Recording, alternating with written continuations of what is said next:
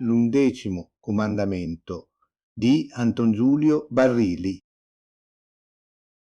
La tranquillità di una cittadina di provincia, apparentemente immobile nel suo ritmo quotidiano, viene improvvisamente inclinata dal progetto ambizioso di un usurante sottoprefetto e dalle delicate vicende sentimentali della giovane Adele Ruzzani.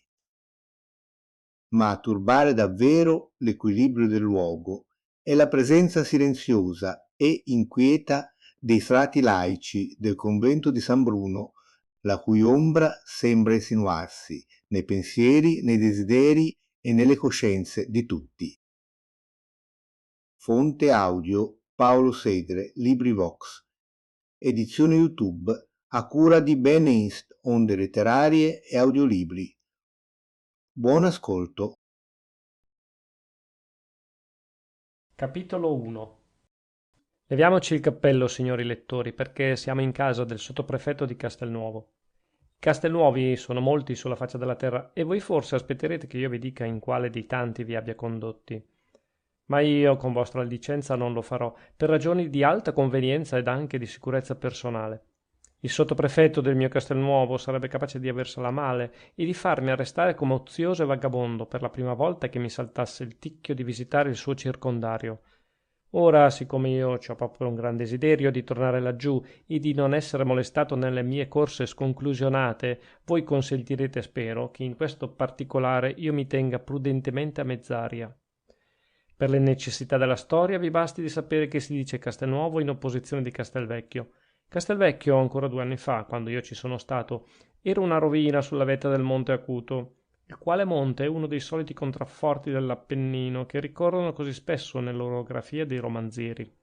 Castelnuovo è una cittadina fabbricata più in basso, tra il Poggio dei Gemmi e la riva destra del Bedonia, un torrente in cui gli eruditi hanno trovato 2 radici celtiche, e le lavandaie di Castelnuovo cercano ancora 2 once d'acqua per 8 mesi all'anno. Castelnuovo, come vi dice il nome, doveva averci il suo castello anche lui, ma il forte arnese era sparito sotto un intonaco più moderno, le feritoie erano diventate finestre e la gran mole bucherellata, imbiancata, rimessa a nuovo, accoglieva nel suo grembo quasi tutti gli uffici, le rispettive abitazioni dei rappresentanti del governo. C'era ad esempio la sottoprefettura, c'era la pretura, il ricevitore del registro, il conservatore delle ipoteche e non ci mancavano i reali carabinieri comandati dalla perla dei marescialli. Il verificatore dei pesi e delle misure abitava più lungi e così pure il ricevitore delle dogane, con altri ufficiali i cui nomi non vogliono venirmi alla penna.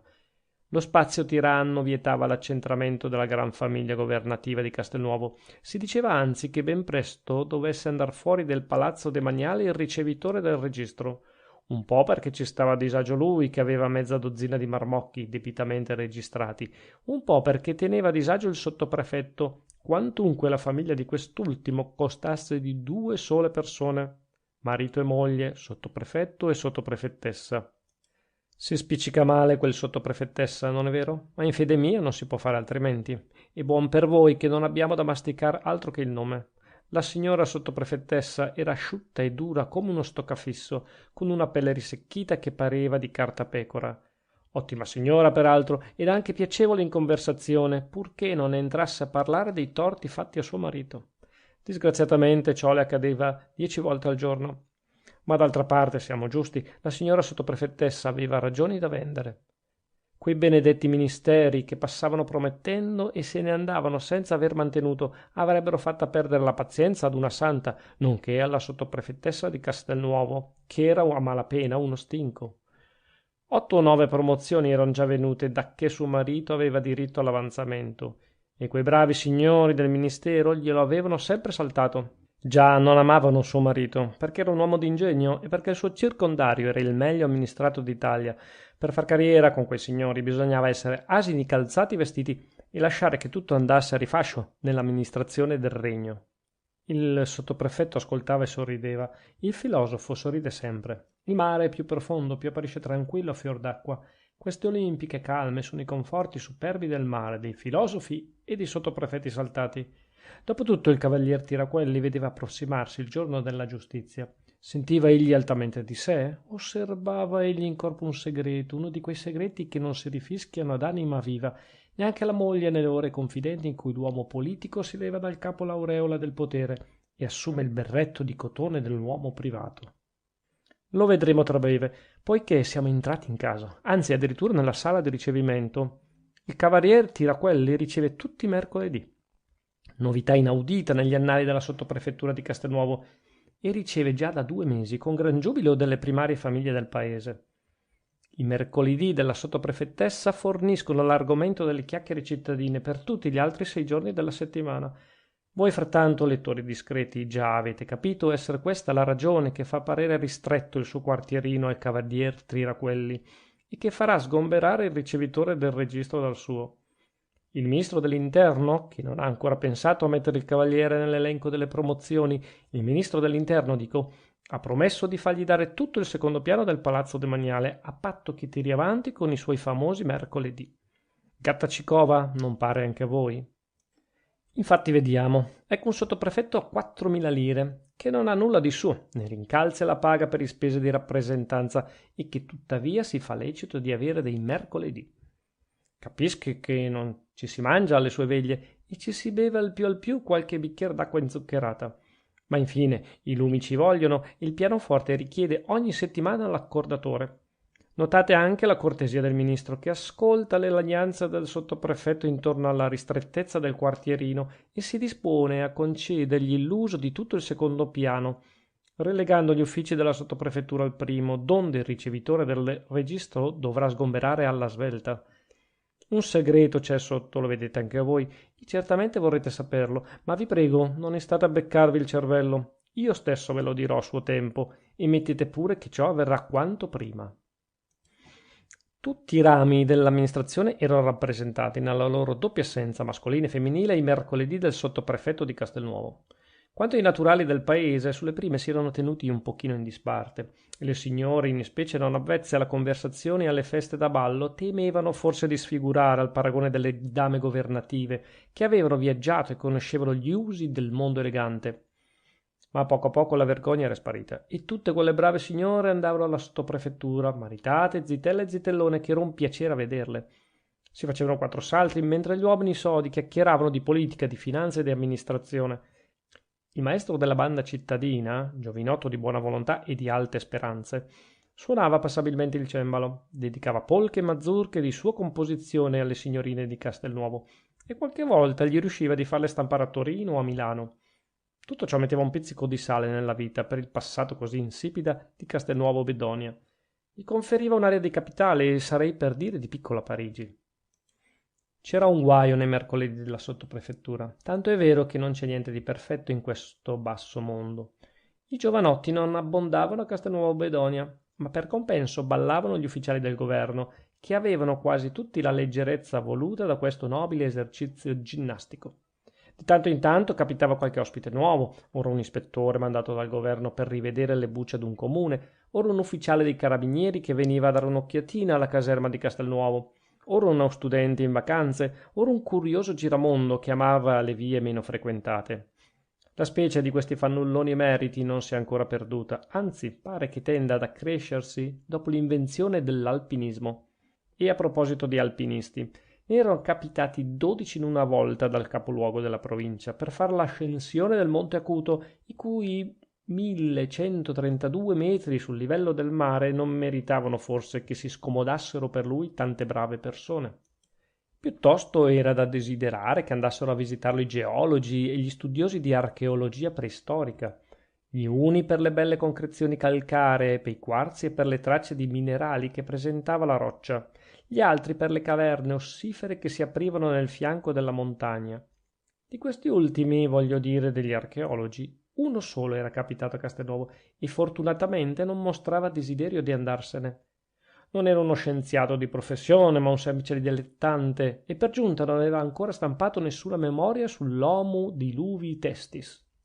Ma non dubitate, se ancora non l'aveva stampata né scritta, minacciava di voler fare una cosa e l'altra al più presto.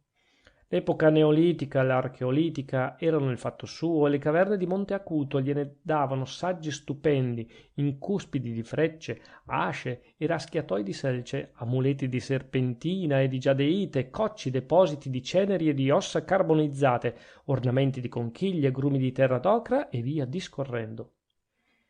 Gli avanzi dei banchetti attiravano particolarmente la sua attenzione. Studiava la forma delle ossa, delle mascelle, dei denti e delle corna, per accertare quale specie di cervi, di cani e di altri animali più prossimi alla domesticità vivessero 10 e 15.000 anni fa in compagnia dell'uomo su per le forre di Monte Acuto. Con l'ardimento della fantasia andava anche più oltre, non contento di aver trovato l'Ursus Pelaeus, che accennava già ad una bella antichità, sperava di trovare anche l'Elephas primigenius, che è come a dire il babbo degli elefanti. Notate che si sarebbe fatto onore per la scoperta di un elefante, e in una parte d'Italia da cui non era passato il re Pirro, l'unico che avrebbe potuto lasciarcene qualcheduno per trarre in inganno gli scienziati futuri. Così sapiente come lo vedete, non era appunto noioso. Il duca di Francavilla era prima di tutto un bel giovinotto, simpatico, spiritoso, elegante alla mano, un principe democratico, un felicissimo impasto di gran signore e di buon figliuolo. Ballava inoltre come... in verità non saprei dirvi come ballasse. Le signore di Castelnuovo affermavano che ballava come un angelo, ma è poi vero che gli angeli ballino? Comunque ballava bene, dettava quadriglie stupende, architettava sciarade in azione. I suoi talenti di società non si contavano sulle dita. Infine, sappiate questa? Fu lui che introdusse lo skating ring nelle usanze di Castelnuovo. Per un dilettante d'archeologia preistorica non c'era male, che ne dite? Immaginate dunque come fossero allegri dopo l'arrivo del duca di Francavilla i mercoledì della sottoprefettura di Castelnuovo Bedonia. Si ballava, si faceva musica, si giocava di galanteria, ci si divertiva quel dio. La sottoprefettessa si faceva un onore immortale. Il sottoprefetto gongolava dal canto suo e prevedeva non lontano il gran giorno in cui tutto il circondario di Castelnuovo si mostrasse ligio alla politica del governo, o meglio, del partito che siedeva al governo.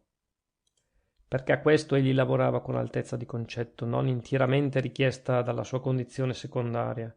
Volete sentirlo? Coglierlo sul fatto mentre egli sfodera tutti i più sottili accorgimenti della sua politica e tutti i più riposti artifizi della sua eloquenza? Il cavalier Tiraquelli aveva condotto fuori dalla sala uno dei suoi convitati, col pretesto abbastanza ragionevole di fumare un sigaro. Passeggiavano ambedue sotto un loggiato che guardava nel cortile, collegando il quartierino del sottoprefetto con gli uffici della sottoprefettura. Glielo assicuro io, andava dicendo il rappresentante dell'autorità al suo interlocutore, uomo sulla sessantina, piccolo di statura e cuor contento per 10, come dimostravano le sue guance paffute. Glielo assicuro io, signor Prospero. Ella sarà cavaliere, ma che dico cavaliere, commendatore di schianto. Se la cosa si fa come il ministro desidera, lei non può dubitarne un minuto. Abbia il collare per giunto a destinazione. Gliene impegno la parola mia, che è quella del governo, aggiunse il sottoprefetto con accento e gesto ugualmente solenni. Per me, rispose quell'altro, stringendosi nelle spalle, vorrei che fosse già combinato ogni cosa, ma ella capirà, signor cavaliere. Che cosa? Che difficoltà può incontrare il signor Prospero in una faccenda di questo genere e con l'autorità domestica di cui è la Dio grazia investito? E più che ella non pensi, ripigliò il signor Prospero, se quella birichina si mettesse in testa di non volerlo, che ci potrei fare io? Niente le dice che ci sia questo pericolo, osservò gravemente il cavalier Tiraquelli. Perché la signorina rifiutasse, bisognerebbe che ci fosse un altro alle viste. Mi spiego? Ora quell'altro non c'è, almeno a noi non consta. Lei da una parte come zio e tutore, io dall'altra come pubblico ufficiale, che ha l'obbligo di sapere ogni cosa, non abbiamo notizie né indizi che ci conducano a sospettare nulla di simile. È vero, signor cavaliere, è vero, ma se debbo parlare alla libera, non è il cuore della mia nipote che mi dà pensiero, è la testa. Non ama nessuno, un po' perché non ha ancora trovato quel tale che dovrebbe andarle a genio, ma molto perché vuole la sua libertà per fare a modo suo, contentare i suoi capriccetti. Tutta roba che passerà. Speriamolo, disse il signor Prospero, accompagnando la frase con un sospiro tanto fatto.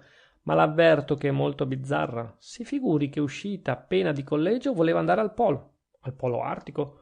Artico o antartico non so, ma il fatto sta che mi è scappata fuori con questa idea pescata non so dove. Forse in un trattato di geografia, notò giudiziosamente il sottoprefetto. Può darsi, ma che diamine gli salta in testa alle maestre di insegnare la geografia alle ragazze? A che cosa può servire la geografia? Il sottoprefetto lo fermò con un gesto. Signor Prospero, gli disse, la geografia è un ornamento necessario per l'uomo civile. Ella forse ignora che presso la sede del governo fiorisce una società geografica posta sotto il patrocinio del re e sussidiata particolarmente dal ministero. Quando è così non dico più altro, rispose il signor Prospero inchinandosi. La geografia sarà un ornamento necessario per gli uomini, ma per le donne poi... Qui ella potrebbe aver ragione, interruppe il sottoprefetto con aria di benevola condiscendenza, e mi immagino che avrà detto alla signorina che le donne non devono andare ai poli. Se gliel'ho detto, ma vuol sapere che cosa mi ha risposto quella testa bizzarra? Bene, andrò dunque all'equatore. C'è 2/3 d'Africa da esplorare. Gli influenti del Nilo da riconoscere. Ha detto influenti o affluenti? Non so. Affluenti ed influenti è tutt'uno, osservò il sottoprefetto. Credo peraltro che sia più proprio di dire affluenti. Dobbiamo badare anche al patrimonio della lingua, signor Prospero. Dobbiamo badarci soprattutto noi che siamo i depositari del potere, ma anche sulla faccenda dell'equatore io spero che ella avrà fatto valere la sua autorità tutoria.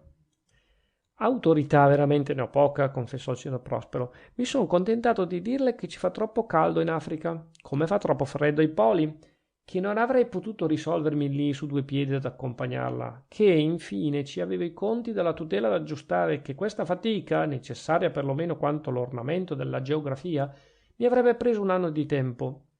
E un anno di guadagnato, disse il sottoprefetto. In un anno la testa di una ragazza può far variazioni di molte.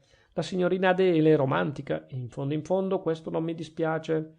Il nostro giovinotto calcherà su questo e non gli sarà difficile perché a dirla in confidenza è innamorato cotto e gli innamorati vedono sempre con gli occhi della persona amata. Signor Prospero mio, ne faremo una duchessa della sua bella nepote. Dica sinceramente, non le va? Che ci avrei un gusto matto? Quei gamberini così superbi della loro contea che guardano il paese con tanto disprezzo dall'alto di una bicocca piena zeppe di ipoteche. Parli piano, per carità. Ha ragione, ma il maestro è al cembalo e non si sentirebbe neanche una cannonata là dentro. Quei gamberini, dico, s'avrebbero a far gialli dalla rabbia. E la povera contessina, come la vedo brutta quando saprà che il signor duca di Francavilla, venuto tra noi per studiare antropofagia... Antropologia, signor Prospero? Vada per antropologia, tanto non conosco né una né l'altra di queste riverite signore. Ma andrebbe in tanto sangue la rabbia di quei gamberini, e se Adele si risolverà non sarò io che ci avrò nulla a ridire. Ma bisognerà andar cauti, signor cavaliere, trattar la cosa coi guanti. È la massima dell'uomo politico, notò opportunamente il sottoprefetto. Solo la mano ha da esser di ferro, chi è guidato da essa non deve sentirla. Ed ella mi dice, ripigliò il signor Prospero, che sua eccellenza il ministro... Il sottoprefetto non lo lasciò finire. In confidenza, diss'egli mettendo familiarmente il suo braccio sotto quello del suo interlocutore, in confidenza, commendatore mio, lasci che io la chiami fin d'ora così, se rimango a Castelnuovo Bedonia, gli è solamente per questo. Abbiamo qui una parte, e non l'ultima, di un vasto disegno politico. Capitolo 2. A quella confidenza inattesa ed anche oscura parecchio del sottoprefetto di Castelnuovo Bedonia, il signor Prospero spalancò gli occhi e la bocca d'un tempo. Come, diss'egli, dopo essere rimasto un istante in quell'atteggiamento di stupore, tutto questo nel matrimonio della mia nepote? Ma sicuro, e non può vederlo anche lei, solo che ci pensi un pochino? Signor Prospero mio, le faccio un ragionamento, mi segua attentamente. Che cos'è prima di tutto la ricchezza d'un paese? La proprietà territoriale, mi risponderà lei. La proprietà territoriale che dà i frutti e garantisce le rendite, rappresentate nei loro termini visibili e trasmissibili dell'oro, dell'argento e della carta. È un canone di economia che la carta non possa superare una certa quantità, oltre la quale il suo valore si scema, crescendone di tanto il valore delle cose cercate. Ciò non di meno è desiderabile che la carta, termine transitorio di scambio, come l'oro è un termine fisso, dia nell'abbondanza piuttosto che nel difetto, ottenendosi con ciò una mobilità maggiore del capitale e una tendenza a spendere di cui tutte le industrie e tutte le arti si vantaggiano e per conseguenza tutte le classi di cittadini. Ella mi segue, signor Prospero? La seguo, ma veramente non vedo ancora... Vedrà poi. I ricchi, signor Prospero, i proprietarii della terra, sono i distributori della vita in un popolo, ma non sono ancora tutto. Come non è tutto ancora nel corpo umano quel congegnato sistema di arterie e di vene che spinge il sangue dal cuore a tutte le estremità e dalle estremità lo riconduce al cuore. Non sono ancora tutto, ripeto. Accanto alla ricchezza, alla forza dell'oggi, c'è la tradizione, la ricchezza dell'ieri, che può essere forza o ricchezza del domani. Per uscire di metafora ci sono i nobili, le grandi famiglie storiche, a cui principi e stati sono debitori di tanta gloria e di tanta fortuna. Un paese ha mestieri di gloria come di pane. Anche la gloria è un elemento di prosperità. Un paese che non abbia tradizioni è come una casa a cui manchino i quadri. Ci avete il letto, la tavola, i cassettoni, le sedie, ma quella parete nuda vi dà la sensazione del vuoto. E la m'intende, signor Prospero? Faccia conto, rispose quell'altro, che incominciava a confondersi. Or dunque, ripigliò con aria di trionfo il sottoprefetto, che cosa dobbiamo far noi per ornamento della gran casa che si chiama paese? Dobbiamo, o ch'io mi inganno, mantenere gelosamente le sue tradizioni. Il tentativo di cancellare ogni cosa non è savio. Aggiungo volentieri che è vano, come si è dimostrato in Inghilterra sotto il Cromwell e peggio in Francia sotto il Robespierre. La reazione succede fatalmente all'azione. È una legge storica, come la legge meccanica. Uno Stato prudente e previdente deve trasformare quello che non può mutare, tener conto di tutte le forze e moltiplicarle, associandole. Non le pare? Son intieramente della sua opinione, rispose il signor Prospero, che non capiva più nulla. Ah, meglio così, ripigliò l'oratore. Ella dunque ammette con noi la necessità di queste alleanze tra famiglie e famiglie, tra i grandi nomi e le grandi ricchezze, ma non basta. Come non basta ancora? Si provò a dire il signor Prospero. No, certamente, e la ragione non gli sfuggirà alla sua perspicacia. L'opera di un savio governo non finisce qui, deve andare oltre, può muovere queste alleanze tra provincia e provincia, perché tutte le parti del gran corpo sociale ne risentano i benefici effetti e il corpo medesimo si rassodi nell'intreccio di tutte le parti che lo compongono. Ora, che cosa siamo noi prefetti? E dico prefetti perché la promozione non può star molto a venire. Che cosa siamo noi se non gli strumenti di questa indagine, di questa cura diligente, di questa... Il cavalier Tiraquelli cercava il sostantivo e il signor Prospero glielo suggerì.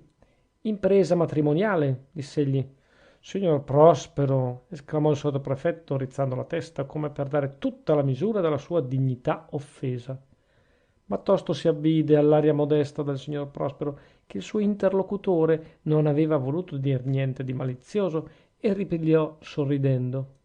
Diciamo anche impresa matrimoniale, quando i matrimoni non escano da quest'ordine elevato d'idee. Noi inoltre abbiamo l'ufficio ugualmente nobile di cercare il merito dovunque si trovi, di farlo risaltare, di premiarlo, ad esempio e di incitamento per tutti. Ella, signor Prospero, ne ha la sua parte e il governo aveva già pensato a mandarle la croce. A me? Sicuramente. Il nostro signor Prospero non era forse capitano della Guardia Nazionale? Che non si è mai radunata. Non è colpa sua, signor Prospero, ma dei passati ministeri, che non hanno pensato mai a rialzare il prestigio di questa istituzione in Castelnuovo Bedonia. Per me, ufficiale del governo, ella è stata capitano per oltre 10 anni. Ha dunque il diritto alla croce di cavaliere e non basta. Non basta, disse il signor Prospero con accento perplesso tra il dubbio e la speranza. Non basta, ribatté il sottoprefetto. Ella ha parlato nel comizio agrario di Collemezzo. Dio buono, esclamò con aria modesta il signor Prospero, per dire che avrei piantato grano, scambio di sorgo e patate, scambio di barbabietole. E egregiamente. Con ciò ella ha dimostrata la sodezza del suo raziocinio.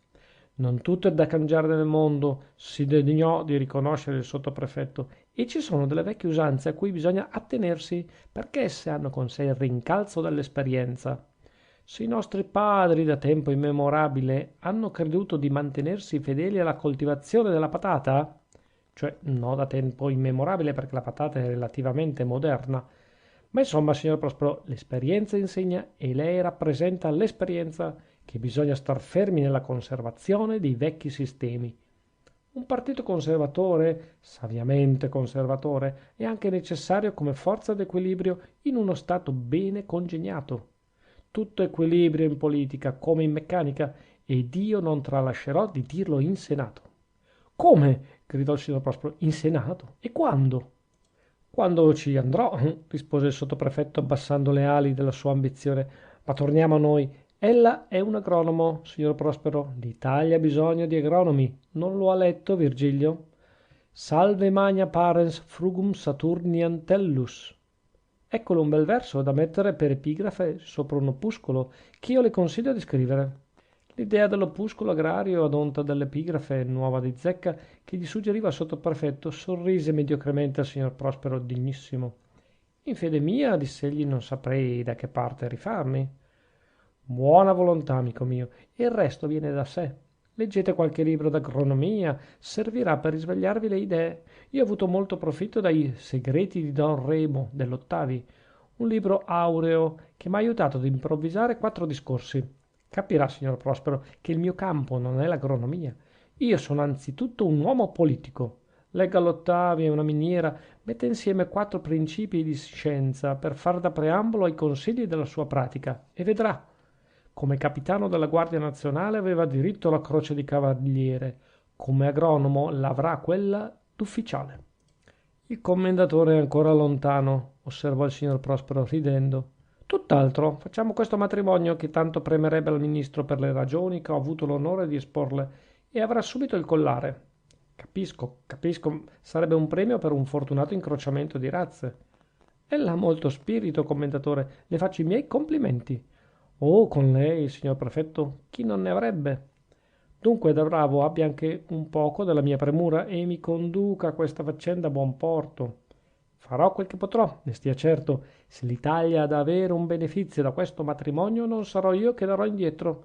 Ma badi, signor prefetto, io non sono che un tutore e uno zio. Posso consigliare, aiutare, spalleggiare, ma bisogna che il giovinotto, dal canto suo, farà il suo dovere, non dubiti. Lo faremo tutti il nostro dovere perché sia contento il ministro e incarnato il suo profondo disegno. Lo metteremo in evidenza, il duca di Francavilla, lo faremo brillare, e frattanto incominciamo dal ritornare nella sala. Il sigaro è finito e non si deve sospettare che abbiamo a ragionare di troppe cose fra noi. Dice bene, andiamo. E il signor Prospero Gentili, zio materno e tutore della signorina Adele Ruzzani, fanciulla romantica, come vi ho detto, e milionaria, come avrete capito, gittò il suo mozzicone dalloggiato nel sottoposto cortile. Indi seguì il cavaliere Tiraquelli, sottoprefetto di Castelnuovo Bedonia, nella sala di ricevimento. I soliti 4 salti non erano ancora incominciati, sebbene il maestro di musica avesse già tentate le dame e i cavalieri con gli accordi di un valzer, e i ballerini più feroci della sottoprefettura fossero tutti presenti. Ma prima di dirvi il perché di quell'indugio coreografico, credo necessario di darvi un'idea della sala. Non sarà un quadro, ma un semplice abbozzo. Accanto alla sottoprefettessa, sul canapè di damasco rosso, che era la cattedra pontificale, il Sancta Sanctorum e tutto quello che vorrete di più solenne là dentro, sedeva la contessa Gamberini, signora bofficione rosea, come contrappunto e compenso all'altra risecchita e giallognola. 3 o 4 dame delle più venerabili di Castelnuovo sedevano nelle poltrone vicino al canapè, facendo circolo alle 2 maggiori divinità. Altrettanti medaglioni mascolini si accompagnavano ai femminili. Erano i notabili di Castelnuovo, il sindaco, l'assessore anziano, il notaio, un magistrato a riposo e via discorrendo. Pareva di vedere un lettisternio di numi, sul fare di quelli che gli antichi romani collocavano in un luogo rilevato del triclinio, per avere gli dei testimoni ed auspici ai loro banchetti. Se l'immagine pagana non vi garba, mettete che il canapè fosse un altare cristiano. Il signor sottoprefetto ne era il sacerdote, ed ora appoggiato ad un bracciuolo in corno epistolae, dove era sua moglie, ora all'altro, in corno evangeli, dove era la contessa Gamberini, celebrava i divini uffizi, ministrava il verbo governativo ai fedeli. Più in là, accanto ad una mensola enorme, su cui torreggiava uno specchio antico dalla cornice intagliata e dorata, si raccoglieva un crocchio più allegro, sebbene le teste grigie vi abbondassero. Il ricevitore del registro, ottima persona, amante della burletta, intratteneva i suoi colleghi delle ipoteche, delle dogane, dei pesi e misure, con qualche storiella di gioventù e con qualche accenno discreto alla divina bottiglia. Quelli erano gli uomini che attendevano tutto il santo giorno al loro ministero, ma non amavano portarne il ricordo con sé dopo la chiusura dell'ufficio. Vicino al pianoforte, dall'altra parte della sala, era un altro crocchio, più numeroso, quello dei giovani. Lo dominava con tutta la sua autorità quadragenaria la signora Morselli, donna stimabilissima che aveva un solo difetto, quello di credersi un soprano sfogato. Lo temperava, peraltro, non cantando mai se non fosse pregata e ripregata. E la pregavano e la ripregavano sempre, non foss'altro per sentimento di gratitudine, poichè la sua presenza dava a tutti i giovani dei due sessi un ottimo pretesto per rimanere lontani dal gruppo delle persone gravi che pontificavano intorno al canapè di damasco rosso. In quel crocchio di giovani, amanti della musica, si degnava di stare più a lungo che altrove la contessina Berta Gamberini. Laggiù si vedevano i pochi zerbinotti di Castelnuovo, farfallini più o meno eleganti che alliavano dal pianoforte ad una tavola rotonda, su cui intorno ad una lampada a carcel, piantata in un vaso che voleva parere della Cina, erano disposti gli albi, le strenne, i giornali ed altre curiosità che ottenevano di tanto in tanto uno sguardo della signorina Adele Ruzzani. Berta Gamberini e Adele Ruzzani erano i due poli di quel piccolo mondo. I due poli magnetici, intendiamoci, e non i geografici, che non mi servirebbero di paragone, così freddi come sono e circondati di ghiacci millenari, mentre qui sa descrivere la gioventù che vi piace e la bellezza che rimescola il sangue. Berta, a dir vero, non era una bellezza da far ammattire la gente. Inoltre appariva troppo grave, troppo compassata, e questo, se conferiva la nobiltà dell'aspetto, nuoceva all'espressione. Ci si vedeva l'alterigia di 5 generazioni di Gamberini, ci si sentiva la degnazione anche quando, pregata dalle amiche, metteva le mani sulla tastiera del pianoforte. Adele Ruzzani era più bella, più attraente e, secondo i casi e gli umori, anche più amabile.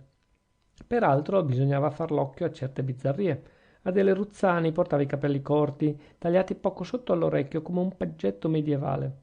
A taluni la novità piaceva, ad altri no. Le amiche sostenevano che i capegli di Adele, scorciati fin da quando era bambina, duravano così perché non avevano voluto più crescere. Ma l'acconciatura di Adele Ruzzani era certamente un capriccio. Piacesse o no, quella zazzerina bionda che saltellava ad ogni moto del capo si attagliava benissimo alla sua spiritosa figura. Adele Ruzzani poi non amava molto la musica, ballava per mera condiscendenza e non voleva parlar mai di mode. Non aveva i gusti femminili, le piacevano i discorsi gravi, quantunque non gli sgradisse di variarli spesso, saltando, come suol dirsi, di palo in frasca. Si lagnava qualche volta di non sapere il greco e il latino e prometteva di imparare l'uno e l'altro alla prima occasione. Quasi sarebbe inutile il dirvi che l'occasione non veniva mai. A quella graziosa birichina mancava sempre il tempo di fare una cosa simile e di desiderarla per 2 giorni di seguito. Ad onta di questi difetti, che parranno piccoli o grossi secondo il modo di vedere, i giovani facevano tutti la ruota davanti alla signorina Adele. Non sempre ci si trovavano bene con lei, che aveva l'aria di canzonarli e che li piantava lì su 2 piedi, non badando ai loro madrigali per tener dietro ad un ragionamento di amministrazione o di politica pura. Sì, Dio buono, anche di politica, che è il colmo dell'abominio. O perché non lascia questi discorsi agli uomini, si chiedeva qualche volta vedendo la signorina Adele infervorarsi in quelle miserie dello spirito. Domanda vana che risponde ad un sentimento sciocco. Io per me vorrei che in certi discorsi, con cui andiamo turbando la nostra esistenza mascolina, si li usurpassero pure le donne. Quando odo una bella figlia deve ragionare di politica, Dio mi perdoni, l'abbraccerei. Ecco, io dico tra me, ecco una persona che ci trova gusto a masticare questo pezzo di sughero. Adele Ruzzani era dunque una fanciulla capricciosa, ma lo ripeto, non faceva fuggire nessuno. Quante cose non si permettono ad una coppia di milioni quando vestono gonnella? Si può dir corna di quei milioni, desiderare di vederli spartiti, quegli spicchi di 75 centesimi che toccherebbero ad ognuno, secondo i calcoli più diligenti, se la divisione fosse fatta con equità dal primo dei livellatori all'ultimo dei livellati. Ma intanto quei 2 milioni comandano il rispetto, incatenano lo sguardo. Si fa il filosofo, si torce il muso, si gira, ma ci si casca poi sempre, anche giurando che ciò si è fatto per la bellezza di 2 occhi, per la freschezza di 2 guance, e via discorrendo. Il fatto sta che si guarda quella bellezza 2 volte più delle altre, collocate su d'un piedistallo più umile, e si ha l'aria di voler trovare la ragione di certi riflessi dorati nella cavità dell'occhio e nel sottosquadro della guancia. Resta sempre che bisogna essere scaltri e non lasciarsi scorgere. Le ragazze in genere son furbacchiotte e le ricche in particolare sono sospettose. Con loro, anche a non pensarci affatto, potreste passare per cacciatori di doti. E scaltro, la parte sua, era il signor duca di Francavilla. Il giovane, dilettante di archeologia preistorica, mostrava un'eguale sollecitudine per tutti gli strati sociali di Castelnuovo. Faceva nobilmente la sua corte alle signorine attempate. Poi, senza parere, andava dalle giovani, prendendo posto in mezzo ai 2 crocchi, mettendosi all'equatore tra quei 2 poli, ora tenendo a chiacchiera la signorina Adele, ora la contessina Berta, parlando a questa di musica, a quella di viaggi. Per allora la Gamberini amava discorrere di Riccardo Wagner, la Ruzzani della Nuova Guinea, e il Francavilla passava dal Lohengrin ai Papuas, con quella leggerezza, con quella disinvoltura che fa onore a chi parla e invidia a chi ascolta. Né per la signorina Adele e per la contessina Berta erano dimenticate le altre. Il signor duca di Francavilla pagava nobilmente l'ospitalità di Castelnuovo. Aveva gentilezze per tutti, gli bastava il cenno di questa o di quella per cambiar materia. Pari alle farfalle di carta inventate dai giapponesi, svolazzava di qua e di là ad ogni soffio e non toccava mai terra.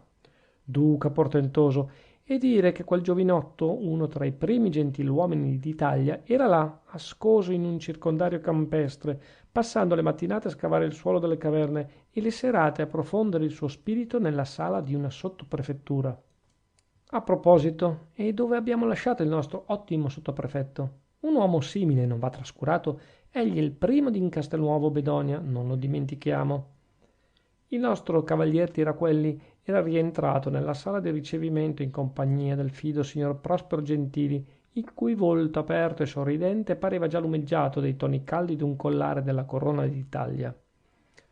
Il futuro commendatore aveva fatto un mezzo giro a sinistra per andare tra gli uomini gravi nel consesso degli dei, accanto al canapè di damasco rosso, dove sfolgoravano di luce propria la padrona di casa e la contessa Gamberini. Il sottoprefetto aveva fatto un mezzo giro a destra verso il crocchio dei begli umori. Aveva ascoltata con benevola gravità una barzelletta del ricevitore del registro.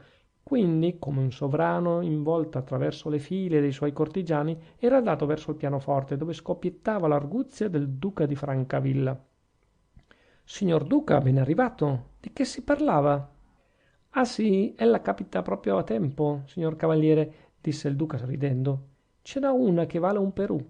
Ella ha nella sua giurisdizione una meraviglia ed io non ne sapevo ancor nulla. Capitolo 3. Il sottoprefetto di Castelnuovo Bedonia atteggiò le labbra ad un sorriso tra l'arguto e il melenso, che rispondeva benissimo allo stato particolare di un uomo, il quale per ragione dell'ufficio dovesse indovinare a volo e che frattanto avrebbe voluto essere aiutato un pochino.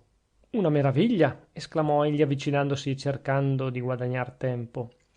Mi correggo, ripigliò il duca di Francavilla. Le meraviglie nel suo circondario sono parecchie, anzi più delle 7 di cui si vantava l'antichità, soggiunse egli volgendo intorno una rapida occhiata, come se volesse sparpagliare il complimento tra tutte le sue ascoltatrici. Ma intendevo parlare d'una meraviglia medievale, di una stranezza, d'un anacronismo, infine, per chiamar le cose col loro nome, del convento dei matti. Ah, rispose il sottoprefetto dando una rifiatata. E lei, signor duca, si è inerpicato fin là? Certamente, il dilettante d'archeologia preistorica ha perduto la sua giornata facendola guadagnare al curioso. Ho veduto il convento dei matti e ci ho mangiata anche la frittata dell'amicizia. Il duca di Francavilla non si immaginava di aver fatto una cosa tanto singolare. Lo pensò quando vide che tutti gli si strinsero intorno come altrettanti bambini a cui avesse raccontato di essere andato alle 3 montagne d'oro e agli alberi del sole. Racconti, signor duca, racconti, gli dissero. Penetrare nel convento dei matti non è mica cosa facile. Davvero? Sicuramente. E lei può stimarsi fortunato. C'è una guardia così severa contro tutti i curiosi. È vero quello che si dice? Domandò la signorina Adele Ruzzani. Signorina, rispose il duca, io veramente non so che cosa se ne dica. che ci sono in quel convento degli uomini in collera col mondo, come tutti i frati, signorina, che si lasciano crescere la barba fino alla cintura, soggiunse la signora Morselli, e si scavano la fossa come i certosini, rincalzò la contessina Berta. Signore mie, non ho veduto niente di ciò, rispose il duca di Francavilla. Ho trovato delle persone a modo, con le barbe regolari ed anche col mento raso. Che siano in collera col mondo mi par di capirlo dal fatto che si son dati alla vita monastica, ma infine non mi è sembrato che odiassero tutti, poiché mi hanno ricevuto benissimo, senza sapere chi fossi, e mi hanno lasciato andare via senza domandarmelo affatto. Essi, notò il prefetto, non odiano che il sesso gentile. Oh, brutti! Esclamò la signora Morselli con un gesto di orrore. Già, continuò il sottoprefetto, aborrono le giovani. Per aver grazia davanti a loro bisogna essere venerabili. La signora Morselli, che voleva essere annoverata fra le giovani, arricciò il naso, peggio che non avesse fatto da prima. Ma in che modo è andato a battere lassù, signor duca? Ripigliò il sottoprefetto, lasciando a mezzo il suo dialogo con la signora Morselli. Oh, in un modo naturalissimo e quasi senza vedermene. M'ero alzato stamane per tempo e andavo al mio lavoro prediletto nella caverna della Ripa, quando mi venne udito dalla costa di rimpetto il rumore di alcuni sassi che si staccavano dall'alto e sdrucciolavano giù per la frana. Alzai gli occhi e guardai. Credetti alle prime di riconoscere un cane, ma la sua andatura guardinga per un sentiero così strano mi pose in sospetto. Un lupo forse, disse la signora Morselli, fingendo un brivido di leggiadra paura. No, una volpe. Non istetti molto ad accertarmene, osservando la sua coda alta e vistosa. Avevo il mio fucile ad armacollo, ma la distanza era troppo grande e non mi fidai di lasciarle andare una botta. Un contadinello che veniva dietro a me con un carico sulle spalle mi disse: badate, se volete prenderla, io posso insegnarvi il suo covo, che è là. E mi additava una balza sormontata da 5 o 6 pini bistorti, a forse 500 metri dal punto ov'era la volpe. Vuoi tu accompagnarmi? Gli dissi. Per ora, fino a mezza strada, mi rispose, ma se volete aspettarmi, tanto che io consegni questo carico alla badia, vi accompagnerò fino alla tana. Non sapevo che si trovasse una badia da quelle parti e domandai che frati ci fossero. Non sono frati, mi disse il contadino, quantunque vestano da frati. Il parroco dice che son lupi travestiti da pastori, la gente dice che sono matti. E tu che cosa ne dici? Che potranno benissimo essere matti, ma che di sicuro non sono lupi e che non vanno vestiti da pastori, perché hanno la tonaca, proprio alla maniera dei frati. La cosa mi parve singolare, lasciai correre la volpe e interrogai il contadino, sperando di cavarne qualche notizia intorno a quel convento di frati che non erano frati, di lupi che non erano lupi e di matti che potevano essere savi, più di tanti e tanti che ne hanno la reputazione. Ma il contadino mi aveva detto quasi tutto quello che sapeva. Gli abitatori del convento non li conosceva, soltanto ne aveva veduti 2 o 3 da lontano e non era in relazione che col frate converso. Egli non mi sapeva descriver nulla, neanche l'abito di quei monaci, se avesse qualche particolarità notevole che lo avvicinasse ad un ordine o lo distinguesse da un altro, ed io, curioso come un uomo, risolsi di accompagnarlo fino alla porta del convento. Tanto, a sentir lui, era tutta strada per andare verso i pini, dove ci aveva il suo covo la volpe. Mi allontanavo invece dalla mia caverna ossifera, ma questa mi avrebbe sempre aspettato.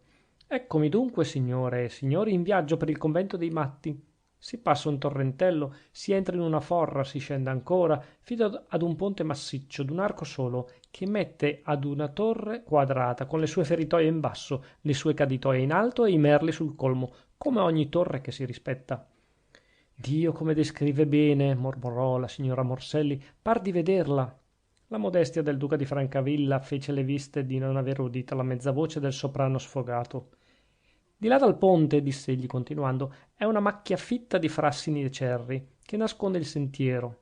Che pace là dentro! Solo a vedere quella conca di verde cupo ho intesa la vita monastica e per 5 minuti ho invidiati i santi uomini che vissero là dentro, ignorati dal mondo. Fino alla soppressione delle fraterie, notò il sottoprefetto, l'eremo di San Bruno è stato venduto 10 anni fa. Le signore mostravano desiderio di udire la continuazione del racconto e il duca proseguì. Entrato sotto il portico in compagnia del contadino, vidi il frate converso, un giovialone con 3 giri di pappagorgia, tondo come una botte, ma giovane ancora e con due occhietti neri che non stavano mai fermi. Voleva apparire arcigno, ma non gli riuscì. Che cosa vuole questo signore? Chiese egli al contadino. È un cacciatore e domanda di riposarsi un poco. E vorrà un bicchiere di vino, m'immagino. Padre, risposi io, l'ora è troppo mattutina. Che mattina o sera è sempre ora di bere. Concedo, ma a patto che si sia mangiato un boccone. Il converso mi guardò con aria compassionevole. Non è l'opinione di tutti i filosofi, rispose. Anassagora pretende che si debba ber vino soltanto post pastum. Zenone invece sostiene che potum semper juvabit. Volli mettermi anch'io all'altezza di quella erudizione burlesca e replicai: ambedue s'accordano per combattere la dottrina di Talete. Ah sì? Ribatté egli con accento tra il burbero e il rabbonito. E che cosa dice Talete? Aqua optima rerum. Per risciacquarsi il viso una volta alla settimana non nego. Padre, io mi inchino alla sua equanimità. Il mondo fu più severo di lei e condannò il sistema di Talete all'oblio. Queste parole mi fruttarono un sorriso del frate converso, il quale mi disse: venga al convento e farà colazione. In ogni altra circostanza avrei ringraziato, rifiutando, ma quella fortunata occasione di visitare un convento di matti non era da lasciarsi sfuggire e ringraziai, accettando. Signor ricevitore non avrebbe fatto lo stesso? Intanto guardavo il mio uomo, così tondo e così vispo, con quella sua tonaca color tabacco, tutta strappi e frittelle. L'illusione era perfetta. Avevo davanti un vero frate torzone. Sbrigatosi dal contadino e preso l'involto sulle braccia, il converso mi accennò di seguirlo. La strada era più grande che non l'avessi creduta da prima, vedendo quella macchia così fitta e di cerri e di frassini.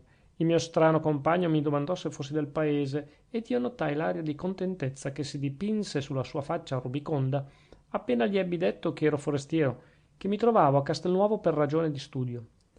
Il priore è gentilissimo, mi disse, e sarebbe anche ospitale se le visite non fossero quasi sempre di curiosi che vogliono sapere chi siamo e perché viviamo qui ritirati. Non vorrei essere inopportuno, mi affrettai a rispondere. No, no, non ci pensi neanche, replicò il converso. Lei è uno studioso, dunque non è un curioso. Mi parve che la distinzione fosse molto arbitraria, ma lasciai correre, pensando che lo studioso mascherava abbastanza bene il curioso che sarei potuto giungere a quel benedetto convento. La strada costeggiava un rigagnolo, ma a poco si alzava sul fianco della collina. Qua e là, a giuste distanze, sorgevano certi tabernacoli che rispondevano alle stazioni della Via Crucis. Dalle vette circostanti si vedevano spuntare i tetti dei romitorii. Finalmente, svoltato un angolo tra i due poggi, mi si parò davanti agli occhi una valle con qualche segno di coltivazione e un grosso edificio nel mezzo. Il convento di San Bruno, disse il sottoprefetto, approfittando di una pausa del narratore, è stato venduto per 8.000 lire e un solo taglio d'alberi ne ha fruttate 150.000. Ai frati nuovi? No, a certi speculatori che avevano comprato l'eremo e poi lo hanno rivenduto ai frati nuovi, ai matti, come li chiamano in paese. Son matti davvero? Gridò la signora Morselli. Odiare le donne? Ma si può dar di peggio? E quanti sono? Chiese Adele Ruzzani, a cui piacevano poco tutte quelle interruzioni. 9 per ora, ma se ne aspettano 5. Graziosi quei novizi, esclamò il sottoprefetto. Avanti coi nemici delle donne, ripigliò la signora Morselli. E lei, cavaliere, non li obbliga a smettere? Signora, mi dica lei come si potrebbe farlo. Sono in regola con tutte le leggi dello Stato. Non sono mica una famiglia di monaci all'antica. Sono una brigata d'amici che vivono in comune e non domandano d'essere riconosciuti come ente morale. Non ci mancherebbe altro, un ente morale, questo covo di celibi. Covo di celibi, ben trovato, come a dire un covo di bricconi, gridò il duca di Francavilla, dando la sua occhiata in giro, per comprenderci anche la signorina Adele, senza aver l'aria di far preferenze. Bisogna disfare il covo, ripicchiò la signora Morselli, facendo di buona voglia la sua parte di mamma. Signor cavaliere, pensiamoci. E pensiamoci pure, disse il sottoprefetto con aria di condiscendenza, temperata da un sorrisetto e da una crollatina di spalle. Se in Parlamento penseranno a votarmi una legge contro il celibato, non dubiti, mi metterò subito in campagna con una mezza dozzina di carabinieri. Signor Prospero, lei mi aiuterà chiamando sotto le armi la Guardia Nazionale. Propongo un altro metodo, entrò a dire il ricevitore del registro. Sono 14 frati di San Bruno? Si va col sindaco e con 14 ragazze da marito. Bella trovata, gridò la signora Morselli. Resta a vedersi se le ragazze di Castelnuovo si degneranno di fare la strada per quei 14 sciocchi. Già mi immagino che saranno anche brutti. No, signora mia, rispose il duca di Francavilla, li ho veduti in refettorio e... A proposito, ella deve continuare la sua storia, signor duca. Era rimasto... dove era rimasto? In vista del convento, ma il resto del viaggio può essere soppresso senza nuocere alla chiarezza del racconto. No, no, vogliamo tutto, dalla A fino alla Z. Non le facciamo grazia ad una virgola. Capisco, disse il duca ridendo, ma mi permettono di far punto. Incominci, la prego, a non far punto e virgola, gridò quel capo almeno del ricevitore. Obbedisco, replicò il duca di Francavilla inchinandosi. Dalla svolta a cui eravamo rimasti fino al convento sono forse 1000 passi e la strada scende insensibilmente fin là. Non si direbbe che in un luogo alpestre come quello si nasconda una valle, e direi quasi una conca di così dolce declivio. Ah, non è questo che vogliono, signore mie? Accettino dunque il mio metodo. Prendiamo la via più breve ed entriamo difilati in convento. È fabbricato come tutti gli altri. Ha un portone, un androne, un parlatoio, certi santi dipinti a fresco lungo le pareti e i miracoli di San Bruno nelle lunette tra i cornicioni delle mura e gli archetti della volta. Un cortile con un porticato in giro, il pozzo nel mezzo e gli ortaggi intorno al pozzo. Dico male, ortaggi no. Ci hanno piantato dei fiori e questi fiori mi hanno dato da pensare. Perché di fiori nel convento dei matti? Non è una comunità di odiatori delle donne? Ora, dove non si amano le donne, a che servono i fiori? Io non mi ci raccapezzo e lascio il quesito ad ingegni più accorti del mio. Accennerò soltanto una cosa che potrà servire come chiarimento agli studiosi. Il frate converso mi ha detto che il priore non ama l'aglio e tollera appena il prezzemolo nella frittata. Avanti, signor duca, avanti! Sono agli ordini delle signorie loro. Andando oltre in compagnia del converso, incontrai un frate vestito in tutto come il mio accompagnatore, ma più pulito quel tanto. Mi parve un uomo sui 40 anni, ma forse lo faceva più vecchio la gravità dell'aspetto. Non badò a me, tranne per rispondere al mio saluto con un cenno del capo. Padre Anselmo, gli disse il converso inchinandosi. Fratello Giocondo, gli rispose quell'altro. Seppi così che il converso si chiamava Giocondo, un bel nome e ben appropriato al personaggio. Chi è questo padre Anselmo? Gli domandai. È il bibliotecario, mi rispose il converso. Diamine, non l'hanno in cantina, la biblioteca? Che magari avessero più vino e meno libri, ma già all'esser tinozzi di quel buono preferiscono d'esser pozzi di scienza ed hanno fatto una biblioteca ricchissima. Più avanti ci incontrammo in un altro. Padre Bonaventura, disse il converso, inchinandosi come prima. Fratello Giocondo, rispose quell'altro, e tirò via. E questo chi è? Domandai. L'astronomo. Come? Avete anche un osservatorio? Sicuramente, e un laboratorio di chimica e tante altre diavolerie.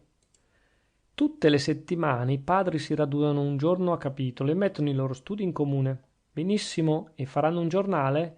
Ci hanno pensato, mi rispose fratello Giocondo, ma finora non sono in numero per impiantare anche una tipografia. Presto saranno 14 e allora stamperanno il giornale scientifico. Riescirà interessante, lo leggerò volentieri. Credo che sarà difficile, fanno conto di stamparne a malapena 15 copie, una per ciascheduno di loro ed una per la biblioteca. Almeno così ho sentito dire. Rimasi di stucco. Saranno matti, sì e no. Pensavo, ma certamente sono molto curiosi. Seguitai il converso. Vidi la chiesa, che è stata trasformata in biblioteca. Quindi entrai nella sala del capitolo, che ha i sedili torno torno, come al tempo dei frati camaldolesi, con l'aggiunta di certi scaffali nel mezzo per le riviste scientifiche, letterarie ed artistiche di tutte le parti d'Europa. Dal medaglione della volta San Bruno benedice ogni cosa. Capitolo 4. La società raccolta intorno al duca di Francavilla s'era fatta seria a mano che egli procedeva nella sua narrazione. È una rinunzia al mondo senza uscire dal mondo, osservò il più sentenzioso tra tutti i sottoprefetti del regno. Così la intendono, difatti, ripigliò il duca di Francavilla. Ho veduto finalmente il priore, un uomo sui 35, giù di lì, bruno di capegli, di fattezze regolari, con due occhioni intelligenti che prendono risalto dalla bianchezza del viso. Anch'egli porta la tunica color tabacco, ma dallo scollo gli escono fuori i solini della camicia, che rompono la monotonia del vestiario, e porta in capo una berretta di velluto, tagliata artisticamente sulla foggia del Cinquecento.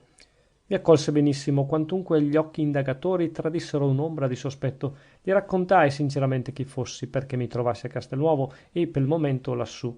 Egli allora, ad interrogarmi sulle caverne, sugli scavi e sulla profondità dei miei studi, che è poca davvero. Si vedeva chiara l'intenzione di darmi l'esame, ma io feci mostra di non avvedermi di nulla e gli sciorinai tutta la mia povera scienza. Ebbi la fortuna di entrargli in grazia, il suo volto si rasserenò e la sua lingua si sciolse. Voi ci guadagnate la mano, mi disse, anche noi volevamo intraprendere qualche ricerca di questo genere, perché qui nel convento di San Bruno si vuol bastare a molte cose e fare un piccolo mondo per noi. Non c'è il grande? Osservai. Grande, sì, mi rispose, ma noioso troppo, con le sue invidie, coi suoi rancori e con tutte l'altre malinconie che guastano ogni cosa. Nessuno può viverci a modo suo, e questo sarebbe il meno male, soggiunse con aria benevola. Ma il guai è questo, che nessuno può adoperarsi per gli altri senza esserne pagato di mala moneta. Faccia il mondo i fatti suoi e ci viva dentro chi vuole. Noi, tirati in disparte, avremo tutto il buono del mondo e respingeremo il cattivo. Incominciando dalle donne? Osai domandargli. Ah, ci siamo, gridarono le signore. E che cosa le ha risposto? Rimase a tutta prima in silenzio, guardandomi fisso. Veramente m'ero spinto un po' troppo. Ma la mia aria non era d'uomo che avesse gettato là un frizzo per dar noia al proprio interlocutore, bensì di un uomo che amava illuminarsi nella discussione. E il priore lo intese, poichè, fatto un sorriso malinconico e dato una crollatina di testa, mi rispose: aspettino, signore mie, vorrei ricordarmi con precisione di tutto. Un ragionamento così bello. Via, per farcelo parere più bello, questo benedetto discorso non ce lo faccia aspettar troppo, gridarono le donne, con quel tono di familiare autorità che dimostrava il conto in cui era tenuto il personaggio. Pazienza, lo ripeterò male, ma non sarà colpa mia, ripigliò il duca di Francavilla. Signore, mi disse il frate, non è così che l'intendiamo noi altri. La nostra comunità non ha ufficio di odiare le donne. Esse non entrano nel nostro credo, non fanno parte del nostro ideale, ecco tutto. Si odiano forse i diamanti per la semplice ragione che non si portano in dito? Ha detto questo il priore? Domandò la signora Morselli. Per l'appunto, signora, e m'è sembrato abbastanza gentile. Non pare anche a lei? Sì, per un uomo che sfugge alle donne non c'è male. Continui, la prego. Questa, dissi io, è l'opinione della comunità, ma personalmente quale concetto si formano delle donne? Signore mio, personalmente si sfuggono, si sono sfuggite. Ognuno di noi è venuto qua con la seconda vocazione. Si meraviglia di questa mia distinzione? Pure naturalissima. Ogni uomo ha due vocazioni nella sua gioventù. La prima, che è vera o falsa, senza che a tutta prima si possa discernere, donde vengono i tardi pentimenti, le smanie e le lunghe agonie del chiostro. Sant'Antonio, romito volontario nella Tebaide, raccolto da mane a sera nelle sue sante meditazioni, vedeva ad ogni tratto il demonio che assumeva tutte le forme dei suoi desideri soffocati e delle sue ambizioni represse. Santa Teresa sofferse indicibili tormenti, rimpianse più volte il suo voto e l'ardente misticismo della sua vita e le cagioni della sua morte provarono qual grande sacrificio avesse fatto e certamente superiore alle sue forze. Non è da fidarsi della prima vocazione, perciò la società moderna fa bene a sopprimere in quel modo che può tutti gli ordini monastici, fondati sulla indissolubilità d'un voto pronunziato prima del tempo. La seconda vocazione è vera, perché essa capita all'uomo esperto nelle battaglie della vita, ed egli vi si abbandona con piena cognizione di causa. Non mi dicano male di questa vocazione e non muovano guerra ai suoi legittimi affetti. Lascino a tutti i cuori feriti, a tutte le anime deluse il loro rifugio nella solitudine, il loro conforto nella pace di un fraterno ritrovo. Come è vero, gridai. La mia esclamazione gli piacque, poiché egli continuò infervorandosi. Voi dunque lo vedete, o signore, ci siamo raccolti in parecchi, tutti colpiti dai medesimi disinganni. Eravamo tre da principio, come la prima compagnia di San Bruno, e ci eravamo affratellati nei nostri dolori. Non già i dolori dei 20 anni, che son passeggeri come i nembi di primavera, bensì i dolori dei 30, che hanno una radice più profonda e si nutrono nell'amara esperienza del mondo. Scusate, interruppi, voi qui parlate dei dolori che reca all'uomo un affetto infelice, ma l'uomo non vive soltanto per l'amore, c'è l'ambizione, potente diversivo, c'è il desiderio di essere utile al suo simile. La politica, per esempio. Non mi lasciò finire, e per quanto io mi immagini di far dispiacere al nostro ottimo signor sottoprefetto... dica pure, rispose il cavalier Tiraquelli, a cui era dedicata quella sospensione retorica. Sì, ripigliò il duca di Francavilla, a giudizio del mio interlocutore la politica e il desiderio di adoperarsi a pro del suo simile sono altrettante afflizioni di spirito. È vero, mi rispose, ad una certa età l'uomo incomincia a sentire quei filantropici stimoli d'essere consigliere comunale, deputato, amministratore d'opere pie, membro d'un consiglio agrario, capitano della Guardia Nazionale. Signor Prospero, disse il sottoprefetto interrompendo non senza un perché il duca di Francavilla, questa è per noi. Anzi, tutta per me, replicò il signor Prospero, ma io non me ne lagno. Continui, signor duca, continui. Il duca di Francavilla rimase a tutta prima un po' sconcertato, ma intese benissimo che il sottoprefetto voleva offrirgli un appiglio a correggere con le sue note il discorso del priore di San Bruno. Non sono io che parlo, è il priore, disse egli. Relata refero e ambasciator non porta pena. Non è vero, signor Gentili? Gliel'ho già detto, continui. Capitano della Guardia Nazionale, lo ero così poco che il giudizio di questo priore dei matti non potrebbe neanche risguardarmi. Del resto io non sono un ambizioso pentito, soggiunse con amabile ipocrisia il signor Prospero, e senza mestieri di farmi frate. Torno dunque con animo tranquillo al priore di San Bruno, ripigliò il duca di Francavilla. Appunto nella politica, diceva egli, toccano all'uomo le delusioni peggiori. Che cos'è la politica e in genere la passione dell'uomo per la cosa pubblica? Per gli uni è soddisfazione di vanità personale o giuoco di interesse, per altri uno sfogo d'amor patrio, sentimento nobilissimo tra tutti. Lascio i primi, che non meritano neanche la nostra indignazione, e bado solamente ai secondi. Che conforto è il loro, che onesta soddisfazione derivano dal tempo e dall'ingegno che sprecano, dalle amarezze che ingoiano? La persuasione di aver fatto opera utile, oltre che sospetta. E allora vi domando io, con che animo consigliare ad un galantuomo di star saldo nel suo ufficio di palo che non arresta nulla e sarà egli stesso travolto? Avete osservata mai, soggiunse il priore, la corrente d'un fiume in un giorno di piena? Rami, tronchi d'alberi, quanto è caduto sotto il gorgo invasore, va via rapidamente a fior d'acqua. Un ramo, un fuscello, quel che volete, lentamente si allontana dalla via dritta. Un vortice ha turbato il suo corso, un fiotto lo ha mandato fuori di strada, e quel ramo, quel fuscello, tentenna un istante, indi a mano si scosta. Sono molti con esso nella corrente del fiume. Parecchi, come attratti da una forza irresistibile, tornano al mezzo, per essere travolti dall'onda. Altri se ne allontanano sempre più e riescono ad afferrare il punto in cui l'acqua, risospinta dalla piena, si ristagna, offrendo a quei rami e a quei fuscellini un rifugio, un asilo. Io ho sempre pensato che quei fuscellini possiedono un'anima, la coscienza e la volontà di non essere travolti dalla corrente. Scusate, interruppi, ma l'acqua stagnante è limacciosa, solo la corrente è limpida.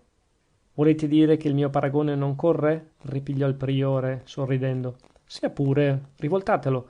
Fate che il torbido sia nel mezzo della corrente e il limpido sui lati. Oppure non vedete nel paragone che il tumulto e la calma. Caspiterina, che sfarzo di ragionamento per dirle che hanno seguito il rumore sfugge di Catone, che odiano il mondo, esclamò il ricevitore del registro. No, mio signore, rispose il duca di Francavilla, non odiano il mondo a rigore di termini. Anche su questo capitolo, come su quello delle donne, ci hanno le loro idee capricciose. Il mondo non è brutto, mi diceva per l'appunto il priore. Il crederlo tale è un errore di coloro che hanno già la mania suicida nel sangue. Il mondo è quello che è, un complesso di bene e di male, con sovrabbondanza di male o di bene, secondo gli umori e la condizione di chi giudica. In ogni sua parte il mondo può offrire qualche allegrezza o qualche consolazione, come può offrirne la vita in ogni classe sociale. L'uomo di senno, in qualunque condizione egli sia, a qualunque classe appartenga, misura il pro e il contro della sua partecipazione, non già con gli occhi dell'egoista che bada a sé, ma con quelli del generoso, che vuol far tutto ciò che è utile altrui. E lo fa all'occorrenza, non badando a speranze di premio, né guastandosi il sangue se le trova fallaci. Lo fa soprattutto perché giova al suo simile e solamente nel caso in cui egli è persuaso di giovare. Tra tutte le fatiche una sola è grave, l'inutile, e l'uomo, governandosi in quella guisa, senza sdegno, senza debolezze, senza vani rimpianti, cerca di mettere al sicuro la sua parte di felicità. Non vedete Cincinnato che coltiva i suoi campi e prima e dopo i ripetuti onori del consolato, della dittatura e dell'interregno? Scipione africano è inescusabile davvero, perché va troppo tardi a digerire nella quiete dell'Eterno gli amari bocconi che gli hanno fatto inghiottire i suoi concittadini. Se ci fosse andato prima, non l'avrebbero trovato superbo né arrogante e non gli avrebbero dato del ladro, o poco meno, come fecero con molto accanimento in pubblica assemblea. Ed egli, educando fiori in riva al suo lago, esule volontario e benevolo, non sarebbe morto arrabbiato. Così parlò, signore mie, il priore di San Bruno, con molta bontà e senza quel tono cattedratico che io, compendiando le sue parole, ho dovuto dare al discorso. Confessi, signor duca, osservò la sottoprefettessa, che ella è innamorato del discorso e anche dell'oratore. Sì, non lo nego, ho trovato del buono nell'uno e nell'altro. E poi quella cortese accoglienza del refettorio mi ha messo di buon umore, mi ha fatto parer grazioso, tollerabile anche quel branco di matti. Saluteremo dunque un nuovo frate di San Bruno? Domandò la signora Morselli. Se parla per me, non credo, rispose il duca. Ho ben altre idee per il capo. E ben altri uffici l'aspettano nel mondo, soggiunse gravemente il sottoprefetto, dando un'occhiata al signor Prospero, commendatore di là da venire. Non ho ambizione, rispose modestamente il duca, ma siccome il mondo non mi ha fatto nulla e non ho ragione di fuggire il bel sesso, che mi è tanto cortese della sua attenzione in questo momento, io non mi farò frate, lo giuro. Dico soltanto che anche lassù per qualche settimana ci si potrebbe vivere. È intenzione di quei frati di avere nel loro convento ogni cosa necessaria e anche molte delle superflue, che pure aiutano tanto ad abbellire la vita e a coltivare lo spirito. A farla breve, si foggiano un piccolo mondo nel grande e ci si chiudono dentro. E dal grande, chiese il sottoprefetto col suo solito acume, non filtrerà nulla di gramo nel piccolo? Sostengono di no, cavaliere mio. La loro teorica, come ho avuto l'onore di dirle, è fondata sulla serietà della seconda vocazione. Uomini provati alle battaglie e infastiditi dalle vanità della vita si ritirano al deserto, non portando altro con sé che il desiderio della pace. Quali ambizioni minute potrebbero turbarli nel loro ritiro, se hanno rinunziato alle grandi? L'ariosto ha collocata la discordia in un convento di frati, ma questi hanno giurato di non volercela a nessun patto. Per dare il buon esempio, il priore, a malapena saranno arrivati i 5 nuovi compagni che si aspettano, convocherà il capitolo per rassegnare la sua dignità, accettata pro tempore e nel solo intento di dare indirizzo al suo ordine. Ed è un bel giovane questo priore? Domandò la Morselli. Tanto simpatico, rispose il duca. E in che modo si è ridotto lassù? Che disinganni ha potuto avere? Signora mia, glielo avrei chiesto volentieri, ma ho avuto paura di passare per un curioso. Lassù non amano i curiosi e ho dovuto tenermi la voglia in petto. E gli altri frati, come sono? Belli e brutti, giovani e maturi, ce n'è per tutti i gusti. Oh, stiano pure da sé, gridò la signora Morselli. Nessuna donna vorrà piangere la loro fuga dal mondo. Quantunque, soggiunse, bisognerebbe trovare il modo di farli pentire. Questo loro proponimento mi pare una sfida bella e buona e lei, signor cavaliere, dovrebbe raccoglierla. Ci penserò, disse il sottoprefetto con accento solenne. Qualche cosa si potrà fare certamente, perché infine ella ha ragione, signora. Qui c'è un principio di male esempio. Nessuno può sottrarsi agli obblighi della convivenza sociale. È canone di filosofia civile. Siamo tutti operai del pensiero e del braccio. Una società bene costituita non può ammettere queste diserzioni e un savio governo deve volgere tutta la sua autorità a rimediarci. Questi tentativi di ribellione alla legge morale, anche non espressamente vietati dal codice, vogliono essere repressi con quel diritto che emana dallo spirito se non dalla lettera del codice. L'uomo che si apparta è come il lavorante che si arresta, ritardando col fatto suo il compimento dell'opera comune. Sventura ai popoli in cui si infiltra questo male del ritirarsi in disparte, poichè allora la decadenza comincia. Abbandonare le vie del consorzio benevolo, per pochi o molti dolori che se ne temano, è un rinunziare anticipatamente all'onore e al frutto delle utili iniziative, in cui c'è campo per tutte le operosità. Un rinnegare la saviezza vigilante del governo, che tutto vede, punisce e premia quando occorre, e da balsami anche per la virtù male ricompensata. Questa almeno, conchiuse il sottoprefetto di Castelnuovo Bedonia, è la mia opinione. E si concentrò gloriosamente nel vuoto sonoro delle sue frasi, lasciando che i suoi uditori argomentassero da quel piccolo saggio con quante chiacchiere si governi il mondo. Capitolo 5. Arrivati a questo punto della mia narrazione, mi par di sentire il lettore che esclama: un nuovo ordine monastico nel secolo XIX, e quel che è peggio senza l'accompagnamento dello scopo religioso, nel solo intento di appartarsi dal mondo, e via. Lettore umanissimo, e perché no? Siamo davanti ad un caso strano, lo capisco, ma il secolo XIX in riga di pazzie va forse celebrato come la perla dei secoli? O non ne ha già fatte fin d'ora più di tutti i suoi riveritissimi predecessori? Vedete l'Icaria di Cabet, il Falanstero di San Simone, il mormonismo, lo spiritismo, il comunismo, il nichilismo e tanti altri tentativi di cataclismo. Io non voglio certamente paragonare tutta questa grazia di Dio con un povero convento di matti.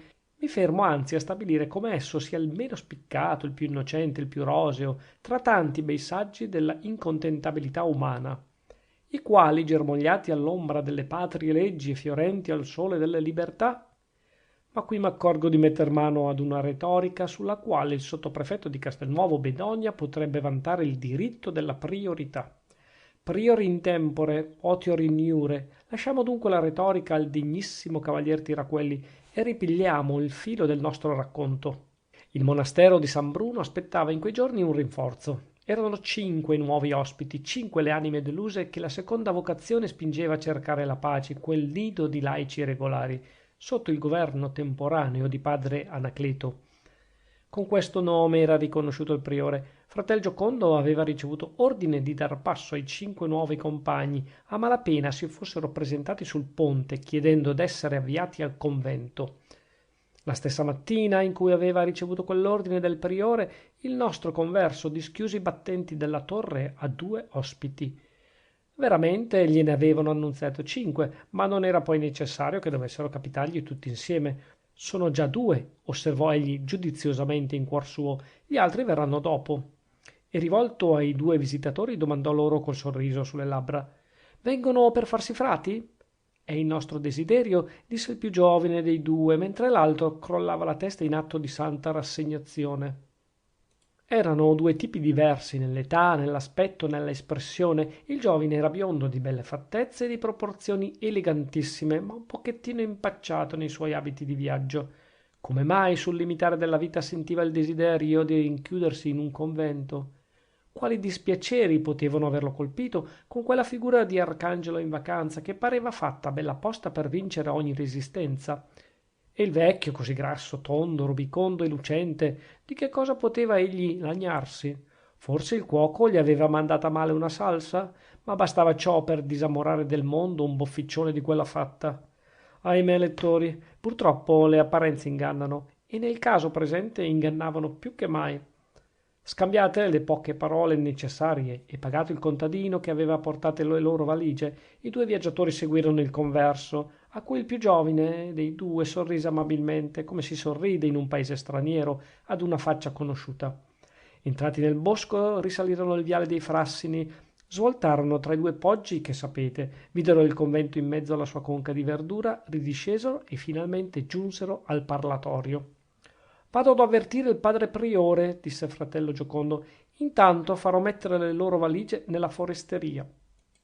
Benissimo, rispose l'arcangelo in vacanza, e parve, mi scusi l'ombra dell'Ariosto se guasto un verso dell'Orlando, e parve Gabriel che dicesse ave. Prima di andarsene di là, il frate converso diede una sbirciata ai 2 viaggiatori. Sarà un bel fratino in fede mia, diss'egli tra sé, ma lo accetterà il priore che vuole la seconda vocazione? Speriamo che il suo babbo ne abbia per 2, soggiunse pensando al più vecchio dei nuovi venuti. Quello là è uomo da prendere di primo acchito il posto di cantiniere. Il parlatorio era, come tutti i parlatori di frati, una stanza seminuda e fredda. Né i laici regolari, che avevano preso il posto dei camaldolesi, si erano dati pensiero di abbellire quella parte dell'edifizio.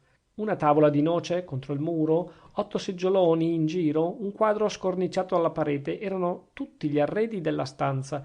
Il quadro rappresentava Mastino II della Scala, un uomo dalla barba di color castano, con un berrettone di pelo in testa, il sorcotto rosso sulla maglia di ferro e la faccia veduta di profilo, forse per lodevole intendimento del pittore di far sapere alla posterità che quel pessimo arnese non aveva il tipo greco.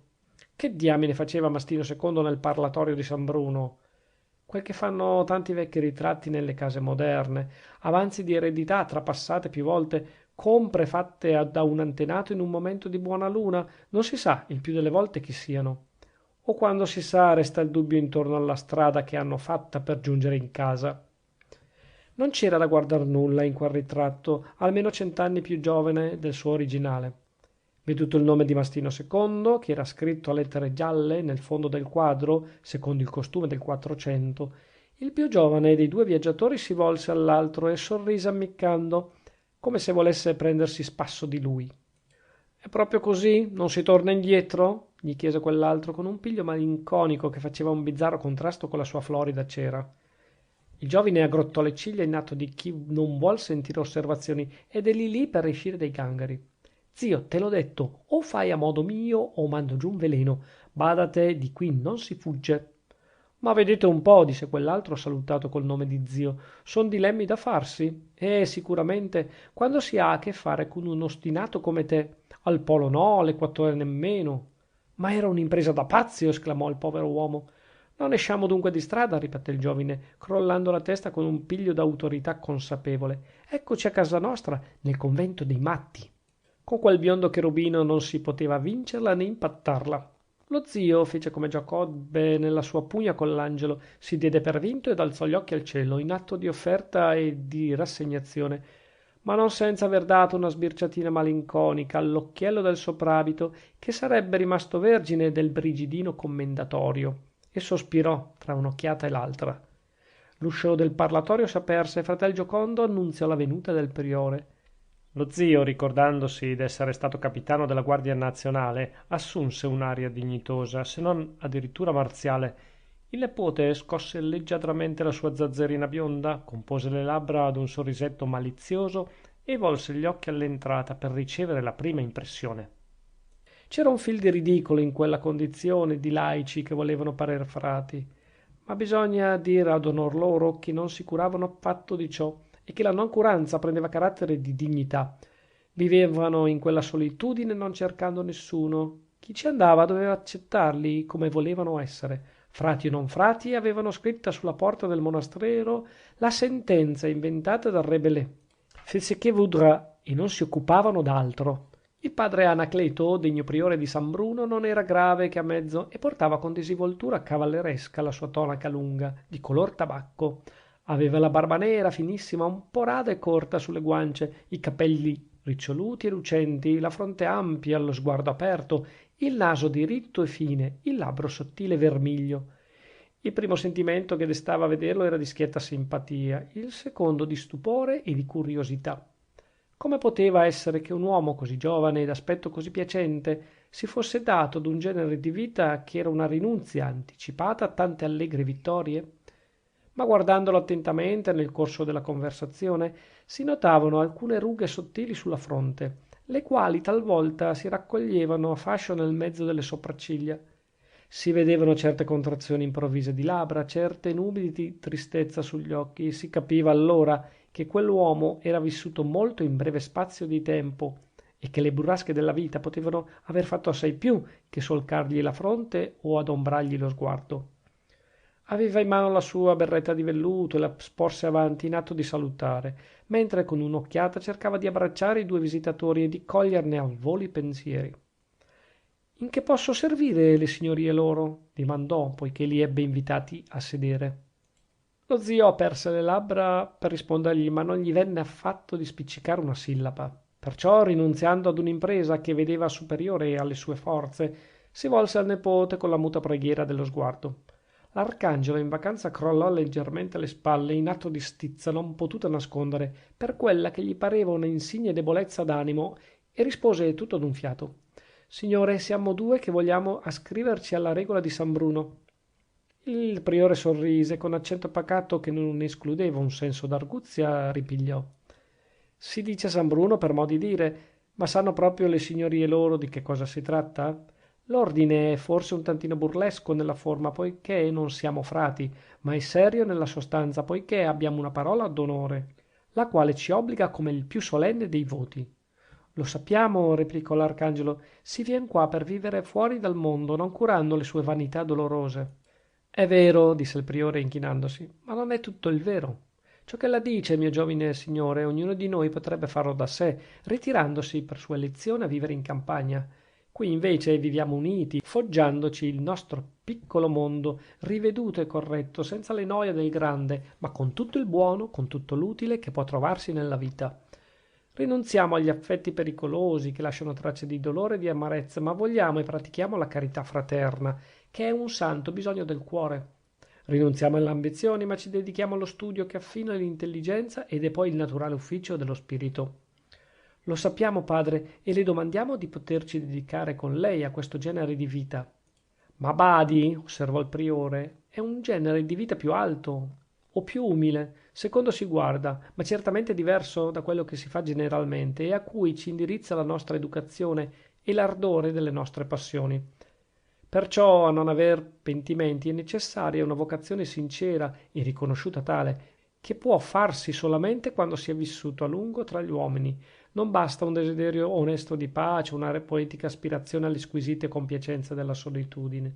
È necessario che il desiderio sia profondo e l'aspirazione provata nei disinganni della vita. Che il mondo offra amarezze e dolori in molto maggior numero e quantità dei piaceri e delle consolazioni è cosa nota ormai e può essere creduta anche, sulla fede dei vecchi, da coloro che non ne hanno fatta la trista esperienza in sé medesimi. Ma altro è l'accettare per vero una massima, altro il conformarvi tutta quanta la vita. Si conosce il bene e si loda, ma ci si attiene al peggio o ci si torna quando fa comodo. Da questo rifugio invece non si ritorna più indietro, donde la conseguenza che ci si debba venire, mi scusi, ma la franchezza è necessaria, che ci si debba venire ad un'età più matura che non sia, per esempio, la sua. Ho 22 anni, disse arditamente l'arcangelo. Sia pure, ma non è molto, e poi ella non ha neanche l'ombra dei baffi. Scusi, che gliene importa a lei? Il priore sorrise a quella involontaria scappata del biondino. A me nulla, rispose, ma non vorrei aver l'aria di accalappiar minorenni. Son solo, non ho che mio zio, ribatté il giovine, e mio zio qui presente si fa frate con me. Davvero? Chiese il priore volgendosi allo zio. Davvero? Rispose questi facendo il gesto del et cum spirito tuo. Il padre Anacleto ebbe un istante di raccoglimento. Indi alzò la fronte come un uomo che ha preso un partito e si dispone a parlare. Ma il pensiero del nostro personaggio doveva essere difficile ad esprimersi anche per un uomo della sua autorità, perché egli, dopo aver sollevata la fronte, stette parecchi secondi immobile, con gli occhi fissi sul volto del giovane cherubino. Questi arrossì fino alla radice dei capegli, ma non chinò altrimenti i suoi. Mi perdonano la franchezza? Incominciò finalmente il priore. Dica liberamente. Ma badino, soggiunse, voglio essere schietto anche a risico di parere scortese. Non le riuscirà, disse il cherubino, che non aveva ancora ombra di baffi, ma dimostrava già di aver molto giudizio. Grazie, rispose il priore, cascando e sapendo di cascare. Volevo dire che dubiterò, e il dubbio è sempre scortese. Ne conviene? Secondo la maniera di esprimerlo, ripigliò il cherubino. Orbene, disse il priore, stringendosi nelle spalle, prendiamo la forma più mite. Qui vedo due cose egualmente temibili. O si tratta d'uno scherzo? A queste parole il cherubino scattò sulla sedia. Non c'è scherzo qui, interruppe egli vivacemente. La prego a crederlo, lo giuro sul mio onore. Mi ingannerò, ci inganneremo, soggiunse, ravvedendosi tosto. Ma è un nostro desiderio sincero di viver qui, se ella non ce ne reputa indegni. Siamo gente per bene, pronti a sopportare la nostra parte di spese, a mettere fuori quanto occorre e più ancora per vivere in questa comunità di San Bruno. L'idea è superiore alla mia età, dice lei. Che cosa ne sa? Scusi, non sono ancora sotto la sua tutela, riconoscerò domani la sua autorità, la sua giurisdizione. Per oggi almeno mi lasci dire liberamente quel che penso. Che cosa ne sa? Metta che io sia vissuto nel mondo a quanto occorre per capire che esso non val nulla, che è bugiardo, sciocco e noioso. Non basta forse per venire a rifugio quassù? Non basterebbe, disse il priore crollando la testa e sorridendo. Ma lasciamola lì. Io le aveva accennato un mio dubbio, le è dispiaciuto e non voglio tornarci su. L'ardore che ella ha messo a ribatterlo mi dice chiaro che non debbo ripeterlo neanche spiegandolo. Dovrebbe ritirarlo senz'altro, replicò il cherubino. Per nessuna cosa al mondo io mi farei lecito uno scherzo di questa fatta e soprattutto con lei. Non era niente più di un complimento, ma il tono con cui fu detto turbò lo spirito del padre Anacleto. Rimane l'altra parte del dilemma, diss'egli mutando registro. Il suo sarà dunque un desiderio sincero. Ella lo afferma ed io lo credo, ma anche un desiderio sincero può essere di poca durata. Durerà, creda, anche questo, durerà. Oggi le pare, ma chi ci assicura del domani? Io, veda, sono obbligato a distinguere, a considerare tra i possibili, se non addirittura tra i probabili, che il suo desiderio, vivissimo oggi, si muti un giorno in avversione. E allora? Il voto pronunziato adesso, il patto conchiuso tra noi, non rincrescerebbe a lei solamente e farebbe anche torto alla mia previdenza, che si sarebbe mostrata assai misera. A farla breve, sono il priore di 9 e saranno presto 14, tutta gente posata che vive in una quiete esemplare. Ma ella sa come si ottenga lo stato di quiete negli animi, materia assai più delicata e gelosa che non siano le bilance dell'oro, e come un nulla possa turbare quel felice equilibrio. Se un giorno osservò acutamente il padre Anacleto, fissando i suoi occhi scrutatori in viso al cherubino, se un giorno dovessero dirmi, signor priore, siete andato un po' leggermente nella faccenda di quell'ammissione, crede lei che non ne sarebbe turbata la nostra bella armonia, unica guarentigia di pace, unico bene che renda la nostra vita preferibile a quella del mondo? Un'aria di profonda mestizia si dipinse sul volto del giovine. Pareva uno di quegli angeli del buon tempo antico che, tornati al paradiso, trovarono la spiacevole novità della porta chiusa. Or via, ripigliò il padre Anacleto, dolente di aver fatto pena al suo giovine interlocutore. Non ci fermiamo a guardar tutti i casi possibili che saranno ugualmente improbabili. Ella e suo zio mi aiutino a mettere in pace la mia coscienza. Accettino di entrare come ospiti per ora e questa ospitalità la chiamino pure noviziato. Tra un anno, non le piace, diciamo dunque fra 6 mesi, neanche, diciamo allora fra 3, riparleremo della loro vocazione. S'intende, osservò il priore, che anche dopo accettati nella famiglia il vincolo non sarebbe indissolubile. Ma c'è sempre una parola d'onore che impegna. Si è ammessi per questa parola e la parola, pei gentiluomini, è legge. Se così non fosse, mi capiranno, il convento di San Bruno si tramuterebbe facilmente in albergo ed io ne sarei l'albergatore o il direttore pro tempore. Ora né il mio carattere concentrato né le mie abitudini studiose mi consentirebbero di esercitare quest'ufficio. Ha ragione, ma noi le giuriamo fin d'ora? No, non giuri, no, per carità. Io non accetto il giuramento, non l'ho udito. Rimangono qui, li avremo in qualità di novizi. Finora non se n'erano accettati, ma sarà una eccezione alla regola. E prima di tutto, siccome qui ognuno si dedica a qualche lavoro, vediamo un po' che cosa sanno far loro. Io veramente, balbettò lo zio, qualche cognizione di agronomia. Troverà ad applicar poco, riprese il frate. Qui non abbiamo che l'orto e il frutteto. I campi mancano affatto, i boschi sono stati decimati prima che noi si comperasse il convento. Ma infine quel poco che c'è offrirà a lei materia di studio e saremo lieti di avere un agronomo in famiglia, come già abbiamo il botanico. E lei? Quasi nulla, rispose il cherubino arrossendo. Un po' di canto, il pianoforte, frivolezza, ella dice bene, soggiunse tosto, notando un atto involontario di labbra con cui il padre Anacleto aveva accolte le sue parole. No, non dico questo, notò il priore. Lo penserà, è tutt'uno. Non lo penso nemmeno, anche la musica è una bella cosa, è più seria che non si creda generalmente, è matematica applicata ai suoni e interessa una parte della fisica, che non è certo la meno importante.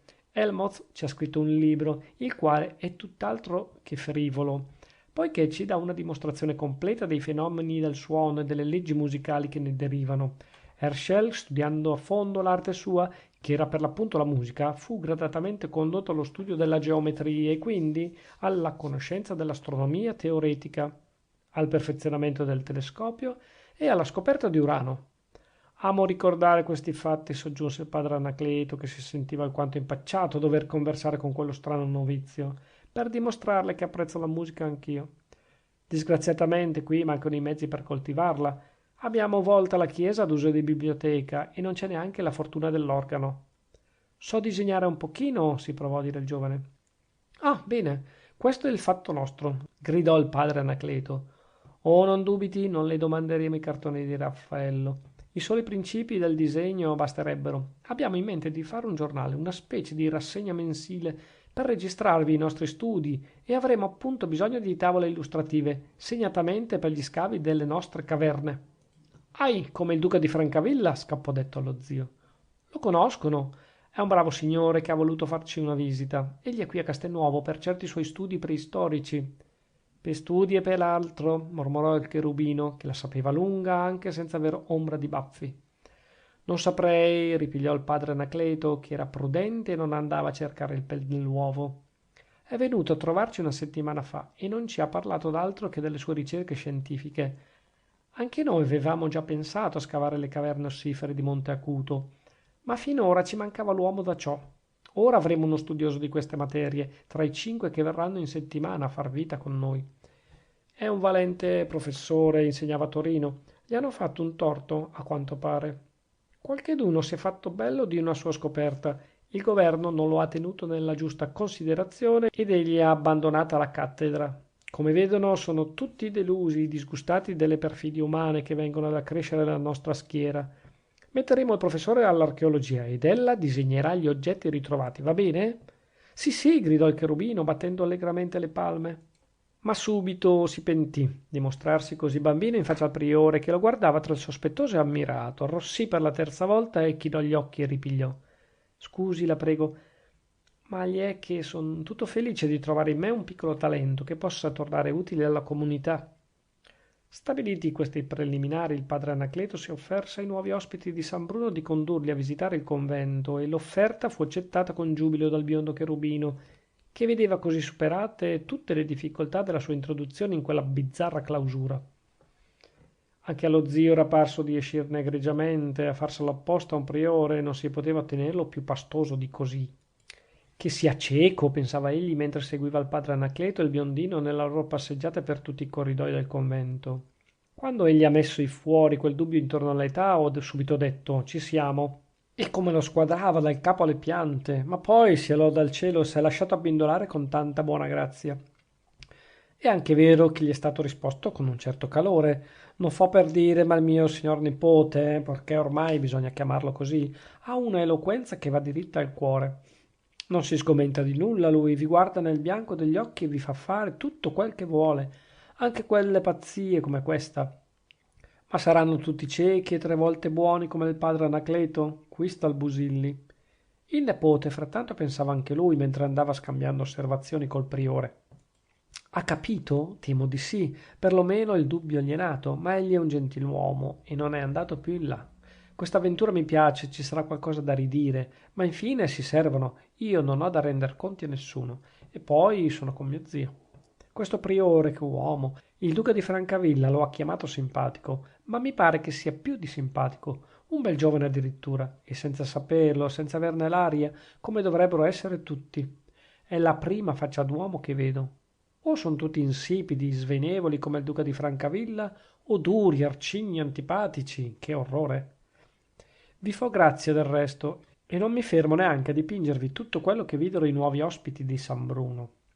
I conventi su per giù si rassomigliano tutti nella loro semplicità grandiosa ed umile ad un tempo, che credo entri per molto nella tenacità del sentimento che fa perdurare gli ordini monastici, che li fa sopravvivere alle leggi da cui sono stati colpiti.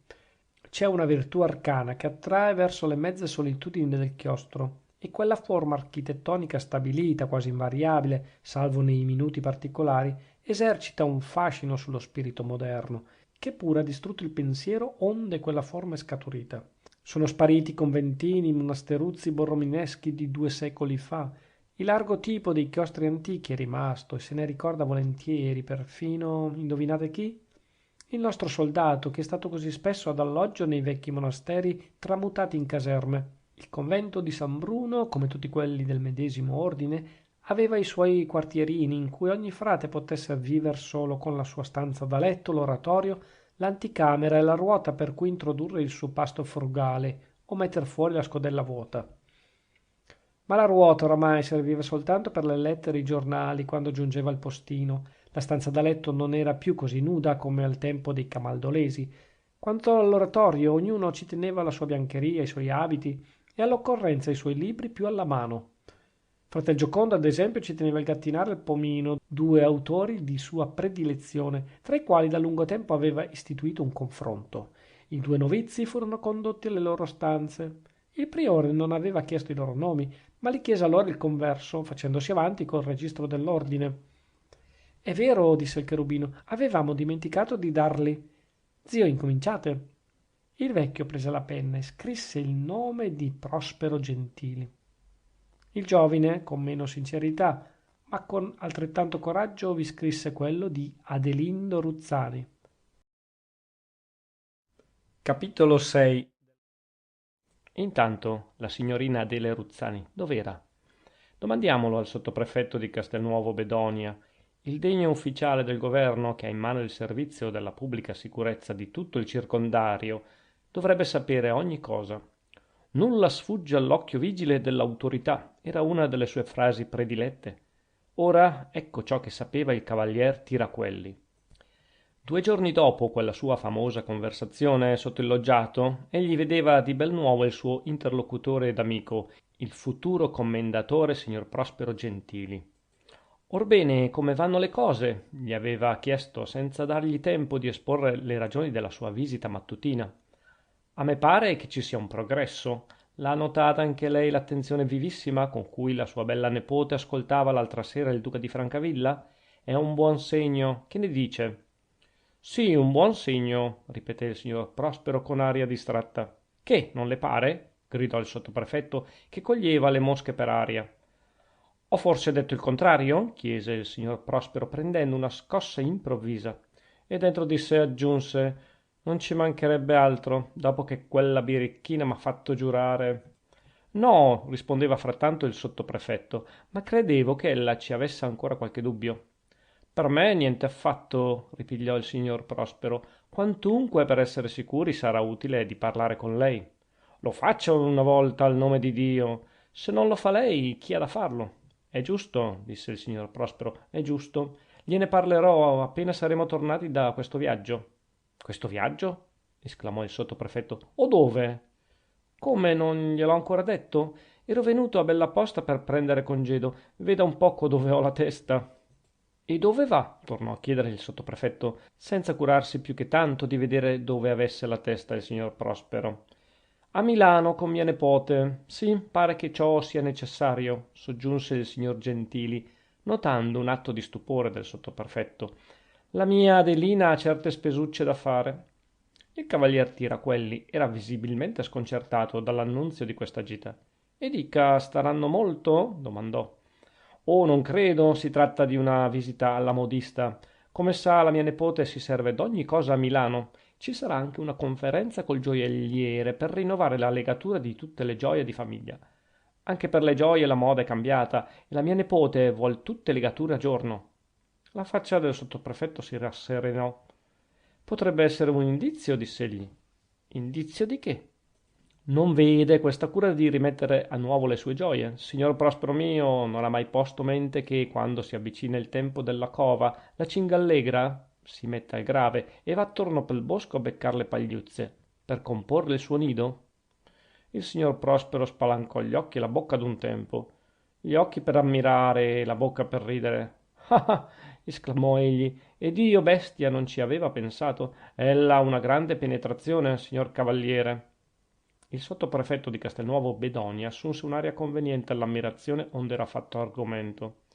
Oh, guarda, aggiungeva mentalmente il signor Prospero, quella birichina m'ha consigliato di metter fuori il pretesto delle gioie ed io non ci ho scoperto il baco. Ma già, le donne hanno un punto più del diavolo. Benissimo dunque, tutto va a gonfie vele, disse il sottoprefetto. Mi rincresce per verità che abbiano a stare lontani una settimana. Voglio credere che la loro assenza non durerà di più. Ad ogni modo, ella mi scriverà, non è vero? Avrò così un buon argomento per consolare quel povero duca, poveretto e innamorato morto. Confessi, signor Prospero mio arcicarissimo, che una coppia così bella non si potrebbe immaginare, anche se non si trattasse di secondare un alto concetto politico di sua eccellenza. rispose il signor Prospero, seguitando a ridere, sono del suo parere. Ella dunque tasterà il terreno. Tasterò, non dubiti, tasterò quantunque. Quantunque cosa? Quantunque, dopo la spiegazione che lei mi ha data sulle gioie e sui nidi, sarebbe quasi inutile, non le pare? Sì, ma anche a prevedere una risposta è chiaro che bisogna provocarla. E oramai più presto si fa, meglio è.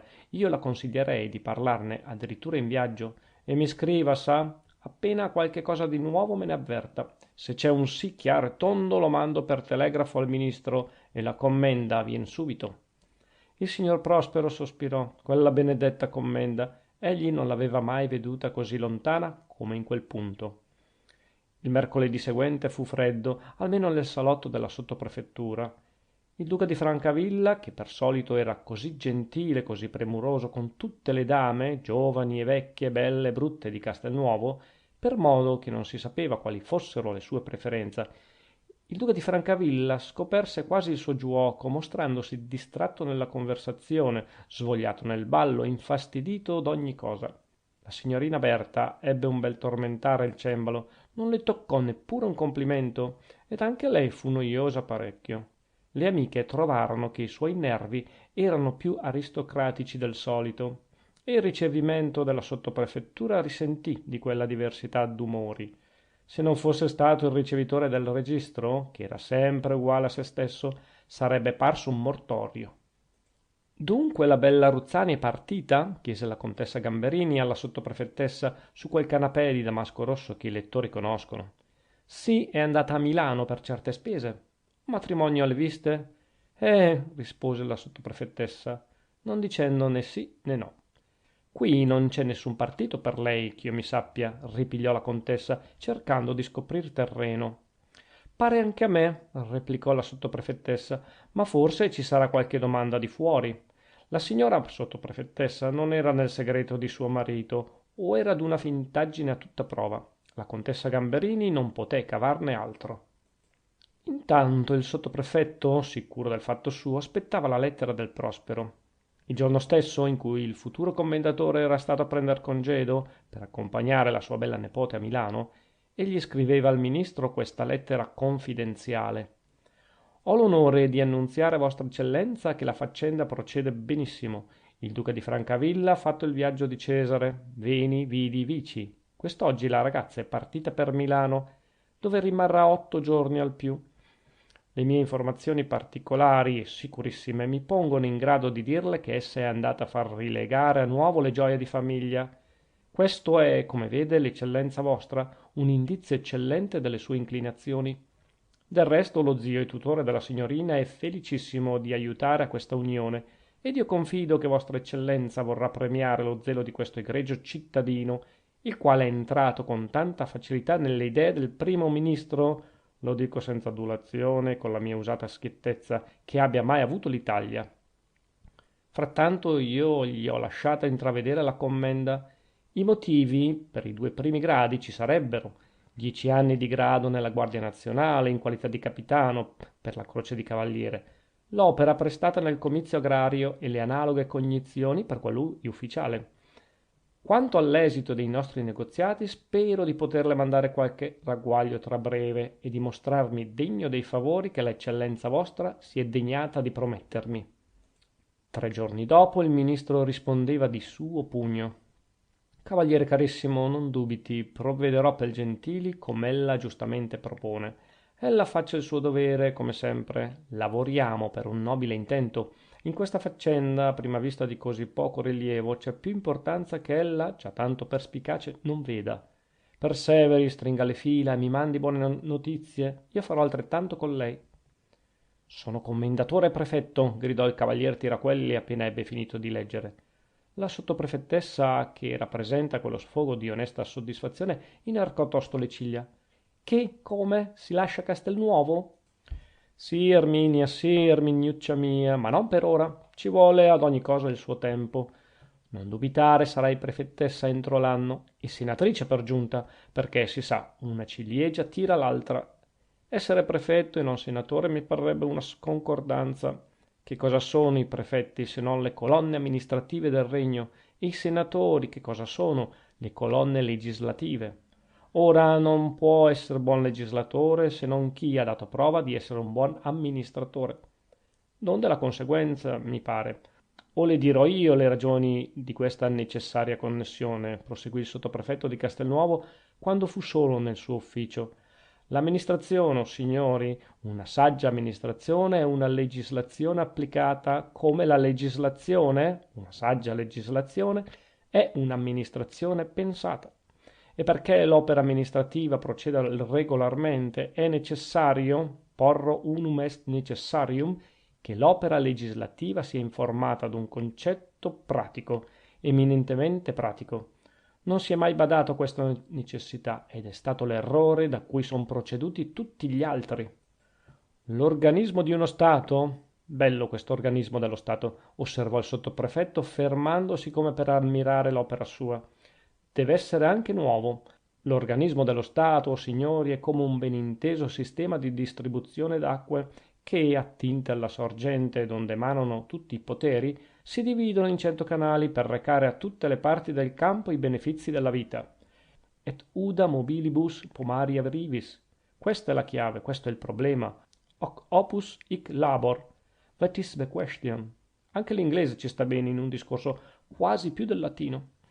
Già, le citazioni fanno sempre buon gioco e le frasi anche. Il prestigio delle istituzioni, l'era dei sacrifici, la servitù secolare, il trionfo delle idee, la forza del diritto che si contrappone al diritto della forza, il vasto campo delle ipotesi e la severa scuola dei fatti. Vedete come le trovo, come mi fioriscono sulla lingua? Ed anche questo fioriscono non l'ho mica cercato. Tiraquelli, amico mio, siamo nati oratori, dobbiamo andare in senato. Qui il signor sottoprefetto si fermò di schianto. Ma quando, pensò egli, prima di tutto la promozione a prefetto e un po' di fortuna per saltare una classe, ma prima di tutto ancora il matrimonio Francavilla Ruzzani e questo diavolo del signor Prospero che non mi ha scritto ancora, è capace di non essere forte in ortografia e di vergognarsi. Se sapessi dove è alloggiato gli manderei un telegramma. Questa idea del telegramma, passata a caso per la mente del sottoprefetto, ci tornò il giorno dopo. Il signor Prospero non si era fatto vivo e il cavalier Tiraquelli era sulle spine. Ah, lo comodo io! Non mi ha detto a che albergo voleva scendere, ma io gli farò vedere che posso saperlo ugualmente. Nulla sfugge all'occhio vigile dell'autorità.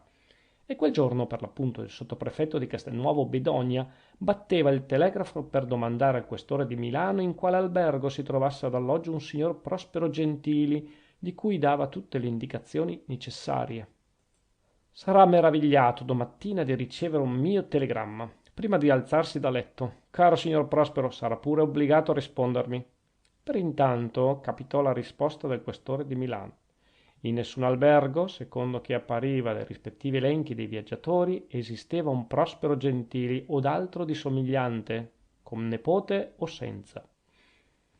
Se aveste veduto il muso del sottoprefetto di Castelnuovo, dopo la lettura di quel telegramma, l'usciere che aveva portato il foglio e lo aveva veduto accogliere con tanta allegra sollecitudine, dovette svignarsela in fretta per non ricevere il calamaio o altro arnese dello scrittoio nella testa. Il segretario venne per la firma e fu mandato al diavolo.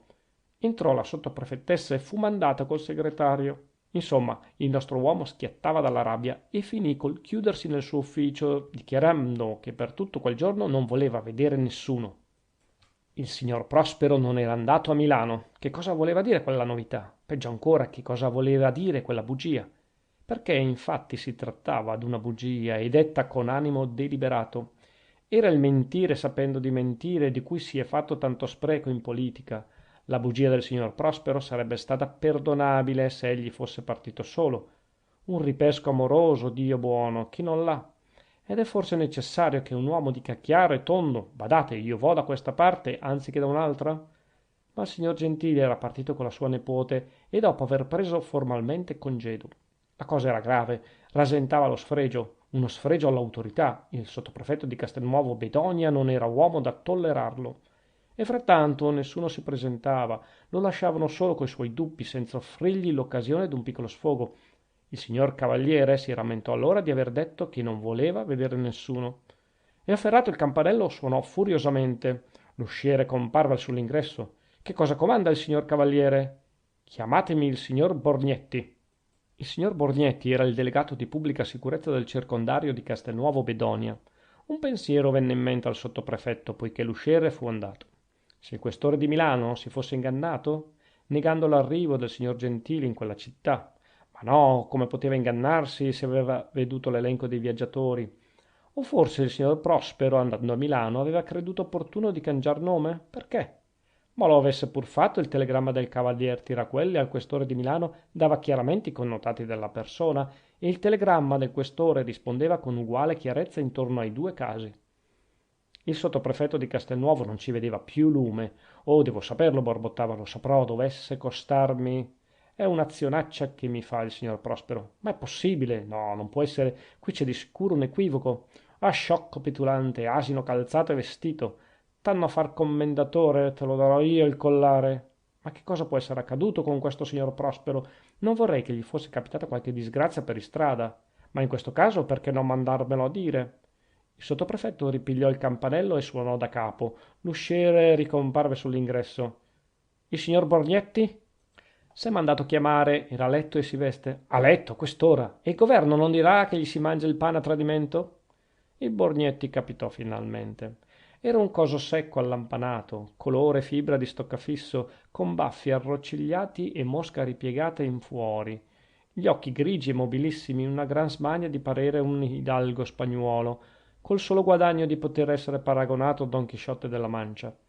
Le sue grandi imprese si restringevano a qualche articolo su pei giornali, buttato giù a tempo avanzato. In confidenza, era una vittima della sua grande schiettezza. I governanti lo avevano in uggia perché in altri tempi un suo scritto aveva risicato di far nascere una quistione europea.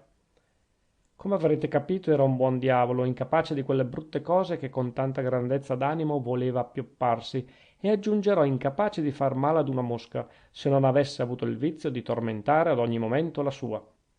Ella dormiva? Notò severamente il sottoprefetto. Cavaliere, mormorò il delegato, quando l'ufficio è chiuso, quando non c'è niente da fare.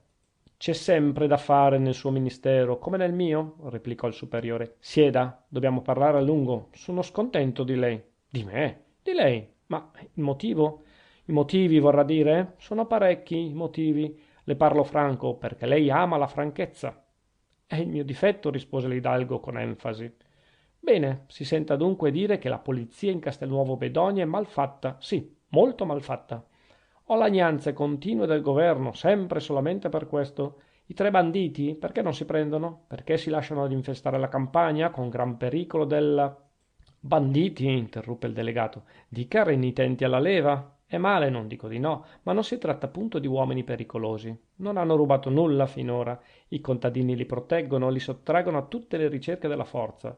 Un servizio per le forre di Montacuto, tra quelle selve di faggi e di cerri, non è mica la cosa più agevole del mondo. Un po' di tempo e saranno presi anche i tre renitenti, un po' di tempo e non altro.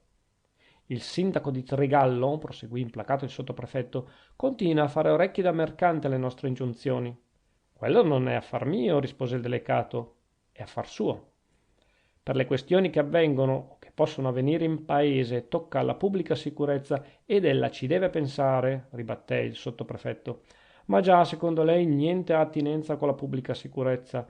Questo spetta ai carabinieri, quello agli uscieri, quell'altro ai doganieri. Le guardie di questura devono stare al corpo di guardia e il signor delegato deve spartire il suo tempo tra il letto e la letteratura. Le parlo franco perché lei ama la franchezza. Da lei, dal suo ufficio, non si può neanche sapere dove vengono e dove vanno tante persone, che vengono e che se ne vanno. Si spieghi, disse il signor Brognetti, che quella volta aveva dimenticato il vantarsi del suo difetto, rammemoratogli con patente ironia dal superiore imbizzito. Si spieghi. La servo subito, ripigliò il sottoprefetto che era giunto dove voleva. Ella non tiene neanche un elenco quotidiano di chi giunge e di chi parte dal circondario. Ella non me lo ha mai domandato. Si domandano queste cose, sono i principi, i rudimenti del mestiere. Mestiere, osservò il signor Brognetti impermalito. Bene, dica sacerdozio e mi lasci tranquillo. Io le ripeto che certe cose si debbono sapere, perché poi succede che... Che cosa, a buon conto, da una settimana in qua non è venuto nessun forestiero che abbia dato sospetto di nulla, e quanto a partenze nessuno si è mosso da qui. Nessuno? Proprio nessuno? E il Gentili, che è andato con la nepote, è dunque nessuno? Qui il Borgnetti ebbe l'aria di cascar dalle nuvole. Scusi, signor Cavaliere, diss'egli, non mettevo il Gentili tra le persone che vanno osservate. Tutte, tutte ugualmente, e il signor Gentili non dee sfuggire alla legge comune, rispose il sottoprefetto. Che cos'è la partenza? Un fatto. Orbene, lei deve prendere nota del fatto e delle ragioni del fatto perché il suo superiore le sappia.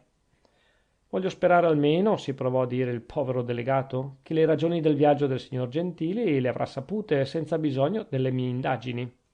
Io so quel che so, rispose il sottoprefetto, ma lei deve metterle in carta, come tutte le altre informazioni d'ugual genere. Io devo averle sott'occhi come un maestro di musica ha lo spartito di un'opera dove sono notate tutte le parti. L'amministrazione è un'orchestra, guai se manca l'accordo fra due strumenti, ogni cosa va a rotoli. Dove eravamo rimasti? Ah, ecco, al caso del signor Gentili. Saprebbe dirmi lei dove è andato il signor Gentili con la sua nepote? È l'esempio che mi viene a taglio per la dimostrazione del mio assunto, ed io me ne servo. Ella vedrà poi con che frutto. Su via, mi dica dunque, dove è andato il Gentili? A Milano, rispose il delegato.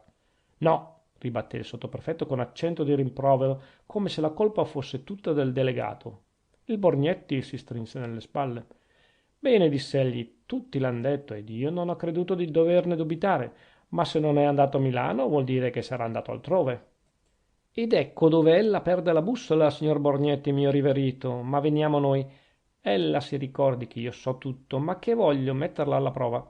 Infatti è una specie d'esame di idoneità a cui la sottopongo ed eccole il tema.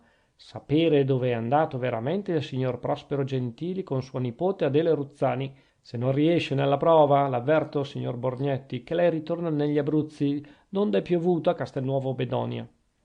Signor Cavaliere, gridò il Borgnetti, scuotendo la testa con aria che voleva parer fiera, è una prova di sfiducia che non avrei mai creduto. Bene, lo creda adesso e non avrà più a meravigliarsene. Io fo il mio dovere, borbottò il cavalier Tiraquelli, chinando la testa e misurando a lunghi passi il pavimento. Il ministero ci fulmina con le sue osservazioni. Crede lei che sia una cosa piacevole aver dei rimproveri quando si ha tutto il diritto di aspettare degli elogi? No, davvero, rispose il Borgnetti, ed io per l'appunto? Ed io per l'appunto, riprese il sottoprefetto, che dovrei ricevere i rimproveri per la via gerarchica della prefettura da cui dipende Castelnuovo, per il solo fatto che mi trovo a godere la confidenza particolare di Sua Eccellenza il Ministro dell'Interno, ricevo biasimi di prima mano. Ecco qua, soggiunse il sottoprefetto, togliendo una lettera dallo scrittoio e spiegandola all'altezza del proprio naso. Ieri il ministro mi ha scritto: caro Tiraquelli, vedi un po' tu se hai un delegato pratico del servizio o no. A me, dopo quel che ne sento, pare di no. Ne vuoi un altro? Domandalo. Al delegato parve un po' strana la intromissione del ministro dell'interno in quelle piccolezze di un circondario così poco importante come era quello di Castelnuovo Bedonia, ma non potendo dubitare del fatto, così audacemente asserito dal suo superiore e corroborato da una lettera di quella fatta, arrisicò un giudizio severo sulla gravità dei ministri in genere e di quello dell'interno in particolare. Vedete di che cosa si dà pensiero un ministro, diss'egli tra sé, almeno ci avesse un'ombra di ragione. Il sottoprefetto depose la lettera sullo scrittoio, non senza dare una guardata altezzosa al Borgnetti, per vedere che senso gli avesse fatto quel saggio di stile epistolare. Il povero delegato stava duro, ma era diventato verde come un ramarro. Capisce? Gridò il sottoprefetto per ribadire il chiodo. La forma è amichevole, ma il colpo mi è venuto ugualmente, ed ella frattanto non sa dirmi neanche dove sia andato il Gentili. La cosa più naturale del mondo. Non si tratta mica di andar sulle tracce d'un ladro che fugge di nottetempo, né di un bancarottiere che ha bisogno di sottrarsi alle ricerche combinate dell'autorità e dei propri creditori. Si tratta d'un pacifico ed onesto cittadino che, non avendo nulla a nascondere, se ne va tranquillamente alla luce del giorno per una gita di piacere, ed ella non sa nulla. Se mi avesse mostrato il desiderio di sapere qualche cosa, rispose il delegato, lo avrei fatto pedinare. Lo avrei pedinato io per maggior sicurezza. Noti, cavaliere, che ero appunto sulla piazza dello Statuto quando il signor Gentili è montato in carrozza. Signor Gentili, se ne va? Sì, vado a Milano. Ah, bene, una città che merita e resterà molto lontano da noi? Oh, una ventina di giorni. Anche una ventina, esclamò il sottoprefetto. E a me aveva detto una settimana. sì, ripigliò il delegato, mi disse una ventina di giorni. Buon divertimento, gli risposi. E a lei, signor Borgnetti, quiete perfetta in Castelnuovo. Così ci siamo lasciati. Dovevo io immaginare che mi spacciasse una frottola. Doveva, replicò il sottoprefetto con breviloquenza alfieresca. Ma scusi, non si trattava mica d'un ladro, d'un bancarottiere. Non si sa mai, un uomo è sempre un essere pericoloso per l'ufficiale di pubblica sicurezza. Oggi è sano, domani ammattisce. Oggi le sue faccende vanno bene ed egli è un galantuomo, domani vanno male ed egli mette una firma falsa. Nulla e nessuno deve sfuggire all'occhio vigile dell'autorità. Maledictus homo qui fidit in hominem.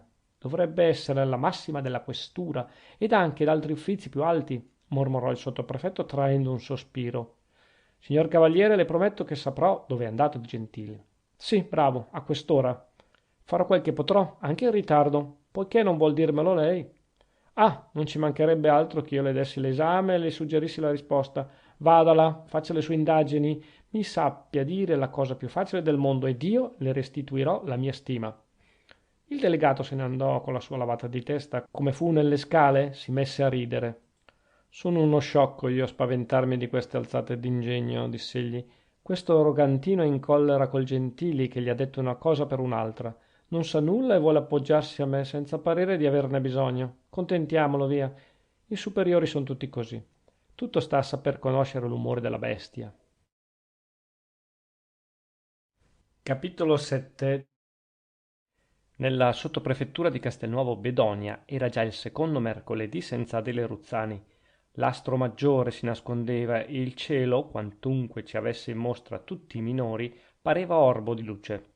Queste cose, peraltro, non bisognerebbe andarle a dirle alla contessina Berta Gamberini, né alla contessa Beatrice, sua madre. Secondo la loro opinione, dove son esse c'è tutto, o, per dir la cosa con un po' di modestia, non ci manca più nulla. Il sottoprefetto ignorava ancora che diavolo fosse accaduto al signor Gentili e alla sua bella nepote. Quella cima del delegato non ne sapeva di più, quantunque, per far le cose a modo e venire in chiaro di tutto, avesse mandato le guardie travestite a prender lingua in casa Ruzzani. I padroni sono andati a Milano, rispondeva il segretario. A Milano, soggiungeva il maestro di casa. A Milano, ribadiva il cuoco. A Milano, ripeteva lo sguattero. Se in casa Ruzzani ci fosse stato anche un pappagallo, son certo che il signor Borgnetti ci avrebbe avuto una testimonianza di più per l'andata a Milano. Chieder notizie in casa degli assenti non era di sicuro il miglior mezzo per averle autentiche. Ma il delegato non sapeva a qual santo votarsi, tanto più che il santo dei questori e dei delegati di pubblica sicurezza non è ancora stato fissato ed è forse un po' tardi per pensarci adesso. In città mancavano addirittura le tracce dei colpevoli. La loro carrozza li aveva trasportati alla stazione della strada ferrata e laggiù facevano coincidenza 2 volte al giorno i treni diretti, per modo che non si poteva argomentare dell'ora, se fossero andati a levante o a ponente. I carabinieri, mi direte, ma in quel tempo c'era dissidio tra i carabinieri e la pubblica sicurezza, dissidio che credo non sia anche stato composto. I carabinieri interrogati sulla partenza del signor Gentili avevano risposto: noi andiamo alla stazione per vedere le facce sospette. Il signor Gentili non era una faccia sospetta, dunque il sillogismo non faceva una grinza e i carabinieri non dovevano sapere se il signor Prospero fosse andato da quella parte, anziché da un'altra. Ma era proprio partito? I carabinieri si stringevano nelle spalle. Neanche questo li riguardava. Il carabiniere non ha che la consegna. Ora, quando la consegna non dice di ricordarsi di un fatto, il carabiniere può benissimo dimenticarlo. Meglio ancora, non osservarlo. Così restavano le cose al regime del buio pesto. Intanto il sottoprefetto non poteva sfogare con nessuno quella rabbia che aveva in corpo. Doveva fremere e tacere, soprattutto tacere, anche col duca di Francavilla, che ad ogni tanto gli toccava il tasto delicato della propria felicità. Orbene, cavaliere, quando tornano i nostri viaggiatori? A giorni, signor duca, a giorni. È impaziente? Dio buono, i giorni mi paion mesi. Castelnuovo, non lo nego, è una bella città. A chi lo dice? Gridava il sottoprefetto, prevedendo il resto. Io non vedo l'ora di andarmene da questo paese di orsi intrattabili, ma finirà, viva Dio, o in un modo o nell'altro. Ma di grazia, signor duca, mi levi una curiosità. Le piace poi tanto quella signorina Ruzzani? Io credevo che anche la contessina Berta Gamberini... Berte Gamberini ce n'è mille in ogni città d'Italia, sentenziò il duca di Francavilla. Capisco che non si sarebbe scomodato a fare il viaggio di Castelnuovo Bedonia, ripigliò il sottoprefetto crollando la testa. E poi c'è la grande, la luminosa idea del ministro che soverchierebbe ogni altra ragione, quando pure ci fosse. Concetti meravigliosi, quando si possono applicare. Ma purtroppo non sempre gli alti concetti hanno la fortuna di incarnarsi nei fatti. È un modesto terra-terra e ancora un sufficiente ideale di governo. Che cosa dice? Gridò il duca di Francavilla. Vede forse qualche difficoltà nella conclusione del negozio? No, rispose il sottoprefetto, cioè possiamo dire sì e no, no e sì. Come ella sa, queste cose vanno trattate con somma delicatezza, anzi addirittura coi guanti. Ora, quando si palpa così poco, non si sa mai se si è molto avanti o molto indietro. Mi spiego? Del resto il signor Prospero, tutore della ragazza, è contentissimo, onoratissimo di questo disegno. Quanto alla signorina, che dirle di più, dopo che l'idea che le è venuta di far rilegare a nuovo tutte le gioie di famiglia? Che capriccio, esclamò il duca, non si poteva far dopo? Duca mio, le ragazze hanno tutto il loro pizzico di vanità. Questa poi ci aggiunge di aver sempre fatto a modo suo e di tener dietro a tutte le prime impressioni. Compatiamola del resto. Ha da sposare un duca di Francavilla e non vuole che il mondo rida di lei. Tutto ha da essere rinnovato in casa sua. Dopo le gioie vedrà i mobili e tutto il rimanente. Scommetterei che rifaranno la facciata del palazzo. Il duca strinse le labbra in atto d'uomo che non è punto contento di certe lungherie, crollò la testa e se ne andò per i fatti suoi. Ah, uff, disse il prefetto come fu solo, una gran noia questo posare in falso e durarla poi. Immaginate con che animo si trovasse a fare il suo ufficio di padrone di casa nel secondo mercoledì che vi ho detto, e con che gusto dovesse sentire dei ragionamenti come questi. Quel signor Prospero è un traditore, chi l'avrebbe mai detto, con quell'aria ingenua, piantarci lì senza una parola d'avvertimento, e passi che ci abbia lasciati lui, ma rapirci la signorina Adele. Questa è grossa davvero. Vogliamo domandarne soddisfazione. Avrà da pentirsene. Mentre queste inezie si dicevano nel crocchio dei buontemponi, il duca di Francavilla, con aria svogliata, sedeva accanto alla tavola rotonda, sfogliando un albo per la decima o per la 12ª volta e mandando al diavolo Castelnuovo Bedonia con tutte le sue dipendenze. La contessina Berta sedeva al pianoforte e suonava una romanza per la signora Morselli, che andava inutilmente in visibilio. La serata era fredda, quasi più fredda di quella della settimana antecedente. Tutti i convenuti, qual più qual meno, quale per un verso, quale per un altro, avevano le lune. La sola contessa Beatrice Gamberini era la più ilare del solito, più pomposa, più bofficiosa, più rosea. Avete mai provato a mettere una melavizza sotto la campana di una macchina pneumatica? A mano che l'aria si rarefà, la mela va perdendo le rughe, la sua pelle si rialza, si stende, brilla, vi dà l'illusione della freschezza. Così la contessa Beatrice. Veduta ad una certa distanza, così colorita e con gli occhi pieni di insolito brio, pareva di 10 anni più giovane. La contessa Beatrice era l'unica persona che quella sera non avesse dato noia al sottoprefetto con l'eterno argomento del signor Prospero e della signorina Adele. Umana tra tutte le contesse del mondo, anzi divina senz'altro. Il cavalier Tiraquelli le votò nel segreto dell'anima sua una gratitudine immensa e per dimostrargliela in qualche modo, ed anche per sottrarsi alle domande importune degli altri, si piantò al fianco della contessa, stando a chiacchiera con lei e dandole ragione in ogni cosa che ella dicesse. Si era parlato del più e del meno, di un'omelia del vescovo, di una lettera su Castelnuovo stampata 2 giorni addietro in un foglio della capitale, di amministrazione comunale e di mode. La varietà di discorsi aveva tirato intorno al canapè di damasco rosso la maggior parte degli ospiti, perfino le ragazze che di solito si raccoglievano accanto al pianoforte. Dalle mode, per naturale transazione, si venne a parlare del lusso veramente sfrenato che invadeva tutte le classi sociali anche nella piccola città di Castelnuovo. Poi delle sostanze limitate, degli scarsi raccolti con una piccola scorribanda sull'agricoltura. Qui ci vorrebbe il signor Prospero Gentili, saltò su a dire il ricevitore del registro. Sentiremo un bel discorso sui concimi artificiali. Quell'accenno personale diede maledettamente sui nervi al cavalier Tiraquelli. Era un presentimento? Il signor Gentili, poveretto! Esclamò la contessa Beatrice, levando il viso a mezz'aria. Poveretto? Perché? Domandò il ricevitore. Il sottoprefetto non domandò nulla, ma tese gli occhi e aperse la bocca anche lui. Andava incontro alle parole della contessa Gamberini, come la biscia all'incanto. Non sa? ripigliò la contessa, è andato a farsi frate. Un grido universale accolse quella rivelazione improvvisa. Frate! Esclamò il ricevitore. E dove? Poco lungi da noi, nel convento dei matti. La bomba era scoppiata e quella candida bofficciona della contessa Beatrice se ne stava lì con le braccia raccolte alla cintura, le labbra aperte e gli occhi di smalto, in mezzo a quella ventina di persone stupefatte, come se non fosse stata lei che aveva dato fuoco alla miccia. Il duca di Francavilla aveva alzata la testa e lasciato di sfogliare il suo albo. La contessina Berta, dal canto suo, aveva abbandonato il pianoforte e bel bello, senza parere, si era accostata al crocchio del canapè di damasco. Dei matti, balbettava frattanto il signor prefetto. Sì, mio Dio, non lo sapevano? Ribatté la contessa Beatrice. Ecco, rispose il sottoprefetto, vedendo che tutti avevano posti gli occhi su di lui e che non c'era verso di cansarla. Qui bisognerebbe distinguere. Io so, per esempio, e non so, ma di grazia, contessa, che cosa consta a lei di questa risoluzione del signor Prospero. Se ci sarà qualche discrepanza tra le sue informazioni e le mie, soggiunse il cavalier Tiraquelli con aria di suprema bontà, correggeremo le une o le altre, secondo il bisogno. Oh, l'avverto che non correggerà le mie, gridò la contessa Gamberini. So poco io, ma quel poco io l'ho per sicuro.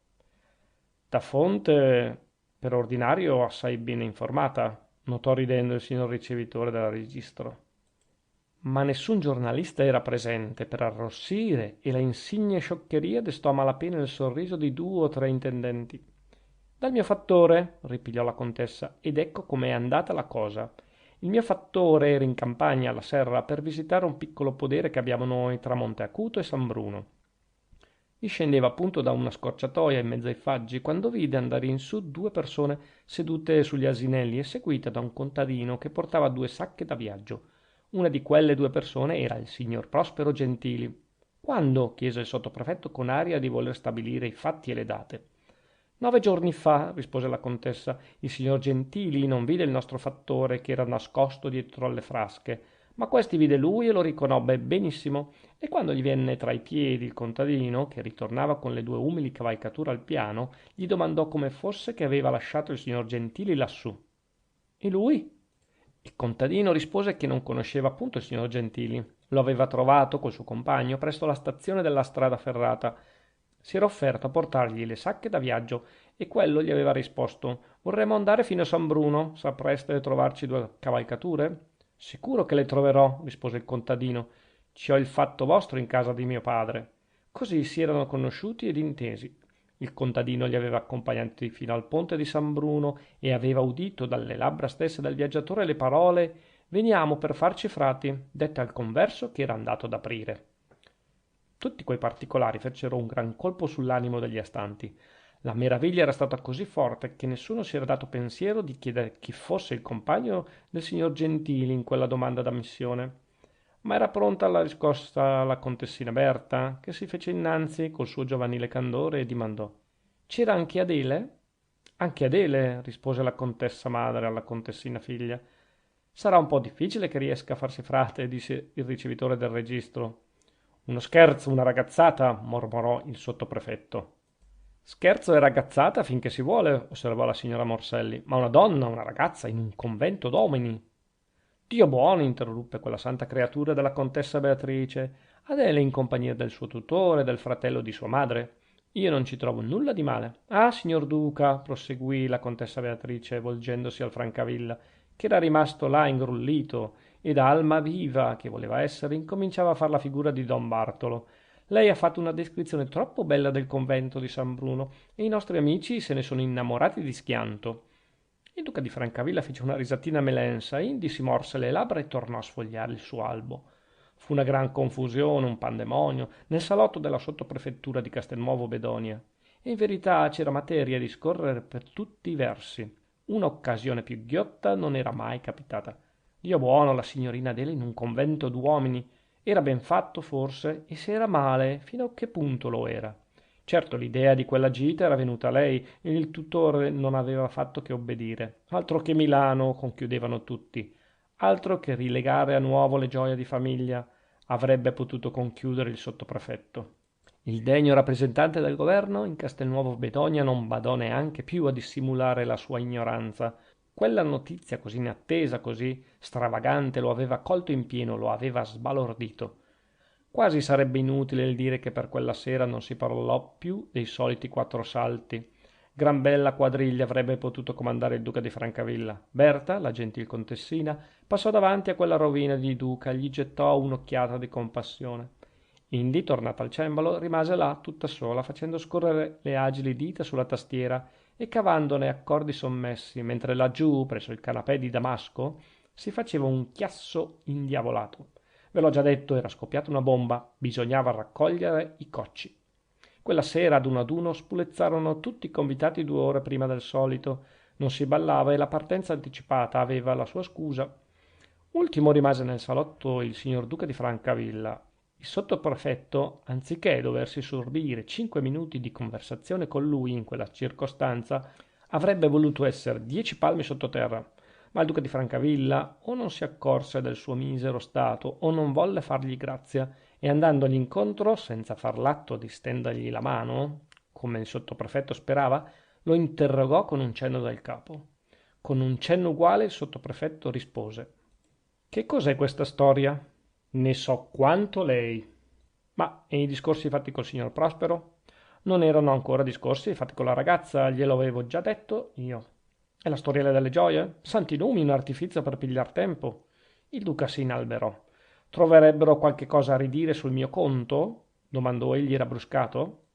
Non credo. Che cosa potrebbero trovare? Io lo domando a lei. Ma vorranno un po' di tempo a pensarci su. La gente che possiede i quattrini ci ha sempre qualche dubbio, qualche esitanza. Infine, che so io, signor duca, si commenta Dante che ne vale la pena e ci fanno una discreta figura anche gli asini. A commentare i passi oscuri del signor Prospero c'è assai meno sugo e ci diventerebbe un asino anche un sottoprefetto. Ciò detto, il degno uomo si lasciò andare per morto sul canapè di damasco rosso, come un uomo che avesse risoluto di non commentare più nulla. Il signor duca faceva le volte del leone e non accennava punto a volersene andare. Tutto ad un tratto si fermò, fissò gli occhi in volto al padrone di casa e gli disse: che cosa ne penserà il ministero? L'ombra minacciosa evocata dal duca di Francavilla si rizzò davanti agli occhi del povero cavaliere. E la sua nomina a prefetto, la commenda, la dignità senatoria? Quella triplice forma delle sue future grandezze gli fuggiva veloce dallo sguardo. Illa levem fugiens raptim secant, aetera pennis, avrebbe detto il Virgilio. Signor duca, che ne so io? Gridò il sottoprefetto con l'ansia dell'uomo che affoga. Vuol condannare me per una colpa non mia? Il signor Prospero è un imbecille e non sarà mai commendatore. Quantunque a voler esser giusti una qualità non escluda l'altra in modo assoluto. Ma può darsi che non giudichiamo senza sapere le cose. Un po' di tempo per raccapezzarci. Intanto, se permette, chiamerò il delegato di pubblica sicurezza. Ho da dargli certi ordini. Il duca di Francavilla se ne andò, mediocremente soddisfatto di quella proroga, e il sottoprefetto chiamò l'usciere, che a certe ore del giorno esercitava anche l'ufficio di servitore. Dove sarà il delegato? A letto? Oh, a quest'ora no, signor cavaliere. A quest'ora sarà al caffè delle Tre Rose, per far la partita tarocchi col cancelliere della pretura. Andate a chiamarlo, ho bisogno di vederlo subito. Il cavaliere Tiraquelli, tanto seccato durante la sera, aveva bisogno di sfogarsi su qualcheduno, e la vittima designata era il povero signor Borgnetti. Il delegato capitò alla sottoprefettura con un'aria ilare, fin troppo ilare, che accennava ad uno stomaco pieno e ad un'anima senza rimorsi. Orbene, sa nulla? Gli chiese il sottoprefetto. Sì, rispose il delegato, ammiccando e sorridendo con insolita familiarità. Dica su, dunque. Nel convento di San Bruno, ripigliò il signor Borgnetti. È andato nel convento da Burla e la sua nepote con lui, a farsi frati. Anche questo da Burla. Veda che razza di matti. La ragazza non troverà più marito, lo zio è un imbecille. Quanto al signor Prospero, è anche la mia opinione, osservò molto giudiziosamente il sottoprefetto. Quanto alla signorina, sappia, signor Borgnetti, che con una dote come la sua, capisco, si chiudono gli occhi su molte cose.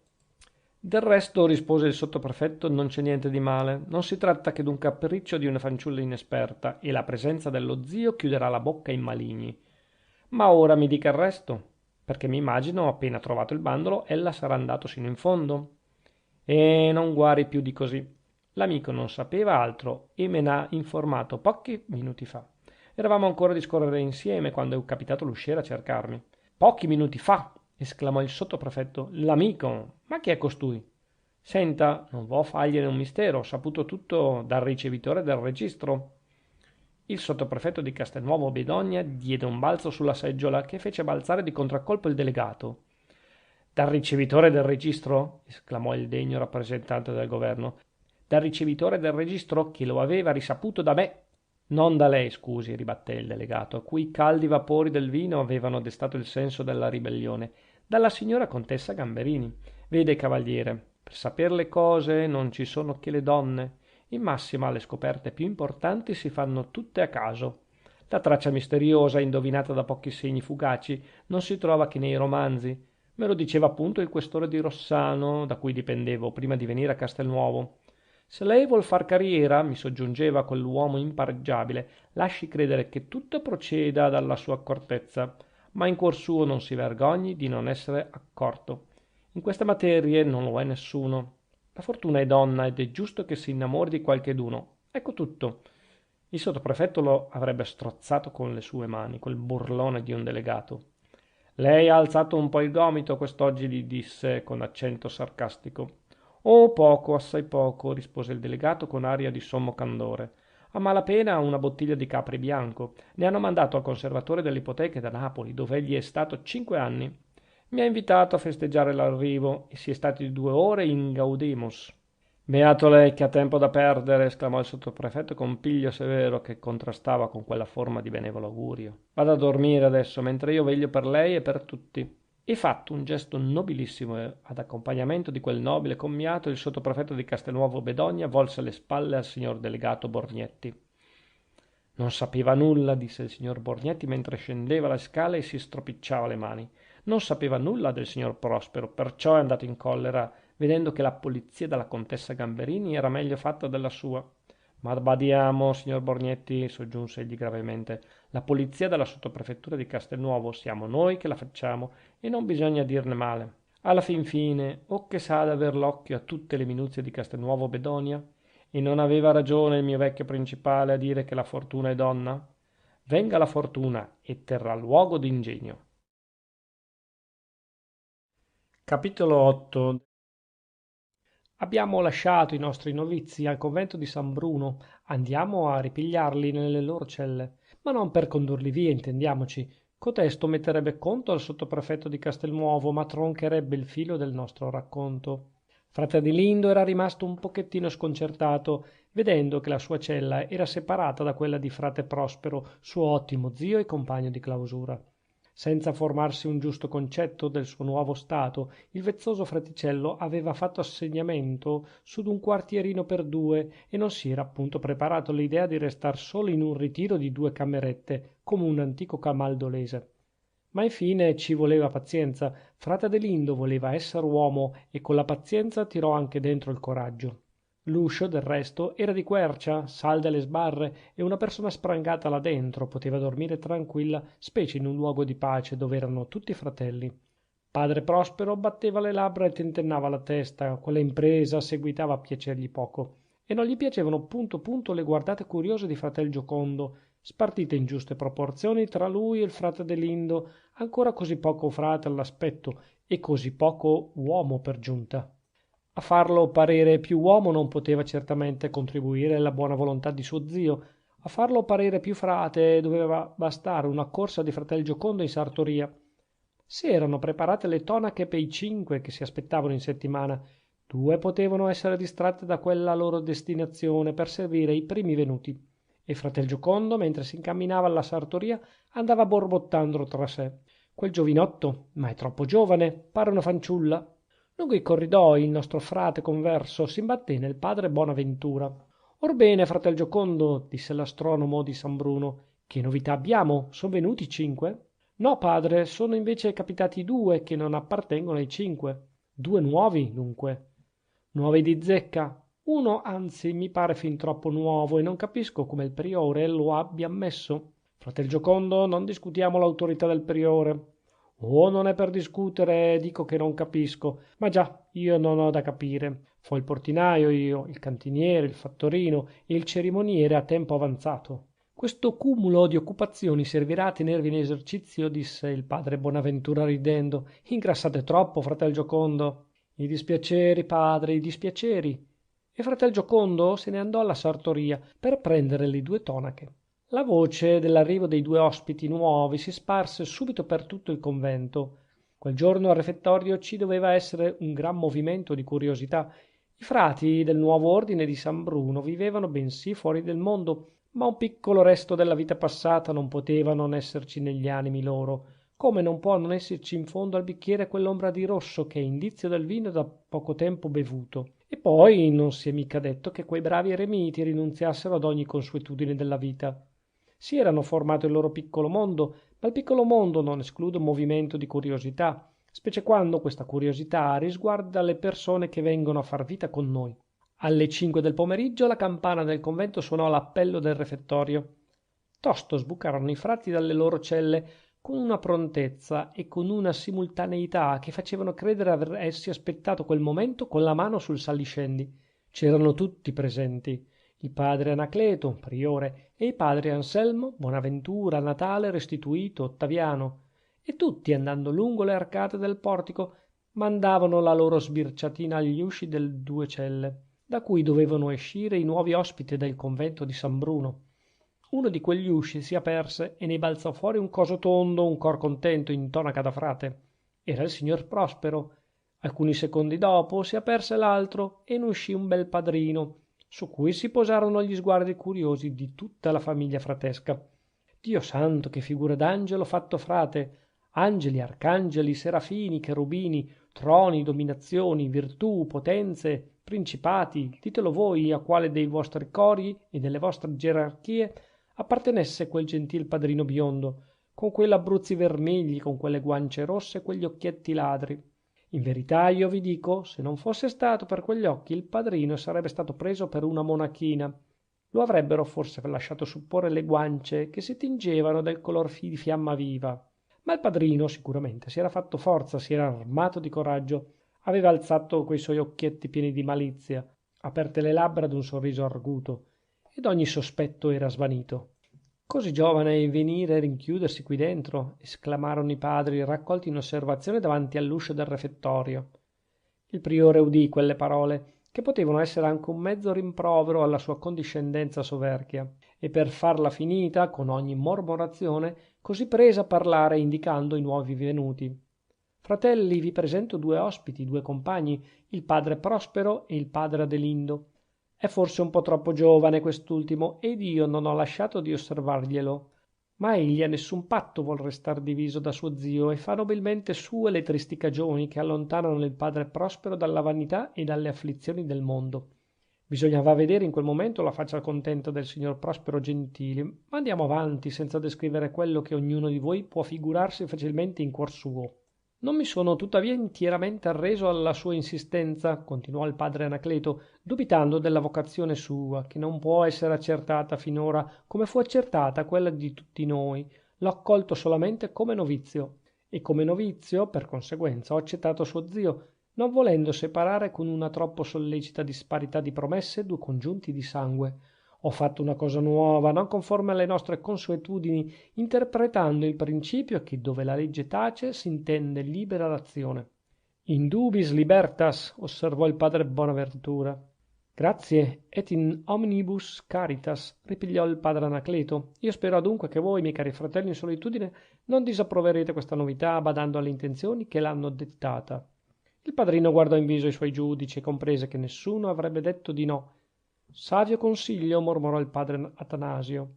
Come tutto ciò che esce dalla mente del nostro degno priore, aggiunse il padre restituto. Sia dunque così, col volere di Dio, replicò il padre Anacleto, non aspettando più altri segni di approvazione. E adesso, miei fratelli, andiamo a vedere come ci tratta il cuoco. Vi avverto, soggiunse, rivolgendosi ai due novizi, che qui si mangia male. E si beve peggio, borbottò fratel Giocondo, che chiudeva la marcia. Il padre Prospero credette obbligo suo di rispondere che egli e il suo nepote si sarebbero acconciati volentieri a tutto, pur di essere ammessi a vivere nella comunità di San Bruno. Povero signor Prospero, ci aveva sempre addosso gli occhi del padrino biondo, che quando voleva una cosa non c'era più verso di resistergli. Infine non si trattava più di andare al polo artico né alle sorgenti del Nilo, e poi con l'aiuto di Dio quella pazzia del chiostro non sarebbe mica durata eternamente. Il padre Anacleto si era dimostrato veramente un buon diavolo, non accettandoli che in qualità di novizi. Ottimo padre Anacleto. Il meno che si potesse fare con lui era di rispondergli a tono. Che? Anzi, più sarà frugale il pasto, meglio sarà per la mia salute, rispose il signor Prospero. Ingrassavo troppo, quantunque senza mia colpa. Del moto, fratello, del moto, raccomandò uno dei frati che si trovava vicino al signor Prospero. Bisogna combattere in tempo la polisarcia. Poli, balbettò il signor Prospero, inchinandosi al suo nuovo interlocutore. Sarcia, riprese quell'altro che era il medico della comunità, è un composto di due vocaboli greci, polis e sarcos, e significa abbondanza di carne. Questo non sarebbe a dir vero un gran male, ma la parola si usa impropriamente a significare un eccesso di pinguedine, il che si esprimerebbe meglio con la parola polipionia, ugualmente greca, pion volendo per l'appunto dire pingue. Vedete mo che diavoli ci ho in corpo, mormorò il signor Prospero. Polisarcia, polipionia, grazie tante, padre, il suo nome se è lecito. Tranquillo per servirla. È il nome che ho scelto entrando qua, e lo sono davvero, poiché in veni portum, e posso aggiungere col poeta spes et fortuna valete, sat melus istis ludite nunc alios. Il signor Prospero amò meglio restare nella sua ignoranza che domandare la traduzione del distico. Son cascato bene, diss'egli tra sé, son tutti sapienti qui dentro, ci hanno il greco e il latino sulla punta delle dita. Uno è astronomo, l'altro è chimico, un terzo archeologo, un quarto meccanico. Ma che Dio mi benedica, o non sono agronomo io? Un agronomo agrodolce per verità. Mi ha fatto tale il sottoprefetto di Castelnuovo. E la mia nepote mi fa frate. Si fermeranno qui l'una e l'altra?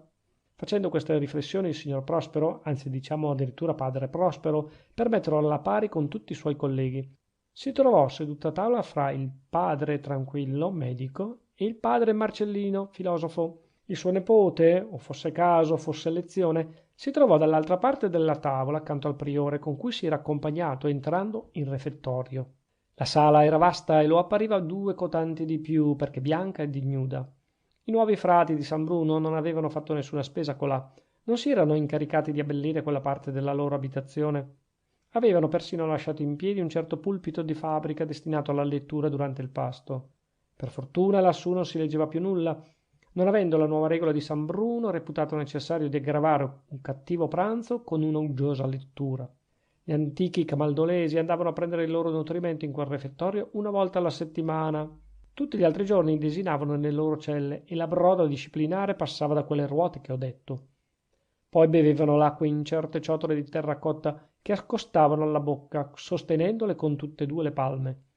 Un modo di bere piuttosto incomodo, ma era di rito, e i riformati di San Bruno, per accostarsi in qualche modo alle vecchie costumanze, avevano aboliti i bicchieri, attenendosi a certe ciotole di maiolica che non avevano neanche il pregio di escire dalle fabbriche del Ginori.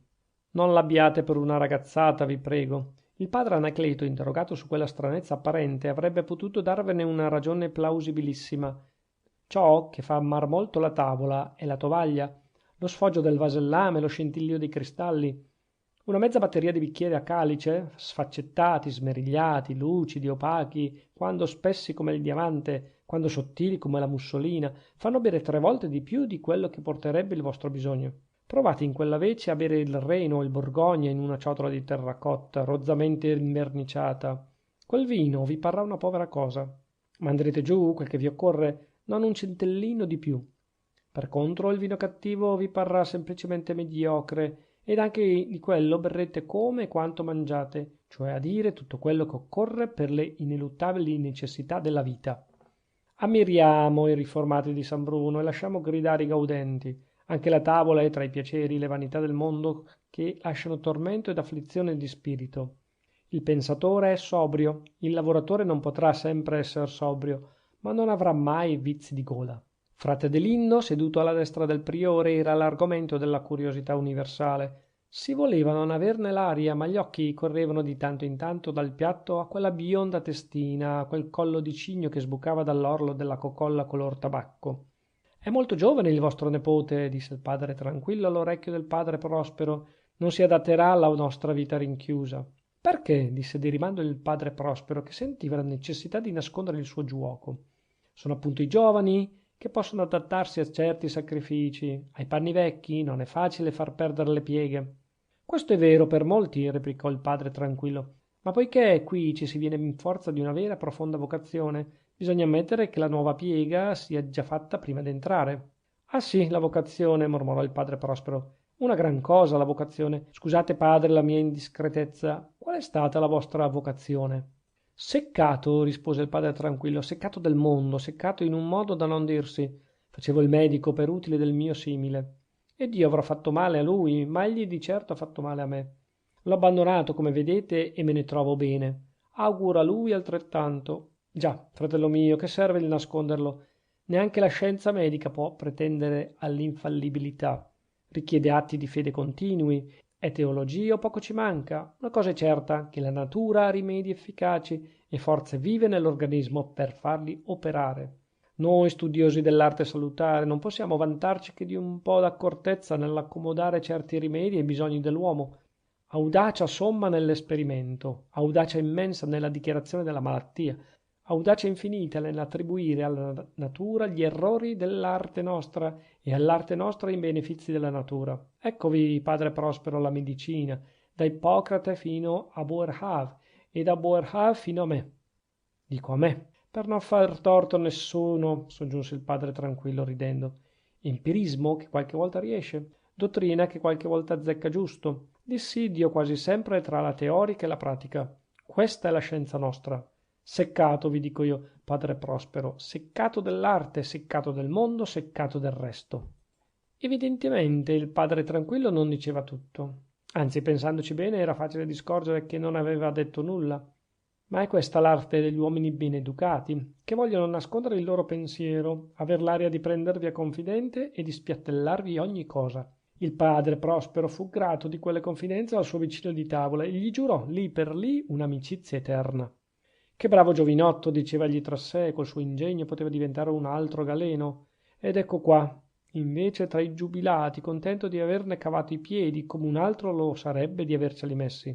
In verità non ho torto io a dolermi di essere uscito dalla via degli onori? Leggiadro collare della corona d'Italia, tu danzavi sempre, immagine cara, davanti agli occhi del signor Prospero Gentili. Di tanto in tanto quegli occhi si volgevano con paterna sollecitudine a quel biondo novizio che sedeva a fianco del priore, sostenendo abbastanza bene la sua parte di fraticello. Non arrossiva più il serafino, continuava in quella vece a parlar poco, e quel poco con un suo accento particolare, come se le parole gli si formassero in gola anziché nella classica chiostra dei denti. Nessuno, tranne il padre Prospero, doveva capire che quel vezzoso padrino si studiava di ingrossare la voce, nel lodevole intento di parere tutt'altro da quel che egli era veramente.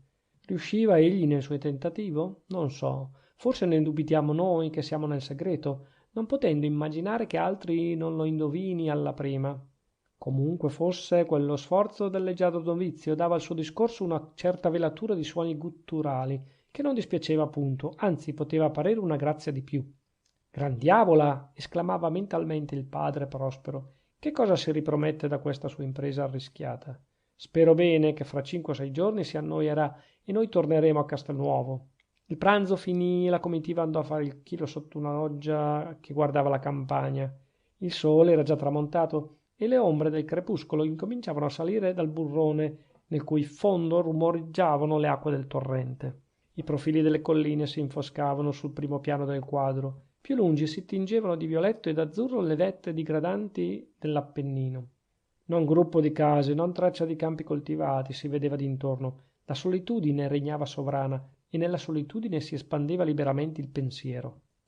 Tutti i giorni dopo il pranzo i frati di San Bruno solevano dividersi in piccole brigate ed anche in semplici coppie per andare a diporto di qua e di là, sortiti in familiari colloqui, che mutavano indirizzo secondo la composizione dei crocchi e gli umori del momento. Quel giorno invece dovevano raccogliersi tutti quanti sotto la loggia, star seduti a chiacchiera, come una società di buontemponi che mette in pratica il post prandium stabis della vecchia scuola di Salerno. Il padre Adelindo, che aveva preso un pochettino di confidenza coi suoi compagni di tavola, notò una cert'aria di somiglianza che traspariva da tutte quelle fisionomie.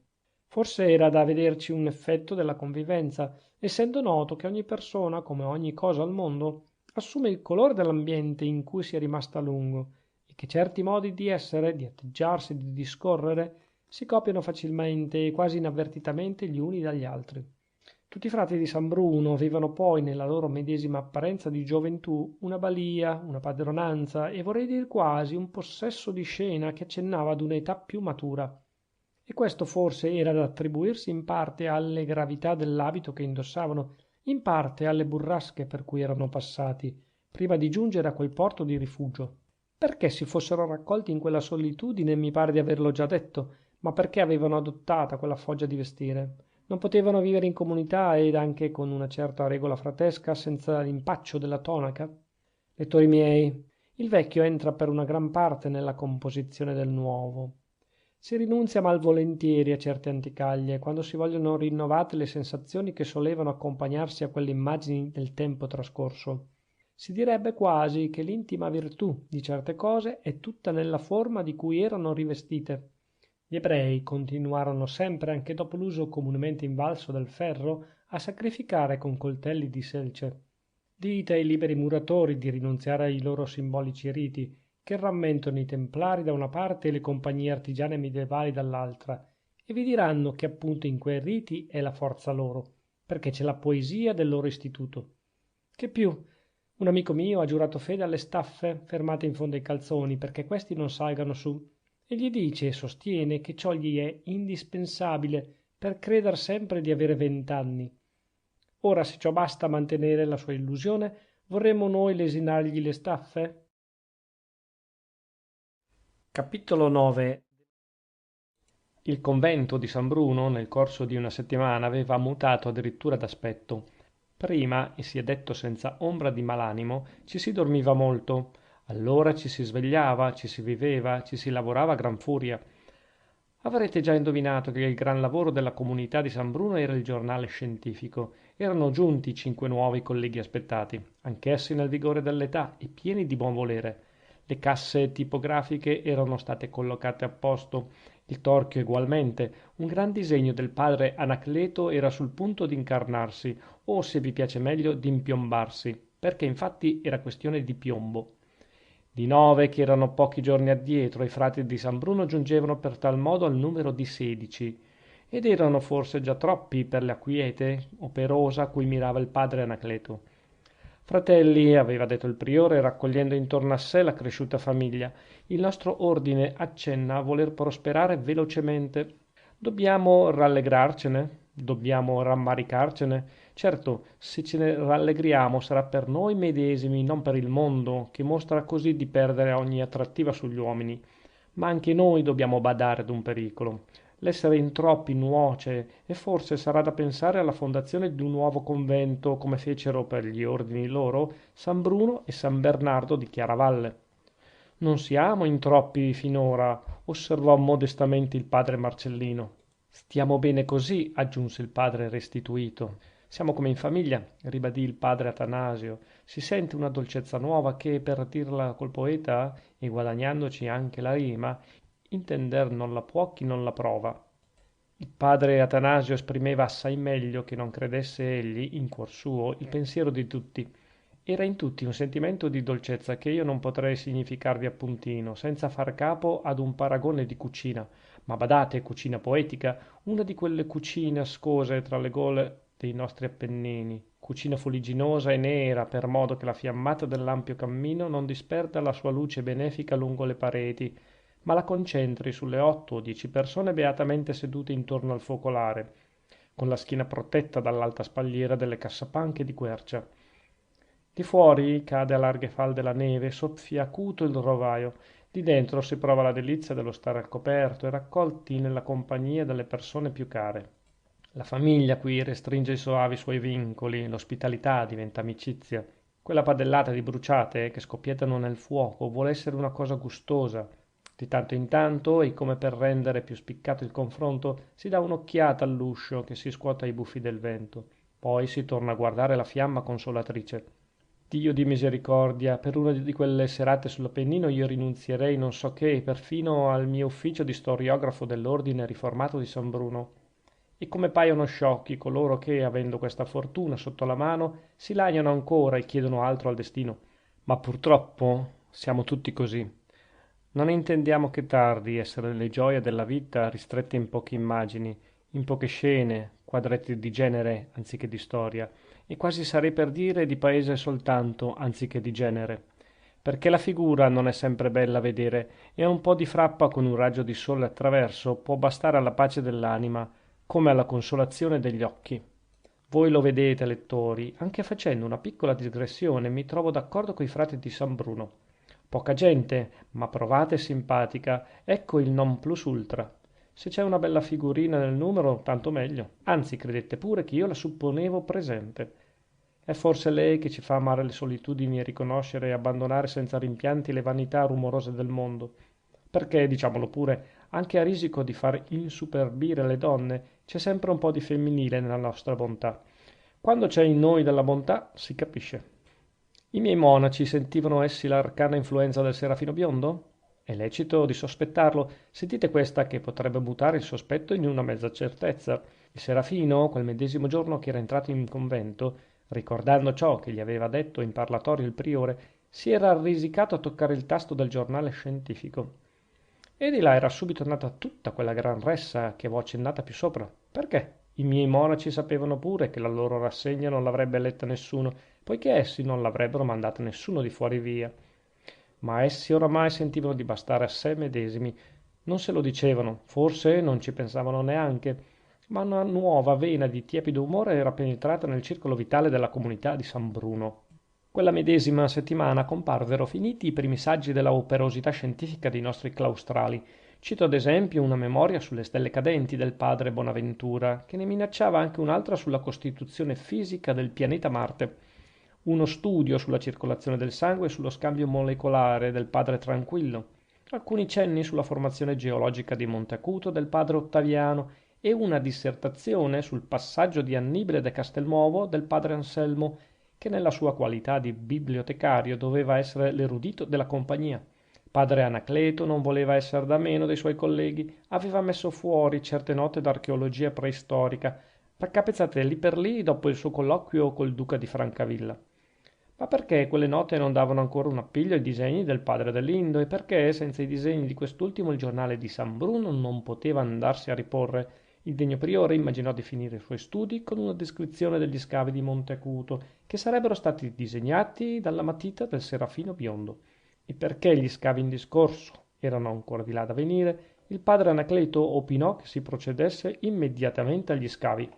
La spedizione archeologica fu prontamente deliberata. Si vogava sul remo al duca di Francavilla, ma questi non era che un dilettante, i nostri monaci volevano fare da senno. Inoltre il signor duca faceva i suoi scavi nella caverna della Ripa. I nostri monaci scelsero un campo più lontano, sul pendio settentrionale di Monte Acuto, nella caverna delle Streghe. Non vi starò a dire perché la chiamassero delle Streghe, lasciando immaginare a voi le leggende popolari che avevano assegnato quel luogo a notturno ritrovo delle amiche di Belzebù. Vi dirò invece, dando una sbirciatina nei quaderni del padre Anacleto, che il Monte Acuto, studiato da quella parte, appariva incoronato da banchi di formazione terziaria, posti orizzontalmente sopra gli strati verticali della calcarea compatta giurassica, onde era formato il nocciolo di quella catena montuosa. Quei banchi di calcarea grossolana, o meglio d'un sabbione indurito, erano tutti ripieni di gusci d'ostriche ed altri bivalvi, come l'arca di Luvi, la Venus rugosa, la terebratula bipartita, non senza tracce di polipi, di echini ed altri resti organici poco determinabili. La costiera del monte era brulla o quasi, soltanto tra le fenditure della roccia spuntava qualche ciuffo d'erba e qualche arbusto malinconico e scarno, che pareva maledire la sorte da cui era stato sbalestrato lassù. La caverna delle Streghe, vuoi per la difficoltà dell'accesso, vuoi per la tristezza del nome, non era mai stata esplorata. Soltanto poteva esserci stato qualche pastore od anche qualche bandito a rifugio, e delle scarse visite faceva fede una piccola traccia di sentiero, meglio intraveduta da lunge che potuta seguitare da vicino. Segnar meglio il sentiero e nei punti malagevoli renderlo più sicuro, scavando qualche gradino nella roccia, fu la prima cura dei nostri esploratori. Intanto il priore, seguito dal Serafino e dal padre Prospero, andava oltre verso l'ingresso della caverna. Se non che il padre Prospero, afflitto dalla sua polisarcia, che gli sembrava già a due tanti più grave, dopo che il padre tranquillo gliel'aveva battezzata col suo nome scientifico, protestò ben presto di non poter seguitare i due scoiattoli, a cui si era accompagnato con una fiducia superiore alle proprie forze, e come Mosè, in vista della terra promessa, si accasciò presso un cespuglio, in vista della buca, che gli pareva ancora troppo lontana, quantunque non ci fosse più a fare che un centinaio di passi. Andate, andate, diss'egli, ricolgo il fiato e vi raggiungo. E si sdraiò su un lastrone, soffiando come un mantice.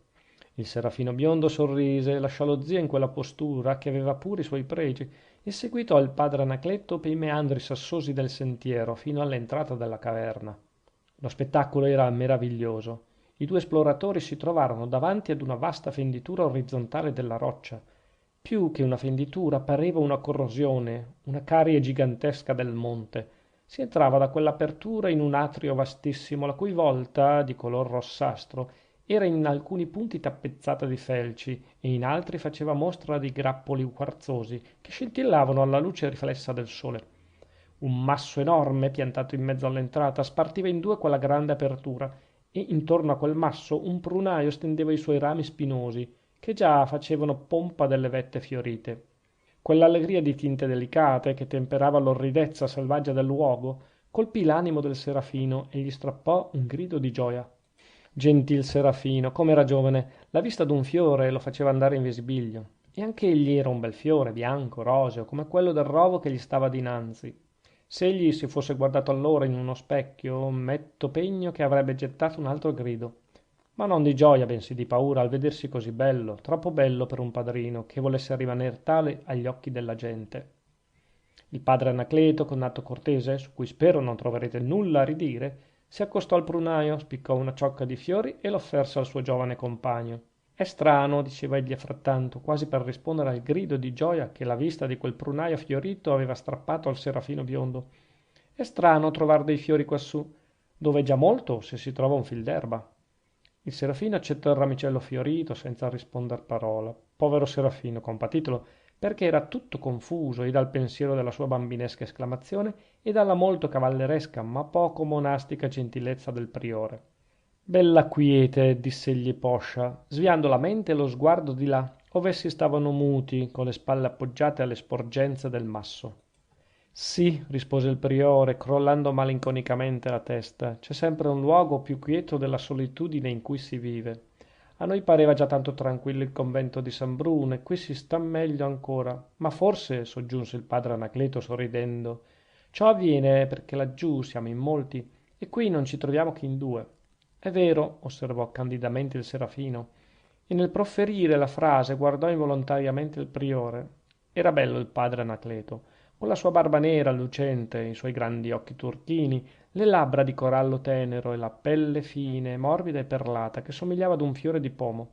Inoltre parlava con un accento così dolce e così penetrante ad un tempo. Il serafino non aveva mai osservata prima d'allora una cosa simile e quella scoperta e il pensiero di averla fatta lo turbarono grandemente, senza che pure egli ne sapesse il come e il perché. Dove sarà rimasto mio zio? Gridò egli ad un tratto e si spiccò dall'ingresso della caverna per andare verso la china del monte. Vado io, se permettete, gridò il priore trattenendolo con un cenno della mano. Voi siete così giovane, amico mio. Riposatevi. Il serafino chinò la testa e si ritrasse per lasciar passare il compagno. Nello sguardo a lui rivolto dal priore egli aveva creduto di scorgere un'aria di mezzo rimprovero e fu quasi pentito del suo movimento involontario. Poteva anche pentirsi della piccola bugia che gli era sfuggita, anche quella involontariamente. O non lo aveva egli veduto dove era rimasto suo zio? Ma già, benedetti giovani, quando incominciano a confondersi. Il padre Anacleto scendeva giù pel sentiero e il serafino stava fermo sull'ingresso della caverna a guardarlo. Agli occhi suoi il priore non aveva più una tunica di frate, ma in quel punto era un cavaliere del 1300 e indossava il lucco fiorentino. Anche il cappuccio poteva stare, poichè era una foggia medievale comune a tutti, e monaci e cavalieri. Padre Anacleto, mormorò il serafino, quali dispiaceri lo avranno condotto a fare questa vita solitaria? Se non avessi avuta questa sciocca paura, avrei potuto domandarglielo. Non voglio aver paura, non l'avrò più. Il padre Prospero, cercato con una premura che egli era ben lungi dal sospettare possibile, stava a colloquio col padre tranquillo che lo aveva raggiunto da pochi momenti. Il degno uomo si era fermato e sdraiato in quel punto della salita per ricogliere il fiato e continuava ancora in quella rumorosa occupazione quando gli capitò dinanzi il medico della comunità di San Bruno. Su su, gli disse il padre tranquillo, queste passeggiate sono il rimedio della polisarcia. Speriamolo, rispose il padre Prospero, ma proprio credete che sia una cosa grave? Grave, secondo si intende. Per esempio, se non pesa a voi tutto qualche carico di oleina, di stearina, che portate continuamente addosso, il male non è grave di certo. Ah, stearina, oleina. E poiché siamo a parlare di queste materie combustibili e illuminanti, vorreste dirmi, padre tranquillo, che cosa potrei fare per liberarmene? Regime di vita, da che deriva la polisarcia, infatti. Cause remote assegnate a questo incomodo dell'umanità sono il clima freddo e umido, che qui non c'entra affatto, il temperamento linfatico, che nel caso vostro mi pare c'entri anche meno. Finalmente la vita sedentaria e l'uso di cibi in quantità soverchie e troppo nutritivi. Quale di queste due ultime cause abbia avuto maggior parte nel vostro aumento di volume, fratello carissimo, io non so, perché da troppo pochi giorni ci conosciamo e voi non mi avete fatte le vostre confidenze. Ma io sospetto che tutte e due ci abbiano lavorato. Del resto i rimedi sono molti e tutti adatti, qualunque sia stata la causa del male. Aria sottile montanina, eccola qui, esercizi del corpo, eccoli qui, cioè no, non li vedo per ora poiché siete seduto, ma per venir fin qua e per tornare al convento avrete fatto un bel po' di ginnastica. Vi raccomanderei inoltre l'uso dei subacidi, non già dell'aceto, che potrebbe essere cagione di flogosi. Flogosi? Esclamò il padre Prospero. Di grazia, che bestia è! Non fate caso, è una delle nostre parole difficili con cui si cerca di ingrossare un pochettino le molestie dell'infermo e le benemerenze del medico. Dite pure infiammazione, è lo stesso che flogosi. Eravamo ai subacidi, aggiungo le acque sulfuree o saline, quelle di Seltz e di Sedlitz, e segnatamente la dieta.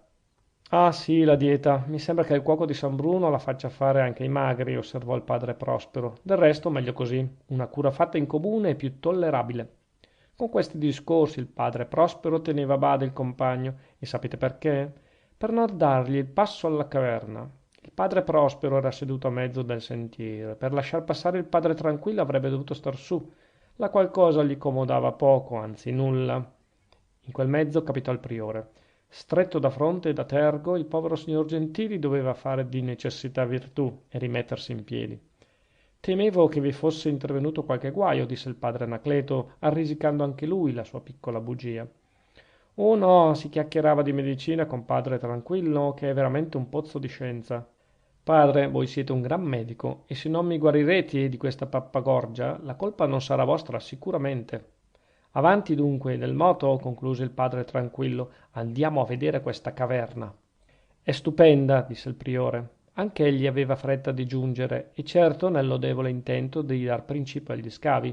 Anche gli altri compagni, tracciato alla meglio il sentiero, incominciavano a venire sulle orme dei primi.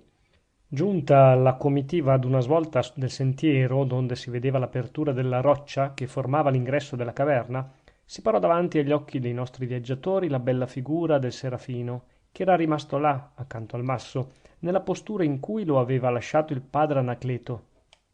Miracolo, gridò il padre Atanasio, un'apparizione. San Bruno adolescente, soggiunse il padre Ottaviano. Dite piuttosto Santa Teresa o qualche altra santa claustrale, entrò a dire il padre Marcellino. Col paragone femmineo, del resto naturalissimo per chiunque avesse veduto in quel punto il fraticello solitario, ritto in piedi sull'ingresso della caverna, turbò fortemente il padre Prospero, che temeva sempre di vedere scoperto il segreto della signorina Adele Ruzzani, sua bella e capricciosa nepote. Sì, infatti, balbettò egli, il mio nepote ha una faccia che sembra piuttosto una ragazza, beato lui che conserva la sua gioventù. Rimpiangereste forse la vostra? Domandò il priore. Essa non vi servirebbe a nulla nel chiostro di San Bruno. Dopo tutto, rispose il padre Prospero, ed anche a non servirsene affatto, mi pare che la gioventù, ditelo voi, padre tranquillo, che sapete tante cose, la gioventù è proprio così inutile come mostra di credere il nostro degno priore? La gioventù, disse il padre tranquillo, è uno degli elementi della salute. Direi quasi che è il solo, almeno, soggiunse temperando la frase, si potrebbe sostenerlo con qualche apparenza di verità. Infatti, tutto ciò che noi facciamo per la nostra salute, quando la gioventù se n'è andata, non è che un seguito di palliativi, più o meno felici, per dissimulare la mancanza di un elemento essenziale. Ne parlavano con molta tranquillità, di palliativi e di salute, essendo tutti così giovani che il più vecchio di loro passava a malapena i 40. Ed era strano il vederli, ancora più strano del vedere quel biondo serafino in abito da frate. Era strano, dico, di vedere tanti uomini, giovani ancora, e già stanchi delle tempeste della vita. Stanchi delle tempeste, così felici, così allegri nella piccola compagnia di naufraghi che erano riusciti a formarsi entro una piega dell'Appennino. Il contrasto tra il grande e il piccolo mondo, tra la società naturale e l'artificiale, non poteva essere più spiccato di così. Il vantaggio restava alla società artificiale, per la semplicissima ragione che la naturale si è fatta da sé, laddove l'artificiale ce la foggiamo da per noi e ci prendiamo gusto fino a tanto che dura. Ma in fin dei conti, o non è la medesima cosa nel gran mondo? L'umanità vive con tutti i suoi dirizzoni e con tutte le sue tirannie. Noi in quella vece passiamo. Guastarci il sangue, che giova? O non è forse meglio lasciar correre tutto ciò che vuol correre e lasciar stare tutto ciò che vuol stare?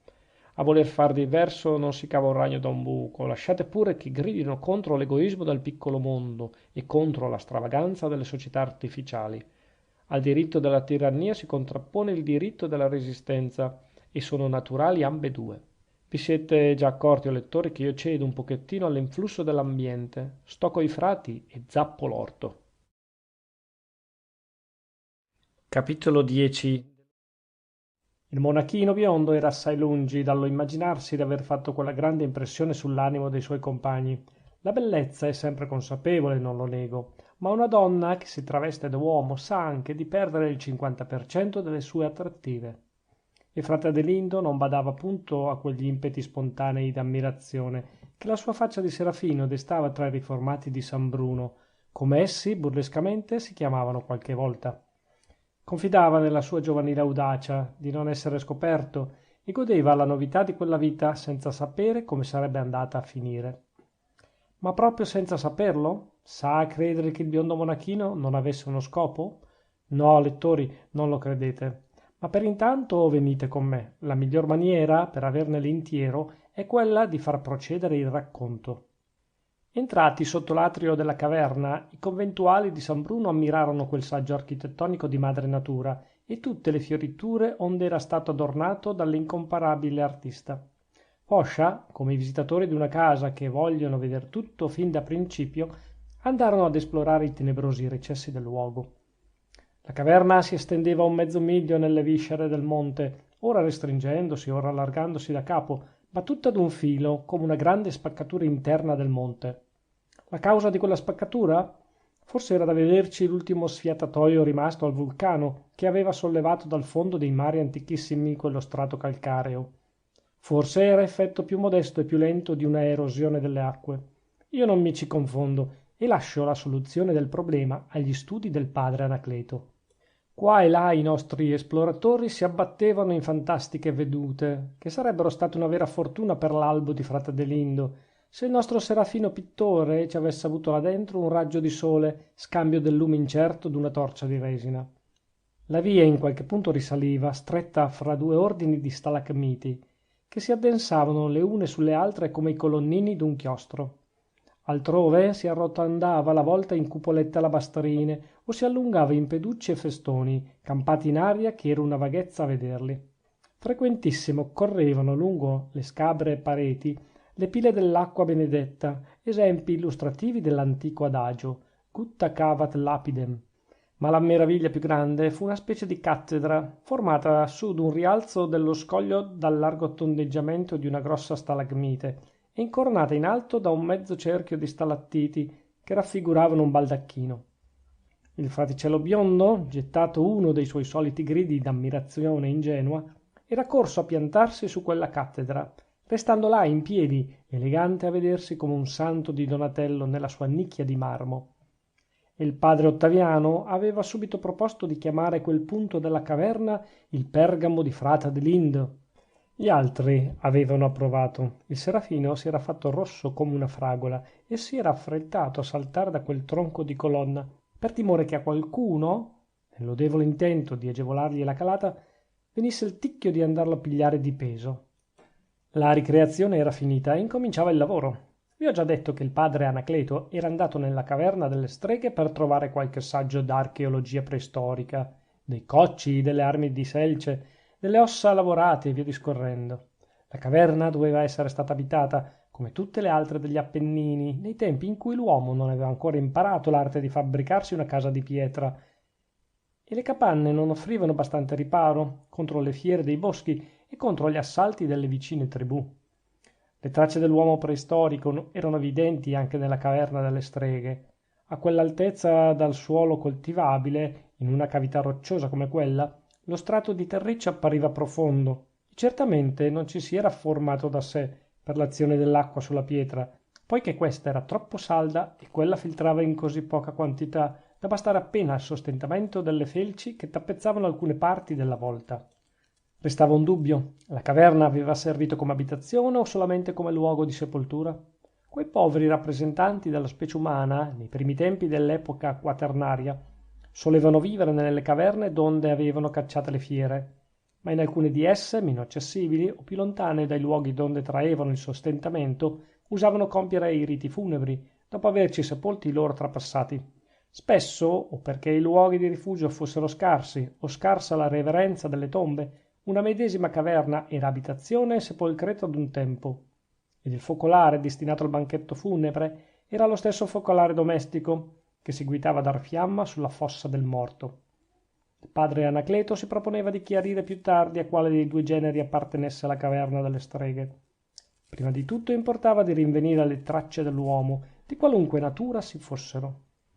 E il nostro esploratore, dato uno sguardo in giro per argomentare dalla curva delle pareti da qual lato fosse la maggior profondità del terreno, deliberò di incominciare gli scavi poco lontano dal mezzo dell'atrio e verso l'interno della montagna.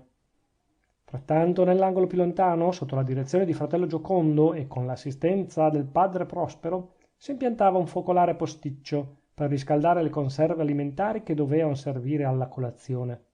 I primi colpi di vanga furono dati alla svelta e con molta confidenza, ma come fu scotennato il terreno, l'opera procedette a mano più riguardosa, volendo il padre Anacleto por mente a tutti gli avanzi che si sarebbero rinvenuti e soprattutto riscontrare nel taglio verticale del terreno la successione degli strati, certamente riconoscibili alla diversità di colore e di composizione, corrispondenti qualche volta ad età d'uomini, ma più spesso a gradi e a ricorsi di civiltà, presso quelle povere genti che in Italia precedettero l'arrivo e la diffusione della schiatta pelasgica. Infatti, nei primi strati si incominciarono a trovare rottami di stoviglie, il cui colore rosso carico significava una diligente cottura, e le sagome tondeggianti e qualche traccia d'ornato lineare accennavano un certo grado di perfezione a cui era giunta l'industria figulina. E questo poteva denotare che gli abitanti della caverna, ancora mezzo selvaggi, erano in relazione con gente più civile o abitante al piano o venuta pur dinanzi da lontano paese, presso cui le arti più utili alla vita erano già abbastantemente avanzate. Proseguendo gli scavi, i cocci apparivano in forma più rozza e di meno diligente cottura, fino al segno di parere a malapena riscaldati dal fuoco. Indizio evidentissimo d'una industria casalinga che non conosceva commerci né intendeva nulla di perfezionamento nell'arte. Quanto alle ossa lavorate e alle armi di selce, non se ne vedeva pur l'ombra. Cosa naturalissima, fintanto che non si scoprisse una tomba. Infatti le armi di pietra e le ossa ridotte ad uso domestico, essendo allora preziosissime per la difficoltà del loro adattamento, erano più rare, ed era già molto che se ne mettesse un saggio accanto ai cadaveri, quasi a non privare i morti di ciò che avevano avuto di più caro e di più utile nella vita. Il padre Anacleto spiegava ad alta voce tutte queste belle cose mentre dava occhio al proseguimento dell'opera. Gli strati del terreno si succedevano con varia vicenda di chiaro e di scuro. Tutto ad un tratto le vanghe diedero un suono sordo, come di cosa asciutta e consistente che si sfaldi. E venne fuori una sostanza grigia lamellare, in cui si riconobbe tosto uno strato di ceneri. qui per l'appunto cascava il dubbio. Erano quelle ceneri un avanzo di banchetto funebre o indizi di un focolare domestico? Il padre Anacleto, interrogato dal serafino biondo, che prendeva tanto diletto in quella esplorazione quanto suo zio ne prendeva negli apparecchi della colazione, mostrò di credere al banchetto funebre anziché al focolare domestico. E ne disse anche le ragioni, verbi grazie alla postura del deposito, che non corrispondeva alla naturale collocazione d'un focolare. La caverna, essendo abitata da una famiglia o da un aggregato di famiglie consanguinee sotto l'autorità d'un capo, non era da credersi che il focolare fosse posto quasi nel mezzo per dar noia a tutti, laddove la presenza delle ceneri, intesa come avanzo d'un banchetto funebre, si spiegava benissimo colà, portando la consuetudine che il fuoco si accendesse sulla tomba del congiunto a cui si facevano i funerali. Accanto all'ammasso di cenere si scopersero altri cocci ed ossa di animali domestici, ma rotte irregolarmente e qua e là intaccate da solchi poco profondi. I banchettanti ci avevano di sicuro lavorato attorno coi denti.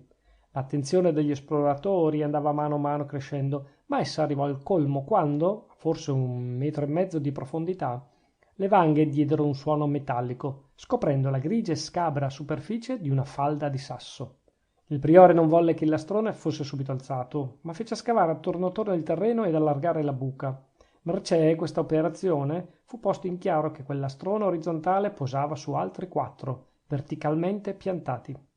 Un silenzio religioso regnava nella caverna, qualche cosa di sepolto 5 o 10.000 anni addietro stava per ritornare alla luce. A voi, fratello Adelindo, disse il priore, copiate questa forma di sepoltura prima che sia scoperchiata. Il serafino biondo mise mano al suo albo e segnò con pochi tratti sulla carta il fondo della buca, sul cui orlo si era seduto. Come ebbe date le ultime ombreggiature al disegno, si tirò da banda e fu rimosso il lastrone. Apparve prima di tutto, cioè diciamo le cose come stanno, non apparve niente, che non poteva dirsi qualche cosa almeno per gli occhi il terriccio nerastro di cui era piena la buca, ma rimuovendolo con garbo incominciarono a presentarsi al tatto, quindi alla vista, alcuni frammenti d'ossa in cui, e per la forma loro e per la collocazione che avevano, il padre Anacleto ravvisò le coste di uno scheletro umano. Mescolati a questo si rinvennero parecchi ossicini di forma irregolare e di grandezze diverse, che potevano appartenere al carpo e al metacarpo delle mani. Così era infatti, e si trovarono anche le falangi delle dita, segno che il cadavere era stato composto là dentro con le mani incrociate sul petto. Proseguendo l'opera con ogni diligenza maggiore, per non iscompigliare la disposizione anatomica delle parti, si scopersero i radi, gli omeri, indi il teschio e via via tutte le membra di quella postura di persona raggomitolata a cui era stato costretto il cadavere per farlo capire in quella piccola buca. Il serafino biondo aveva ripigliato il suo albo e quegli avanzi di un corpo raccolto nel sonno eterno furono ritratti dalla matita sulla carta. Dopodiché, pezzo per pezzo, lo scheletro fu levato dalla fossa e collocato in un canestro. Il teschio era benissimo conservato e la bianchezza e la porosità del tessuto osseo facevano fede di molta antichità, non meno che dell'asciuttezza del suolo. Del resto alla sua superficie allappava la lingua, cioè a dire che vi lasciava quella impressione accompagnata da un cotale asciugamento che fanno sulle labbra e sul palato certe sostanze acerbe o amare. Voi qui, lettori umanissimi, farete le meraviglie ed anche qualche gesto di orrore, pensando che se quelle ossa allappavano la lingua, bisogna dire che qualche lingua ci si fosse accostata. Ma che volete farci? I dotti son fabbricati così e non c'è verso di mutarli. Sanno che quel gusto d'asciutto ed acerbo nella superficie delle ossa è indizio d'antichità e l'accertamento d'un fatto così importante val pure un piccolo sacrifizio. Del resto, o non avete mai veduto nei quadri Santa Maria Maddalena al deserto? Anche lei bacia un teschio e senza averci la scusa dell'amore della scienza. Pure nessuno di voi inorridisce vedendo una cosa simile. Non inorridite dunque, vi prego, se vedete il padre Anacleto accostare la lingua all'osso frontale o al parietale di un povero sepolto di 50 o 100 secoli fa. E tiriamo avanti. Le suture del cranio, molto visibili nella loro indentatura, indicavano una persona giovane. L'altezza mediocre dello scheletro e la forma del pelvi lasciavano argomentare che fosse lo scheletro d'una donna. I denti erano piccoli, bianchi perlati, e lo smalto era integro. Fatto meraviglioso, quantunque abbastanza comune in simili scoperte. Accanto al teschio e proprio all'altezza dell'orecchio era una piccola coppa d'argilla nera in cui si rinvenne una sostanza grumosa e rossiccia. Era la terra d'ocra di cui gli antichissimi nostri progenitori, non dissimilmente dai moderni selvaggi d'America, usavano tingersi le membra. Un'altra particolarità indicava che quello scheletro apparteneva ad una donna ed era la mancanza d'armi nel sepolcro, mentre c'erano in quella vece parecchi aghi e punteruoli d'osso di cervo, quelli riconoscibili dalla cruna, questi dal capo tondeggiante. Una cinquantina di conchiglie bucate, che si raccolsero nel terriccio a poca distanza dalle prime vertebre, dimostrava che la donna era stata sepolta con la sua collana, e che essa era certamente di condizione non povera, poiché aveva un monile di quella fatta, composto di tal materia che doveva essere cavata da luogo lontano. Rammentate infatti che la caverna era sull'Appennino e distante parecchie giornate dal mare. Tutti quegli avanzi, raccolti con diligenza dal fondo della buca, erano a mano deposti in un canestro. Il padre Anacleto ci vedeva il principio d'un museo preistorico di San Bruno. La caverna delle streghe, vasta com'era, poteva dar tesori alla scienza. Verbigrazia, una cinquantina di scheletri, che tenuti ritti con acconcie legature di fil di ferro e disposti in bell'ordine, con tutti gli utensili, armi, amuleti ed ornamenti rinvenuti nelle tombe, avrebbero raccontato una bella pagina di storia delle prime genti italiche e dati di elementi ad ingegnose induzioni. Sarebbe riuscito in verità un museo da attirare molti curiosi al monastero di San Bruno, ma come sapete quei bizzarri conventuali non gradivano le visite del prossimo e la loro scienza amava tenersela tutta per sé. Frattanto il monachino biondo avrebbe ricavato i disegni di tutta quella ricca collezione scientifica. Udendo i discorsi del padre Anacleto, egli si rallegrava in cuor suo di possedere quel piccolo talento del disegno.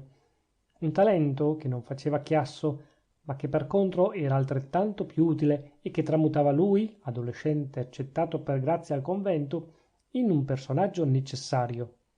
Bisognava vederlo il nostro Serafino seduto sulla proda del fosso col suo ginocchio piegato, l'albo sul ginocchio e la matita in aria. Il soggetto dei suoi disegni era malinconico. Per la prima volta in sua vita Adelindo Ruzzani adoperava la matita a copiare gli scheletri. Ma che cosa non si farebbe per l'amore della scienza?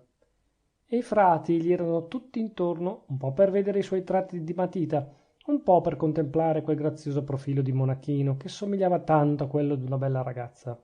Bene, bravo, stupendo, erano le parole con cui essi incoraggiavano il pittore. Metto pegno che Raffaello d'Urbino non ebbe tante lodi dai personaggi che andavano nel suo studio a vederlo lavorare, ma sono anche disposto ad ammettere che Raffaello ne avrebbe avute altrettante se, scambio di esser lui, fosse stato ad esempio la Fornarina. Capitolo 11. La gita archeologica alla caverna delle streghe parve restringere vien meglio, seppure la cosa era possibile, i vincoli fraterni della famiglia di San Bruno. Tornati lassù, i miei frati da burla erano più amici che mai. Solo al modo con cui si davano a vicenda il buongiorno e la buonasera si sarebbe detto che erano sempre lì per abbracciarsi, non pure all'ombra discreta dei corridoi, ma anche alla viva luce del sole. I miei frati da burla si muovevano tutti in un'orbita, di cui Adelindo Ruzzani era il fuoco. Ma che serve più chiamarlo Adelindo?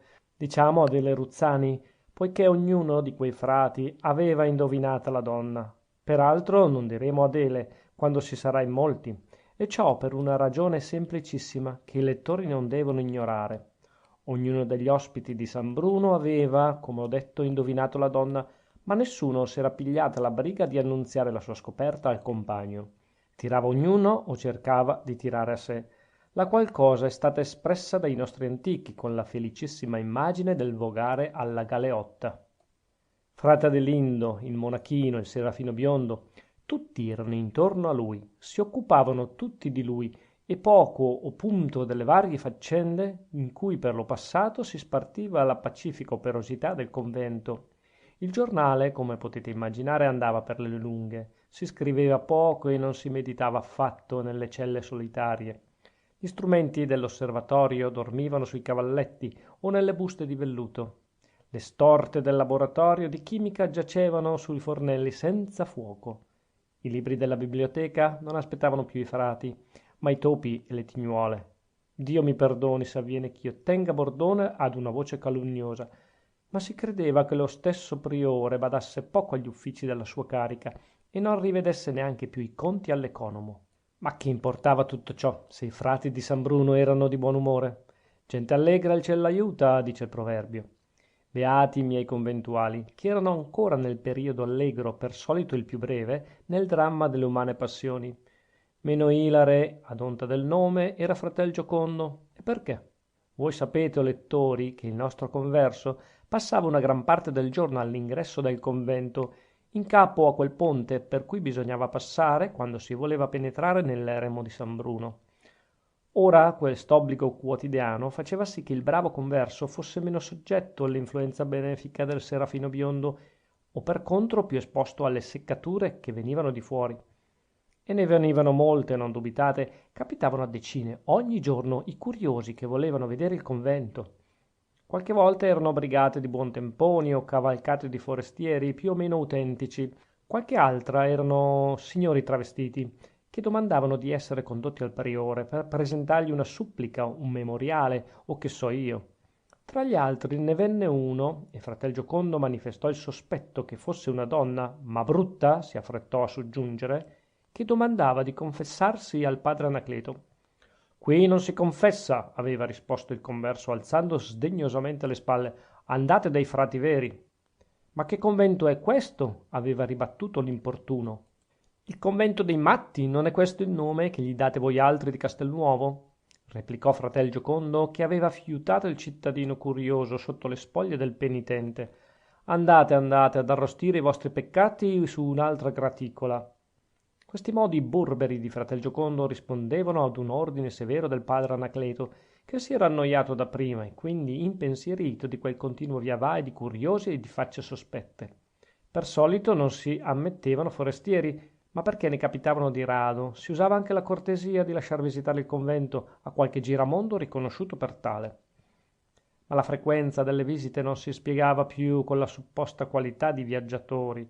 Evidentemente erano castelnovesi indiscreti che venivano a bracare i fatti altrui. E questa ancora non sarebbe stata una seccatura più o meno tollerabile secondo i casi e gli umori. Ma il padre Anacleto aveva sospettato che ci fosse sotto dell'altro e si era affrettato a proibire l'ingresso ad ogni genere di persone. I contadini che portavano qualche cosa al convento potevano accontentarsi di trattare col frate converso e neanche era necessario che capitassero in due per portare un canestro di uova o di frutta. Se poi qualcheduno voleva parlare con padre Atanasio o con padre Marcellino, restasse sul ponte a prendere una boccata d'aria fresca, fintanto che il converso tornasse con la persona chiamata o con un suo rifiuto di farsi vedere, come più spesso accadeva. Una volta, peraltro, fu chiamato il padre Prospero, e questi, non che ricusare di lasciarsi vedere al parlatorio del ponte, non mostrò nessuna meraviglia d'esser stato chiamato. Che voleva dir ciò? Voleva dire che la visita non gli giungeva inaspettata, che anzi gli era stata annunziata in una certa lettera, ricevuta il giorno prima. Lettera da lui meditata a lungo e non fatta leggere al serafino biondo. Ci aveva i suoi piccoli segreti il signor Prospero Gentili. A dirvela schietta, il brav'uomo incominciava a seccarsi di tutto quel ronzio quotidiano di frati apocrifi intorno al monachino biondo, che era senza fallo il più apocrifo di tutti. E la lettera misteriosa, che 10 giorni prima lo avrebbe sconturbato quel tanto, gli giunse invece graditissima, come l'annunzio d'un amico a chi s'annoia in campagna, anzi meglio, come la voce d'un salvatore a chi è sul punto d'affogare. Donde si vede chiaro che ogni cosa può tornar utile e piacevole purché giunga a suo tempo. Seguitiamo il padre Prospero e vedremo anche noi il personaggio che lo faceva correre con tanta fretta al parlatorio del ponte. Ma già voi siete capaci di averlo indovinato, lettori, e mormorate già il nome del... Sicuro, avete indovinato, era lui. Il signor Prospero entrò risoluto nella stanza del parlatorio, ma come fu davanti al suo visitatore e come si avvide che questi lo guardava con aria tra curiosa e canzonatoria, rimase lì grullo e confuso. Il pover'uomo, nell'atto di recarsi al colloquio, non aveva pensato ad una cosa, vo dire a quella tonaca di color tabacco che involgeva la sua rispettabile circonferenza. e il pensarci allora, sotto l'esame di quegli occhi indagatori, gli fece sentire quanto fosse ridicolo nella sua veste da frate. Quell'altro aspettò che fosse partito il converso e l'uscio del parlatorio rinchiuso alle spalle del signor Prospero. Indi si lasciò andare sopra uno dei seggioloni di cuoio che decoravano la sala e diede uno scoppio di risa. Ah, signor Prospero, anzi no, padre Prospero, mi permetta, voglia compatire, voglia scusare questo piccolo sfogo di ilarità. Ma è proprio lei? Sogno o son desto, come dicono in tragedia? Dovevo capitar qua per vederla in tonaca o cocolla? Quanti voti ha già pronunziati di grazia? Vuol permettermi, padre Prospero mio reverendissimo, che io le baci la santa mano? Il signor Prospero lasciò passare quella raffica di motteggi, a cui non oppose che un malinconico tentennamento del capo. Forza maggiore, signor cavaliere, forza maggiore, diss'egli poscia con aria contrita. Potevo provarmi a far diverso da ciò che voleva quella birichina? E via, un tutore, un uomo grave come lei, quasi un commendatore, non trovare in sé quel tanto di forza che bastasse a farle vincere un capriccio di ragazza, soprattutto poi non avvertirmi di nulla. Sì, sì, lei ne parla a suo comodo, rispose il signor Prospero, ma dovrebbe mettersi un po' nei miei panni d'allora, non in questi, soggiunse con una bonarietà che sapeva quasi di arguzia. Dovrebbe considerare, signor cavaliere, che non era più tempo di oppormi, di far trionfare la mia volontà. Si figuri, ero scapolo e mi son conservato tale perché volevo troppo bene alla figliuola di mia sorella. Era il mio occhio destro, quel caro demonietto, e dal sinistro ci ho sempre veduto poco. L'Adelina aveva 6 mesi che io incominciavo già a fare tutto quello che voleva lei. Appena mi conobbe, mi tirò i baffi e io non l'ebbi per male. Poi, fatta più grandicella, prendeva un gusto matto a darmi noia, a stracciarmi il giornale, per farne agli uccellini i cappelli da generale, a scompigliarmi lo scrittoio, a rovesciarmi la boccetta dell'inchiostro, per dipingere le sue signorine vestite all'ultima moda, a rubarmi il mio berretto da notte per far la cuccia al suo gatto. Ma siamo giusti, mi voleva un gran bene e mi diceva, caro zio, in un certo modo. Era lei che ricamava le mie babbucce, la custodia dell'orologio appesa accanto al mio letto, l'ha fatta lei con la mia papalina di velluto con la nappina d'oro. Voleva ammogliarmi? Sì, anche quest'idea stramba m'è passata per la testa. Adelina aveva allora 11 anni. Domandai il suo riverito parere ed ella me lo diede negativo. Zio Prospero, mi disse, che bisogno hai tu di prender moglie? Non ci sono io per aver cura delle cose tue, per ricamare le tue babbucce e per badare che non ti manchi nulla, né l'acqua fresca nella boccia di cristallo, né il mazzo di rose nel vaso di porcellana?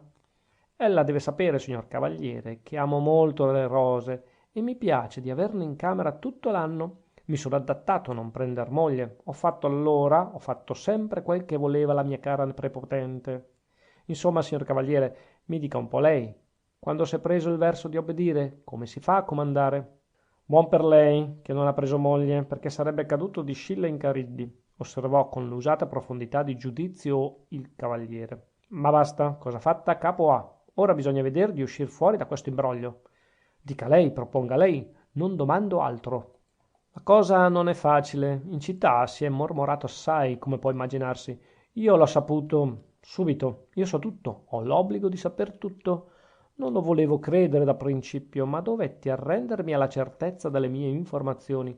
Ho taciuto finché ho potuto, quasi a rischio di passare per male informato, ma infine, anche non ammettendo, non ho potuto negare troppo recisamente. La voce è corsa, signor Prospero, le gamberini me l'hanno riferita con un piacere da non dirsi, e adesso sarà un bel guaio dover rimediare agli effetti. Il signor Prospero vide allora tutta la gravità della cosa e ne rimase atterrato. Se si potesse negarlo, esclamò. Si potrebbe anche a rischio di non esser creduti, ma già, quando non ci sono prove, tanto vale il nostro no quanto il sì di mezzo mondo. Peraltro non bisognerebbe perder tempo. Vadano subito via, partano per Torino e ci restino un mese. Questo mi sembra il meglio che possano fare. Io frattanto avrei modo di preparare il terreno, dissiperei i sospetti, opporrei la certezza alle chiacchiere senza fondamento. Quanto all'andar via di qui, non ci pensino, me ne incarico io. Mando una carrozza con persona fidatissima che li conduca alla seconda stazione dopo Castelnuovo. Partiranno di notte e nessuno li avrà veduti. Che gliene pare? oh, essa non accetterà, rispose il signor Prospero. Quando s'è fitta in capo una cosa... Ma di grazia, signor Prospero, si potrebbe sapere che cosa si sia fitta in capo la sua bella nepote? Vuol vivere in un chiostro? Lo cerchi di monache almeno, e questi sciocchi di frati non si sono accorti di nulla? Che cosa vuole che le dica? Li ha stregati tutti, come ha stregato me. La chiamano il padrino, padrino di qua, padrino di là, è sempre in ballo lei, non la lasciano un minuto. Nelle ore di ricreazione ella dipinge all'aria aperta sotto gli archi del porticato e ci son tutti a starla a vedere. Uno le tiene i pennelli, un altro le porge i colori, un altro si mette in azione, un altro loda, un altro va in visibilio. Par d'essere in una casa dove ci sia un bambino, che tutti diventano bambini come lui e più di lui se occorre. Il priore? Il priore è l'unico che non abbia perso la testa, almeno è il più grave di tutti. Dica il più pericoloso, signor Prospero. Perché? Lo conosce forse? Non di persona, ma ho avuto la sua fotografia ed anche parecchie informazioni sul suo conto. È un ferrarese. Ah, lo avrei dovuto indovinare dall'accento. Ma più ancora alla stranezza della sua fantasia. Questo suo convento di frati, che non sono frati, è degno di quel capo balzano dell'Ariosto. Era un ufficiale di cavalleria, ha lasciato il servizio militare per gettarsi nella politica, di cui si è presto annoiato. Ha avuto amori e bizzeffe. Un bel giorno gli è saltata la mania di riformare il mondo. E qui doveva finire in una specie di manicomio. Un bell'uomo, non lo nego, ma tanto più pericoloso. Ne conviene? Se fosse ricco, scappò detto al signor Prospero, non tanto da poter pretendere alla mano della sua nepote, e non possiede neanche un titolo di nobiltà, che in questi casi vale ricchezza. Ma poi ritenga, signor Prospero, quello è un matto tranquillo, che è, come dire, insanabile. C'è forse più da sperare che egli lasci la sua utopia per prender moglie? Questi filosofi, questi riformatori, son tutti ostinati. Anche quando nel loro interno siano persuasi di aver dato in ciampanelle, l'amor proprio li consiglia a tener duro. Badi, io le fo una profezia se rimangono qua dentro. Sua nepote, con quella sua testolina bizzarra, si innamorerà di questo priore o d'un altro della comunità. L'occasione fa l'uomo ladro e lei, signor Prospero... Non mi spaventi, per carità, interruppe il povero zio, mettendosi le mani nei capegli. Forse è un timore esagerato il suo. Questi signori sono molto gentili, cavalieri compiti, ed anche quando si immaginassero, o già si fossero immaginati... Mi piace la correzione che le è venuta così spontanea, ripigliò quell'altro. Senza pensarci, ella ha trovata la verità. Or dunque, signor Prospero, mette il cervello a partito. Che crede che quando abbiano riconosciuta la donna nel suo finto nepote, glielo verranno a dire a lei, perché abbia tempo a provvedere? Capisco, capisco, mormorò il signor Prospero, ma come si fa ora? Io non so che pesci pigliare. Accetti il mio consiglio, parli alla signorina, veda di persuaderla. Se poi ella farà un buco nell'acqua, provvederò io. Lei, signor cavaliere? Sì, io. Qualcheduno ha pur da trovarla una via per uscirne. Ah, signor cavaliere, ella mi rende la vita. Provveda lei, trovi lei questa via benedetta. Ma intendiamoci, ad un patto. Un patto? Sicuramente. E vorrebbe che io mi stillassi il cervello, che io giuocassi in questo affare la dignità del governo senza un giusto compenso? Si spieghi. L'accontento subito. Cominci dal rispondere ad una mia domanda. Come vede lei il matrimonio che si era combinato? Ma io lo vedo ora come prima. Dubiterebbe di me? Se così fosse, non ci dovrebbe vedere nulla di strano, dopo esser fuggito da Castelnuovo a quel modo, senza avvertirmi di nulla. Non mi venga fuori con le scuse, non potrei fargliene buone. Con tutta la sua debolezza di zio, ella non poteva ignorare che io mi sarei trovato negli impicci e che quel povero duca mi avrebbe chiesto spiegazioni.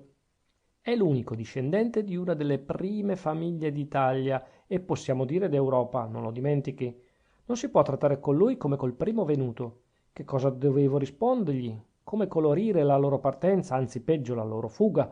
Ho fatto come potevo. Ho battuta la campagna. Dio guardi, se avesse saputo.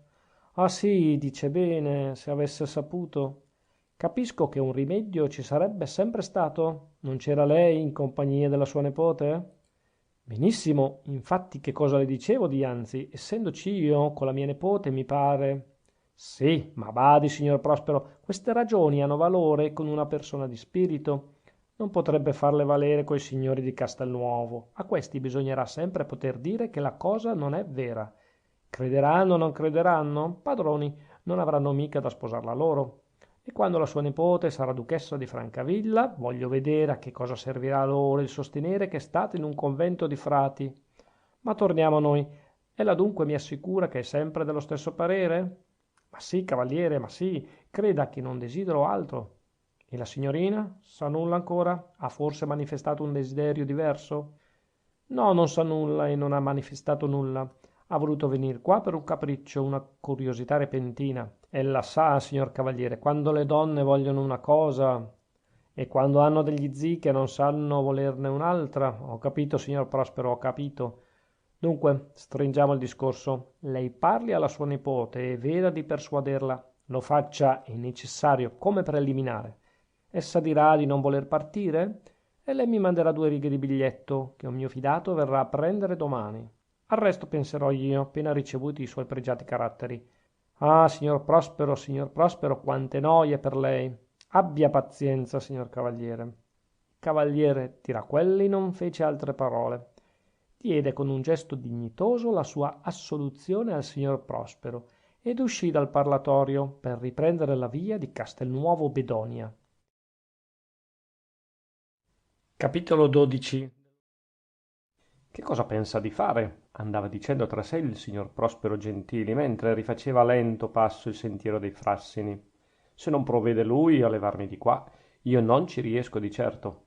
Parlare all'Adelina, persuaderla, io, fossi matto, quella diavola lì sarebbe capace di far peggio, di innamorarsi del padre Anacleto, come s'è già innamorata del convento dei matti, solo a sentirne discorrere. No, no, io non le parlo di nulla. Scrivo a lui come se avessi fatto il discorso e un conseguente buco nell'acqua. Anzi, preparo la lettera fin d'oggi per non avere altre noie domani. Signor Cavaliere degnissimo, a lei preme il negozio? Ci pensi lei. Questo le diranno domani i miei pregiati caratteri. Tra questi ed altri pensieri di tal fatta il signor Prospero giunse al convento. L'orologio del cortile segnava le 2:30. Nessuno dei frati era in vista e la cosa parve strana al signor Prospero, che li aveva lasciati quasi tutti a soleggiarsi nel cortile, quando era stato chiamato al parlatorio del ponte. Ma più strano gli parve di non trovare il suo nepote, o sua nepote, secondo vi tornerà meglio detto. S'avvicinò all'uscio della sua cella e batté ripetutamente con le nocche delle dita, ma non ebbe risposta. Andò allora lungo il corridoio fino all'ingresso del capitolo. Giunto colà, gli venne udito un rumore confuso di voci. Girò la maniglia per entrare, ma l'uscio era chiuso di dentro. Che novità era quella? Per quale ragione si richiudevano i frati, se in convento non c'erano che loro? Il padre Prospero credette che fosse stato chiuso per inavvertenza e si provò a bussare. Poco dopo si udì il passo di un uomo che veniva ad aprire. Il catenaccio scorse sugli anelli, l'uscio si dischiuse a metà e comparve nel vano la faccia del padre Atanasio. Ah, siete voi, padre Prospero? Sì, sono io. C'è capitolo a quanto pare. C'è capitolo, rispose il padre Atanasio con aria evidentemente impecciata e senza dischiudere intieramente l'uscio. Bene, ripigliò il padre Prospero, eccomi dunque a prendere la mia parte. Scusate, replicò quell'altro, si tratta di gravi faccende e voi siete ancora novizio. Il padre Prospero fu colpito da quell'osservazione altrettanto giudiziosa quanto inaspettata. È vero, perbacco, diss'egli, sono ancora novizio e non ho voce in capitolo. Vuol dire che non ci sarà neanche il mio nepote? S'intende, andate dunque ed abbiate pazienza, rispose il padre Atanasio. Tra una mezz'ora abbiamo finito. E con queste parole il padre Atanasio si accomiatò, richiudendo l'uscio sul naso al padre Prospero, padre di nome, ma novizio di fatto ad onta delle sue 58 primavere. Non è in capitolo, mormorò il padre Prospero allontanandosi. Dove diavolo sarà? Così dicendo, proseguì fino in fondo al corridoio, dove era l'ingresso laterale alla chiesa. La chiesa, come sapete, era stata convertita in biblioteca. Tra la chiesa e il capitolo c'era la sagrestia. Il padre Prospero entrò dunque in biblioteca, sperando di trovare colà quel diavolo di Serafino Biondo, che si era reso invisibile. In chiesa non c'era anima nata, e ciò si capiva per i frati, che erano tutti a capitolo, ma non si capiva per il monachino, che a capitolo non c'era. Dove diavolo sarà andato? Tornò a chiedere il padre Prospero. La domanda di certo fu fatta a voce alta, e qualcheduno di certo udì il suono della sua voce, poichè subito dopo il padre Prospero si sentì chiamare con un sibilo sommesso ma prolungato. Il suono veniva dall'alto. Il padre Prospero, prima di credere ad una chiamata del Signore, che in verità non si sentiva tanto in grazia di meritarla, alzò gli occhi alla ringhiera che girava tutto intorno al cornicione fino all'arco del presbiterio. Proprio lassù, dal vano di un uscio che metteva sul ballatoio, vide apparire la testolina bionda del Serafino.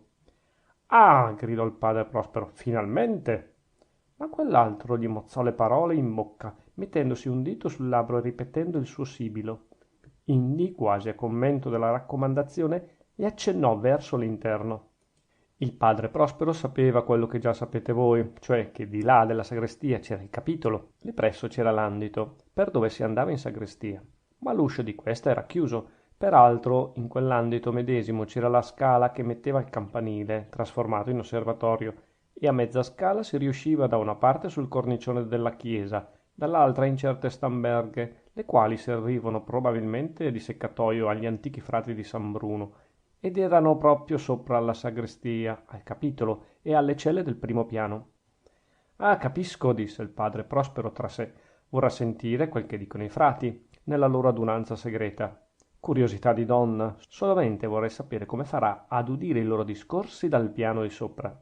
Il padre Prospero non sapeva, e i frati di San Bruno avevano dimenticato dal canto loro che le stamberghe del pian di sopra avevano il solaio di legno, senz'altro ostacolo di mattone e di calce tra esse e le sale del pian terreno. Non lo sapeva neanche il Serafino prima d'allora, ma lo aveva scoperto poc'anzi. Sapete il proverbio: chi cerca trova. Il Serafino aveva cercato, era giusto che trovasse. Ma perché aveva cercato? Dovete sapere, umanissimi lettori, che quella mattina frate Adelindo si era avveduto d'una cert'aria di segreto con cui si salutavano i conventuali di San Bruno e di certe paroline che si bisbigliavano passando. Inoltre qualcheduno di loro aveva guardato lui con aria più affettuosa e più malinconica del solito. Intorno alle occhiate, agli affetti e alle malinconie dei suoi compagni, il Serafino biondo aveva un'opinione già fatta. Ma quel giorno gli parve che la malinconia abbondasse. C'era dunque dell'altro? Il Serafino lo sospettò quando seppe che i frati si raccoglievano quel giorno stesso a capitolo. Fratello, gli aveva detto il padre Anacleto, perdonerete se dobbiamo lasciarvi. Abbiamo una radunanza chiesta da 4 dei nostri compagni per un negozio urgente, a quanto dicono essi. Voi siete novizio e non ci ho da entrare, non è così? Aveva ribattuto il Serafino. È giustissimo, fate pure.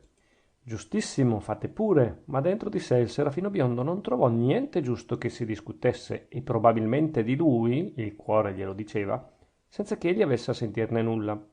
In pari tempo promise a se stesso che essi non avrebbero fatto nulla senza il suo bene placido. Perciò, a malapena i conventuali di San Bruno incominciarono a recarsi in capitolo, egli, destramente, girando per il corridoio, era scivolato in chiesa. Cercava un luogo donde gli venisse fatto sentire qualcosa di tutti quei misteriosi discorsi, e andava attorno, assai più grazioso in vista, ma non meno avido, delle Eurugiens querens quem devoret, di cui parlano le scritture. La sala del capitolo, come già si è veduto, aveva un uscio sul corridoio e un altro sulla sagrestia, che era attiguo alla chiesa. Ora, dalla parte della chiesa la sagrestia era stata chiusa, certo in previsione di quella radunanza segretissima. Entrato nell'anditino, che era tra la chiesa e quell'uscio chiuso, il Serafino biondo ebbe un'idea luminosa. Già, se le idee luminose non vengono ai serafini, a chi dovranno venire? Lettori, io lo domando a voi. In quell'andito c'era la scala che metteva al campanile. Su, per quella scala, il Serafino biondo c'era stato per andare all'osservatorio del padre Bonaventura. E andando lassù aveva anche veduti a mezza salita i 2 usci, uno dei quali dava sul cornicione della chiesa e l'altro nel seccatoio. Pensare a quel seccatoio e infilar la scala del campanile fu un punto solo. In quelle 2 o 3 camere, fatte nei soppalchi del tetto, i nuovi conventuali di San Bruno avevano raccolte tutte le cose inutili del monastero, le panche della chiesa, i pali degli altari, le tele polverose sfondate, i tozzi candelabri di legno dorato e via discorrendo. Il solaio era di legno, ma anche il soffitto della sagrestia e del capitolo era di legno. Dunque il Serafino biondo scese la scala col suo passo ventenne e 2 minuti dopo mise il piede leggero e guardingo su quel solaio benedetto, che prometteva tante consolazioni alla sua curiosità. veramente a tutta prima il nostro Serafino mostrò di esser poco contento di quel solaio. Il palco era a doppio tavolato e le voci dei frati giungevano troppo confuse all'orecchio. Ma dopo essersi aggirato da una parte e dall'altra, come permettevano quei mucchi di anticaglie che ingombravano la stanza, gli venne veduto un buco, largo quanto bastava perché potesse passarci anche il pugno d'un serafino.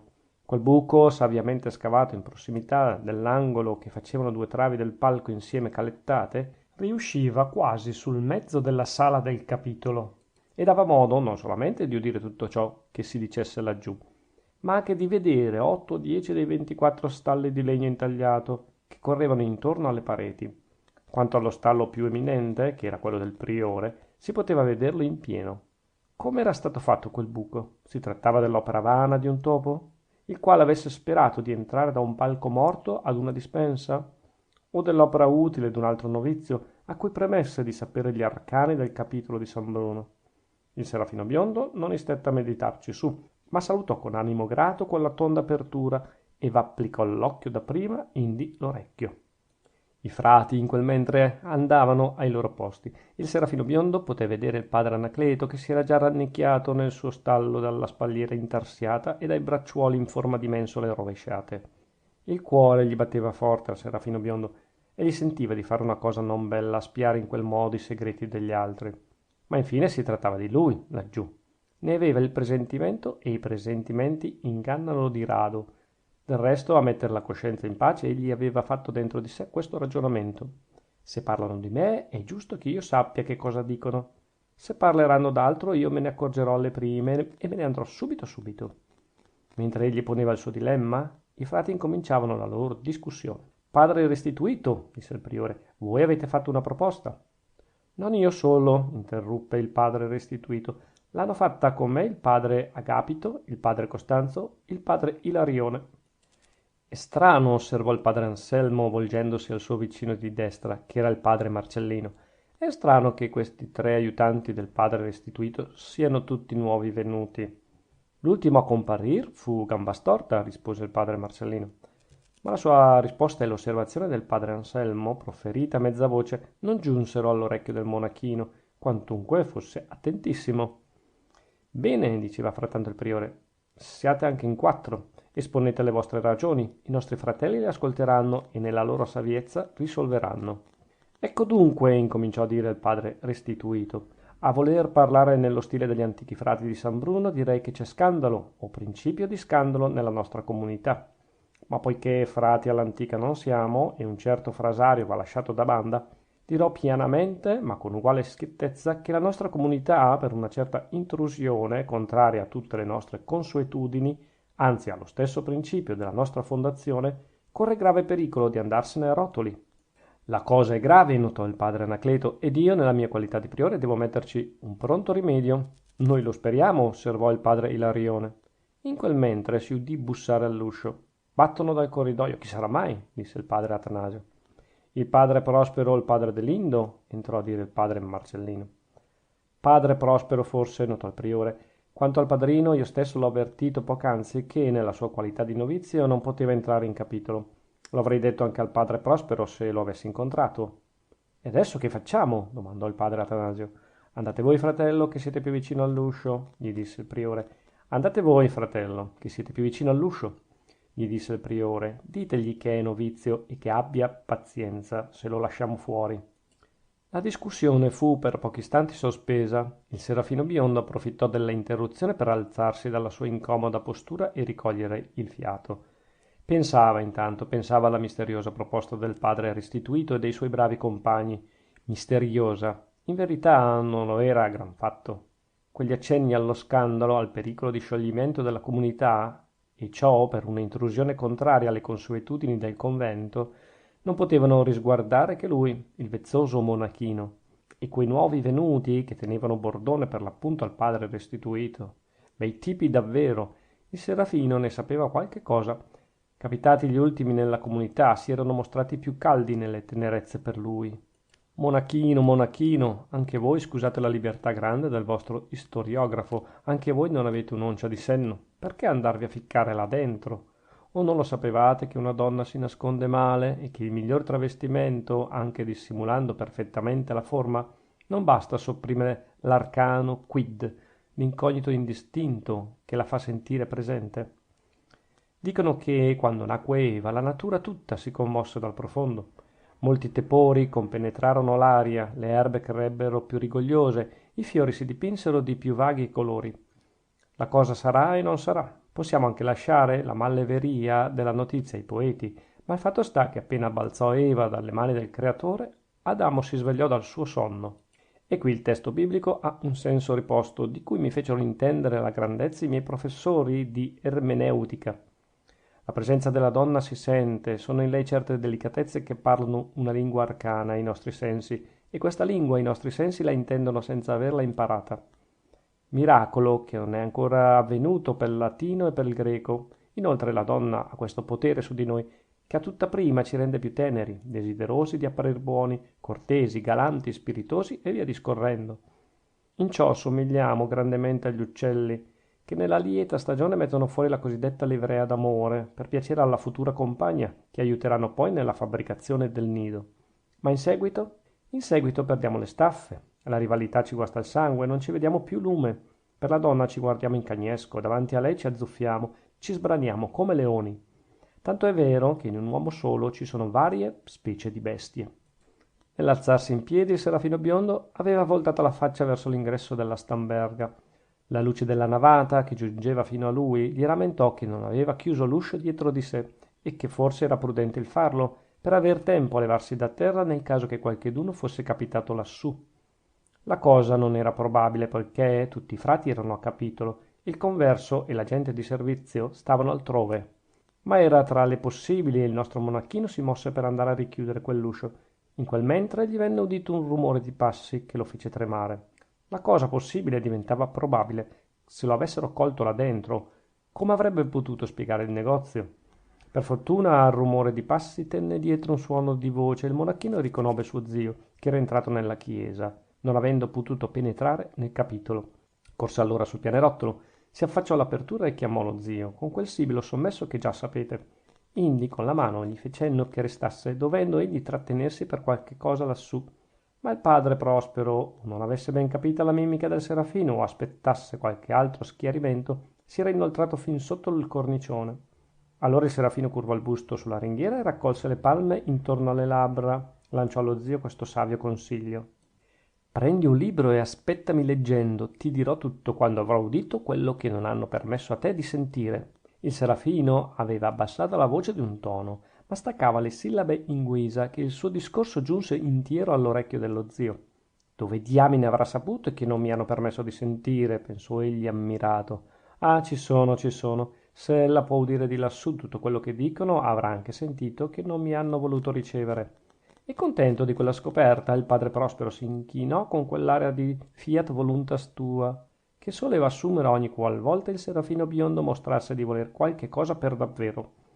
In prova d'obbedienza sollecita si accostò allo scaffale più vicino, ne tolse il primo libro che gli venne alla mano e andò a sprofondarsi nella lettura, ma non senza essersi sprofondato dapprima in un seggiolone imbottito di bambagia, che era una delizia a sentirlo. Il padrino dell'Indo era tornato in quel mezzo al suo ascoltatorio. Capitolo 13. I frati di San Bruno erano tutti seduti nei loro stalli di legno. Il priore doveva aver ridato allora al padre restituto la facoltà di parlare, perché questi incominciava in quel mentre: fratelli, io mi sbrigherò in poche parole. A che scopo ci siamo raccolti a vivere in questo convento? Per star lontani dal mondo e delle sue noie, non è così? Per conoscere certe afflizioni bisogna averle provate, per desiderare di non provarle più bisogna esserne stati offesi nel profondo.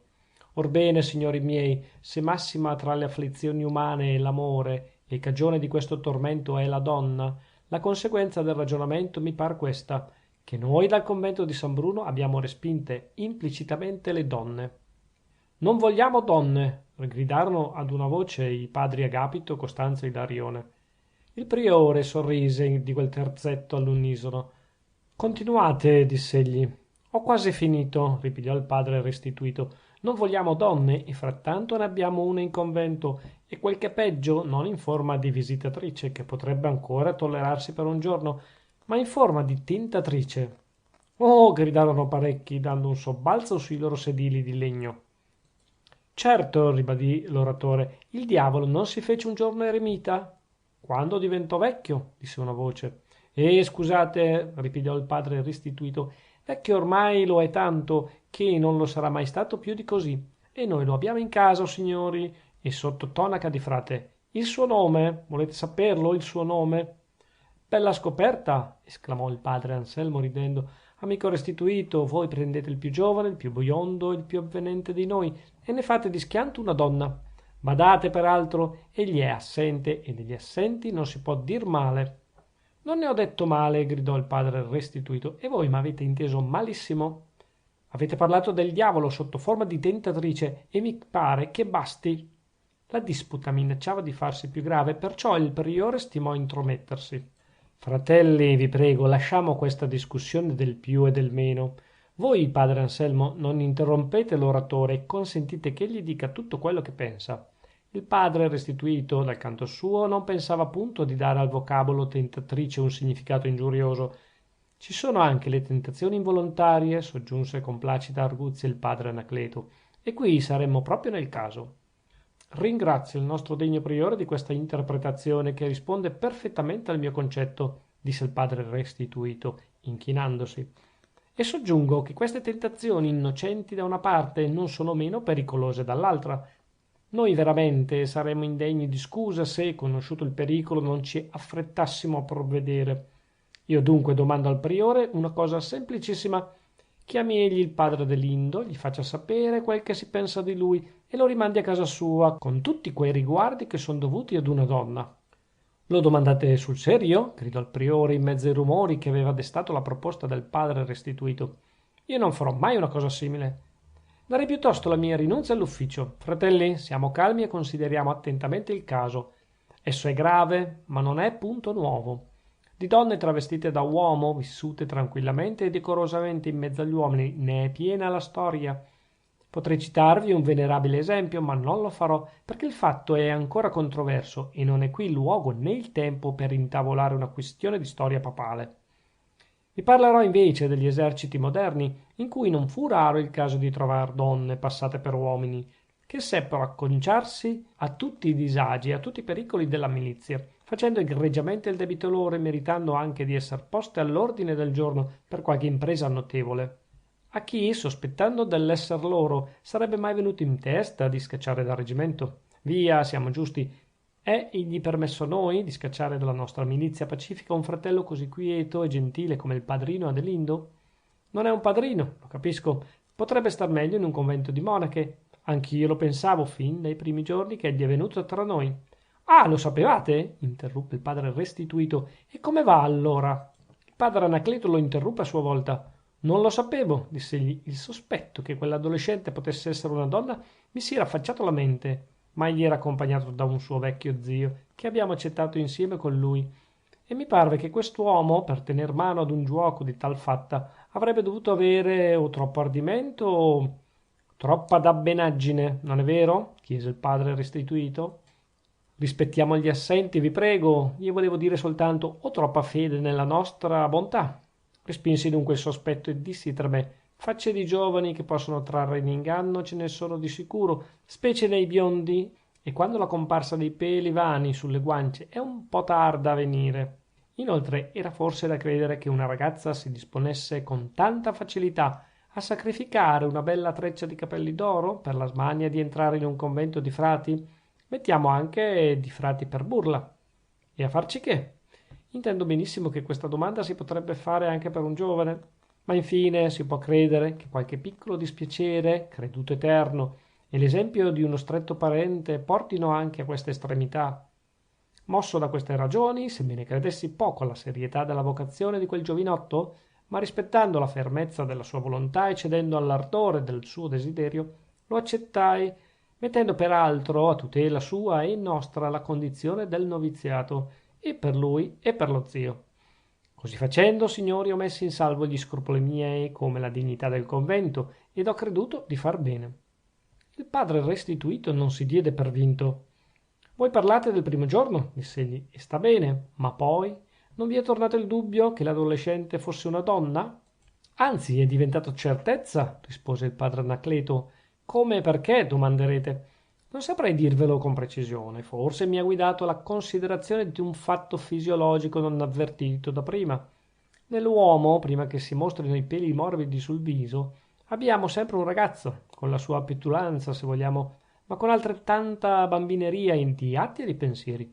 Ora il padrino Adelindo, senza indizio di lanugine sulle guance, è già pieno di brio, ha una grazia ingenua che non è più dei giovani della sua età ed una serietà che essi avranno solamente più tardi, ma rinfiancata di tristezza e di malumore. No, non è un uomo, dissi allora tra me, il terzo giorno dopo la sua entrata nel convento. E lasciavate correre? Lasciavo. Ma perché, di grazia, perché? Perché, signori miei, ma debbo io dirvi tutto, dalla A fino alla Z? Dite, dite, gridarono ad una tutte le voci del capitolo. Perché, signori miei, ripigliò il padre Anacleto, si sarebbe detto che noi non siamo cavalieri, o che non eravamo troppo sicuri di noi. Credete che ciò non si sarebbe detto? Riconoscete almeno che si sarebbe potuto dire, e questo è più che bastante per determinare la via d'un gentiluomo. In verità non saremmo stati cavalieri se quella donna, entrata così fidente sotto la custodia dell'onor nostro, avesse potuto correre un pericolo. Sicuri di noi avremmo dimostrato di non essere, se avessimo pensato, prima di accettarla o di respingerla, che essa poteva farci perdere quel po' di cervello che ci avevano lasciato intatto le burrasche della vita. Uomini provati, davvero, questi frati di San Bruno, se avessero detto d'un biondo adolescente che domandava di entrare, accettando anche la condizione del noviziato, noi vi crediamo una donna e, scusate, abbiamo paura di voi. È vero, gridò il padre Anselmo.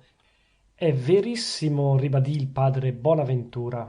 Un mormorio di approvazione salutò le parole del padre Anacleto e rincalzò le esclamazioni dei due lodatori. Si capirà, peraltro, che i quattro oppositori non tenessero bordone a quelle prove di simpatia. Nobili sentimenti, espressi in nobilissima forma, osservò il padre restituto, che parlava per tutti i suoi compagni d'opposizione. Ma infine ciò che ha fatto il nostro degno priore, anche credendo di far bene, è contrario agli statuti dell'ordine. Statuti che non furono mai scritti, osservò il padre Anselmo, e che nessuno è stato chiamato a votare, soggiunse il padre Bonaventura. Avete ragione, o signori, replicò il padre restituto, avete ragione se non badate allo spirito e vi attenete soltanto alla lettera. La lettera nel nostro caso non c'è, ma c'è lo spirito, il quale si è svelato nelle consuetudini nostre in quel medesimo principio che ha già raccolto 16 uomini nel convento di San Bruno. Ex ore tuo te giudico, gridò il padre Bonaventura. Voi non volete nella comunità il padre Adelindo e lo contate fra i presenti. Dio buono! Leviamolo pure dal conto e diciamo 15. Facciamo anzi 14, levando anche lo zio, che mi pare un vero fuor d'opera. Resta sempre che 14 uomini si sono raccolti qui per vivere in pace, lontani dalle tempeste del mondo. Siamo i savi di cui parla Lucrezio, che stanno sulla riva a guardare la brutta figura degli altri. Suave marimagno turbantibus aequora ventis, iterra magnum alterio spectare laborem. Vedete, padre Bonaventura, che anch'io so parlare latino quando bisogna. La citazione è profondamente egoistica, ribatté il padre Bonaventura. Bravo! E che cosa facciamo noi se non un'opera di egoismo? Egoismo intelligente, egoismo ragionevole, che non giunge fino al punto di godere della morte degli altri, ma che si ferma alla consolazione di ritrarre noi dalla mischia, donde non si ha potere né speranza di ritrarre anche gli altri. La solitudine sdegnosa o il disprezzo benevolo, secondo gli umori, è tutto il meglio che ci resta a fare in una società male ordinata. Così la intendo io, né credo che voi l'abbiate intesa diversamente finora. E in questa solitudine, il cui primo disegno è titolo di merito insigne per il nostro venerato priore, in questa solitudine si stava benissimo. Ci si potrebbe stare ugualmente in futuro, ma a patto di rimanere come eravamo in principio. Levate di qui gli elementi eterogenei, quegli elementi che abbiamo fuggiti per ottenere la pace. Una donna nel convento di San Bruno è argomento di discordia. È una tentazione involontaria finché vorrete, innocente quanto vi piacerà, ma sempre una tentazione. Così parlò con aria di convinzione profonda il padre restituto, ma il priore, che tingeva dalla sua olimpica serenità più elevate ragioni, così prontamente rispose: e lasciatela stare questa tentazione, lasciate che faccia le sue prove tra noi. La tentazione, saputa vincere, ha fatto onori ai santi, è stata anzi la ragione del loro innalzamento ai seggi celesti. Rammentate, amico restituto, rammentate Antonio nella Tebaide. Il bravo eremita se ne stava nella sua grotta contemplando le invenzioni sempre nuove dello spirito maligno, e non c'era caso che il sangue gli si rimescolasse nelle vene e gli desse una battuta più forte dell'altra. Sant'Antonio era un uomo, per lui la bellezza non aveva lusinghe, le grandezze umane non avevano attrattive. Più grande di Sant'Umberto, che amava le cacce e i bei cani levrieri, Sant'Antonio pose l'affetto suo in un, come chiamarlo decentemente, diciamo, fratello, in un cinghiale domestico. Sant'Antonio aveva la vocazione di tutte le più alte rinunzie. Lasciamo stare il cinghiale domestico, che veramente è un po' troppo, ma imitiamo Sant'Antonio nella serena baldanza delle sue vittorie morali. La vocazione del deserto non si prova che nel pericolo. Ringraziamo la sorte che ci ha recata l'occasione d'un pericolo, perché noi possiamo trionfarne. In verità sarebbe curiosa che noi, uomini provati al fuoco delle passioni, facessimo oggi una sconcia caduta. Sarebbe curioso, signori, che a noi la seconda vocazione non bastasse e che fosse per noi dimostrata la necessità della terza. Un grido di ammirazione accolse la chiusa del discorso. Un bel discorso, lettori, che io vi ho abbreviato, disperando di poterne ritrarre la sarcastica energia. Stupendo, gridò il padre Anselmo. Divino, soggiunse il padre Bonaventura. Immenso, ribadì il padre Atanasio. Il padre restituto, fulminato da quel ragionamento del priore, oppresso da quelle grida entusiastiche dell'uditorio, non sapeva più da qual parte rifarsi. Il padre Anacleto approfittò del silenzio del suo avversario per fare una diversione sul gusto di quella che rese celebre nei fasti oratori Scipione l'Africano. Parliamo d'altro, diss'egli dopo un istante di pausa. Come vanno le memorie scientifiche destinate al nuovo giornale? Voi, padre Bonaventura, dovevate finire il vostro studio sulle stelle cadenti. A che punto siete? La teorica dello Schiaparelli vi par sempre così giusta come prima? Ahimè, esclamò ingenuamente il padre Bonaventura, dopo che sull'orizzonte di San Bruno è comparso quel bolide non capisco più nulla. Male, osservò il priore, non sapendo bene se dovesse andare in collera o ridere. Voi almeno, padre Atanasio, avrete data l'ultima mano ai vostri appunti di fisica.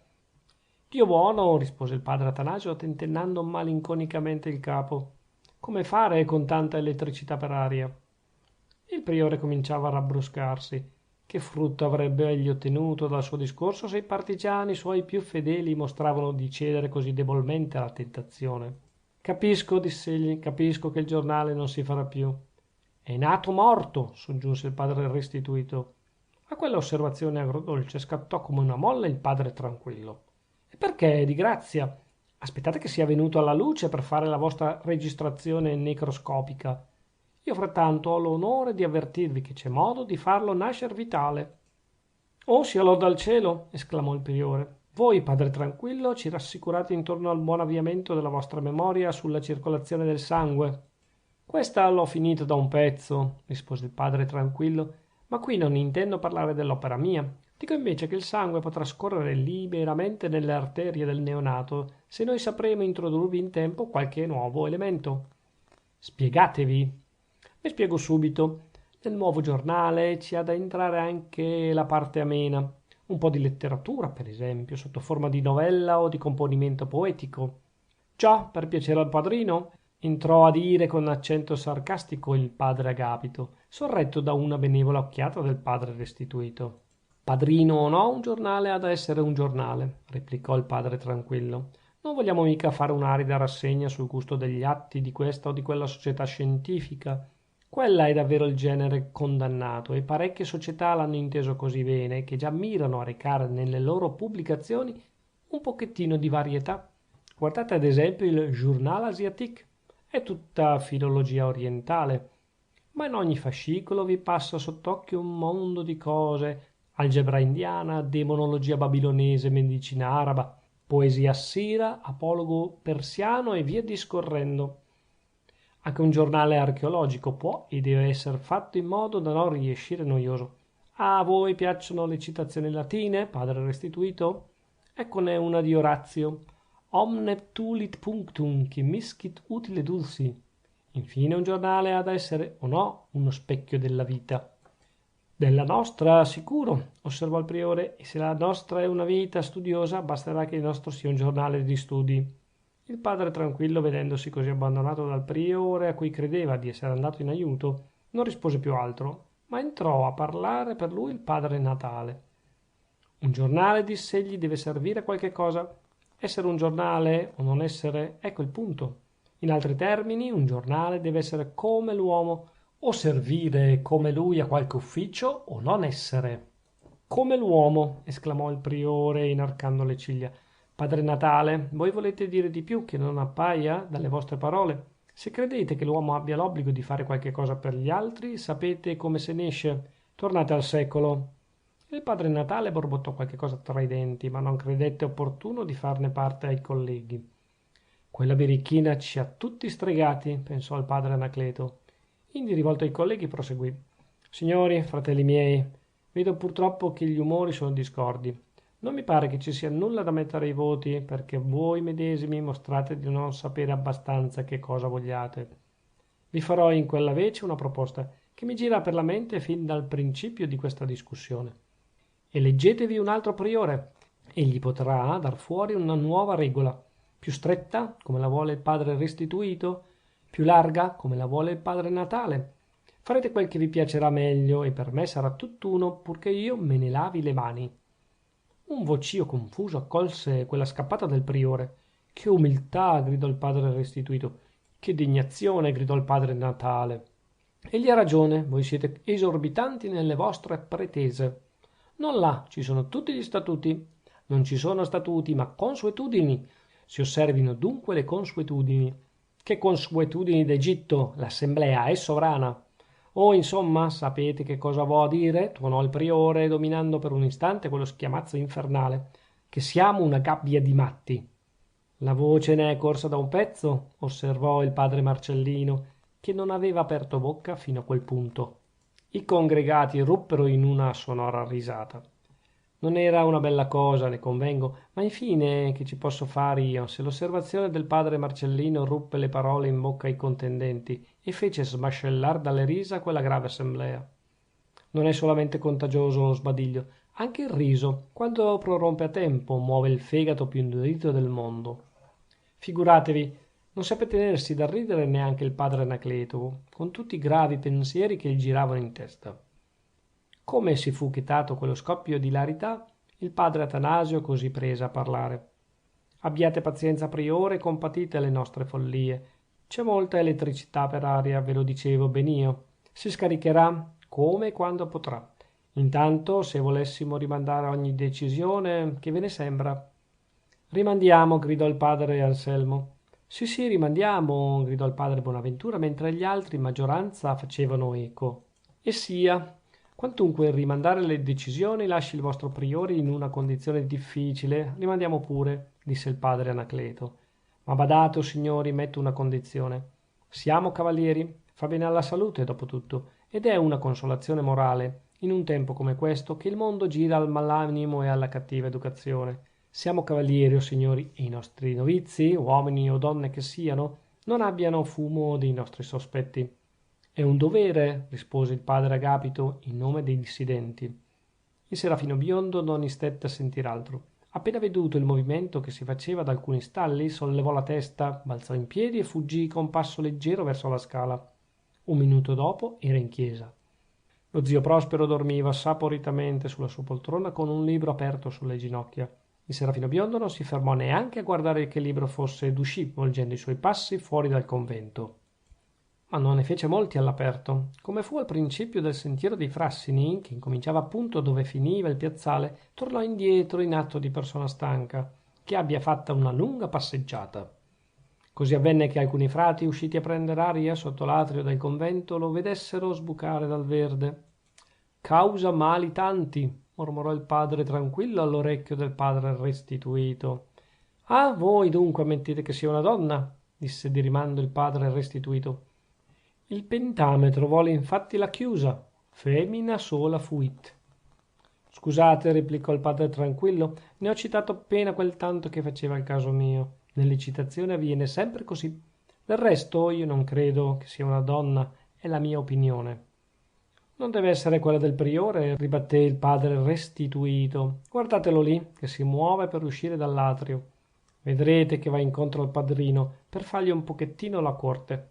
Il priore non fece nulla di ciò che prevedeva il padre restituto. Era uscito dall'atrio come per far posto agli altri 5 o 6 frati che venivano dietro a lui.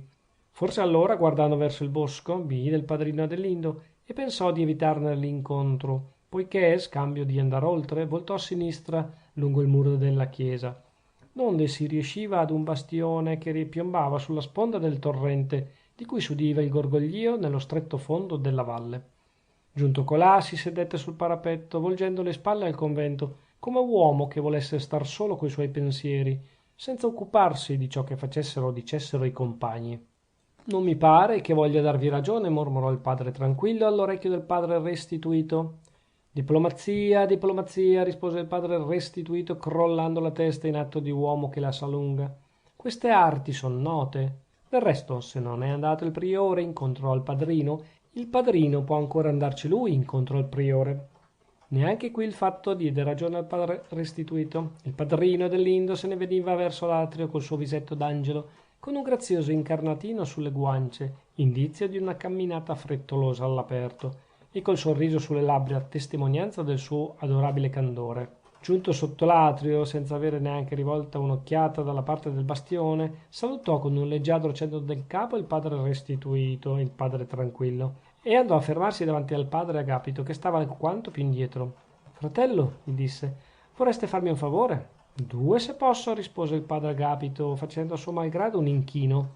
Amerei sapere dove è andato mio zio. L'ho cercato per tutto il bosco senza trovarlo. Sarà nella sua cella, mi immagino. No, non c'era e appunto perciò sono andato a cercarlo fuori. Avete guardato in biblioteca? Ah sì, davvero, gridò il serafino ridendo. L'unico luogo dove non sono andato. Ma egli è così poco amante della lettura che in verità non mi passò neanche per la mente di cercarlo là dentro. E così, soggiunse per tirar bellamente il padre Agapito ad accompagnarsi con lui, avete fatta la vostra adunanza? Sì, disse il padre Agapito. Il serafino trasse un sospiro tanto fatto. Che peccato esser novizio, esclamò. Mi sarebbe tanto piaciuto di entrare in capitolo. Non ci sarebbe mancato altro, pensò padre Agapito. E dite, ripigliò il serafino col suo solito candore, non per desiderio di sapere i vostri segreti, ma per amore dell'ordine, siete venuti ad una risoluzione? Sì e no, rispose il padre Agapito, che era sulle spine. Si è discusso intorno al giornale. Ah, il cuore me lo diceva, gridò il serafino. Dunque è minacciato quel povero giornale? I miei disegni saranno inutili? No, non temete, il giornale si farà. Soltanto, ve lo dico in confidenza, il candido monachino si mise una mano sul petto e diede al padre Agapito un'occhiata che gli passò il cuore senz'altro. Soltanto, proseguì il padre Agapito, si vuol dargli un po' di garbo, un po' di gusto letterario, farlo più ameno, mettendoci, che so io, dei romanzi, dei versi. Ah, sì, bene, dei versi, gridò il serafino battendo le palme. Li amo tanto. Siete poeta, voi, padre Agapito? La vostra aria pensosa mi dice di sì. Una volta, nei tempi andati, balbettò il padre Agapito, siete troppo buono. Almeno ne rammenterete qualcheduno, me li reciterete, non è vero? Il padre Agapito non rispose più nulla, confuso com'era, ma chinò la fronte in atto di assentimento. Quel giorno, trovandosi solo nella sua cella, il padre Agapito si guardò nello specchio. È vero, diss'egli tra sé, ci ho l'aria pensosa, è osservatore il padrino. Capitolo XIV. A che pensava frattanto il padre Anacleto, priore dei conventuali di San Bruno? Gli balenava alla mente il doloroso pensiero di avere fatti male i suoi conti, di aver tirato avanti di operazione in operazione un faticoso problema, non tenendo a calcolo un elemento essenziale, la cui presenza, inavvertita da prima, gli mandava a rotoli tutto il suo edifizio di numeri. Ma perché poi sapeva parlare di conti sbagliati? E non si dava forse troppa importanza ad un elemento fastidioso, sì, più fastidioso delle mosche in estate, ma non certamente essenziale nella vita? Un fiore non fa primavera, e una questioncella tra frati non doveva credersi il finimondo. Di certo quello screzio si sarebbe composto. Non era possibile, non era credibile che 14 persone ragionevoli perdessero la tramontana per una donna entrata in convento. Che sotto le spoglie del nipote di Prospero Gentili si nascondesse una donna, il padre Anacleto lo aveva sospettato fin dal primo giorno. Poi ne aveva acquistato la certezza, ma senza curarsi più che tanto del fatto e delle conseguenze che potesse portare in famiglia. Con tutto il suo ingegno, il padre Anacleto era un grande innocente. E non vi faccia meraviglia. La penetrazione dell'uomo non è il più delle volte che effetto di cattiveria naturale. Non si indovina il peggio. Accade di pensarlo con la certezza o con la speranza di apporsi al vero. Così è l'uomo. Pensa il male per abitudine, lo cerca per desiderio. C'è della gente che va a caccia di scorpioni per farne quell'olio balsamico che sapete. E c'è della gente che va frucando qua e là in busca di cattive interpretazioni che debbono far onore alla sua perspicacia. Guardate che talentone! Come vedeva giusto! Prima ancora di osservare il baccello ha gridato: c'è il tonchio! Il padre Anacleto non era affatto così. Anzi, per dirvela in tutta confidenza, era sempre stato un buon ragazzo. La vita ad un certo punto lo aveva seccato ed egli si era tratto un poco da banda senza molta ira, o per dire più esattamente, con un'ira generosa, assai presto sbollita. Per odiare gli mancava il tempo e dedicava ai suoi nemici una profonda noncuranza, tanto profonda che pareva qualcos'altro e lasciava credere che egli affogasse in una medesima broda l'umanità tutta quanta. Ma questo era tutt'altro che vero.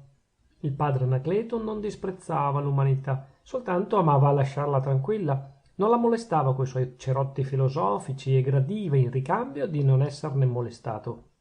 Mi sono annoiato del mondo, soleva dire il priore quando gli chiedevano il perché della sua ritirata al deserto. Non ci avevo da far nulla di utile. Ho fatto le valigie ed eccomi qua. Ancora giovane voi dite, o che? Avrei dovuto aspettare ad aprire gli occhi da vecchio? E non sarebbe meglio che l'esperienza venisse all'uomo 10 o 20 anni prima del termine usuale? L'idea di cercare la solitudine gli era venuta di schianto, ma le ragioni psicologiche erano assai più lontane. In tutti del resto è una propensione antica verso la società ristretta e sono di ciò degni di nota i fanciulli che fanno con sedie e sgabelli un piccolo serraglio nell'angolo di una camera, come a dire una casa nella casa, per andarcisi a chiudere quando la pioggia batte sui vetri. Neanche a star nella camera al largo si sarebbero bagnati, ma no, bisognava guarentirsi meglio, tapparsi in un cantuccio e in una casa fatta con le proprie mani. Ogni uomo ha l'istinto di star chiuso e chi vive in piazza, come chi pensa ad alta voce, o presto o tardi si pente. Il futuro padre Anacleto aveva dunque veduto un grande vantaggio nella casa fatta da sé, nella famiglia artificiale di cui gli aveva dato un esempio la milizia e di cui ne vedeva un altro nelle fraterie. Di quella e di queste aveva fatto un miscuglio come i cavalieri di Rodi e lo aveva trovato gustoso. E in quella stessa guisa che un giorno, nel grande sfacelo del mondo romano, alcune anime accorte si erano ridotte a salvezza nella vita monastica, così pareva al futuro padre Anacleto che potessero raccogliersi in pace, lontani dal mondo pazzo, i naufraghi della vita moderna, o per espiarvi la loro parte di follie, o per non commetterne altre. Il monachismo si aboliva come istituto sociale, ma era proprio il caso di inventarlo da capo, come istituto personale.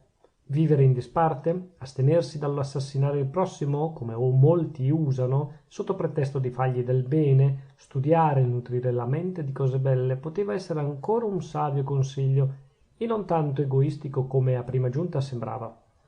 A buon conto, meglio amare se stessi che non amare nessuno, vi pare? È meglio una vita contemplativa, che giri al dolce far niente, che una vita operativa, la quale vi conduca al far male. Del resto, che obblighi si hanno con la società? Il futuro padre Anacleto ci aveva studiato su e non era giunto a persuadersi che ce ne fossero di positivi.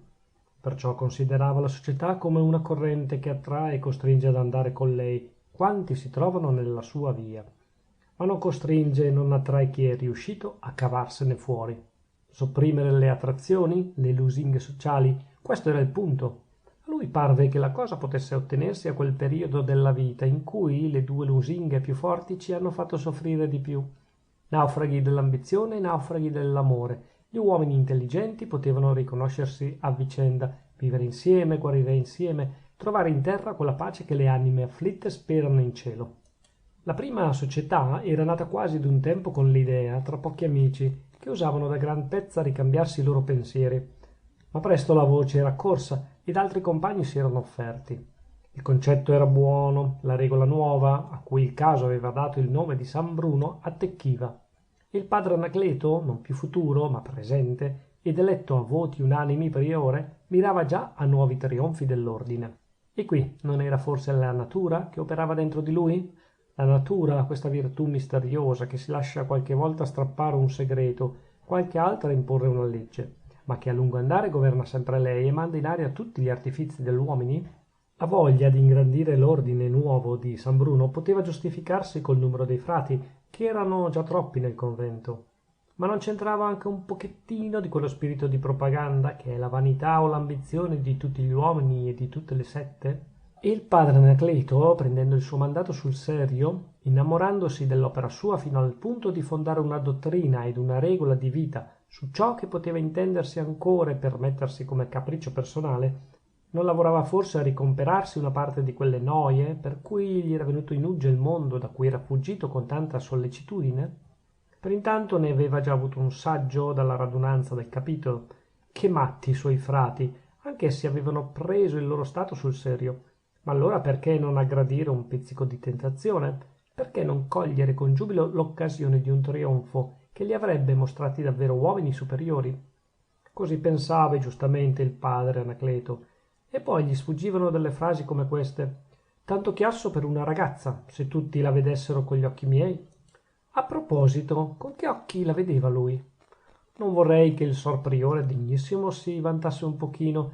Vediamo dunque, scrutiamo, corda et renes. Il serafino biondo gli piaceva. Non c'è che dire, gli piaceva, ed egli non se lo dissimulava neanche. Segno che il suo peccato era di quelli che si confessano liberamente a sè medesimi, perché non si credono destinati a portar conseguenze. Il serafino gli piaceva come piace un bel quadro, mettiamo la trasfigurazione di Raffaello o la comunione di San Gerolamo del Domenichino. Si ammira, si rimane statici a contemplare, magari ad adorare, ma il sentimento del bello è così puro in noi che non si forma neanche il desiderio di possedere quel quadro, salvo nel caso che si sia principi della finanza o rigattieri, due tipi che qualche volta si trovano fusi in una sola persona. Ma fate che per un caso straordinario quel quadro ammirabile vi appartenga, e lo stesso sentimento del bello, così profondo e così puro dentro di voi, farà sì che non vi saprete risolvere per nessun patto a cedere il quadro. Questa è dunque la passione intelligente e schietta dell'uomo per la bellezza, in ogni sua manifestazione. E certo, lo ammetto anch'io, sarà più difficile sentirla così schietta quando la bellezza si incarni in una donna viva. Ma infine, dato un carattere nobile e uno stadio iniziale, poiché l'amore stesso ha il suo primo gradino nell'ammirazione, anche una cosa tanto difficile potrà sembrarvi possibile, e non vi parrà più così strano il mio padre Anacleto, al quale dopo tutto quel serafino biondo appariva quasi un raggio di sole nel cielo grigio ed uniforme di San Bruno. Quel monachino roseo ci aveva anche del paggio, e al padre Anacleto sembrava che egli facesse in convento il medesimo contrapposto felice che un bel paggio elegante ed amoroso doveva fare in una di quelle corti medievali, sempre minacciose, sempre minacciate, che stringono il cuore al solo pensarci. E poi gli pareva da gentiluomo non avvedersi di nulla, non cercare nelle sue sensazioni più oltre di quello che esse lasciavano scorgere. C'era del poeta nel padre Anacleto, e forse per questo aveva meritato di essere priore in un convento di matti. Finita la radunanza del capitolo in quel modo che sapete, il nostro priore sperò che i suoi degni colleghi non sarebbero andati più avanti con le loro ingiuste antipatie e con le loro sciocche paure. Il padrino si sarebbe annoiato di quella vita rinchiusa e avrebbe accomodato lui ogni cosa, abbandonando il convento? Sì e no. Del resto l'idea di una fuga del serafino biondo non veniva molto chiara alla mente del priore.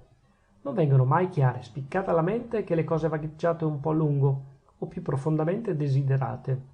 Infatti, vedete, gli veniva chiarissima l'idea che i suoi compagni si sarebbero chetati. Che diamine, mandar via un novizio che non faceva male a nessuno. Chi avrebbe avuto mai un così triste coraggio, poiché non voleva averlo lui? Lui, più equanime, più freddo e più tranquillo di tutti? e frattanto notava un fatto curioso. I suoi vecchi amici, padre Anselmo e padre Bonaventura, suoi partigiani dichiarati in capitolo e difensori del Serafino, incominciavano a girargli nel manico. Erano di giorno in giorno meno teneri per loro protetto. Quel latte miele che scorreva dalle loro labbra quando parlavano di lui incominciava a saper d'agro. Per contro padrineggiavano, serafineggiavano gli oppositori. Padre Agapito e padre Restituto in ispecie erano diventati col Serafino d'una cortesia, d'una dolcezza che sarebbe stato impossibile desiderarne di più. A buon conto, il priore ne avrebbe desiderato di meno. Perché? Forse perché nella sua qualità di priore doveva amare le parti giuste per tutti. Forse perché nella sua qualità di osservatore notava un cangiamento troppo rapido di sentimenti e di modi. Forse perché... oh, insomma, trovatelo un po' voi il perché. Tra questi giuochi d'altalena, osservazioni, malinconie psicologiche, capitò al priore la visita del sottoprefetto di Castelnuovo Bedonia, e accompagnata da circostanze eroicomiche che io vi racconterò senza farmi pregare. Il signor sottoprefetto era venuto a cavallo con una coppia di carabinieri per iscorta. D'onore o di sicurezza? Il fratel Giocondo, che non lo conosceva e che stava fermo alla consegna, non aveva voluto lasciarlo salire al convento, come egli mostrava desiderio di fare. Oh, scusi, gli aveva detto con un tono agrodolce, come faceva quando incominciava a scappargli la pazienza. Se viene a cercare il priore per arrestarlo, mi mostri il mandato di cattura e passi. Se viene per fargli visita, dica il suo nome ed aspetti, come fanno tutti gli altri. Il signor sottoprefetto l'aveva masticata male e aveva risposto: aspetterò. Così dicendo, il nostro personaggio porgeva al converso la sua carta da visita, con un gesto che voleva dire: a voi, ecco chi fate aspettare, andatelo a riferire al vostro principale, che vi darà una strapazzata coi fiocchi. Ma il converso non pose gli occhi sul cartoncino di Bristol, o non volle dare al visitatore burbanzoso la consolazione di farlo in sua presenza. Del resto lo conosceva già, per averlo veduto alcuni giorni addietro, quando era stato al parlatorio chiedendo del padre Prospero e annunziandosi modestamente il suo amico Tiraquelli. Tira, quelli o quelli altri, era tutt'uno per fratello Giocondo, che uscì con la carta da visita in mano per andare ad avvertire il priore. Il signor Cavaliere, il sottoprefetto, misurò una ventina di volte la lunghezza del parlatorio, che era di 8 metri e qualche centimetro, e non domandava tante fatiche per essere accertata. Indi uscì sul piazzale a contemplare la valle e sentir mormorare il torrente, poi tornò in parlatorio a guardare il brutto muso di Mastino II della Scala. Batte le labbra e crollò il capo più volte in segno di impazienza. Finalmente trasse una rifiatata, perché si udiva un passo abbastanza frettoloso sul battuto del piazzale, certo indizio della venuta del priore.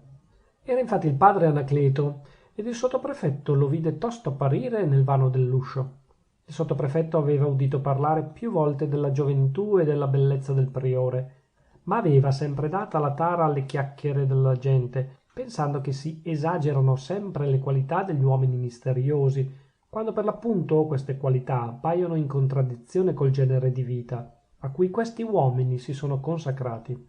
Perciò dovette stupirsi al vedere quell'uomo, più giovane e più bello di ciò che egli si degnava di credere, e punto ridicolo nella sua veste di frate. Il padre Anacleto portava la tonaca con quella medesima disinvoltura, con quella medesima coscienza di fare il comodo suo, che si riscontra negli artisti, pittori e scultori quando vi compariscono dinanzi con certe zimarre, farsetti e berrette di velluto che paiono spiccati da un quadro del Cinquecento. Il padre Anacleto, per dirvi tutto con una frase vecchia e francese, aveva una bella testa italiana. Perciò voi dovete immaginarvi subito i grandi occhi profondi, dalle pupille nere circonfuse da una luce azzurrina, le ciglia lunghe, la pelle fine, i lineamenti grandiosi, saviamente accompagnati da una bella barba e da una bella capigliatura ondata e lucente. Il suo volto esprimeva l'onesta alterezza dell'uomo giovane e forte, gli occhi la nobiltà del pensiero che sa elevarsi per virtù propria e non ama prender nessuno a compagno. Tutte queste minuzie che io vi descrivo non istette ad osservarle partitamente il sottoprefetto di Castelnuovo Bedonia. Le colse come a dire in un fascio, e senza pure volerlo paragonò quel tipo di maschia bellezza con la faccia dilavata e sciocca del duca di Francavilla. Anche quello era un bel giovane, chi dice di no, ma bisognava vederlo senza confronti. Poco, anzi nulla contento del suo esame, il signor sottoprefetto si disponeva a rispondere con un inchino alle prime parole del padre Anacleto. Il priore era entrato con la carta di visita tra le dita e le aveva data un'ultima occhiata prima di attaccare la frase. Signor commendatore? Il vocabolo dava la giustificazione dell'occhiata. Sul pezzo di cartoncino Bristol, che il visitatore aveva consegnato al fratello Giocondo, c'era scritto per l'appunto così: C. Av. Eudossio Tiraquelli, sottoprefetto di Castelnuovo Bedonia. Ma quel C che diavolo significava? Cavaliere o commendatore? Una persona ben educata non poteva mica fermarsi lì a domandare: scusi, che grado ha lei nella gerarchia delle umane grandezze? E quella medesima persona, trovandosi ad un bivio di quella fatta, non poteva mica fidarsi di dire signor cavaliere. Doveva dire senz'altro signor commendatore, anche pensando che se l'interlocutore lo fosse stato davvero, non si sarebbe contentato di lasciarlo argomentare da una semplice iniziale. Il signor sottoprefetto fece l'inchino che vi avevo annunziato, un inchino che pareva una tacita accettazione del titolo o un atto di ringraziamento per l'augurio, pensato o involontario che fosse.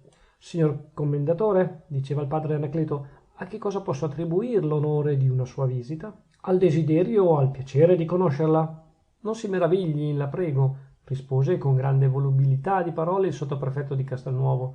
Noi, poveri ufficiali preposti all'amministrazione delle province, dobbiamo conoscere il paese per formarci un giusto concetto dei suoi bisogni e dobbiamo per conseguenza conoscere tutti i nostri amministrati, anche quelli che non hanno bisogno di noi. Il priore fece un inchino e additò una seggiolona al suo ospite, ma il sottoprefetto fece le viste di non essersi accorto di quell'invito. Sono in volta per visitare tutti i comunelli del circondario, proseguì egli. È la nostra via crucis, perciò spero non vorrà trovar nulla a ridire sull'accompagnamento di 2 carabinieri. L'autorità, soggiunse il sottoprefetto, atteggiando le labbra ad un sorriso, come faceva ogni qualvolta stava per dire qualche cosa di profondo o di grazioso.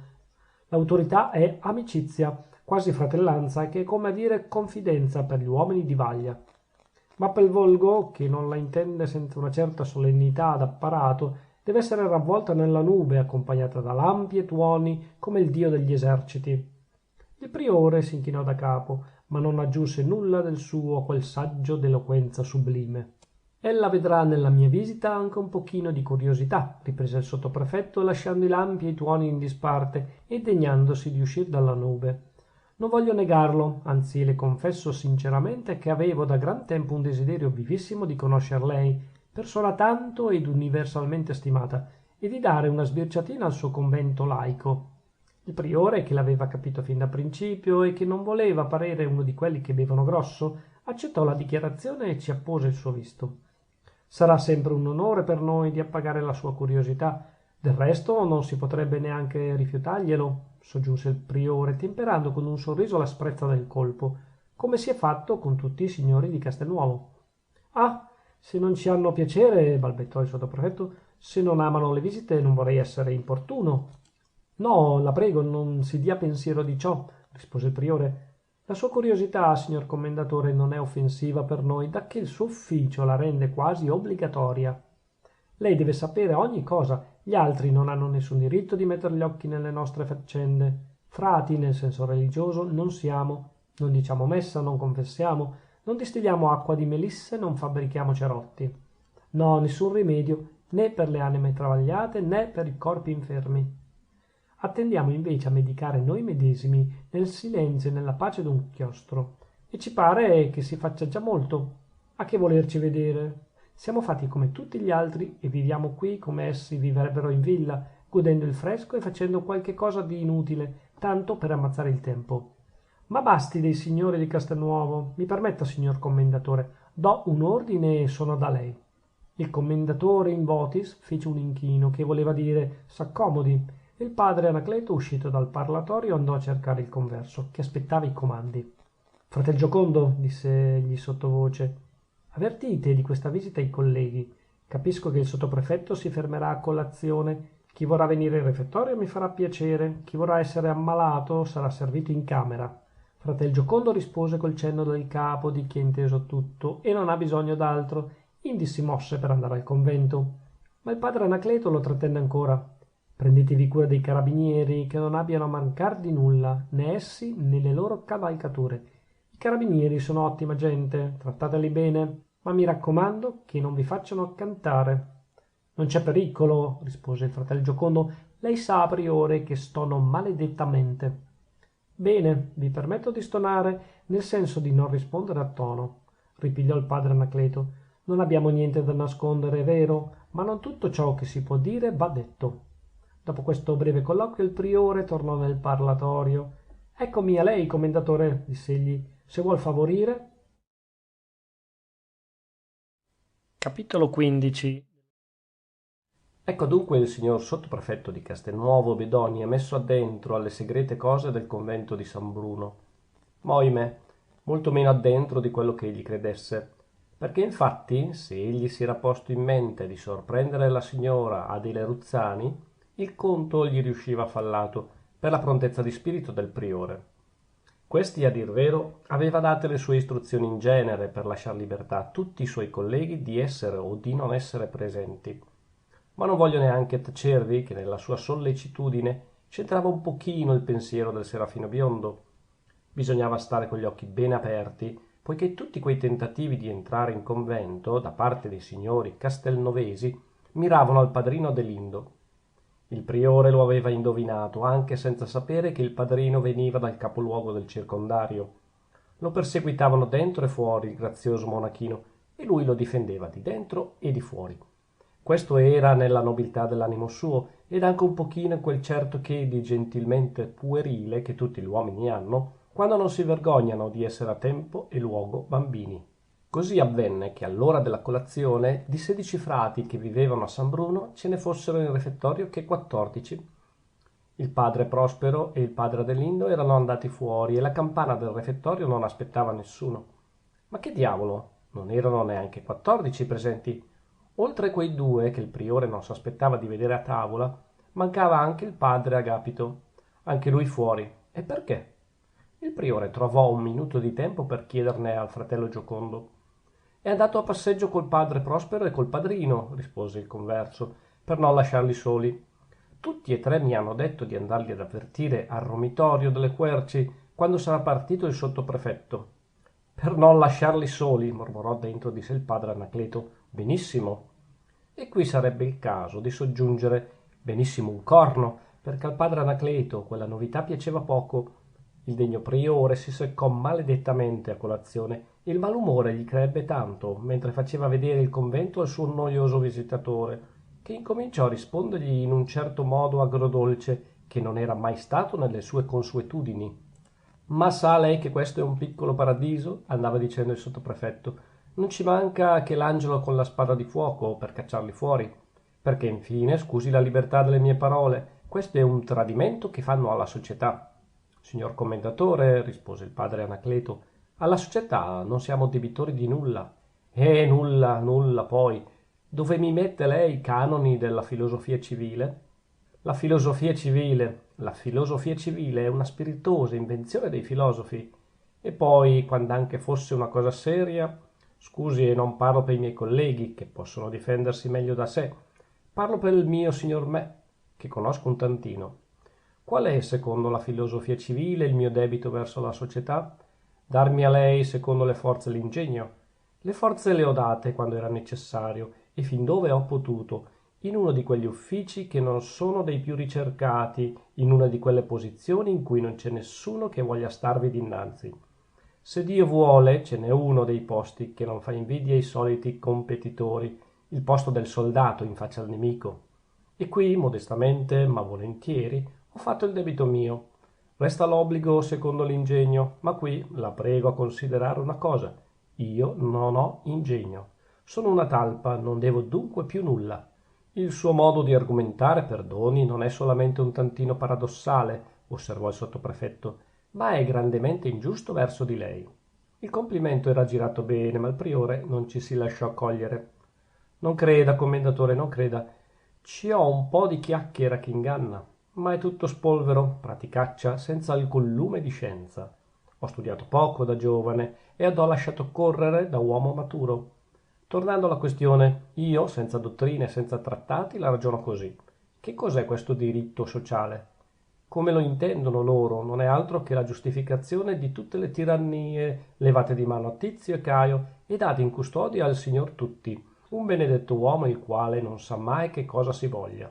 La società vuol questo, la società vuole quest'altro. Qui non si può stare perché l'interesse sociale non lo permette, di qui non si può uscire perché l'interesse sociale non lo consente. Se studio l'arabo, la società vuol far di me un professore. Non mi serve a nulla il dire che l'ho studiato per il mio gusto. Devo essere professore. L'interesse sociale esige che io lo sia, affinché un altro professore possa dar dell'asino a qualcheduno e dichiararmi un intruso nel gran tempio del sapere. Perché c'è anche il tempio, coi rispettivi penetrali e il rispettivo sacerdozio. La società si tratta bene con la retorica per maestra di casa. Ma in nome di Dio, bisognerebbe che ci intendessimo sul valore delle parole e sulla definizione dei doveri. Ci abbiamo invece una dozzina di scuole, se non più, ognuna delle quali interpreta tutto a modo suo. Un giorno erano dottrinari, oggi sono tutti sperimentali, domani saranno tutti evoluzionisti, dottrinari che ammettono questo e negavano quest'altro, scindendosi in varie chiesuole, sperimentali che negavano questo e ammettevano quell'altro, spartendosi anche loro in tanti laboratori, evoluzionisti che ammetteranno e negheranno ogni cosa per far la strada pulita e ritornare da capo. Prima avevano l'individuo libero, anzi allo stato selvaggio e nato, magari di Dio, senza levatrice. Poi venne, o tornò, l'uomo schiavo di tutte le autorità ideali e materiali, dalla formula del filosofo alla chiamata del questore. Scusive, ma questa è storia per sommi capi. Adesso abbiamo l'uomo libero da capo e tutte le teoriche a bollire nella medesima pentola. Sciogliere, legare, accentrare, decentrare, libero arbitrio, impulso fatale, probabilità e necessità, leggi scaturite dal fatto, fatti rampollati dalla legge, l'ovo prima della gallina e la gallina prima dell'ovo. Io, per me, credo sia tutto un intruglio, un sacco di invenzioni più o meno felici per esercitare i retori moderni e intrattenere i curiosi. Credo anch'io a certi doveri, ma d'indole negativa, come il non far male a nessuno. Credo ancora che il fare del bene sia una bella e nobile cosa, ma anzitutto che cosa sono la nobiltà e la bellezza? Armonia di linee, equilibrio di facoltà, dicono i moderni. Appunto perciò la nobiltà è un fatto, non una legge. Se pure lo fosse, noi potremmo mettere tra i contravventori 5/6 dell'umanità. Veda un po' che razza d'armonie. C'è anche dei filosofi che le chiamano antinomie e ci hanno bravamente già costrutto un sistema. Ella si annoia, commendatore. Non mi dica di no, lo vedo, lo sento e finisco. Noi siamo qui oltre una dozzina d'uomini, i quali, in tanta confusione di idee, abbiamo creduto savio partito di tirarci da banda. Aggiunga che la società ci annoiava. Tutti, qual più qual meno, abbiamo avuto a dolerci della società o di qualcheduno dei suoi e ci siamo allontanati dal giuoco. Eccoci qua in un convento laico, come ha detto benissimo lei. Questa è la vita in pochi e perciò facilmente accomodata al gusto di tutti gli interessati, con norme accettate volentieri da ognuno. Viviamo in pace, rispettosa con le leggi del paese, paghiamo le tasse, non domandiamo d'essere riconosciuti come ente morale. Agli occhi della società siamo e non siamo. In compenso della nostra modestia le domandiamo una sola cosa, di non parlarci delle sue tirannie battezzate col nome di doveri positivi. Vede, avevamo un tiranno, Mastino II della Scala, capitato qui, non so come, forse come un avanzo d'eredità toccata agli antichi frati di San Bruno. Anche dipinto, quel tiranno ci dava noia. Lo abbiamo messo alla porta, lo abbiamo relegato nel parlatorio, là, presso il ponte, perché se la dica coi forestieri, lasciando in pace noi altri. Il padre Anacleto non era stato mai così sciolto di lingua, né così fiero e sarcastico. Ma già, voi l'avete capito, lettori, il padre Anacleto aveva perdute le staffe. Intanto che snocciolava le sue massime, dentro di sé il padre Anacleto pensava a tutt'altro. Per esempio al padre Agapito, che era andato fuori col padre Prospero e col padrino Adelindo, per non lasciarli soli. Questa era la frase detta dal converso, e questa frase gli si era scolpita davanti agli occhi. Per non lasciarli soli. In questo pensiero si andava crucciando il nostro degno priore. Perché?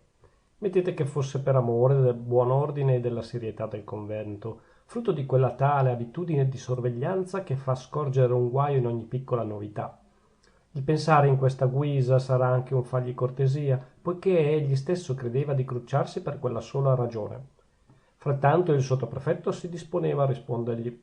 Ella ha parlato eloquentemente, sì, mi permetta di dirlo, eloquentemente, ma lei mi perdonerà se io mi permetterò di soggiungere che anche Cicerone e Demostene hanno perdute delle cause. E questo che vuol dire? Interruppe il padre Anacleto. Oh, Dio buono, lo so. Come so di non essere Demostene né Marco Tullio? Noi, del resto, signor commendatore, le cause nostre ce le trattiamo e ce le giudichiamo da noi. E in questa, che è capitale, ci siam data ragione. Di grazia, che cosa fanno loro del governo a chi vive secondo le leggi? Lo lasciano stare nei suoi panni.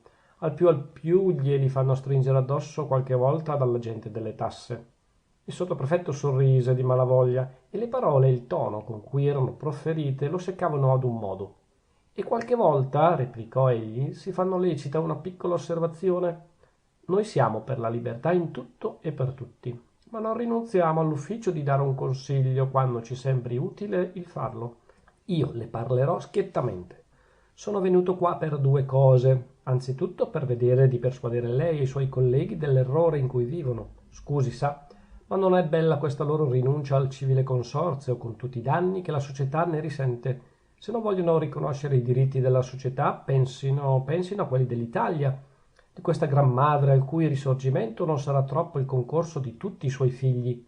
Questo è un argomento più serio, rispose il priore, a cui il nome d'Italia aveva fatto rizzare la fronte e balenar gli occhi d'una luce improvvisa. Dicono che la patria non sia una cosa sensibile e che c'entri molta poesia nella formazione di questo ideale. Io so che c'entrano i nostri amori d'infanzia, le nostre lagrime d'adolescenti, i nostri rossori e i nostri sdegni d'uomini fatti. L'Italia comprende in sé la parte più pura dei nostri interessi, che sono gli affetti e le consuetudini.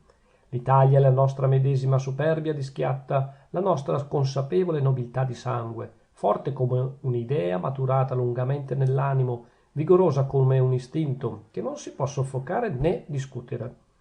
Tristo colui che nei furori della politica, o seguendo il filo di certe sue deduzioni, dimentica questo concetto della patria, e impaziente di provar tutto, di rimutar tutto, non sa sopportare qualche piccolo guaio in famiglia, dopo aver dovuto soffrire tanta vergogna di comandi stranieri. La faccia del sottoprefetto di Castelnuovo risplendeva d'allegrezza, ma a spegnere i lumi venne subito la seconda parte del ragionamento. La patria dobbiamo avere in cima tutti i nostri pensieri, proseguiva il padre Anacleto. Per lei dobbiamo lavorare, ma per lei, quando è tempo, saperci trarre in disparte. Anche la lontananza volontaria è una forma dell'amore. E poi siamo forse fuori d'Italia? I bisogni suoi, quando si mostrassero tali da richiedere l'opera nostra, non ci troverebbero al posto? So stare in arcioni come un altro e mettere un cavallo a carriera. Ero a Montebello, signor commendatore, e nessuno può dirmi che io abbia dimenticato l'obbligo mio verso la patria. O che vorrebbe lei? Per adempiere a quest'obbligo facessi il consigliere comunale o l'aspirante al ministero? Ce n'è già tanti su quella via. A buon conto io faccio pure qualcosa, non vede? Do esempio di modestia a tutti i poveri di spirito della mia circoscrizione. E adesso, signor commendatore, se non le spiace, passiamo alla seconda ragione della sua visita. Il sottoprefetto non gradì troppo quel modo spicciativo che aveva il priore di condurre la conversazione, parlando lui come e quando voleva, per cangiare argomento quando e come gli facesse comodo. Ma poichè si era imbarcato, gli bisognava andare fino all'ultimo e accettò di passare all'altra parte del discorso, ma promettendo in cuor suo di riscattarsi di quella leggerezza del priore col peso delle sue osservazioni. Volevo appunto venirci, diss'egli, e stavo cercando le parole. Questa è veramente la parte più delicata, io avrò mestieri di tutta la sua indulgenza. Loro signori son tutti uomini qua dentro, voglio dire, non ci hanno donne? Il padre Anacleto balzò sulla seggiola. Ci siamo, pensò egli frattanto. Perché mi fa questa domanda? Chiese egli poscia, guardando il sottoprefetto con aria di curiosità che voleva essere soddisfatta. Perché, rispose il sottoprefetto, perché corre una voce in Castelnuovo. Ah, una voce, e quale di grazia? Che ci sia nel convento di San Bruno una donna, anzi una ragazza fuggita da casa sua. Ciò detto, il nostro personaggio ricolse il fiato. L'aveva finalmente dato fuori quel che gli pesava sullo stomaco. Il priore stette alcuni secondi senza rispondergli. Lo guardava sempre in viso, ma non più con quell'aria di curiosità che aspetta una spiegazione, bensì di curiosità che vorrebbe indovinare gli arcani gelosi, i moti dell'animo, i fini riposti. Minorenne? Chiese egli dopo quell'istante di pausa. È ancora sotto tutela, rispose il sottoprefetto di Castelnuovo Bedonia. Ciò è grave, disse il priore, e noi siamo accusati di rapimento o di qualche altra cosa consimile, non è vero? No, tolga il cielo che io pensi una cosa simile, o la dia per pensata da altri, rispose prontamente il sottoprefetto. La signorina delle Ruzzani, poichè questo è il nome della ragazza, è qui, sempre giusta. Le voci che corrono in Castelnuovo, col suo zio e tutore, il signor Prospero Gentili. Di buona voglia, dunque, notò il priore. Sembra, disse quell'altro. Sembra ed è, signor sottoprefetto, ribatté il padre Anacleto, tralasciando di dare del commendatore al suo ospite come aveva fatto fino a quel punto. Io non ho più schiarimenti da chiederle, poichè lei ha profferito dei nomi. C'è infatti qui, tra gli ultimi venuti, un padre prospero con suo nipote, assai giovane, il cui nome corrisponde benissimo a quello della signorina Ruzzani, accennato da lei. Mi hanno pregato di accoglierli nella nostra comunità ed io, considerando la giovinezza del nepote, li ho accettati soltanto come novizi. Ciò significa che nessuna parola li costringe, son padroni di andarsene quando vogliono. Desidera di vederli e di interrogarli? Si accomodi, ma non qui, intendiamoci, non qui, al parlatorio del ponte, dove potrà farli chiamare. Perché lo sappia, signor sottoprefetto, nel nostro convento non è che una fortuna, la pace. Ed ogni sua domanda di veder qui subito i due nuovi compagni nostri, che non erano a far le corone in refettorio, potrebbe dare argomento a chiacchiere e sospetti che io debbo in ogni modo evitare. No, non occorre che io li veda, rispose il sottoprefetto appena gli venne fatto di entrare in discorso. Ella si altera, mi giudica male, mentre io ero venuto semplicemente per dirle come stavano le cose. Supponevo che non sapesse nulla e che fosse stato ingannato. E poichè la casa Ruzzani è una delle primarie di Castelnuovo e di tutto il circondario, ormai non è rappresentata che dalla signorina Adele, una ragazza di molto ingegno, ma un pochettino bizzarra. Sempre rispettabile, peraltro, sempre rispettabile. Una cosa solamente non si riesce a capire, per qual ragione o capriccio la signorina si sia risoluta ad entrare così di schianto in una società d'uomini. Di cavalieri, signor sottoprefetto, interruppe il priore, di cavalieri, la prego a volerlo considerare. Oh, non ne dubito punto, ma infine lei capirà, il mondo ha i suoi diritti. Se questa fuga della signorina Ruzzani e sulla sua entrata nel convento di San Bruno in veste di uomo, poichè non potrebbe essere altrimenti, si è fatto un gran chiasso a Castelnuovo e fuori, cosicché l'autorità superiore della provincia ha già chiesto ragguagli a me, che ero bensì informato del fatto, ma non avrei voluto dar noia a lei per tutto l'oro del mondo. Questo è lo stato delle cose. Aggiungo che non mi sono mosso a bella posta. Come ho già avuto l'onore di dirle, andavo attorno per visitare i nostri comuni di montagna e ho fatto, come si suol dire, un viaggio e due servizi. Avrei potuto mandarle l'avviso di ciò che sapevo, ma ho preferito recarlo io stesso per ragioni di delicatezza e di convenienza che spero vorrà riconoscere.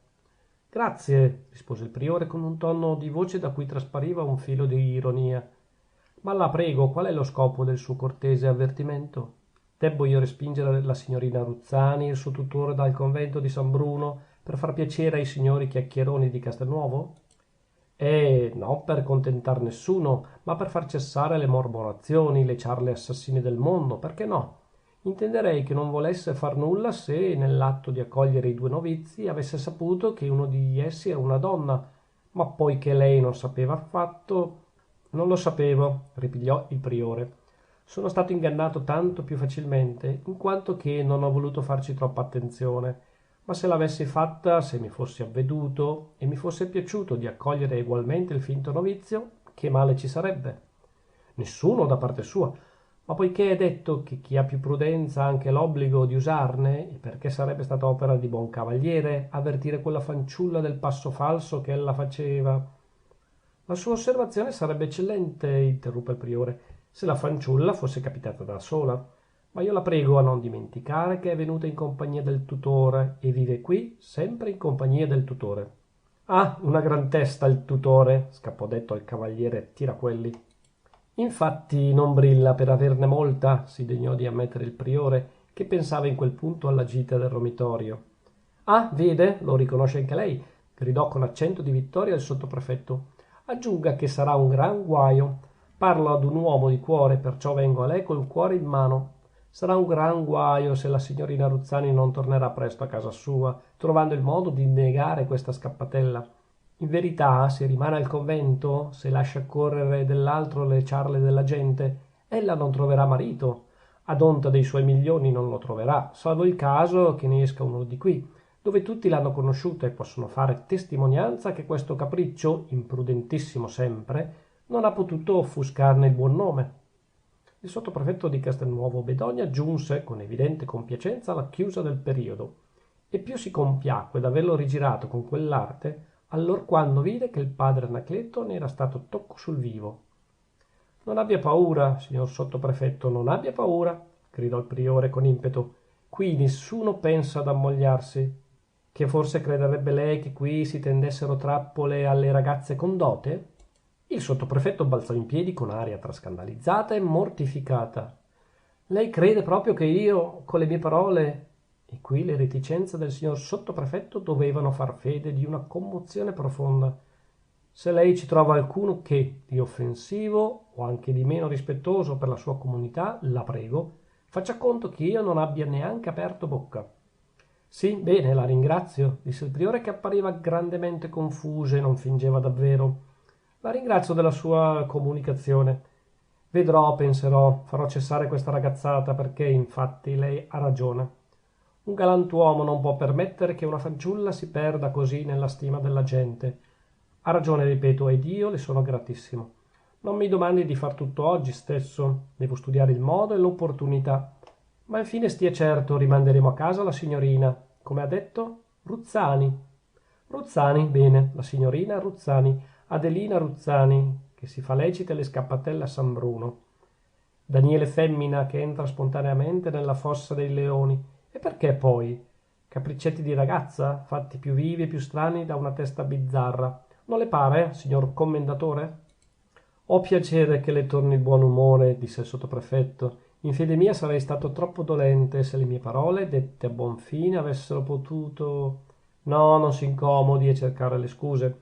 La mia giustificazione è tutta nel non aver badato più che tanto a certe apparenze ed essermi lasciato cogliere alla franchezza meravigliosa con cui zio e nipote si sono presentati quassù.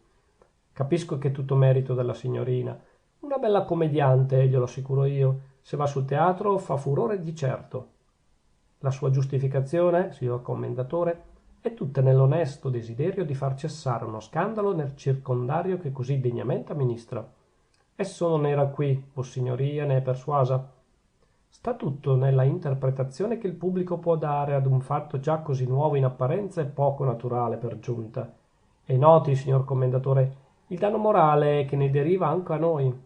La quiete nostra, che è il primo dei beni per cui ci siamo raccolti in questa solitudine, la quiete nostra vuole oramai che la signorina Adele Ruzzani faccia ritorno a Castelnuovo, o vada altrove se la residenza non le piace, che a noi non importa saperlo. Il sottoprefetto di Castelnuovo Bedonia era fuori di sé dalla contentezza. Mi permette che io l'abbracci? Gridò. Il padre Anacleto lo lasciò fare. Non vedeva l'ora di levarselo dai piedi per gettar via quella maschera che gli pesava sul volto.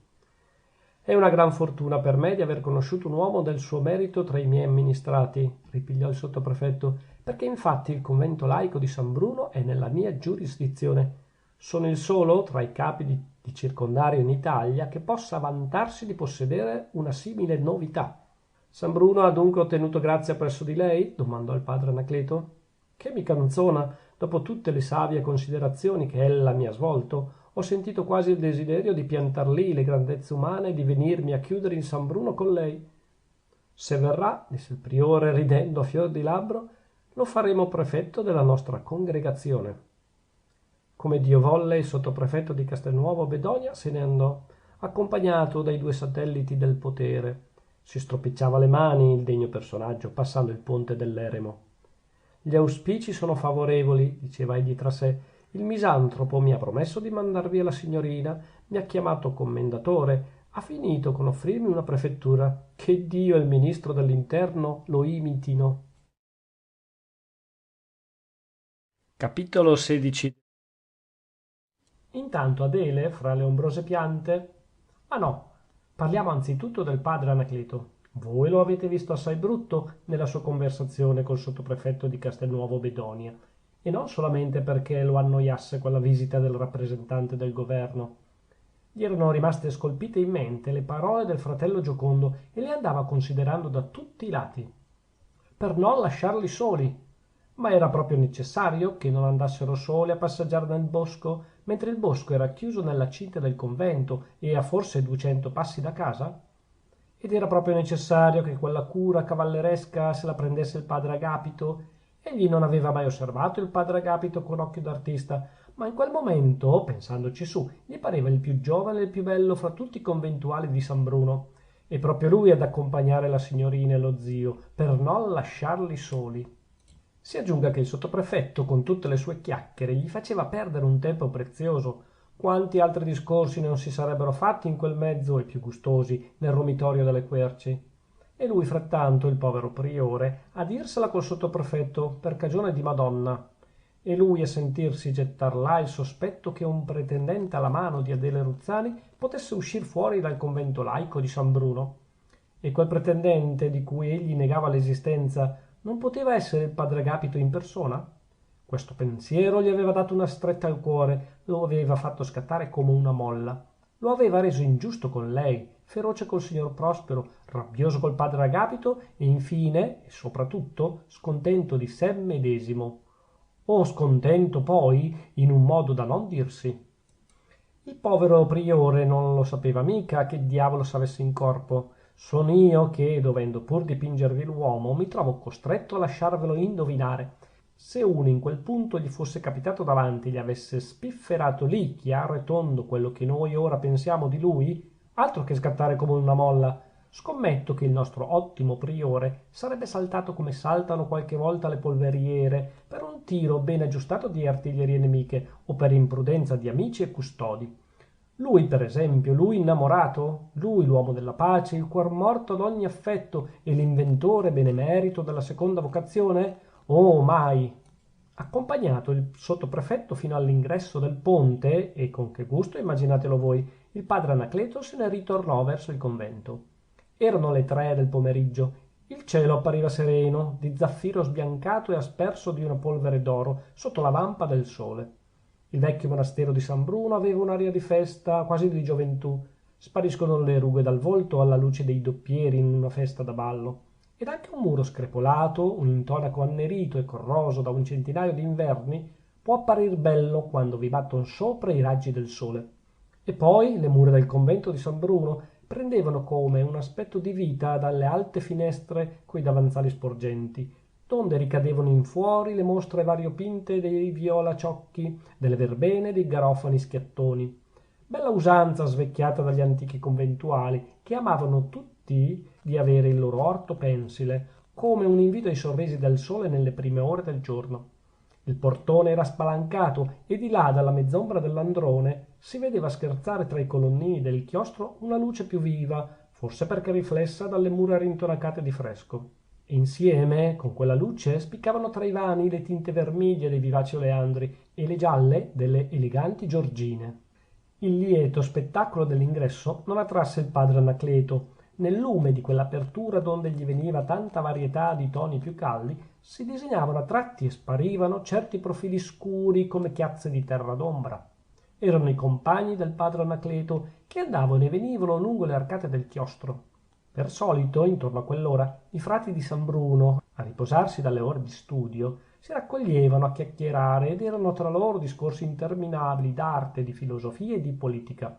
Sì, anche di politica. Questa poco piacevole materia di discorso entrava anche a San Bruno, ma di sbieco, come di rimbalzo, e senza la millesima parte di quella che i matematici direbbero la sua forza iniziale. Politica svigorita, insomma, politica passata allo staccio e che aveva lasciato per via tutto il noioso accompagnamento delle ragioni personali. Se sapeste come si parla bene di politica, quando non se ne spera e non se ne aspetta nulla, né di prima né di seconda mano. Si gode come tanti astronomi quando cade tra loro il discorso sulle rivoluzioni di Marte, sulle malinconie di Saturno e sugli splendori di Venere. Al padre Anacleto parve che quei frati si muovessero con una volubilità maggiore dell'usata, o almeno con più spigliatezza, indizio di vivacità, di allegrezza maggiore, e chi più n'ha ne metta. E la cosa gli piacque, perché, come vi ho detto, il padre Anacleto non era in uno dei suoi giorni migliori e tutto gli dava noia. Voltò a destra seguendo il sentiero che rasentava le mura del convento, e anche colà ogni cosa rideva al sole, più che egli non avesse veduto mai. Forse perché non gli era accaduto mai di osservare tanto contrasto fra l'aspetto delle cose e lo stato dell'anima sua. Il sentiero correva in mezzo a due file di erbe umilissime, di quelle tali erbe che solo un botanico riconosce. Mettete che fossero pastinache da un lato e romici dall'altro.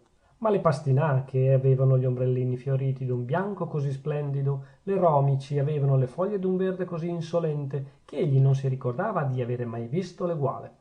Forse perché non gli era accaduto di osservare tanto contrasto. Diavolo, ripetevo una frase già detta poc'anzi. Scusate, lettori, mi fermo in tempo e non vi dico più altro.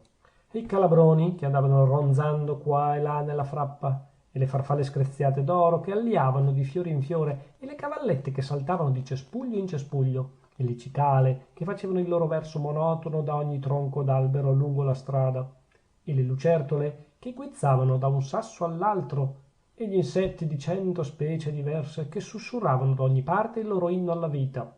Tutte le forme delle operosità, tutte le voci dell'esistenza stringevano da ogni parte il padre Anacleto, che andava. Dove andava? Ora lo saprete, se già non l'avete indovinato.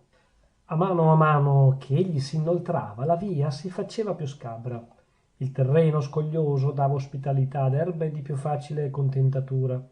Ma in quella stagione le erbe di primavera cedevano il campo alle erbe d'estate e si vedevano intiere famiglie di cadaveri ritti, che un soffio di vento avrebbe abbattuti o l'urto d'un piede mandati in frantumi.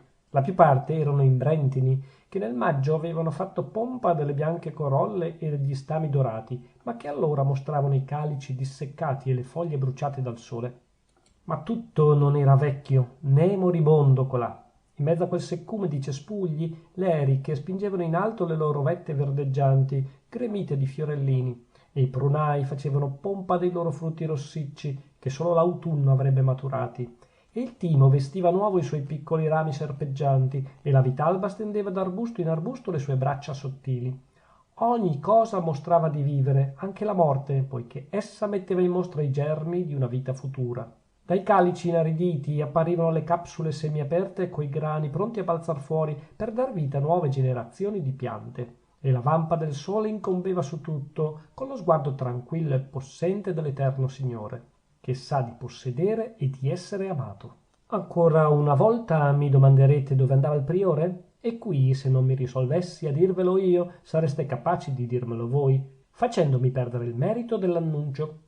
Passin passino, il padre Anacleto se ne andava al romitorio dalle querci. Il piccolo edifizio fratesco, chiamato con questo nome, sorgeva su d'un poggio alle spalle del convento. Di lassù si allargava la prospettiva ed in mezzo a due contrafforti del monte si dispiegava in lontananza una valle, nel cui fondo, ove il cielo si confondeva col piano, appariva qualche cosa di bianco che doveva essere la piccola città di Castelnuovo Bedonia. Veduto di lassù il capoluogo del circondario amministrato dal cavaliere Eudossio Tiraquelli, non riusciva a punto noioso. Anzi, il serafino biondo, appena giunto sul colmo dell'erta, aveva dichiarato che quello era l'unico punto da dove si potesse contemplare con qualche apparenza di gusto il suo domicilio legale. L'eremo prendeva il nome da un filare di querci che incominciava a vedersi in prossimità della sua vetta. Le querci costeggiavano il sentiero sassoso che metteva a quella solitudine. Ma la più parte degli alberi era stata tagliata dai primi compratori del convento. Restavano solamente 5 o 6 querci, dai tronchi bistorti, che avevano avuto la fortuna di non parer buone a nulla e di essere lasciate in piedi sul ciglio natale, dove protendevano i loro rami sfoggiati su d'una piega laterale del colle. La pace del luogo era fatta per rasserenare uno spirito anche più turbato di quello del padre Anacleto.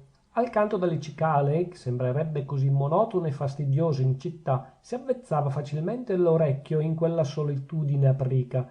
Il saltellare delle locuste, l'aliare delle farfalle di cespuglio in cespuglio, il trapassar veloce delle libellule dal corpo sottile e dai riflessi metallici, tutto, perfino quel confuso tremolio dell'aria che sembrava un continuo brulicar di vapori da terra ai raggi assidui del sole, doveva rallegrare lo sguardo del viandante o, alla più trista, fargli dimenticare per un momento le molestie della vita. Ma all'orecchio del padre Anacleto era giunto un altro rumore che non gli consentiva di tener dietro al canto delle cicale. E il suo occhio cercava qualcheduno di cui quel rumore indicava la vicinanza. Avrete già inteso che quello era un rumore di voci. Esso veniva per l'appunto dalla insenatura del poggio, che era protetta dall'ombra delle querci. Il padre Anacleto si avanzò guardingo, per quella propensione naturale che abbiamo tutti a cogliere qualche segreto in aria, e che in lui era accresciuta da ragioni particolari, veramente inutili a dirsi. Si avanzò guardingo, come vi ho detto, allungò il collo tra due cespugli e vide tal cosa che aveva il torto grandissimo di rassomigliare maledettamente ad una scena d'idillio. Lo saprete anche voi, lettori umanissimi, non c'è cosa che dia noia come un idillio nella quale noi stessi non abbiamo una parte, ed una parte primaria per giunta. Accenniamo la scena. Anzitutto il padre Prospero, sdraiato sul tappeto, in verità non troppo soffice e non troppo verdeggiante nel prato, con la testa posata contro la sporgenza d'un sasso e col suo fazzoletto sugli occhi per ripararsi dai raggi del sole che sforacchiavano in alto la frappa. Accanto al padre Prospero il serafino biondo seduto con una quantità di fiori in grembo.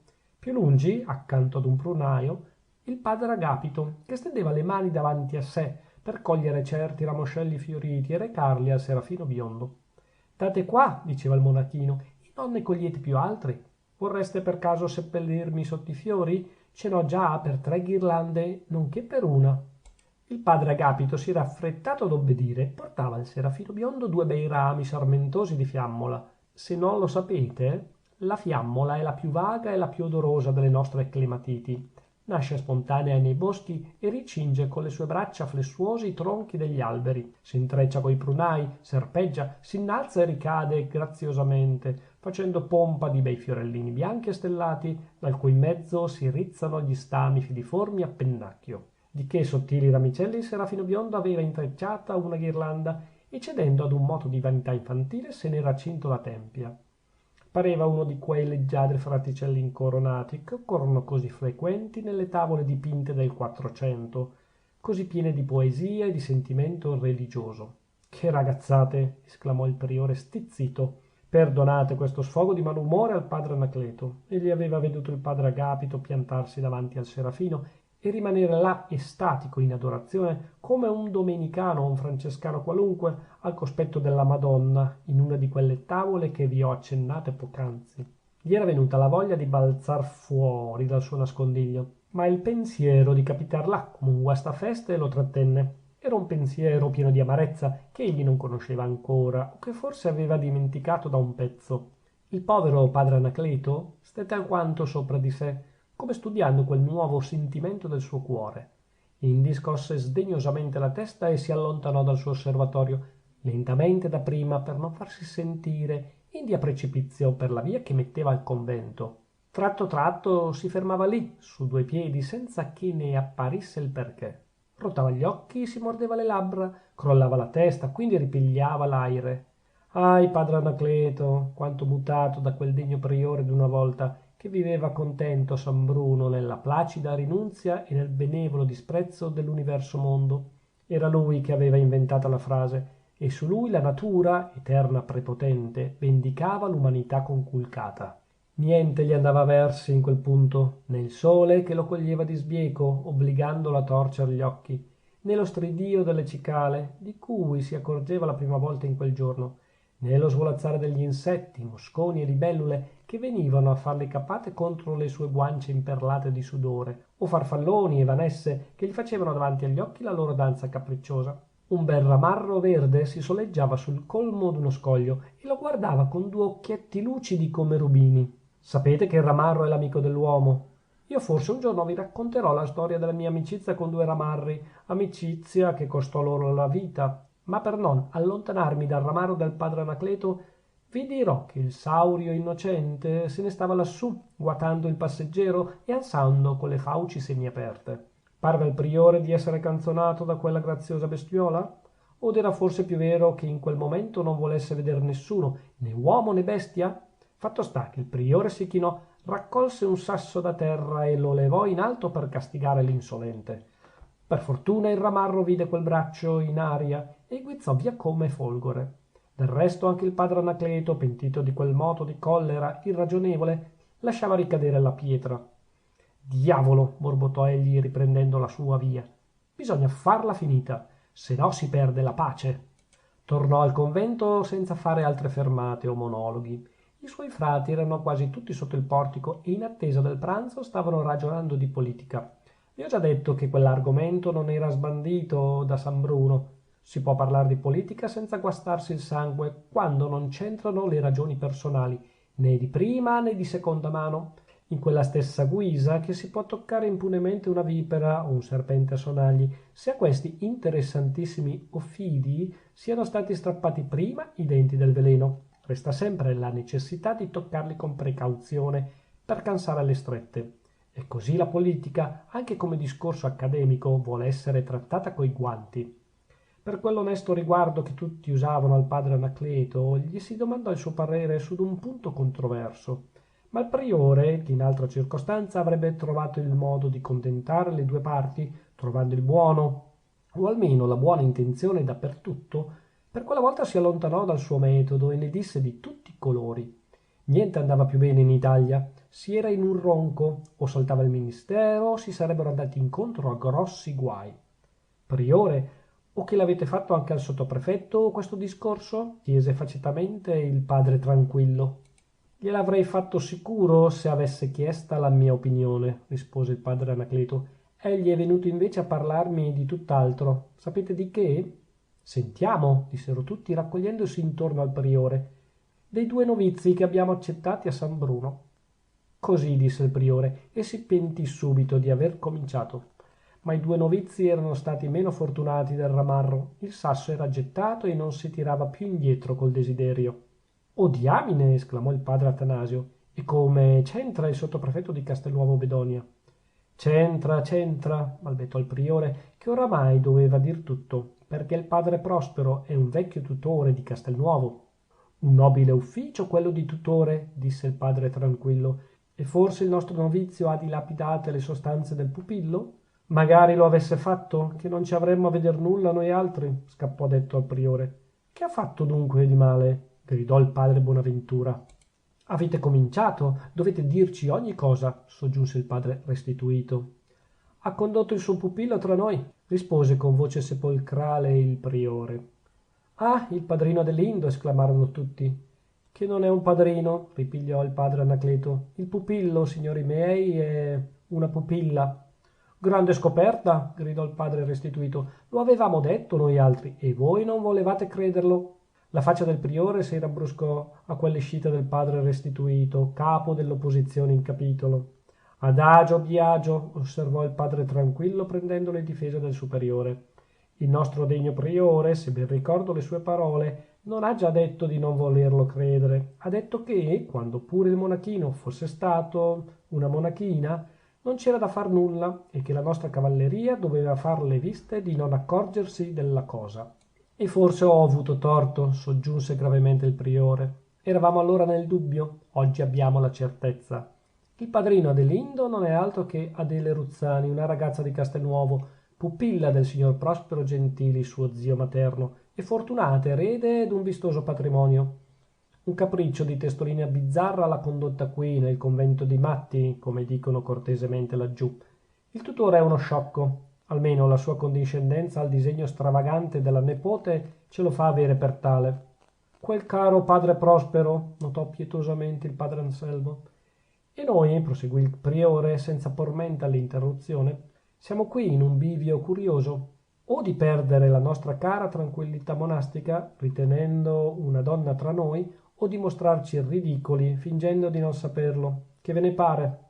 Non vedo il ridicolo, disse il padre restituto. Come, voi per l'appunto che gridavate più di tutti? mi son convertito alle vostre ragioni, rispose il padre restituto con un candore che sapeva di ironia. Del resto, amico priore, se voi mettete ai voti le due corna del dilemma, ci troverete in maggioranza per il ridicolo. Scusate, un gusto come un altro, e chi si contenta gode. Il padrino Adelindo, poichè io sto sempre per chiamarlo così, è un ottimo ragazzo, è la luce e l'allegria del convento. Quando non c'è lui, par d'essere al buio. Infatti, signori, conchiuse il padre restituto levando la voce e stendendo la mano, ecco un raggio di sole. Proprio in quel punto appariva dall'androne il serafino biondo, seguito dal padre Prospero e dal padre Agapito. Quest'ultimo aveva una cera non troppo contenta, forse gli dispiaceva che la passeggiata fosse finita, forse aveva avuto qualche piccola contrarietà. Più allegro era il padre Prospero, che si toglieva finalmente dal sole e si avvicinava per giunta al refettorio. Quella mattina il cuoco gli aveva promesso un desinare di suo gusto, con una certa replica d'agnelotti, che gli erano maledettamente piaciuti il giorno prima, e il padre Prospero, mandando a quel paese i consigli del medico, si abbandonava tutto alla voluttà di una pregustazione, che era già per la sua incipiente polisarcia un prezioso alleato. Precedendo di qualche passo i compagni, il padrino Adelindo entrava nel chiostro. Il viso incoronato da quella bionda zazzerina che sapete, si mostrava tutto di un incarnatino tenero, pari al colore delle rose bengalesi, che trasparisce da una velatura di bianco. E gli occhi, che dirvi degli occhi? Si capiva, vedendoli, anche il riso di Beatrice, che ha esercitata la pazienza di tanti commentatori della Divina Commedia. Ricorderete, o lettori, che Beatrice rideva con gli occhi. Accendo un fatto nuovo, che si intenderà di leggeri, quando si pensi che per la prima volta si vedeva il monachino biondo senza più dubitare del vero esser suo. Come mai si è potuta fidare di venir qua in veste d'uomo? Chiedevano gli astanti in cuor loro. E la tacita domanda era naturale in tutta la comunità di San Bruno. Coloro che avevano creduto un uomo, il biondo novizio, dovevano riconoscere di aver avuto le traveggole. Tutti gli altri potevano meravigliarsi che i loro compagni le avessero avute. E negli uni e negli altri era l'obbligo oramai di riconoscere la donna, anche facendo le viste di durar nell'inganno. Gli inchini al biondo serafino furono molti, i complimenti per il suo aspetto fiorente si alternarono con le premurose domande intorno alla sua passeggiata. Poco mancò che taluni non gli offrissero il braccio per condurlo in refettorio, arcano potere di due begli occhi. Bisogna finirla, borbottava il priore, rimasto alquanto in disparte. Bisogna finirla. Il serafino biondo si accostò a lui col suo leggiadro sorriso. Al giocondo lume dei due smeraldi, onde amore gli aveva scoccato le sue armi, permettete che io vi significhi la cosa con una immagine dantesca, il povero priore si sentì rimescolare il sangue nelle vene, e facendo forza a sé medesimo, e cercando di dare alla sua faccia un'espressione più severa del solito, così disse al serafino biondo: non avete più la vostra ghirlanda di fiammole? Ah, esclamò il serafino, eravate lassù? Ma perché non venirci a trovare? Il padre Anacleto non credette opportuno di rispondere. Del resto avete fatto bene, soggiunse il serafino, si parlava tanto di voi. Di me? Chiese il priore inarcando le ciglia. E che cosa si è potuto dire di me?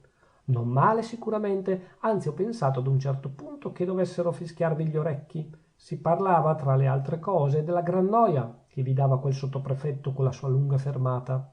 Così dicendo il serafino fissava gli occhi addosso al priore, come se volesse leggergli in faccia il segreto di quella visita. Ah sì, disse il padre Anacleto, quel sottoprefetto è un cert'uomo. Che cosa voleva da voi? È lecito saperlo? Ve lo dirò più tardi, padrino Adelindo. Ho bisogno per l'appunto di parlare con voi e con vostro zio, e mi farete la grazia di passare dopo pranzo da me.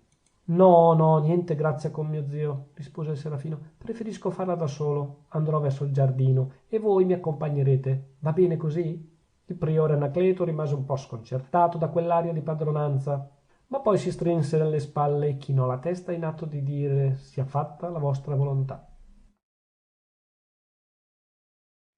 Capitolo 17. Il pranzo durò troppo per due persone, le quali avevano tante cose da dirsi. Cioè, mi spiego, l'una aveva da dirle e l'altra da sentirle. Ma voi vorrete concedermi che quest'altra non si sarebbe contentata di stare a sentire e avrebbe detto anche del suo. Ora il padre Anacleto era tanto curioso di sapere che cosa gli avrebbe risposto il padrino, vedendosi scoperto, come il padrino era curioso di sapere che cosa gli avrebbe detto il priore e con che tono e con quali propositi. Come Dio volle si levarono tutti da tavola e il padrino, uscito dei primi dal refettorio, andò a chiudersi nella sua cella. Voleva egli cansare i soliti accompagnatori o più specialmente lo zio? Quest'ultimo, anche a volerlo per forza come terzo nella conversazione, non si sarebbe potuto ottenerlo. Aveva lavorato troppo e sentiva il bisogno di riposare un pochino. Perciò era andato a finire in libreria su quella tale poltrona e il sonno aveva stese le ali sul suo capo innocente. Il padre Agapito, il padre restituto ed altri suoi cortigiani, che si erano accompagnati subito a lui, sperando di veder tornare il biondo nepote, dovettero assistere all'assopimento dello zio. Quando ritornarono all'aperto, videro il priore che si allontanava dall'altra parte del chiostro, col serafino a fianco. Il priore aveva incominciato un discorso di qualche importanza e si fermava ad ogni tratto, come un uomo che vuol calcare sulle parole. Il serafino andava o restava, secondo i movimenti del suo interlocutore, e dava segno di molta attenzione, chinando spesso la testa in atto di assentimento. C'erano insomma tutti i caratteri d'un dialogo che non voleva essere interrotto da compagni importuni. Amici, disse il padre restituto a tutti gli altri che erano rimasti con lui con un pugno di mosche, non vorrei che il priore degnissimo, dopo che ha riconosciuta la donna, ne prendesse una cotta. E via, esclamò il padre Marcellino, che passava di là per andare alla sua cella e si era fermato vedendo quel crocchio d'osservatori. Vorreste voi che proprio il fondatore dell'ordine venisse meno alla sua stessa dottrina? Oh, non sarebbe il primo, osservò il padre Ilarione. C'è pure stato il creatore che si pentì d'aver fatto l'uomo. In verità, soggiunse il padre Costanzo, sarebbe grazioso che l'esempio della prevaricazione ci venisse da lui. Dal creatore? Domandò argutamente il padre Marcellino. No, dico dal padre Anacleto, dall'inventore della seconda vocazione. Che forse lo gradireste l'esempio? La bottata era di quelle da levare il pelo, ma il padre Costanzo finse di non intendere. L'esempio, borbottò egli, è sempre una brutta cosa, l'esempio. Quando è brutto, sicuro, ma chi vi dice, o signori, che il padre Anacleto voglia dare un brutto esempio alla comunità di San Bruno? È il priore che discorre con uno dei suoi frati ed io non ci vedo altro. Dopo quello che si sa, chiese il padre restituto, dopo quello che ci ha detto egli stesso prima di andare in refettorio? E potrebbe darsi appunto che parlasse al biondo novizio di quella tal rivelazione che gli è stata fatta quest'oggi. Il fratello Marcellino ha ragione, entrò a dire il padre Agapito, che era stato silenzioso fino allora. Scommetto che il priore ne fa una delle sue. Che cosa? Gridarono ad alta voce il padre restituito, il padre Costanzo e il padre Ilarione. Sta persuadendo il padrino Adelindo ad andarsene via dal convento. Oh, questa poi! Vedrete che è così per l'appunto. Il nostro priore è lo spirito dell'opposizione. Quando glielo dicevamo noi, non voleva crederlo, non voleva far nulla. E adesso che noi ci siamo acquetati, perché noi ci siamo acquetati, soggiunse il padre Agapito, voi stesso, fratello restituito, glielo avete detto chiaro e tondo, ammettiamo anche il ridicolo. Il padre Adelindo è un buon ragazzo, non dà molestia a nessuno, domanda soltanto di poter vivere con noi in questa pacifica comunità. Anche lui forse avrà i suoi piccoli dispiaceri, vorrà anche lui dimenticare le noie del mondo, perché vorremmo impedirglielo. Sicuramente, gridò il padre Ilarione sostenuto dall'approvazione dei colleghi, perché vorremmo impedirglielo? Non sarebbe carità la nostra. E il priore avrebbe doppiamente torto a mandarlo via senza consultare i suoi compagni, aggiunse il padre restituito. Siamo tutti uguali qua dentro e il suo priorato non è che una carica. D'ordine meramente amministrativo, gridò il padre Costanzo. Egli non può mettere la sua volontà e il suo capriccio in luogo e vece della volontà di tutti. Si è sempre fatto ogni cosa d'accordo, non lo nego, osservò il padre Marcellino, ma qui forse il caso è diverso. Le opinioni espresse l'altro giorno in capitolo potrebbero averlo persuaso a prendere una risoluzione da sé. No, niente risoluzione, ogni cosa ha da farsi in capitolo. Bene, chiedetegli di convocare il capitolo e fate la vostra domanda. Vogliamo il padrino Adelindo, o Adelindo o morte, disse il padre Marcellino ridendo. Andiamo, voi la mandate in burletta, osservò il padre Costanzo facendo il viso brusco. Noi non si dice che resti il padrino ad ogni costo, aggiunse il padre restituito, si dice soltanto e si sosterrà che ci vogliono certi riguardi. E questo sì, è proprio questo. gridarono ad una voce il padre Costanzo e il padre Ilarione. Ma il padre Agapito, che quel giorno era il meno parolaio di tutti, diede sulla voce ai colleghi. Noi chiacchieriamo, diss'egli, e il priore decide. O che vorreste fare? Domandò il padre Marcellino. Andar laggiù a disturbare il colloquio. Bravo! E non pensate che egli potrà dirvi... Che cosa potrà dirci? Sentiamo. Quello che gli direste voi, se foste nei suoi panni, ed egli nei vostri. Padre Agapito, di grazia, un po' di pazienza. Fra mezz'ora siamo da voi. È vero, notò il padre Agapito, arrendendosi all'evidenza dell'argomento. Non si potrebbe mandar via un uomo più cortesemente di così. Ma vediamo se non c'è di meglio. Mi viene un'idea. Quale? Gridarono tutti. Mandare laggiù un tale a cui non si possa dire scusate, fra mezz'ora siamo da voi. Il padre Prospero, per esempio. Lo destiniamo, lo armiamo in guerra e lo avventiamo come un brulotto nei fianchi del nemico. L'idea piacque, anzi fece furore tra gli astanti. S'intende che il padre Marcellino va messo in disparte, anzi vi aggiungo che se ne andò per i fatti suoi, dopo aver salutata quella mattia dei colleghi con un benevolo sorriso. I tre congiurati rientrarono in chiesa. Il padre Prospero, fortunato lui, russava beatamente nella sua fida poltrona. Ed essi a fargli intorno un chiasso indiavolato, saltando, gridando, sventolandogli i fazzoletti sul viso. Ma il padre Prospero resisteva virilmente all'assalto. Lo presero allora per le mani, che teneva incrociate sul ventre, e gli gridarono all'orecchio un visibilio di sciocchezze. Fratello Prospero, svegliatevi, brucia il convento. Chi dorme non piglia pesci. Chi veglia alla luna e dorme al sole non acquista roba né onore. Il padre Prospero finalmente si scosse. Amici, diss'egli aprendo gli occhi e richiudendoli subito, ego dormio, sed cor meum vigilat. Ah sì, un bel vegliare che fa. Sicuro, fa il chilo, rispose padre Prospero tentando di rimettersi a dormire. Come? Che avete detto? In voi l'incaricato di questa delicatissima operazione sarebbe il cuore? O che fa intanto lo stomaco? Non ne so nulla io, si tratta di affari interni nei quali io non entro. Ci pensi chi deve e voi lasciatemi dormire in pace. Bravo, mentre la vostra bella nepote sta ascoltando la sua sentenza. Quelle parole ebbero la virtù di farlo saltare sulla poltrona. Che sentenza? Gridò. Che sapete voi della mia nepote? Sappiamo, fratello Prospero, disse il padre restituto. Sappiamo quello che ci ha detto il priore dopo il suo colloquio col sottoprefetto di Castelnuovo. Non vi confondete per così poco e veniamo all'essenziale. Ora il priore è andato in giardino col padrino Adelindo, mi capite? La visita del sottoprefetto e le sue rivelazioni stanno per avere un effetto. Ah, disse il padre Prospero, come un uomo che avesse capito, od anche come un uomo che sbadigliasse. E ricadde sulla poltrona, assai più disposto a riprender sonno che a proseguire la conversazione. Come? Gridò il padre restituto. Non vi commovete? E perché dovrei commuovermi per un discorso del priore al mio nepote? Il priore è una degnissima persona che non vorrà mica dirgli un'impertinenza. Sì, ma se egli frattanto gli dicesse pulitamente di andar via? Me ne andrei, il mio nepote se ne andrebbe, noi due ce ne andremmo. Con questa flemma. E proprio con questa? O che volete, che si resti in paradiso a dispetto dei santi? Ma qui non ci siete a dispetto di nessuno, replicò il padre restituto. Qui tutti vi amano. Siete il più prezioso tra gli amici, soggiunse il padre Costanzo. Un vero fratello per tutti noi, ribadì il padre Ilarione. Il più simpatico tra gli uomini, rincalzò il padre Agapito. Grazie, grazie, esclamò il padre Prospero ridendo.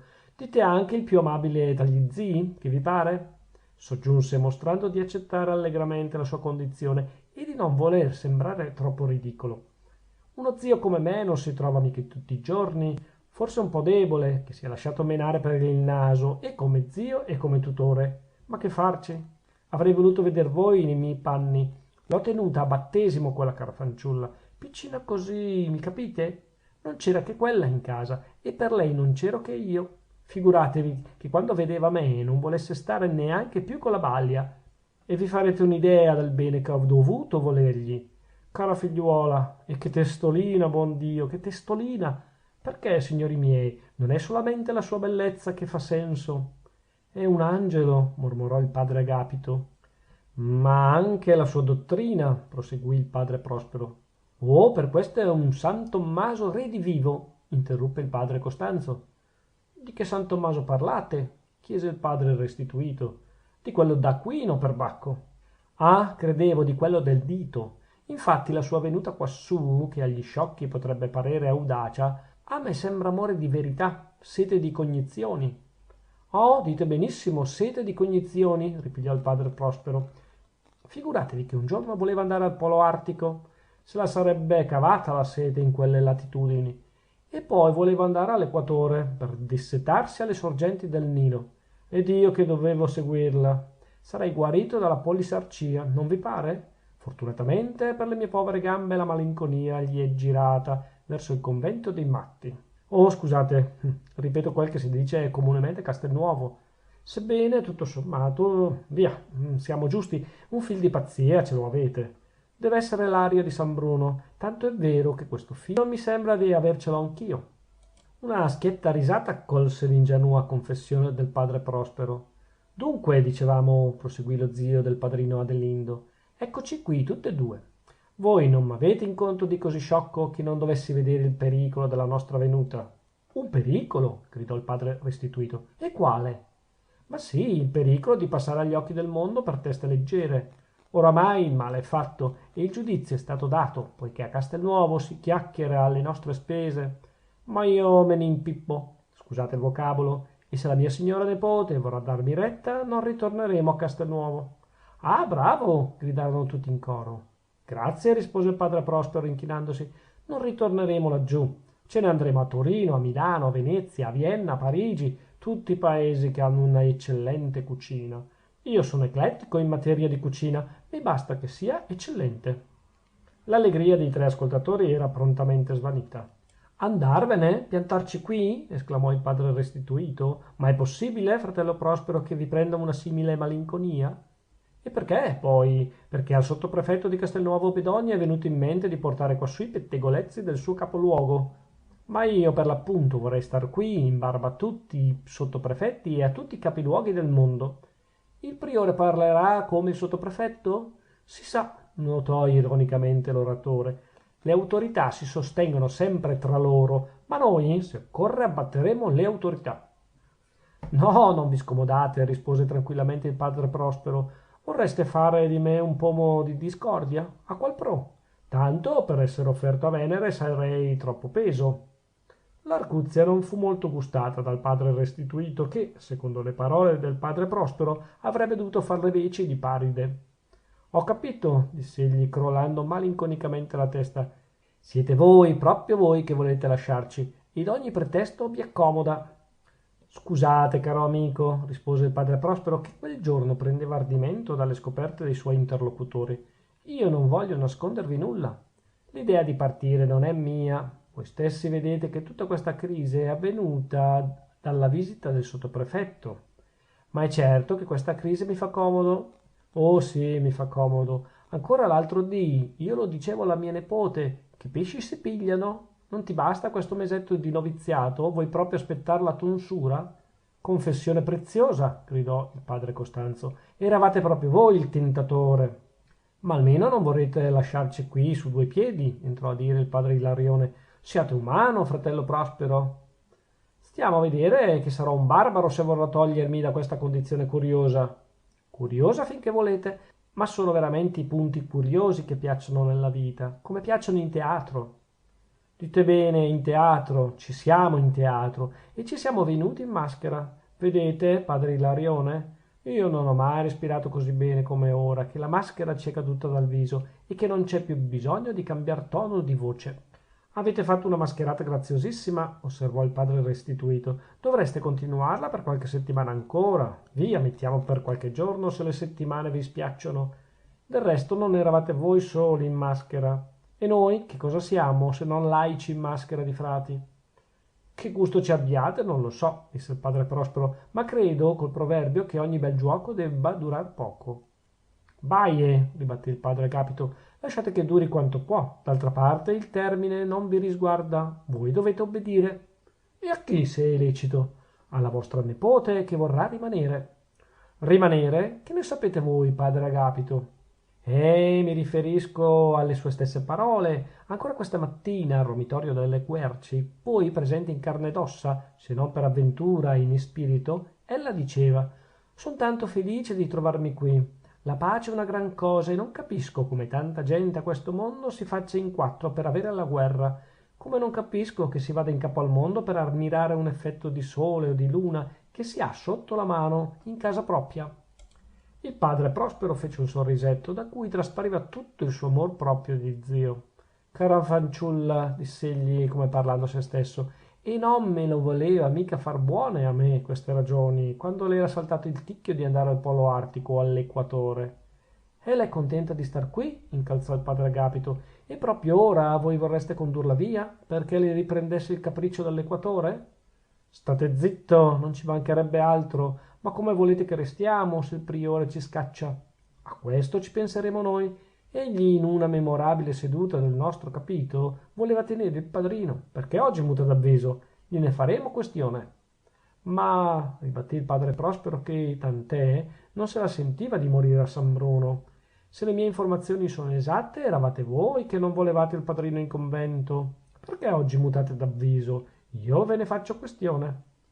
Fratello Prospero, volete saperlo? Volete proprio saperlo? Disse allora il padre Agapito. Sì, perbacco, quantunque mi sembri d'averlo già indovinato. Il vostro segreto ho una gran voglia di vedere come farete a spifferarmelo in tre. Vi ingannate se credete che ciò sia difficile. È un segreto che ve lo potremmo dire anche in 16, quanti siamo a San Bruno. Infatti, soggiunse il padre Agapito, col sorriso dello schermitore che è giunto in tempo ad una parata difficile, non si tratta del nostro segreto, ma di quello del padre Anacleto. Il nostro degno priore non voleva sapere di congedare il padrino, fino a tanto si sentiva il cuore tranquillo, e non lo avrebbe voluto neanche adesso, se non gli fosse venuto il sospetto che qualcheduno mirava a vogargli sul remo. Ora, fratel Prospero, badate bene a ciò che ho l'onore di dirvi. Tutto dipende da questo colloquio che voi non volete andare ad interrompere. Se il priore si accorge di poter essere il preferito, la qual cosa è possibilissima, poichè con le donne non c'è da fidarsi mai. Egli non dirà nulla nel senso desiderato dal sottoprefetto di Castelnuovo. E voi, fratello Prospero, voi rimarrete qui, se non fino alla consumazione dei secoli, almeno fino a quella dei capricci gentili della vostra bella nepote. Ah, per esempio, questa passerebbe ogni misura, gridò il padre Prospero, niente rallegrato da quella prospettiva. Capisco anch'io che sarà meglio andare un pochettino laggiù. E balzato in piedi uscì con passo risoluto dalla biblioteca. Ce n'è voluto per farlo muovere, esclamò il padre Agapito. Lo spediente m'è parso arrischiato, osservò il padre restituto. Si potrebbe anche ritorcere contro di noi. Ho bruciate le navi, disse il padre Agapito, stendendo le palme e allungando il collo in atto di rassegnazione. Tanto, badate a me, il padre Adelindo non rimane più a San Bruno. Il priore non lo metterà alla porta, può darsi, ma gli offrirà il braccio per condurlo fuori. È un vostro sospetto? Domandò il padre restituto. Sì, per ciò che risguarda il priore, ma ho qualche ragione per credere che il padrino si lascerà fare la corte. E voi sapete che quando una donna è disposta a lasciarsi fare la corte da un uomo, quell'uomo, se non è uno sciocco, se ne avvede. E quando quell'uomo se ne avvede, ma che cos'è? Ritorna il padre Prospero? Infatti il padre Prospero ricompariva sull'uscio della biblioteca. Era andato con molta buona volontà verso il giardino. Restare a San Bruno gli piaceva poco. La cucina veramente si era migliorata, non senza il merito del priore, che aveva interpretati i gusti gastronomici del suo preziosissimo ospite. Ma la bontà della cucina era troppo poco messa a riscontro con la mancanza d'ogni svago. Il padre Prospero era un uomo amante del quieto vivere, non già della solitudine, fatta solamente per le anime che sanno bastare a sé medesime. E quel pericolo poi, ma in fondo era davvero un pericolo? Neanche il sottoprefetto di Castelnuovo col suo Francavilla in pectore aveva potuto dir male del padre Anacleto. Non era ricchissimo da stare a petto con la sua nepote, ma questo ci avrebbe dovuto pensar lei. Infine, se si volevano bene e se lo confessavano, era da credere che il priorato del padre Anacleto fosse per finire e la vita claustrale con esso. Questa luminosa conclusione fece sì che il padre Prospero, scambio di tirare innanzi verso il giardino, desse una pronta voltata e ritornasse in biblioteca. Come? Che vuol dire ciò? Perché non siete andato? Chiesero l'uno dopo l'altro i suoi compagni importuni. Signori, ho pensato meglio. Quel che farà il priore sarà ben fatto, e quel che piacerà alla mia nipote piacerà anche a me. Ho detto e me ne vado a dormire, almeno se potrò riprender sonno dopo le vostre interruzioni. E il padre Prospero fece proprio così, come aveva detto. Andò a sdraiarsi nella sua poltrona e non volle più sentir altro. Capitolo 18.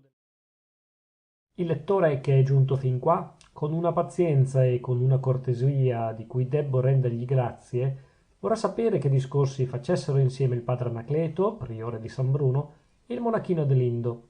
Li ha visti fermarsi, andare di costa, fermarsi da capo, sempre in atto di persone infervorate nella conversazione, e certamente si immagina che dovessero parlare di cose molto gravi. Ma per allora non c'era nulla di questo, anzi, devo confessare che quel modo di andare, di gesticolare, non era altro che una trovata dei due personaggi a cui dispiaceva di essere seguitati. Era una specie di quel gioco che si fa tra due amici per via, quando si vuol cansare l'intromissione d'un terzo, del terzo incomodo, come è stato battezzato all'uso. Il guaio si fu che quella mimica con cui dovevano tener lontani i compagni fece ridere il padrino e ridere di consenso il priore. Per un dialogo serio si cominciava bene, come vedete, ma già, solo a vederlo quel grazioso monachino passava la voglia dei discorsi uggiosi e veniva quella, dirò così, di mangiarselo, come si mangia un marzapane. Ridendo a quel modo, giunsero presso un sedile di pietra, a cui faceva ombra una pianta d'alloro. Il serafino biondo si fermò sui due piedi. Che cosa sono queste gravi cose che avete da dirmi, signor priore? Sedete là, come si conviene alla dignità dell'ufficio, mentre io starò in piedi davanti a voi, da quel povero novizio che sono. Le parole erano di Celia, ma non dissimulavano abbastanza una certa inquietudine nervosa che si era impadronita del monachino. Ma no, proseguì egli senza dar tempo al priore di aprir bocca. Ditemi prima di tutto perché non siete venuto da noi lassù al romitorio delle Querci. Sono io che fo la parte del novizio e il priore siete voi, padrino Adelindo, osservò il padre Anacleto. Ma è vero altresì, soggiunse egli a mezza voce, quasi parlasse a se stesso, che ho fatto una cosa da novizio. Ah, esclamò il padrino che aveva udita la frase, dunque volete confessare?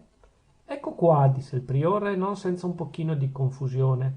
Liberatomi della compagnia del sottoprefetto, desideravo sapere dove foste per dar notizia a voi e al vostro zio di ciò che era avvenuto. Fratel Giocondo mi disse che eravate alle Querci. Venni lassù e sentii le vostre voci. Stavo per avvicinarmi quando mi accorsi che era con voi il padre Agapito e ciò non mi andava. Perché? E me lo domandate? Per il discorso che dovevo farvi. Il padre Agapito mi riesciva d'inciampo. Non era ciò che s'aspettava il serafino biondo, pure gli bisognò accontentarsene. Ma dunque è assai grave ciò che vi ha raccontato il sottoprefetto? Chiese egli, tanto per dire qualche cosa. Sì, giudicate voi. È venuto con lo scopo apparente di conoscermi e con l'altro, reale non saputo dissimulare, di intrattenermi su certi ospiti di San Bruno. Così dicendo, il padre Anacleto fissava gli occhi in volto al monachino, per vedere che effetto gli facesse l'esordio. Ma il monachino se ne stava là, ritto, davanti al priore, con gli occhi e col naso in aria, e il labbro inferiore un pochettino sporgente, col proposito evidentissimo di secondare la mossa degli occhi e del naso. E quando io vi dico così asciuttamente gli occhi e il naso, credete pure, o lettori, che io faccio forza al mio naturale ed anche un pochettino alla giustizia. Due epiteti, via, ci vorrebbero, e per quegli occhi e per quel naso. In quanto alla bocca, poi, giuro, per le labbra di San Giovanni Grisostomo, che ce ne vorrebbero tre. Per esempio, continuò il padre Anacleto, vedendo che il monachino biondo non si commoveva punto della sua entrata in materia. Egli mi ha detto che il padre Prospero Gentili è un signore di Castelnuovo Bedonia, uomo per bene e molto rispettato in città. Oh, grazie tante della sua degnazione, esclamò il monachino, che subito riprese la sua aria di melarido. E m'ha aggiunto, proseguì il padre Anacleto, che il signor Prospero è zio e tutore d'un fior di ragazza, la signorina Adele Ruzzani. Una vampa di rossore tinse il volto del serafino biondo, ma non ci fu altro segno di commozione in lui, che restò fermo nel suo atteggiamento statuario. Mia sorella, diss'egli guardando in aria. Ah, esclamò il priore, vostra sorella? E avete avuto il coraggio di lasciarla sola? Oh, non ce n'è bisogno di farle la guardia, ribatté il serafino, senza muovere la testa, ma lasciando cadere dall'alto un'occhiata tra curiosa e canzonatoria al padre Anacleto. Ed ella si difenderà abbastanza bene da sé. Sarà vana, sarà sciocca, alcuni anzi pretendono che sia un po' matta. E mi pare che con tante belle qualità la non ci abbia a star male, osservò sarcasticamente il padre Anacleto. Ma il monachino fu pronto alla parata e ribatté il colpo del padre Anacleto prima che questi potesse avvedersi d'esser giunto alla misura. Badate, signor priore, disse il monachino, io non ammetto nulla di ciò che pretendono gli altri e voi farete ottima cosa, soprattutto cavalleresca, a tenere da me. Volevo dire soltanto che, anche ammettendo ciò che agli altri amici e nemici piace di farla parere, Adele Ruzzani è una buona figliuola. In questo almeno, signor priore, non eravate già della mia opinione? Dirò volentieri di sì, quantunque io non conosca vostra sorella, ma questo non è strettamente necessario se posso giudicarla da voi. Rispondetemi ora e non istate con gli occhi rivolti alle nuvole, ve ne prego. Dimenticate per un momento la patria, soggiunse il priore con una sottile galanteria che fece sorridere il serafino, nell'atto che chinava gli occhi d'un punto. Come va che voi siete qui a San Bruno? La vostra sorella, così buona, vi ha lasciato partire da casa? Da quella casa che è tanto cara e fida ai giovani pari vostri? E voi perché separarvi da lei per venirvi a rinchiudere in una società di malinconici come la nostra? Quali afflizioni sono state le vostre? Vedo l'aria di trionfo con cui mi fate la vostra domanda, notò il serafino. Già, io, così giovane come sono, non posso, non debbo aver dispiaceri. Perciò non mi riescirà di rispondere. Balbetterò, mi confonderò e voi, nella vostra autorità priorale, compatirete il mio stato. Disingannatevi, signor priore, so dire la mia ragione. Da bambino m'hanno avvezzato a far tutto ciò che volevo. È un difetto, lo capisco, ma io non me ne lagno. Sappiate intanto che su questo difetto io ci ho innestato una piccola qualità, la schiettezza. Dico sempre quello che penso, io. Ecco una bella digressione, osservò il padre Anacleto. Come pittura del vostro carattere la gradisco moltissimo, come lezione a me non so di averla meritata. Scontroso priore, né pittura né lezione, replicò il serafino. È stata una dichiarazione preliminare. Dopodiché vengo subito a dirvi le mie afflizioni. Esse si confondono con quelle di mia sorella. I suoi dispiaceri sono per l'appunto i miei. Ammettete questo ravvicinamento di personaggi e il resto va da sé. Ammetto anche la consustanzialità, disse il padre Anacleto. Proseguite. Mia sorella, per questa medesima consustanzialità che voi avete trovata così opportunamente, osservò il monachino biondo, la pensa in ogni cosa come la penso io. Giovanissima, le pare di esser vissuta già molto. Quello spirito di libero esame che ha sempre recato in ogni particolarità della vita le tien luogo d'esperienza e l'aiuta a vedere i tranelli onde è seminata la strada. Non è bruttissima, almeno quel che le manca in bellezza lo possiede in ricchezza. E perciò molti si sono fatti avanti a chiedere la sua mano e in famiglia si era parlato di maritarla. Ah, scappò detto al priore. Vi dispiace? Chiese il serafino fermandosi a mezzo. Dispiace a voi, deve dispiacere anche a me, disse il padre Anacleto correggendosi in tempo. Non mi dite voi forse che tutti quei vagheggini e pretendenti non erano degni di lei? In verità non ho detto questo, ma si sottintende e sta come se fosse detto, se così non fosse perché vi dorrebbe di certi corteggiamenti interessati. È vero, rispose il monachino. Diciamo dunque non già che i partiti fossero indegni di lei, ma semplicemente che le spiacevano, come continuano a spiacerle. Tra gli altri quell'ultimo che le è stato proposto con modi abbastanza incalzanti in circostanze tali che l'hanno mortalmente seccata. E messa in fuga da Castelnuovo, non è vero? Chiese argutamente il priore. Ma Serafino Biondo non raccolse la celia. Avrà torto, può darsi, diss'egli continuando. Voglio anche ammettere che il sapersi ricca l'abbia anche un pochino guastata. Non già col farla insuperbire, intendiamoci. La ricchezza non fa girar la testa che agli sciocchi. La gente che ragiona non desidera la ricchezza per altro fuorché per procacciarsi tutte le possibili soddisfazioni intellettuali e morali. Mia sorella, invece, l'amerebbe per la soddisfazione del viaggiare, del veder sempre nuovo paese, nuovo orizzonte. Ma è donna, la poverina. Non la vedete voi la noia d'esser donna in una società così mal combinata come la nostra? Dicono che sia la migliore delle esistenti e bisogna rassegnarsi, ma non senza qualche atto di protesta, ve lo assicuro. Ah, benedetti gli uomini! Voi, per esempio, voi, signor priore, lo avete potuto colorire il vostro disegno. La società vi tornava molesta e vi siete appartato dalla società. Una donna non può.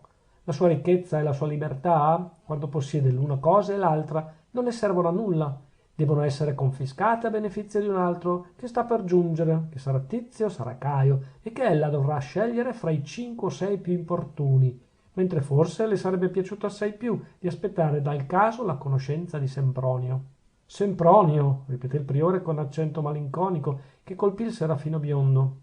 Che c'è, signor priore? Domandò questi fermandosi ad un tratto. Vi dà forse noia questo nome antico? No, anzi, continuate. E sospirava, così dicendo, il povero padre Anacleto.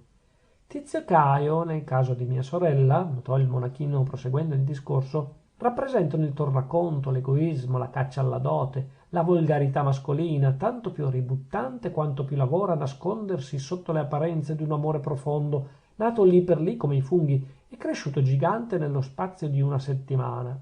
Sempronio, invece, il povero Sempronio, sarebbe la sincerità, l'amor vero, che nasce anche lui lì per lì. Come indovinare che è l'amor vero se nasce lì per lì come l'altro? Interruppe il padre Anacleto. C'è della gente che lo conosce, come si conoscono i funghi mangerecci dai velenosi, rispose il monachino ridendo. A buon conto i velenosi risplendono di più, mettono in mostra i più vivi colori, vogliono sedurre i bugiardi. Quegli altri invece sono più modesti, più umili, più timidi. Si direbbe anche che amino nascondersi, confondersi con le foglie secche, onde è coperto il terreno. Anche questo è un giuoco facile da imparare, osservò il padre Anacleto. E guai al povero cercatore o alla povera cercatrice se Tizio e Caio si mettono in testa di paregli Sempronio. Il monachino tentennò la testa in atto di incredulità.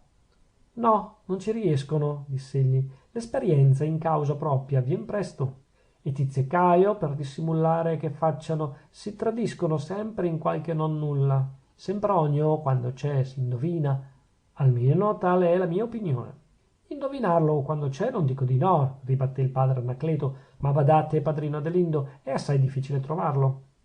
Sono con voi. Mia sorella, difatti, non lo ha trovato. Inchini, genuflessioni, occhiate, sospiri, spasimi, ne ha avuti a bizzeffe, ma era tutta merce di Tizio e Caio. Povera sorella, esclamò il padre Anacleto, intendo la sua tristezza. E l'ultimo dei Tizi o dei Cai, com'è andato a finire? L'ultimo? Stava appunto per cominciare e comincerà da senno se mia sorella ritorna a Castelnuovo. Voi ora intenderete perché mi dispiacerebbe di vederla andare laggiù. Col mondo inframmettente, che vuol dire la sua in ogni cosa, coi parenti che non amano le zitelle in casa, con tutte le ciarle noiose, con tutti i sarcasmi che opprimono una povera ragazza, voi capirete, signor priore, che un giorno o l'altro bisogna prendere una risoluzione. Ed è doloroso di prenderla quando si sa anticipatamente che sarà una risoluzione cattiva. Già, disse il padre Anacleto, quando la ragazza aspetta di incontrare Sempronio, vuol dire che il cuore di vostra sorella non ha ancora parlato? La domanda era ardita e il serafino biondo stette un pochino perplesso. No, che io sappia, diss'egli, seppure più tardi, dopo la mia partenza da Castelnuovo. Ah, credete possibile che dopo la vostra partenza si sia trovato uno Sempronio? Sarebbe un peccato, disse il padre Anacleto, al cui pensiero si raffigurò in quel mentre l'immagine del padre Agapito, che raccoglieva tralci di fiammole sotto il romitorio delle querci. Auguro a vostra sorella di non concedere così ciecamente il suo cuore. Gli uomini valgono così poco. Il serafino socchiuse gli occhi e diede al padre Anacleto una sbirciatina, donde trapelava il suo umor gaio e malizioso. Signor priore, diss'egli poscia, con quel suo misto di timidezza e di confidenza che gli tornava così bene al viso, siete forse venuto a San Bruno per ira contro gli uomini? Io veramente credevo che fosse per un altro genere di malinconia. Fratello mio, disse il priore, c'è stato un po' di tutto. Raccontate, a che servirebbe? Non badate a ciò, raccontate, ve ne prego, raccontate. E così dicendo, il serafino biondo, con atto di curiosità infantile, andava a sedersi accanto al padre Anacleto. Non v'ha aspettato un racconto come il secondo libro dell'Eneide, rispose il priore sorridendo. Io mi sbrigherò in pochi versi. perché la mia storia è molto comune. Ho creduto di amare. E vi hanno tradito? Chiese il Serafino interrompendo. Ma qui c'è da farne due di libri. No, non vi ingannate. Se m'aveste lasciato finire. Ho creduto di amare e non era vero. Il Serafino stette alquanto sopra di sé, meditando la frase del padre Anacleto. Quindi, con un'aria di sommo candore, rispose: m'hanno detto che tutti gli uomini siano usi a parlare così. Davvero? E chi ve lo ha detto, padrino Adelindo? Chiese il priore, rizzando il capo e guardando in faccia il Serafino. Sarebbe questo per avventura un frutto dell'esperienza di vostra sorella? Ecco, voi andate in collera, notò il Serafino arrossendo. Vi ho proprio toccato sul vivo, senza volerlo, badate, senza volerlo. Non vado in collera e voi non m'avete toccato sul vivo, replicò il padre Anacleto. Mi avete chiesto una confessione e io ve l'ho fatta sinceramente, ma già dovevo capire che certe cose vanno tenute per sé. No, anzi, dite ogni cosa. E non era vero, avete detto. Come vi siete accorto che non era vero? E se vi siete accorto che non era vero, perché mai, riconosciuto l'errore, siete venuto a chiudervi in questa solitudine? Padrino, padrino, voi siete un gran curiosaccio, disse il priore, cansando di rispondere. Ho conosciuto nella mia giovinezza un uomo insigne, grande per l'ingegno e tuttavia bambino per la cara ingenuità dei suoi modi. Perché la tal cosa? Perché la tal altra? Era questa la sua forma consueta di dialogo. Gli dicevate, bella giornata quest'oggi, e lui subito a domandarvi, perché mi dici questo? Ma perché mi pare una bella giornata, e non c'è altra ragione di questa. No, rispondeva lui, ce ne deve essere un'altra. Tu non puoi dire che è una bella giornata senza averci una ragione più intima. E via di questo passo, il mio illustre amico ci aveva la mania degli interrogatori. Per modo che io lo nominai di mia autorità presidente perpetuo di tutte le commissioni d'inchiesta del felicissimo Regno d'Italia. Deve essere stato un gran simpaticone quel vostro amico, osservò il Serafino. Egli aveva la mania del sapere, perciò merita tutta la mia stima.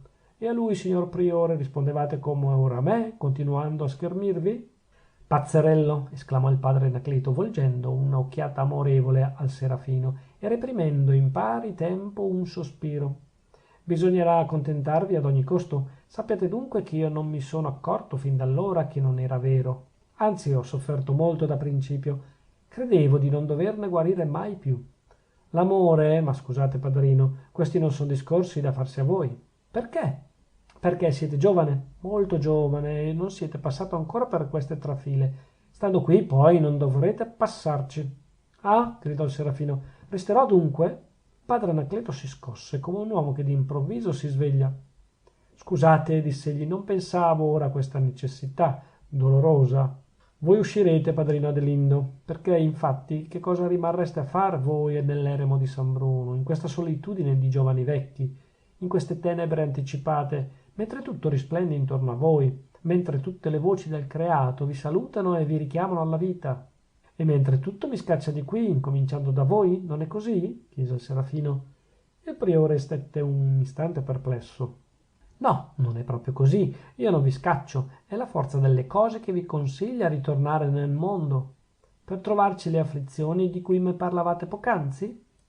No, voi non le troverete, rispose il padre Anacleto. Se sarete buona, se sarete sincera, vedete signorina, vi chiamo come bisogna chiamarvi, perché questo incognito non può essere conservato più a lungo. Vedete signorina, ciò che nuoce un pochino a voi donne è il vostro desiderio di piacere. Scusabile vanità, non lo nego, ma che porta le sue conseguenze spiacevoli. Gli uomini vi considerano schiave e vi proclamano regine. Vi lasciate lodare, ossequiare, incensare e voi siete le vittime di questa lode, di questo ossequio, di questo incenso continuo.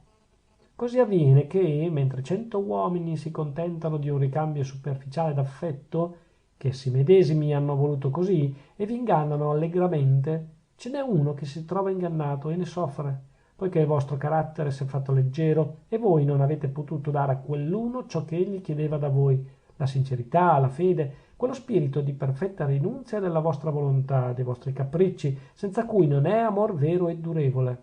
Siate schietta come siate bella. Non vi compiacete nelle piccole vittorie dell'amor proprio, nei piccoli trionfi della vanità, ed aspettate? L'uomo degno di voi, quel Sempronio che dicevate poc'anzi, non tarderà a giungere e voi lo amerete come egli vi amerà.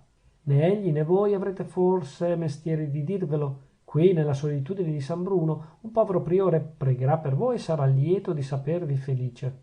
Il serafino biondo era stato ad udire con molto raccoglimento la predica, ma come il padre Anacleto ebbe finito, egli saltò su e rispose con accento commosso: venite fuori, il mondo vi chiama, non lo sentite voi forse, signor priore? Le cicale hanno finito di stridere, i grilli non hanno ancora incominciato, ma le voci del mondo suonano per voi come suoneranno per me. Che fate voi della vostra gioventù, voi che date consigli? Non avete amato davvero, sono le vostre parole ed io non vi credo un bugiardo. Venite fuori dunque, non state ad intristire in questo eremo. Serafino, Serafino, esclamò il padre Anacleto, non vi ho ancora detto ogni cosa. La vita per l'uomo non si compone tutta d'amore. È nell'indole nostra purtroppo che essa sia più complessa. In noi è una varietà d'uffici che non è fortunatamente in voi. Sappiate adunque che ci sono molte altre cose, le quali m'hanno fatto prendere in uggia il civile consorzio. Non lo credete? Eppure è così. Quando si è veduta l'invidia al posto dell'emulazione, l'egoismo al posto della fratellanza, il serafino interruppe le prime quella triste rassegna con una scrollata di spalle. Tornate all'altro motivo, ve ne prego, soggiunse. Questo che accennate val poco, anzi non val nulla affatto. Quante volte nella vostra vita avete trovato che non era vero? Il padre Anacleto rimase un istante perplesso, ma gli occhi scrutatori del monachino gli erano addosso. Perciò, fatta una pronta risoluzione, rispose: parecchie volte, mettete anche 5. Ah, meglio così, disse il monachino, dopo aver fatta anche lui la sua piccola controscena. Se m'aveste detto una sola volta, m'avreste fatto paura. Paura? Perché? Perché? Me lo domandate il perché? Avevo creduto che non me lo domandereste, rispose il monachino con aria tra corrucciata e confusa. Il padre Anacleto non vide lì per lì che il corruccio. Se v'ho offeso, perdonate, diss'egli. Io sono un pochettino ignorante. Vivo così fuori dal mondo che certe delicatezze mi riescono difficili oramai. Se dovessi intendere per un certo verso, se mi apponessi al vero, qualcheduno che so io mi salterebbe agli occhi. Qualcheduno? Chi? Il padre Agapito, per esempio. Ah, ecco il sospettoso, esclamò il padrino con una sospensione che accennava alla voglia di usare un altro epiteto. Siete sospettoso voi? Ferocemente, disse il padre Anacleto, intendendo di rispondere all'epiteto che non era venuto fuori. Ed eccovi per l'appunto una ragione per star qui, lontano dal mondo e dalle sue tentazioni. Sospettoso e fantastico, cioè nato per essere infelice. Non vi pare che io faccia bene a ritirarmi in disparte? Rispose il monachino con un sorrisetto più malizioso che mai. Mi pare che siate in certe materie un po'... E si interruppe aspettando che l'altro gli ripigliasse la frase. Il padre Anacleto obbedì a quel tacito invito. Vile, volevate dire? Sì, ditemi pure che sono un vile. Sfuggo almeno al ridicolo. Non getto alle turbe il segreto delle mie debolezze. Mi chiudo in questa solitudine della mente e del cuore. Ho l'apparenza della felicità e conquisto la pace. Una pace di tomba, gran bella cosa, esclamò il serafino. E credete di fare il vostro dovere? Anzi, dirò di più. Credete di non essere debitore di nulla al mondo per poter farne impunemente ciò che fate? Signor priore, lasciate che una donna, una fanciulla, si attenti di darvi una lezione. Direte poi se ho torto ed io mi inchinerò al vostro giudizio. Voi, ammaestrato dall'esperienza, mi istruirete nei misteri della vita, nelle guerre che io non conosco, nelle viltà più o meno sapienti che io aborro istintivamente e davanti alle quali ho chiuso gli occhi finora. Son donna e non posso e non devo vedere ogni cosa, ma posso dirvi, indovinando, lo sapete pure, i più famosi indovini erano donne. Siete sul tripode, mia bella pitonessa, parlate, rispose il padre Anacleto. Benissimo, io dunque vi dico che, se la vita è una guerra, bisogna saperla accettare com'è.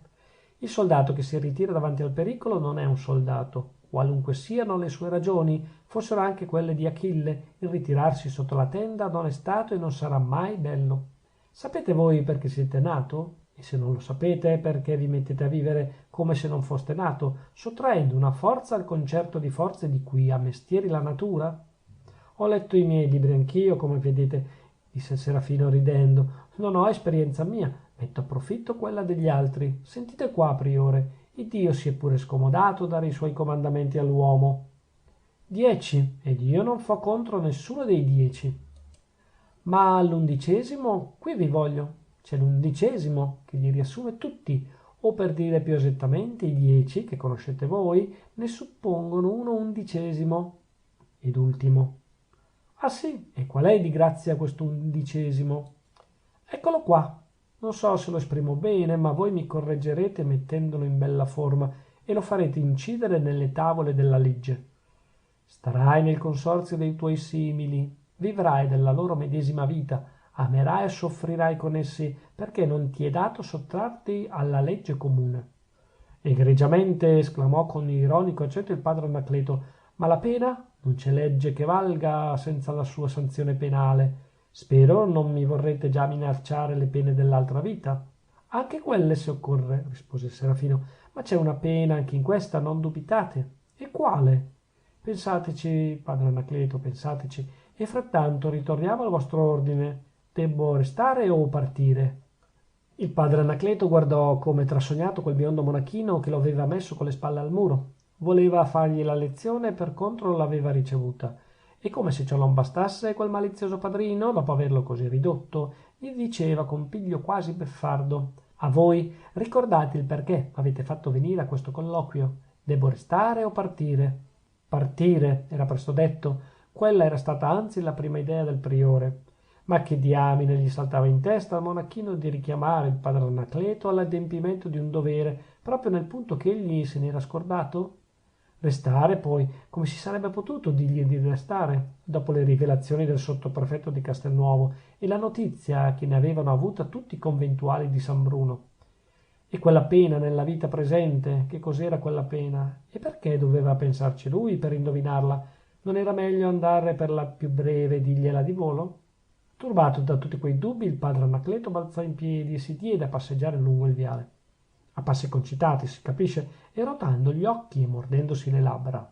Questo di mordersi le labbra, di rotar gli occhi e di fare le volte del leone è un modo come un altro per cercare un'idea. Ma debbo soggiungere, per amore di sincerità, che esso non è sempre di effetto sicuro. Una fiera battaglia si combatteva nell'anima del padre Anacleto. I tempi trascorsi gli ripassarono tutti dinanzi, mutandosi e rimutandosi senza posa, come le immagini bizzarre di un caleidoscopio. Vide i giorni in cui aveva amato e sofferto, ringraziato il cielo e bestemmiato. Sì, anche bestemmiato, perché l'uomo non è un angelo, e le sue ire hanno sempre mestieri di uno sfogo volgarmente feroce. Egli aveva amato mai veramente? Poc'anzi, rispondendo al Serafino, aveva detto di no e creduto di rispondere il vero, ma infine poco molto che fosse aveva amato. Diciamo pure che aveva amato secondo l'età, con più leggerezza, per vanità di carattere e per ardore di sensi. Ma ad ogni modo aveva amato e si era trovato nel caso di soffrire così profondamente come se quell'amore fosse il più grande, il più solenne di tutta la sua vita. Ma in quel punto, e facendo senza volerlo un esame di coscienza, il padre Anacleto notava di non essersi mai trovato così oppresso da due pensieri ad un tempo. Anzitutto dalla vergogna di confessarsi debole ad una donna che non gli aveva lasciato intender nulla nel proprio cuore e poteva ridere saporitamente di lui. Inoltre dal voto della comunità di San Bruno che, seppure non faceva di lui un frate, non impegnava meno la sua fede di gentiluomo. E poi quelle ombre moleste dei suoi compagni che s'erano invaghiti del Serafino e quella ghirlanda di fiammole passate dalle mani del padre Agapito a quella testina bionda che gli aveva fatto perdere il senno. Dio, non possedere ancora la certezza di essere amato ed essere già così ferocemente sospettoso. Ma che sospettoso d'Egitto? Là, nel segreto della sua coscienza, queste ipocrisie non avevano corso.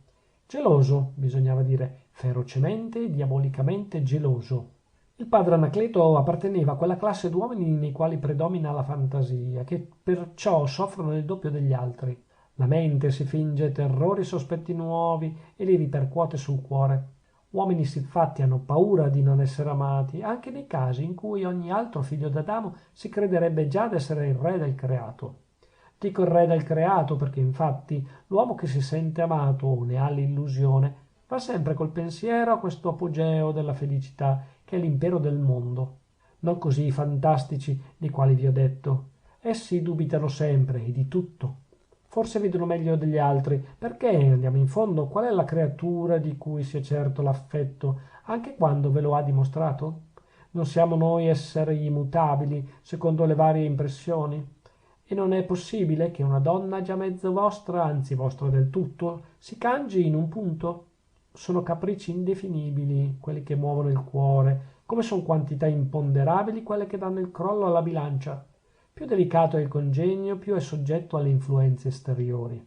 Del resto mettete pure che il padre Anacleto non pensasse nulla di tutto ciò che son venuto esponendo. Egli andava su e giù, non pensando affatto. Faceva come l'ubriaco che cerca un filo e non lo trova, o che, vedendone parecchi, tra le idee confuse che gli si affacciano alla mente, non ne afferra nessuno. Una volta si fermò davanti al Serafino, come se volesse dirgli qualche cosa. Poi si volse di schianto e proseguì la sua via. Si pentì subito e tornò indietro. Si fermò da capo e la parola gli tremava sulle labbra. Vi amo, voleva dirgli, ma no, era una frase volgare. E poi l'avesse anche detta, che cosa si sarebbe sentito rispondere? Se il monachino biondo gli avesse riso in faccia? Perciò non disse nulla, si contentò di guardare il Serafino nel bianco degli occhi. E il Serafino lo guardava a sua volta con una fermezza quasi beffarda, come se volesse dirgli: oh, se non incominci tu, bel priore, non parlo io di sicuro. Finalmente, poiché tutto ha un fine quaggiù, anche i contrasti di un'anima innamorata, il padre Anacleto prese una risoluzione. Era forse la peggio, ma compatitelo, egli non era padrone di scegliere. Avete ragione, diss'egli, partirete. Ah, esclamò il Serafino. Il padre Anacleto si pentì subito di averla detta, ma non era più tempo. Del resto, quell'esclamazione del Serafino non significava rammarico.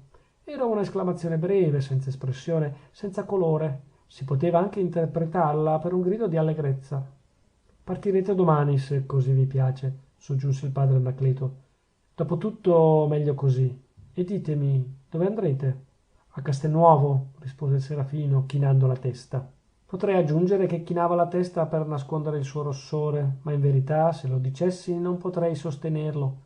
La cosa non sarebbe neanche stata necessaria a quell'ora. Le ombre della notte calavano sul giardino del convento, i grilli incominciavano a cantare da tutti i punti della vallata. E il povero padre Anacleto sentiva una gran voglia di mandarli a quel paese. Capitolo 19.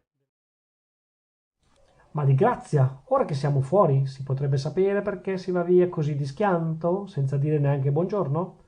Non dir nulla, zio, si va via. Dopo essere venuti, lo capisco, era il meglio che si potesse fare. Ah sì, ho fatto male a venirci, se ti avessi obbedito. Tarda confessione, ma preziosa. Te la ricorderò per le altre occasioni. Il polo artico, l'equatore. Sai, non ci vengo al polo e all'equatore nemmeno. No, non dubitare, non si andrà più in nessun luogo. Sono divenuta una donna di casa. Da oggi in poi si rimarrà chiusi a Castelnuovo. Ecco un'altra esagerazione. Per un viaggetto in paesi cristiani non ho mai detto di no. E se ora si desse una corsa a Torino, a Milano, a Venezia? No, voglio restare a Castelnuovo. Che cosa ci manca laggiù? Tu c'hai tutte le tue abitudini, io le mie, i libri, i fiori, i pennelli. Sai, zio, la vita può essere bella anche così. Credo anzi che sia bella solamente così. Uno scrittore ha detto che la più bella cosa del mondo è la luce, poi viene subito il verde. Sarà un matto? No, sai, voleva dire che il massimo dei piaceri è quello degli occhi. Vedere è sapere. Passi per la luce, ma il verde? Che c'entra il verde in seconda linea? Se è già incluso fra i 7 colori del prisma. È vero, ma lo scrittore, parlando del verde, intendeva lo spettacolo della campagna. Ha bisogno di troppi commenti il tuo scrittore e, se Dio vuole, non sarà Dante. Ma parliamo d'altro. Andare a Castelnuovo non ti sembra un errore? Già siamo in cammino e, dovunque tu volessi andare, ti bisognerebbe sempre toccare l'uscio di casa. Lo capisco, ma si può andare a casa per fuggire da capo, oggi stesso o domani. Senti, ragazza mia, le ciarle di Castelnuovo mi spaventano. Tra noi e gli importuni ci vorrei mettere un mese, almeno una quindicina di giorni, di cui si potesse dire dove li abbiamo passati. Intanto, nel nostro soggiorno temporaneo, si vedrebbe, si concerterebbe... No, non me ne parlare, non voglio. Non voglio, è una grama ragione. E poi per viaggiare fa troppo caldo. Ah, eccone una che è molto seria in verità. Come se qui presso e con la tonaca del convento si fosse stati al fresco. Questo dialogo è rimanente, che si omette per brevità, occorreva tra il signor Prospero Gentili e la sua bionda nepote Adele Ruzzani, all'alba, nella discesa tra il ponte di San Bruno e la vallata sottostante, dove i nostri due personaggi erano aspettati per salire in carrozza. Erano usciti dal convento alle 5 del mattino. L'ordine di far venire la carrozza laggiù era stato dato dal padre Anacleto la sera antecedente, subito dopo il colloquio in giardino. Era necessario provvedere in tempo, perché lassù le carrozze non potevano giungere, non avendo gli antichi frati pensato mai a condurre una strada carrozzabile fino alla vetta del monte. Come dovessero accogliere la notizia di quella partenza i frati nuovi, lascio argomentare a voi. Essi non si erano avveduti, non avevano sospettato di nulla in quella sera, perché il padre Anacleto aveva fatto il suo colpo alla chetichella, da quell'uomo savio e prudente che era. Povero padre Anacleto! La sua prudenza e la sua saviezza non lo avevano mica salvato dalle interne burrasche. In quella notte, che era l'ultima del soggiorno di quel monachino biondo al convento, il padre Anacleto aveva passato ore d'inferno. La pena dei trasgressori dell'11° comandamento, che il monachino biondo non gli aveva voluto dire, lasciandogli la cura di indovinarla da sé. Egli già incominciava a scontarla, e se ne sentì più acerbo lo strazio nell'anima, quando, allo scoccare delle 5 del mattino, gli venne udito un rumore di passi nel corridoio, indizio certo di una aspettata partenza. Pochi minuti dopo le 5 erano venuti a battere all'uscio della sua cella. Era andato ad aprire e il fratello Giocondo gli aveva recato una carta da visita, triste il saluto degli ospiti che erano partiti pur dianzi. La carta diceva per l'appunto così: Prospero Gentili e la sua nepote Adele Ruzzani ringraziano il padre Anacleto, priore di San Bruno, della cortese ospitalità ad essi accordata. Ne serberanno grata memoria e rivedranno assai volentieri l'amico in Castelnuovo Bedonia, Palazzo Ruzzani, via San Michele numero 8, se egli vorrà ricordarsi dei suoi riconoscenti novizi ed amici. Il nome del signor Prospero, come potete immaginare, era stampato. Il resto era fatto a penna e con una leggiadra mano di scritto, che non doveva essere quella del signor Prospero. Ah, Serafino, Serafino! Esclamò il padre Anacleto sospirando, poi che ebbe letto 2 volte. Non era più il caso di aspettare un sonno che per tutta notte non aveva voluto scendere sulle ciglia del padre Anacleto. Il priore uscì dalla sua cella e andò a passeggiare nel chiostro. Il luogo era deserto, peggio ancora, senza luce, quantunque incominciassero a penetrarvi i primi raggi del sole. Ma voi capirete benissimo che qui si parla per via di metafora, seguendo il pensiero del padre Anacleto, che ricordava in quel punto il verso dantesco. Io venni in loco d'ogni luce muto. E ben presto avrebbe potuto aggiungervi i 2 seguenti, che danno intiera la terzina. Che mugghia! Come fa mar per tempesta, se da contrari venti è combattuto. Infatti quella mattina, all'ora del refettorio, il padre Anacleto fu posto in mezzo dai suoi conventuali, che cominciarono a tempestarlo di domande. Padre priore, orbene? I novizi? Son partiti stamane. In che modo? Ma nel modo più naturale, a piedi fino in fondo alla discesa, dove hanno trovato la carrozza che li aspettava per ricondurli a Castelnuovo. Signori miei, soggiunse il priore, vedendo che quel breve racconto non persuadeva molto i suoi uditori. Dopo ciò che era intervenuto ieri mattina, che cosa è intervenuto? Lo sapete pure, il mio colloquio col sottoprefetto di Castelnuovo. Dopo quel colloquio, di cui vi ho subito fatto parola, voi capirete bene che essi non potevano più rimanere a San Bruno. È doloroso, esclamò il padre restituto. Lo dico ancor io, rispose il priore.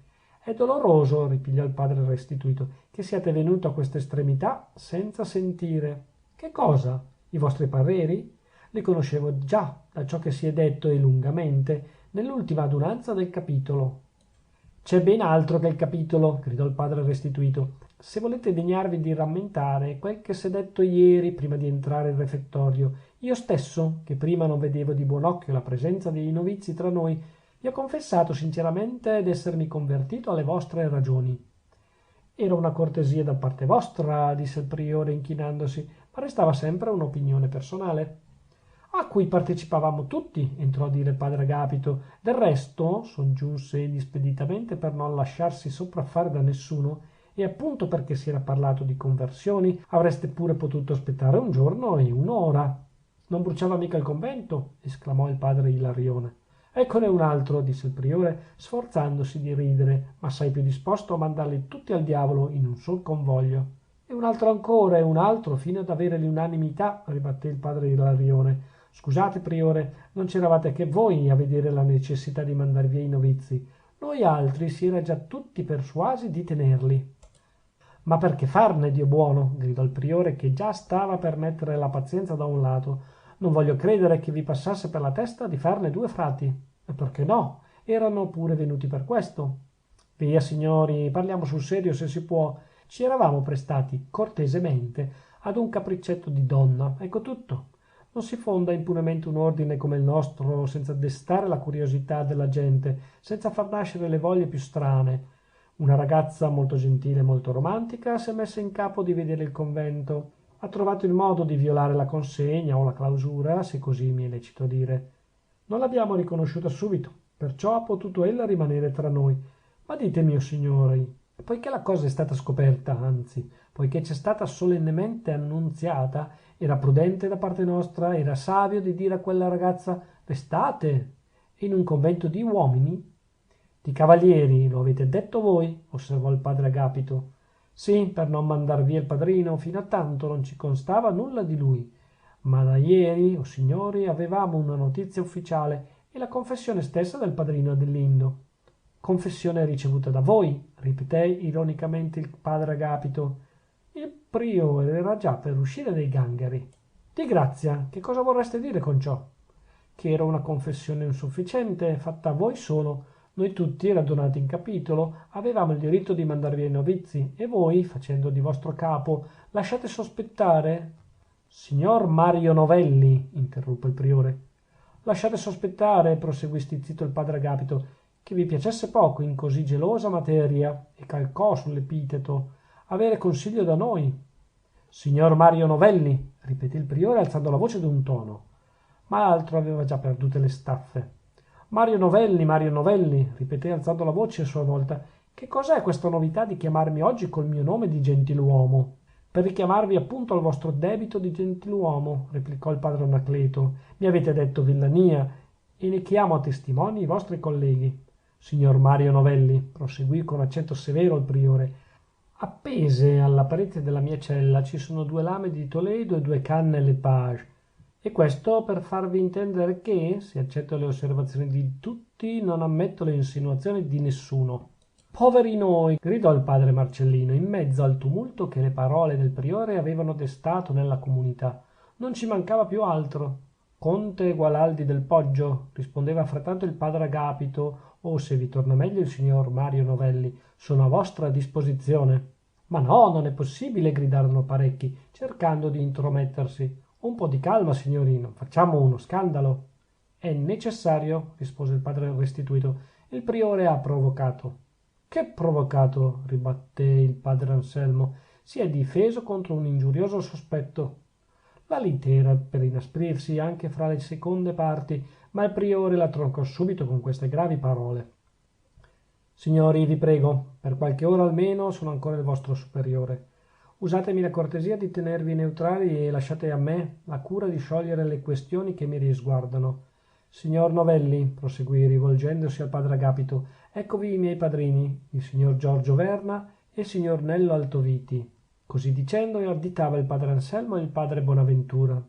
Il padre Agapito si inchinò e rivolgendosi ai 2 che gli erano stati indicati disse loro: favoriscano intendersi coi miei padrini, il signor Pellegrino della Rosa e il signor Ariodante Soresi. Indicava, così dicendo, il padre Ilarione e il padre Restituto, e questi 2, fatto l'inchino di rigore, si allontanarono in compagnia degli altri che aveva indicati il priore. Così, per un padrino che era fuggito da San Bruno, ce n'erano 4 in moto nel chiostro, ma di specie diversa purtroppo, e, sia detto senza intenzione di offenderli, assai meno belli del primo. Al tumulto era succeduta la calma, una calma solenne, la calma dei grandi apparecchi. Il grosso dei frati bisbigliava da un lato, ma l'interesse della scena era tutto raccolto in quel crocchio di 4 che trattavano le condizioni dello scontro. Anche essi bisbigliavano, ma il loro bisbiglio decideva un gran punto, e da esso pendevano le sorti di 2 uomini. Il padre Anacleto, dopo aver fatta la presentazione dei suoi assistenti, era andato a passeggiare in giardino. Come fu giunto al crocicchio dei sentieri, dove la sera antecedente gli era occorso quel dialogo importante che vi ho riferito, gli parve opportuno di andarsi a posare su quel sedile di pietra che vi ho pure accennato, ma non al medesimo posto che egli aveva la sera antecedente, un pochettino più in là, verso lo spigolo. Puerilità, direte, ma di queste puerilità si intessa la vita. Se ci pensate un tantino, se interrogate i vostri ricordi, son certo che ammetterete anche questo. Al padre Anacleto mancò il tempo di richiamare le memorie del luogo, perché il padre Anselmo e il padre Bonaventura gli furono quasi subito ai fianchi. Orbene, chiese egli appena li vide apparire. Si è combinato, risposero. Ora arma il luogo. Che frase alfieresca! Vi imiteremo anche noi, rispondendovi subito, spada qui. Grazie, disse il padre Anacleto, aspettiamoli dunque. Eccoli appunto, ripigliò il padre Anselmo segnando col capo tra le piante, donde appariva il padre Agapito, seguito dai padri Restituto e Ilarione. Gravi ambedue i padrini di Mario Novelli, gravi come si conveniva alla dignità dell'ufficio e alla solennità del momento. Uno di essi, il padre Restituto, portava tra le mani le due spade di Toledo, spiccate allora dalla parete, nella cella del padre Anacleto. Conte, diss'egli, abbiamo scelto le vostre per una semplicissima ragione. Non ce n'erano altre abbastanza buone in convento. Del resto, quantunque voi le abbiate forse maneggiate anni fa, non ci consta che in 2 anni, da che siete a San Bruno, vi siate mai più esercitato con esse. Nemmeno con semplici fioretti, rispose il padre Anacleto. Del resto, quelle 2 lame non mi sono servite mai. Erano il ricordo prezioso d'un amico d'infanzia, d'un compagno d'armi, e non ho voluto separarmene. Benissimo, replicò il padre Restituto. Anche il signor Novelli dichiara di essere fuori di esercizio da 1 anno, sicché le condizioni sembrano pareggiate abbastanza. Fatte queste ed altre poche parole, con la fredda urbanità analoga al caso, i padrini scelsero il terreno lì presso ed assegnarono i posti ai combattenti. Intanto il padre tranquillo, medico e chirurgo della comunità, si giovò del sedile per deporvi debitamente aperta la busta dei ferri. Il padre Giocondo, nominato suo aiutante, era andato a prendere acqua alla fontana e tornava con la secchia ripiena, dando occhiate in qua e in là, con un'aria melensa da non si dire. Il padre Anselmo, come più pratico di quei negozi, fu per comune accordo dei colleghi nominato maestro di combattimento. Egli perciò, entrando subito nella dignità dell'ufficio, prese le 2 spade, le misurò l'una contro l'altra e, dopo averle poste in croce sul forte delle lame, le porse al padre Restituto. E questi, indettato dal maestro di combattimento, andò a presentarle dalla parte della impugnatura ai 2 combattenti. Una ne prese il conte Gualandi del Poggio, senza badarci più che tanto. L'altra andò al signor Mario Novelli. Signori, disse allora il padre Anselmo facendosi avanti con un fioretto in pugno come simbolo della sua autorità, avremmo stabilito volentieri uno scontro al primo sangue, trattandosi di una provocazione fatta senz'astio in un momento di collera e dopo tutto in famiglia. Ma perché l'arma, con poca varietà di colpi, ha molta varietà di conseguenze, il dire primo sangue non vorrebbe dir nulla, potendo anche darsi che una sferzata violenta su qualche muscolo importante riescisse più grave per la continuazione del duello che non una vera puntata, quando non penetrasse più di 2 o 3 centimetri. Vogliamo scusare questo linguaggio poco amabile in verità, ma necessario per la chiarezza della cosa. Abbiamo dunque pensato di rimettere la cessazione del combattimento all'arbitrio del chirurgo, secondo la gravità delle lesioni. Il fratello Giocondo si premette il ventre con un moto involontario delle palme. Una di quelle botte, accennate dal padre Anselmo col nome generico e quasi innocente di lesioni, gli pareva quasi di riceverla lui, e frattanto seguitava a dare occhiate in qua e in là, come se aspettasse qualcuno. I carabinieri, forse? Frattanto i 2 avversari, con le punte rivolte a terra, si inchinavano in atto di assentimento. Il padre Anselmo proseguì in questa forma. Signori, voi obbedirete rigorosamente i comandi. Vi darò l'alto quante volte mi sembrerà che uno di voi sia ferito o abbia mestiere di ricogliere il fiato. Siete fuori d'esercizio tutte e 2 ed anche questo vi può intervenire. Siamo intesi, conchiuse il padre Anselmo. Signori, rammentate questo, che combattete lealmente. A voi. e accompagnato il segnale con un'alzata del fioretto che gli serviva come bastone di comando, il maestro di combattimento si tirò indietro d'un passo per lasciar libero il giuoco dei ferri. Strana combinazione! Il duello si faceva davanti a quel sedile di pietra su cui la sera antecedente si era posato il monachino biondo. Dov'era in quel punto e che pensava il monachino? Se avesse mai potuto immaginarsi quello che succedeva per lui. Il padre Anacleto diede un'occhiata a quel posto e gli parve di vederlo là, col suo viso d'angelo e con gli occhi intenti alla scena. Ah, monachino adorato, per quale dei due avversari erano i vostri sguardi più teneri? Il padre Anacleto non lo distinse bene, forse perché la sera antecedente, al ricordo del padre Agapito, il monachino biondo si era chiuso in silenzio diplomatico. Lo sapete pure il proverbio: chi tace non dice niente.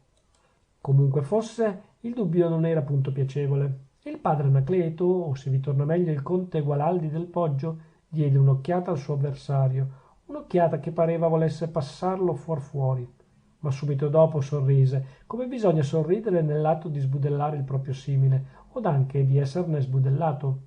Strise il braccio destro, alzò il braccio sinistro, ripiegando la palma verso la testa, e cadde in guardia con una grazia che dimostrava l'uso antico e la padronanza di un'arma. Qui, forse, vi immaginerete che il fratello Giocondo, nonché stringersi il ventre, si desse addirittura per morto. Disingannatevi. Proprio in quel punto il fratello Giocondo metteva un grido di gioia che fece voltare la testa ai due combattenti. Che c'è? Disse il priore.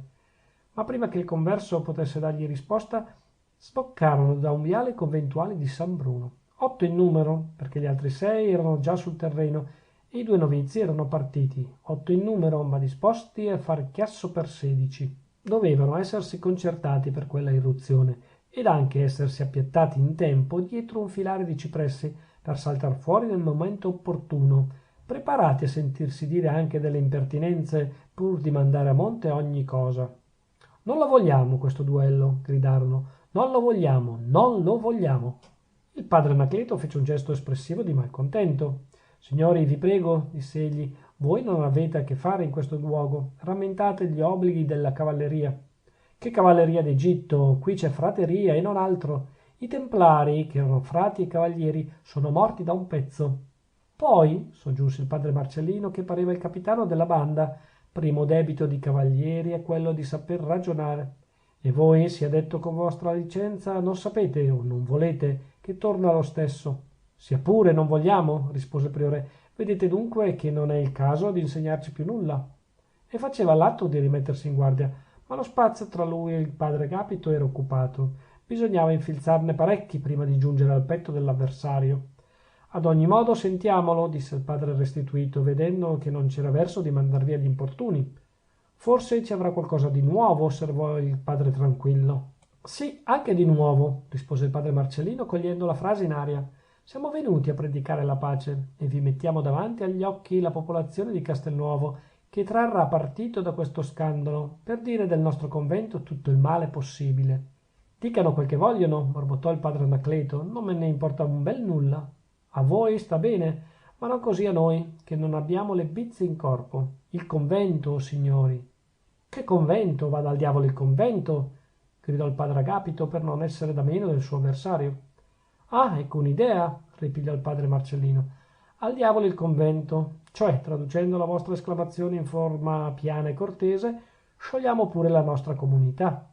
Non mi oppongo al disegno. Tanto, vedete, signori miei, qui c'è entrato il demonio. La pace se n'è andata e niente varrà a ricondurla tra noi. Inoltre, senza quella donna che è partita stamane, non c'è più vita, non c'è più luce a San Bruno, ma tenebre, ve lo dirò col salmista, tenebre ed ombra di morte. I duellanti rimasero di sasso, il padre restituto cascava dalle nuvole. Voi, padre Marcellino, esclamò, siete voi che parlate così? Io, sì, io. E che vi credevate? Che fossi di pietra?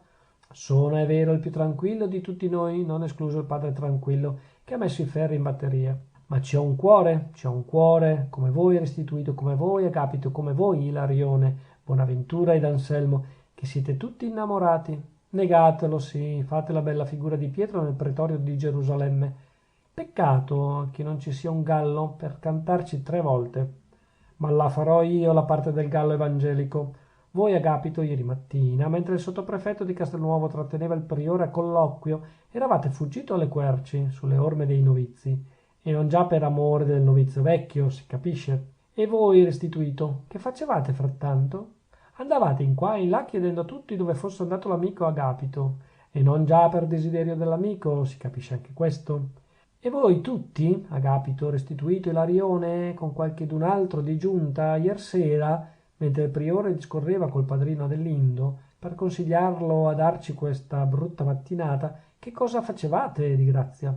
Lavoravate a tutt'uomo per muovere lo zio Prospero e mandarlo in giardino ad interrompere un colloquio che vi rendeva feroci. Dite di no se vi dà l'animo. Volevate contrariare un'opera creduta necessaria dal nostro priore, dall'unico tra noi che non avesse perduta la testa, dall'unico tra noi che non fosse cotto del monachino biondo. Gli ascoltatori erano rimasti scombussolati da quell'assalto oratorio. Volevano parlare e interrompere il corso delle rivelazioni, ma non ne venivano a capo. Il padre Marcellino aveva preso l'aire e voleva giungere in fondo, ma anche lui dovette fermarsi un istante per riprendere il fiato. E qui lo interruppe il priore. Vi ingannate, Marcellino, dissegli gravemente. Io sono più innamorato di loro, più innamorato di voi tutti, messi insieme. Oh oh! Gridarono tutti in coro. Non c'è o che tenga, ripigliò il padre Anacleto. Innamorato morto. Il padre Marcellino ha dato l'esempio delle confessioni. Ricevete la mia. Il padre Agapito non era rimasto meravigliato come gli altri. Che il priore fosse innamorato del serafino biondo egli lo sospettava da parecchi giorni, e da 24 ore poi sospettava anche dell'altro, cioè a dire che fosse riamato. Gli avevano messo quella pulce nell'orecchio certi discorsi fatti alle querci, donde era per l'appunto ritornato al convento con quell'aria di cattivo umore che ho già avuto l'onore di accennarvi. Lassù, presso il romitorio, dove erano andati a consumare la mattinata, per cansare la vista del sottoprefetto di Castelnuovo, il serafino biondo non aveva fatto quasi altro che discorrere del padre Anacleto. Sulle prime il padre Agapito non ci aveva badato e dava intorno al priore di San Bruno tutte le notizie che il serafino aveva l'aria di chiedergli per semplice curiosità. Ma poi, volendo egli ricondurre la conversazione in una cerchia più intima e non venendone a capo, perché il serafino tornava sempre sul primo argomento, si era insospettito, anzi impermalito, senz'altro, e l'avere il serafino accettata la sua ghirlanda di fiammole non era bastato a rasserenare la fronte del signor Mario Novelli. Perciò immaginate di che animo fosse quel pomeriggio quando il priore stava a colloquio col serafino, e quanto volentieri avesse dato fuori nella mattina seguente, fino al segno di far perdere la pazienza al padre Anacleto e di buscarsi una sfida. Egli adunque non si maravigliò della confessione del priore, considerata in se stessa, ma piuttosto della sincerità bonaria con cui era stata fatta, e volle, come suol dirsi, averne l'intiero. Amate? Diss'egli, e siete felice? Non intendo la vostra domanda, rispose il priore. Il padre Agapito diede una crollata di spalle in segno di stizza. Vi domando se siete riamato, replicò. Riamato? Non so. Come non sapete? È strano. Perché? Non so nulla e per una ragione semplice. Non ho chiesto nulla e non mi si è dovuto rispondere. Ah, questa poi è grossa, esclamò il padre Ilarione. Siete stato 3 ore a confessare il monachino e non gli avete domandato nulla? Vorreste dubitare della mia parola? Chiese il padre Anacleto. Mettete che io sia stato uno sciocco e sarete nel vero. Il priore ha ragione, entrò a dire il padre Marcellino. Grazie, rispose il priore inchinandosi. Oh, non già per la patente di sciocco che vi siete data da voi, replicò il padre Marcellino, ma per quel rispetto che merita una vostra affermazione. Voi dite che una cosa non è, e noi tutti dobbiamo credervi. Non ci avete mai dato argomento a sospettare il contrario. È vero, gridarono tutti. Anche il padre Agapito dovrà convenirne. Farò di più, signori, disse il padre Agapito confuso. Padre Anacleto, conte Gualandi, volete voi stringermi la mano? Il padre Anacleto gli dischiuse le braccia fra gli applausi di tutta la comunità. Quell'abbraccio amichevole riscaldò il padre Agapito il secolo Mario Novelli. L'applauso dei colleghi gli fece perdere la tramontana. Anch'egli si trovò in vena di schiettezza e di magnanimità. Potrei dire al priore, a tutti voi, cominciò egli, che ognuno è libero di farsi avanti col serafino. Ma ohimè, signori, nel cuore del serafino è posto occupato. Ieri mattina, mentre io cercavo di guadagnar terreno, ho dovuto accorgermi della triste verità. Accennavo Agapito e mi si rispondeva Anacleto, tanto che mi seccai e proposi di ritornare al convento. Priore, è una brutta cosa la gelosia, ma essa non farà velo alla mia coscienza. Voi siete un cavaliere e siete anche migliore di me. Sì, lasciatemelo dire, siete migliore di me. Voi non avete parlato e la signorina Ruzzani è partita da San Bruno. Io invece ho cercato di parlare e non sono stato ascoltato. Eccovi la mia confessione, sincera come la vostra. Restiamo in pace, signor priore? Restiamo, disse il padre Anacleto. Soltanto vi domanderò di lasciare da banda il titolo. Non voglio essere priore, voglio rimanere l'ultimo dei frati di San Bruno. Ricorderete tutti che ve l'ho detto da un pezzo. È un nobile atto, gridò il padre restituto, ma se accettassimo la proposta del padre Marcellino? Se sciogliessimo la comunità? Signori, voi tutti lo intendete, lo sentite tutti, come l'ha detto il padre Marcellino. Qui c'è stato il demonio, non c'è più pace né felicità, dove non c'è più luce. Già, anch'io lo pensavo da tempo. Abbiamo fatto i conti senza la voce di natura. L'undecimo comandamento, esclamò il priore. Anche voi? Che undecimo? Che comandamento? Sicuro. Starai nel consorzio dei tuoi simili, vivrai della loro medesima vita, amerai e soffrirai con essi, perché non ti è dato sottrarti alla legge comune. Questo è l'undecimo comandamento. Mi è stato rivelato, disse il padre Anacleto. Sul Sinai? Chiese il padre Ilarione. Sul Tabor, disse il padre Marcellino ridendo. Non vedete com'è trasfigurato il nostro priore? Infatti egli ha veduta la verità. Si è trovato a faccia con lei. E adesso, signori miei, sentite.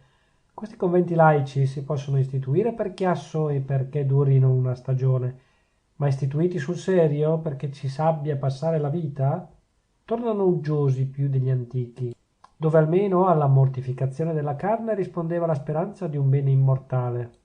Torniamo al secolo, signori. Il convento di San Bruno, nostra proprietà collettiva, lo daremo alle opere pie. Il materiale scientifico alle scuole di Castelnuovo. Agli altri particolari si provvederà. Intanto io vi propongo il seguente ordine del giorno. La comunità di San Bruno è sciolta. Un grido, un urlo di approvazione accolse la proposta del padre Marcellino. È il caso di raccogliere i ferri, disse il padre tranquillo, e richiuse la busta. Capitolo 20.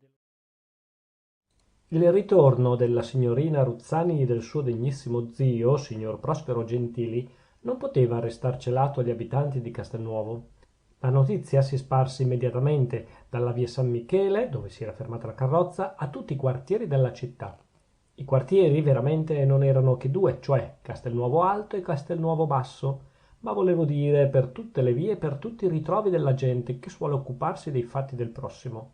La mattina dopo l'arrivo il signor Prospero fece la sua apparizione ufficiale per le vie di Castelnuovo Alto, dove era il meglio della società locale, coi palazzi più ragguardevoli, incominciando dal castello in cui stava allogata la sottoprefettura con tutti gli uffici dipendenti, l'albergo della inevitabile Croce di Malta, la gran piazza dei signori e il caffè della Rosa Bianca, che era il rifugio degli sfaccendati del capoluogo.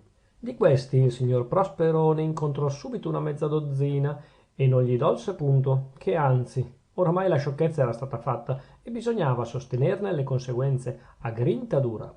Sentite ad esempio questo dialoghetto che egli ebbe col conte Gamberini.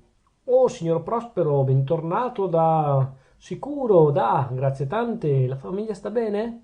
Benissimo. E la signorina Adele si è divertita a... Oh, insomma, signor Prospero, si può sapere dove siete stati? A Torino, forse? A Torino, certamente. A Torino e in altri siti. Ah, in altri siti? Sicuro, di qua e di là come l'ebreo errante. Non si esce poco da Castelnuovo. Io almeno mi allontano poco volentieri da questi quattro sassi, ma quando esco, vedete, son capace di andare in capo al mondo. Al polo, per esempio? O all'equatore, niente meno, ma per questa volta ho cansati gli estremi, disse il signor Prospero, dando senza volerlo una rifiatata di contentezza. Vi prego, don Ettore, di presentare i miei ossequi alla contessa e alla contessina. Grazie, e voi ricambierete i miei alla signorina Adele, quella cara e bella fanciulla. Si è tanto parlato di lei in questi 20 giorni. Oh, lo credo, ci amate tanto. don Ettore, sono proprio felice di avervi stretta la mano. E scappò via il signor Prospero con una leggerezza di cui a vederlo, così tondo com'era, non lo avreste creduto capace. Diavolo d'un Gentili! Esclamò il conte Gamberini, vedendoselo guizzar di mano, vispo e allegro come un pesce che abbia mangiata l'esca senza restare all'amo. Non ha l'aria di canzonarmi? E dopo la bella impresa del convento dei matti, che facce toste! Ma già, questi villani rifatti, perché hanno i milioni, si credono lecita ogni cosa. Con questo ragionamento, da cui potrete argomentare che la contea dei Gamberini non valeva 1.000.000, il signor conte si riscattò dell'aria canzonatoria del signor Prospero, il quale, dopo tutto, non voleva canzonare a nessuno, ma solamente mostrarsi tetragono agli assalti della maldicenza di Castelnuovo Bedonia. Se credete che mi lasci prendere in giro da voi altri, diceva egli tra sé, non sono un'aquila, è vero, ma neanche uno struzzo da mandar giù ogni cosa. Del resto ridete pure bei fatti nostri. Abbiamo 2.000.000 di dote e possiamo rider noi con più gusto. Ma via, al diavolo i Gamberini, e andiamo dal sottoprefetto. Povero cavaliere, come sarà contento di vedermi. La nostra scappata gli aveva proprio guastate le uova nel paniere. Ma ora gli si porta una buona notizia da rimettergli il sangue nelle vene. Notizia veramente no, ma sta a lui di cavare un costrutto dal nostro ritorno. Quanto a me, gli do il mio consenso, in formis et modis. Adelina, duchessa, in verità nessuna donna porterà la corona meglio di lei. Signori, la eccellentissima duchessa di Francavilla, nepote del commendatore Gentili. Com'è dolce questo titolo di commendatore! Il cavaliere lo è meno. Ha del comune, del dozzinale. Va, ecco tutto, va, e non fa fermare la gente.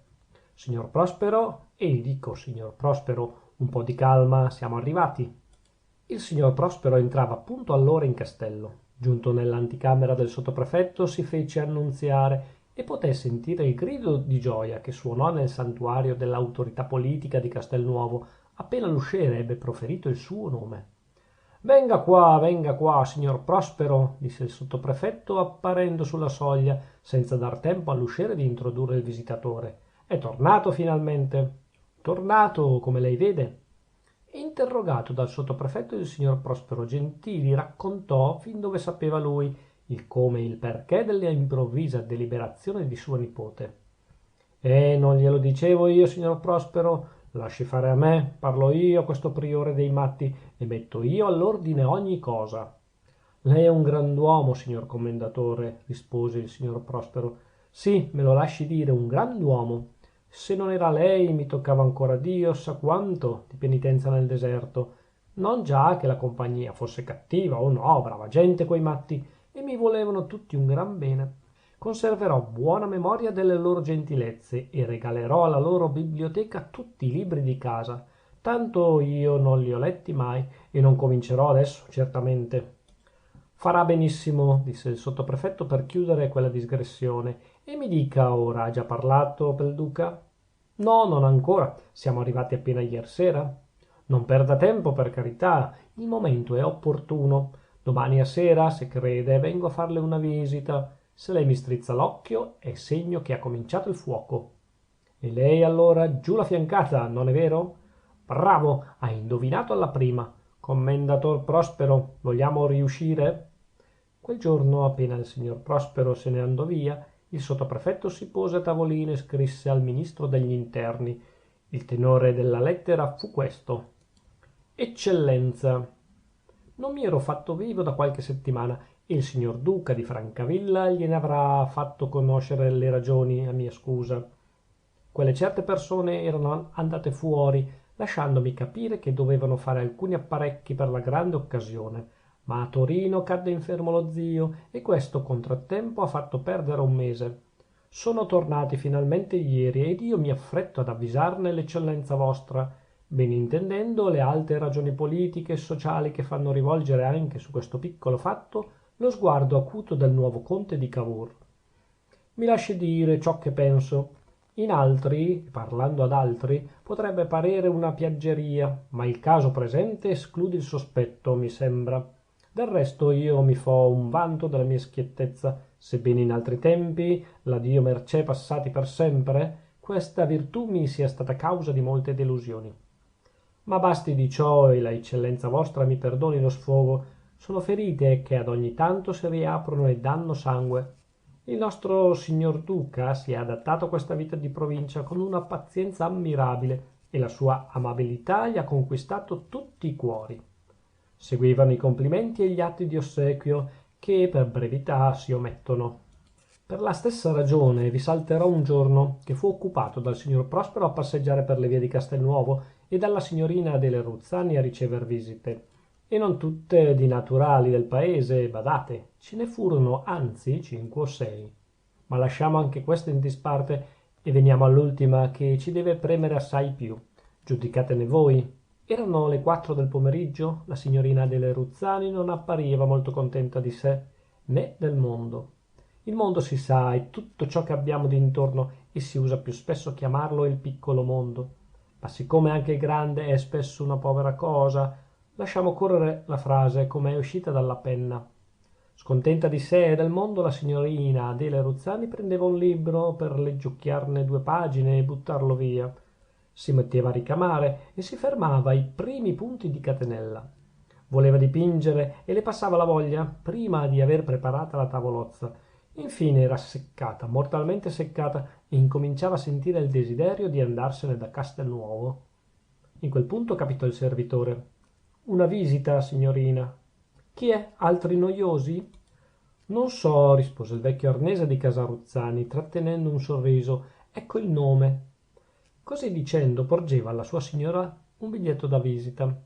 Adele Ruzzani, che peccato non poterla più chiamare il monachino o il serafino biondo, prese il biglietto, gli diede una rapida occhiata e mise un piccolo grido che pareva di stupore ma poteva essere di gioia. Diamo un'occhiata anche noi. Sotto una corona di conte, 9 perline in vista, il che significa un giro di 16, si leggeva il nome di Valentino Gualandi del Poggio, inciso in un bel carattere italico, e più sotto, aggiunto a matita, un altro nome, Anacleto. Il biglietto non aveva traccia di pieghe. Hai fatto entrare il signore? Domandò la fanciulla. Nel salotto, come gli altri, rispose il servitore. Bene, va e avverti mio zio, appena sarà di ritorno, che c'è il padre, il signor Anacleto, che desidera di vederlo. Il servitore uscì e Adele Ruzzani corse allo specchio. Aveva le fiamme al viso, perciò dovette rimanere per alcuni istanti colà, aspettando che quella commozione scemasse e cercando di comprimere con le palme i battiti del suo cuore. Sorrideva frattanto, sorrideva d'un riso stanco e beato. La stanchezza e la beatitudine son più vicine che a tutta prima non sembri. La beatitudine non è dessa un senso di assopimento delle nostre facoltà. Quando la signorina Ruzzani entrò nel salotto, vide il conte Gualandi ritto davanti a una tela che posava sul cavalletto nel vano d'una finestra. Era uno studio ben noto a lui, perché incominciato 2 settimane prima nel convento di San Bruno e rappresentava l'interno del chiostro. Al fruscio della veste sul pavimento il conte Gualandi si voltò e la signorina Adele riconobbe il bel priore di San Bruno, meno grave all'aspetto, più elegante nel portamento, ma pur sempre severo e rispondente a quell'immagine di dignità e di forza che non dovrebbe scompagnarsi mai dall'idea dell'uomo. Egli frattanto non vedeva più il monachino, ma una bella e graziosa fanciulla. L'aria birichina dello scolaro in vacanze non c'era più, ma l'aspetto della donna che sente e che pensa rendeva il suo volto anche più attraente che non fosse da prima. Come? Balbettò ella avvicinandosi. Signorina, eccomi qua, rispose egli dissimulando con un profondo inchino la sua profonda commozione. Seguì una scena muta di forse un minuto, il solito minuto che parve un secolo. Dunque, ripigliò la signorina Adele, voi siete stato così gentile da ricordarvi della vostra promessa? Appena ho potuto, 48 ore dopo, disse il conte Gualandi. Eccomi qui, senza impiego, signorina. Sono spriorato. Veramente? Verissimamente, e il convento di San Bruno soppresso. Povero convento, ci si stava così bene. Lo rimpiangete, signorina? Certo, non siamo debitori di qualche gratitudine ai luoghi in cui abbiamo passato ore felici. Grazie, mormorò il conte Gualandi. Per il convento? Chiese argutamente la signorina Adele, che ripigliava padronanza di sé. Per il convento e per me, rispose il conte, non ero forse il priore. e non lo rappresentavo al cospetto del mondo? Povera comunità di San Bruno, continuò egli, mentre si sedeva sulla poltrona che gli era accennata dalla signorina Adele, accanto al sofà su cui essa stava adagiata. Noi l'abbiamo disciolta ier l'altro. Subito dopo la nostra partenza, ho bene udito? Osservò la fanciulla. Ah, lo sapevate? Ma allora le notizie di Monte Acuto giungono a Castelnuovo con la rapidità del fulmine? E non c'è un filo telegrafico, ch'io sappia. Che dite mai, signor conte? Ci hanno avuto tempo ad arrivare coi pedoni. Sono i vostri frati che mi hanno dato l'annunzio tra ieri e quest'oggi. Davvero? I miei frati? Ma sì, ieri il signor Mario Novelli e il signor Pellegrino della Rosa, cioè a dire padre Agapito e padre Ilarione. Stamane poi il signor Ariodante Soresi e il signor Nello Altoviti, che sono, se non mi confondo fra tanti nomi, i padri Restituto e Bonaventura. Adesso m'aspettavo anche il padre Anselmo, il padre Tranquillo e quei pochi altri che hanno mostrato di non vedermi di malocchio, disse la signorina Adele chinando modestamente lo sguardo. A questi patti li vedrete capitare tutti 14, rispose il conte Gualandi, ma vedete che fretta, e sono certamente venuti ad ossequiarvi prima di partire dal circondario, soggiunse mirando evidentemente a scoprir terreno. Il signor Novelli è a capo di lista per rammentarvi la sua ghirlanda di fiammole. Già, interruppe la signorina Adele, proprio così. Il conte Gualandi stava per replicare qualche cosa, ma ne fu impedito dall'arrivo del signor Prospero. Vi lascio immaginare la festa che egli fece al priore spriorato di San Bruno, quantunque a dir vero gli tornasse piacevole lì per lì come il fumo negli occhi. Anche lui aveva borbottato il signor Prospero udendo in anticamera che era giunto il conte Gualandi. Che il convento dei matti voglia scaricarsi tutto in casa nostra? E noi che eravamo riusciti a svignarcela? E la mia cara nepote che aveva mostrato tanta soddisfazione di venir via? Questo è il monologo, frattanto bisognava dire delle gentilezze, masticar l'amaro e dar fuori il dolce. Povero signor Prospero. Vi fermate oggi da noi, non è vero? Disse la signorina Adele parlando volentieri in nome dello zio, poiché questi era presente. Dove siete alloggiato? Alla Croce di Malta, rispose il conte, e capisco adesso perché l'albergatore fosse impacciato a darmi una camera degna di me, come si compiacque di dire. I miei bravi compagni debbono essere tutti alla Croce di Malta. Già, entrò a dire il signor Prospero, chi tardi arriva, male alloggia. E non vorrei proprio che fosse così, come dice il proverbio, replicò il conte Gualandi con accento più malinconico che non portasse quel piccolo guaio d'albergo. Vorremmo offrirvi ospitalità in casa nostra, ripigliò la signorina Adele, fingendo di non aver intesa l'allusione, ma veramente un giovanotto come voi. Va bene che noi siamo stati ospiti vostri lassù, ma le anime caritatevoli di Castelnuovo non hanno a sapere questi obblighi che abbiamo contratti con voi, soggiunse ella con una grazia adorabile. Però ci restate a pranzo. È detta, non vogliamo osservazioni. Serafino, mormorò il priore spriorato. Il serafino lo guardò con aria tra ridente e scorrucciata, mettendosi un dito sulle labbra. Che ditino, lettori, il priore fece involontariamente l'atto di mordere. Per far l'ora di pranzo, i padroni di casa condussero il loro ospite a visitare il giardino. Il palazzo Ruzzani era uno dei primi nella via San Michele, ai piedi della città alta. Perciò aveva molto spazio libero alle spalle, giardino, stufa, uccelliera ed anche uno scampoletto di bosco. 2 ore passarono via come il vento. Il padre Anacleto pensò che egli aveva dimenticato qualche cosa nel giudicare così severamente la vita, come aveva fatto da prima, e che tutto non era afflizione e noia nel mondo. Lo zio Prospero si era allontanato per qualche faccenda domestica. Adele Ruzzani e il conte Gualandi erano tornati nel salotto. Signorina, disse il conte cercando di riattaccare il discorso interrotto, si potrebbe sapere... Che cosa? Disse Adele ridendo. Che cosa volessero da voi tutti quei frati sfratati? Come, non lo indovinate? Io no, se voi non mi aiutate. Aiutiamolo dunque. Venivano l'uno dopo l'altro a chiedere... Ma no, questo non devo dirvelo io. Dovete immaginarvelo. Ed io sono un po' troppo buona a credere che voi non lo abbiate indovinato tutta prima. No, vi assicuro, non lo avevo indovinato, rispose il conte Gualandi sconcertato da quel mezzo rimprovero. Potevo benissimo argomentare il movente della loro calata a Castelnuovo, se ne è parlato troppo lassù, ma non avrei potuto immaginare che ardissero a venire a chiedere per esempio la vostra mano, così soli, senza la compagnia di un parente, d'un personaggio grave e ragguardevole, come vorrebbero le buone consuetudini. Capisco. Le consuetudini vorrebbero molte cose, replicò la signorina Adele con aria tra il serio e il faceto. Ma forse i vostri amici hanno pensato che quelle consuetudini le aveva dimenticate per primo un certo novizio, arrisicandosi di mettere piede a San Bruno. Perciò li avete scusati? Domandò ansiosamente il conte Gualandi. Proprio così. Dopo aver dato quel cattivo esempio, non potevo fare diverso.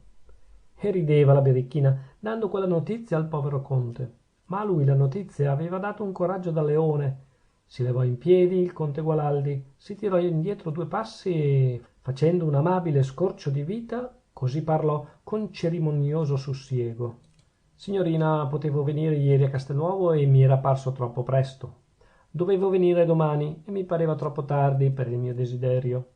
Sappiate che appunto ier l'altro a sera avevo mandato un telegramma a Ferrara, al mio vecchio cugino, marchese Gherardo Melli, chiamandolo d'urgenza a Castelnuovo. Egli doveva essere qua domani mattina ed io lo avrei pregato di chiedere la vostra mano per me. Ma poichè gli altri mettono le consuetudini da banda e voi li scusate, spero che scuserete oggi anche me. Signorina Adele, questa mano divina, gli tremava la voce parlando così, mentre cercava con un atto di voto di prendere la mano della fanciulla. Questa mano divina ho l'onore di chiederla io in persona. La mano divina si ritira in camera di consiglio, rispose la signorina Adele, con un sorriso malizioso che ricordava il monachino biondo. Essa darà risposta domani al marchese Gherardo Melli, che sarà il benvenuto. Il padre Anacleto, maledetta piega dell'abitudine, mi vien sempre questo nome alle labbra. Diciamo dunque che il conte Gualandi del Poggio ebbe quel giorno una pregustazione delle beatitudini eterne. Ciò mi dispensa dal parlarvi del pranzo, cosa tutta materiale, non degna di figurare accanto a così eterei godimenti. Del resto, se dovessi raccontarvi minutamente ogni cosa, ci avrei materia per un altro volume. E badiamo, le cose lunghe diventan serpi. Vi racconterò invece che quella sera, mentre il signor Prospero leggiucchiava il giornale e i nostri giovani parlavano di cose da nulla, mettendoci il senso arcano e profondo che si può mettere anche in cose da nulla, capitò il sottoprefetto di Castelnuovo. Visita aspettata, ma niente affatto gradita. Il signor Prospero, che rammentava gli accordi, non sapeva che pesci pigliare e dentro di sé mandava al diavolo il conte Gualandi, il sottoprefetto, il duca di Francavilla, il ministro degli interni, le commende e i commendatori, i capricci delle nepoti, le proprie vanità e chi gliele aveva ispirate. Signorina, disse il galante sottoprefetto dopo le cerimonie d'uso, non potevamo più vivere senza di lei. La sua presenza è necessaria a Castelnuovo. Eravamo già per protestare contro Torino, che ce l'aveva rapita. Oh, non sono stata così lontano, rispose la signorina Adele. Davvero? E dove allora? Signor Cavaliere, dovrebbe indovinarlo, non è del suo ufficio sapere ogni cosa? Certamente, certamente, so tutto io, rispose il sottoprefetto sentendo la frecciata e volendo far l'uomo di spirito. Ma qui proprio non so che cosa le piaccia che io sappia. Molto gentile, replicò la signorina Adele, ma lei ha facoltà di sapere ogni cosa. Mi scusi intanto se io, confusa dalle sue cortesie, non ho fatto prima una presentazione. Veramente toccherebbe a mio zio, ma lei, che è tanto buono con me, non faccia attenzione a queste piccolezze. Il signor Cavaliere, soggiunse additando con un sobrio gesto il suo giovane vicino, ho l'onore di presentarle il conte Valentino Gualandi del Poggio, ferrarese, mio fidanzato. Scena muta, inarcamento di ciglia. Il conte Gualandi, primo, credette di vedere il cielo che si apriva, per rovesciargli addosso un nembo di fiori e di profumi. Il signor Prospero ricordò il polo artico e l'equatore, che gli parvero una cosa da nulla al confronto di quella volata improvvisa. Il cavaliere sottoprefetto vide addirittura un abisso in cui si sprofondava la sua commenda e la sua prefettura. Mi congratulo, balbettò egli, obbedendo alla necessità del discorso. Avevo già avuto il piacere di trattenermi con lei in altre circostanze che veramente non mi lasciavano sperare. Il signor conte è un uomo felice. Grazie, esclamò il conte Gualandi, stringendo la mano del sottoprefetto. Ella mi legge nel cuore. E guardò la signorina Adele come per rivolgere a lei, in forma di ringraziamento, le parole dette al sottoprefetto. La bella birichina abbassò gli occhi e si morse le labbra, perché aveva una gran voglia di ridere. Prima di andarsene, il sottoprefetto trovò il modo di tirare in un angolo il signor Prospero, che tentava sempre di sfuggirgli, mettendosi al riparo dei giovani. Mi spiegherà poi, signor Prospero, gli disse fissandolo negli occhi, come se volesse conficcarlo nel muro. Che vuol che le spieghi? Ribatté quell'altro annaspando. Con la mia nepote non si sa mai quanti se n'ha in tasca. Questa, per esempio, è una tegola che cade sulla testa a me come a lei. Ma lei, per tutti i diavoli? E stava per dire dell'altro il nostro sottoprefetto, perché veramente non ci vedeva più lume. Ma una voce argentina lo richiamò in carreggiata. Cavaliere, venga qua, diceva la signorina Adele. Venga a dare il suo giudizio su questo bozzetto. Oh bello, si degnò di esclamare il sottoprefetto, dopo aver dato una guardatina alla tela che stava sul cavalletto, nel vano della finestra. Che cos'è? Il chiostro del convento dei matti, rispose sorridendo il conte Valentino. Una particolarità del nostro circondario, soggiunse il sottoprefetto ridendo anche lui, ma a denti stretti. Ahimè, una particolarità andata male, replicò il conte Valentino. Andata male? E perché? Perché la comunità di San Bruno è sciolta. E la ragione? Dovrebbe immaginarsela. Una donna, penetrata là dentro, ha mandato in aria ogni cosa, incominciando dai cuori. Non le pare un bel colpo, signor Cavaliere? Lei, del resto, deve esserne contento. Io? E come? Ma sì, non era forse contrario alla nostra istituzione? Il nostro convento laico era un cattivo esempio, un tradimento fatto alla società. Sono sue parole, non le rammenta? Sì, sì, le rammento. Ed anche le sue risposte, che le parevano di trionfo l'altro dì. Il conte Valentino chinò la testa in atto di contrizione. Mi parevano, rispose, e in questo verbo è detta ogni cosa. Ma infine io e lei si disputava di principi, si rimaneva nelle alte regioni filosofiche. Una donna animosa e gentile è venuta lassù con ben altri argomenti, si è presentata ed ha vinto senza combattere. Le faccio i miei complimenti, disse il sottoprefetto volgendosi alla signorina Ruzzani, ed anche i ringraziamenti della società vendicata. La masticava male il povero cavaliere, ma ci voleva pazienza. Con la pazienza, lo aveva detto Orazio Flacco, si impara a sopportare ciò che non è dato mutare. Il guaio grosso era questo, che bisognava rimbrodolarla con due persone ad un tempo. Una meno importante, ma più vicina, che era il duca di Francavilla, pasciuto fino all'ora di chiacchiere. L'altra più lontana, ma collocata sul vertice dell'ordine gerarchico, e dalla quale il signor cavaliere sottoprefetto s'aspettava promozione o commenda. Ahimè, commenda e promozione si allontanavano ad occhi veggenti da lui. Da uomo savio, che sa aspettare una buona ispirazione, il sottoprefetto di Castelnuovo rimandò il giorno seguente il discorso col duca di Francavilla. Ma quel medesimo giorno scrisse al ministro, accettando l'idea che gli aveva ispirata in buon punto il fortunato priore di San Bruno. Salutem ex inimicis nostris, lo dice il testo latino. Se il nostro ottimo cavaliere si apponesse prendendo l'ispirazione dal nemico, giudicate voi, o lettori, da ciò che egli scrisse al ministro. Eccellenza, il sogno più lieto della mia vita s'è dileguato, come tutti i sogni, purtroppo. E di ciò non mi dorrebbe molto se non andasse anche in dileguo la cara speranza che io avevo concepita di aiutare, secondo le mie umili forze, un alto disegno della eccellenza vostra.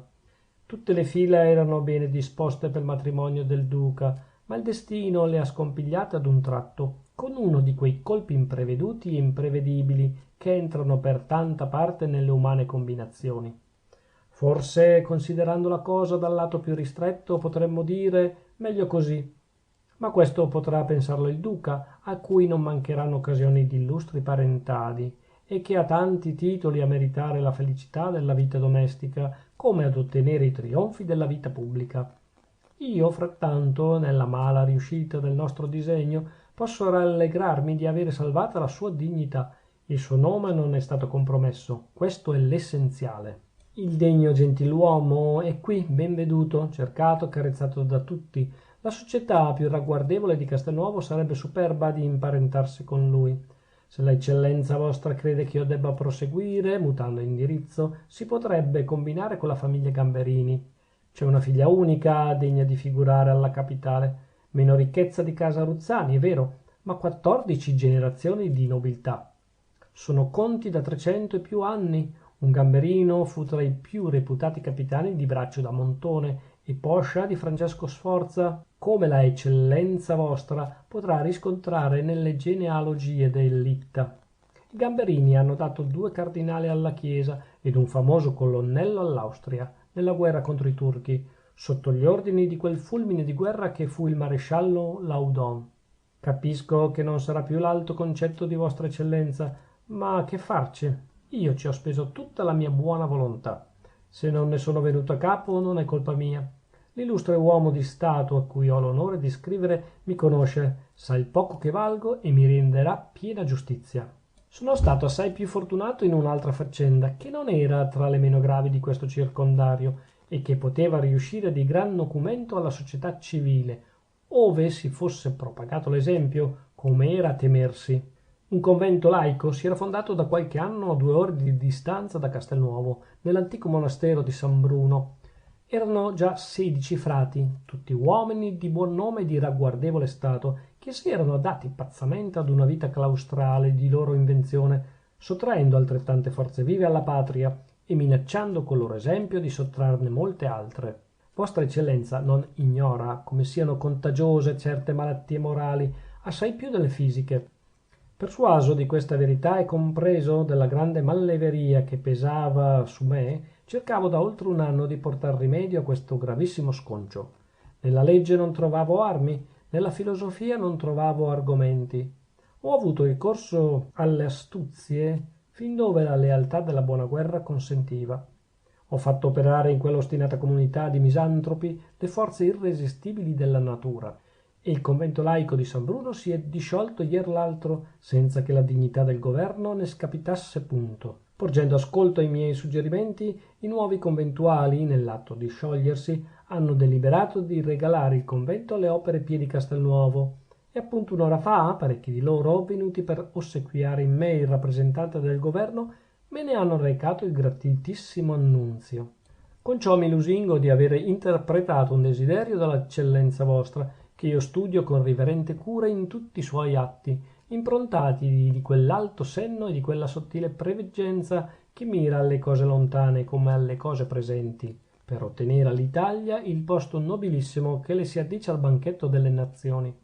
Perfino il banchetto delle nazioni il signor Cavaliere aveva studiato sui buoni autori della giornata, e i ferri della retorica gli erano assai familiari. Ma ohimè, questa volta la retorica non doveva servirgli molto. Scritta la lettera confidenziale al ministro, ne aveva mandato un'altra al prefetto della provincia, suo capo immediato, magnificando l'impresa dello scioglimento che sapete e domandando abbastanza chiaramente una corona civica. Intendete la commenda, che è una corona da mettersi al collo. Ma la sua eccellenza, il ministro degli interni, non reputò che, con lo scioglimento della comunità di San Bruno, il sottoprefetto di Castelnuovo Bedonia avesse salvato abbastanza la società, e gli decretò solamente una croce di cavaliere. Aveva già quella della corona d'Italia, gli mandavano quella dei santi Maurizio e Lazzaro.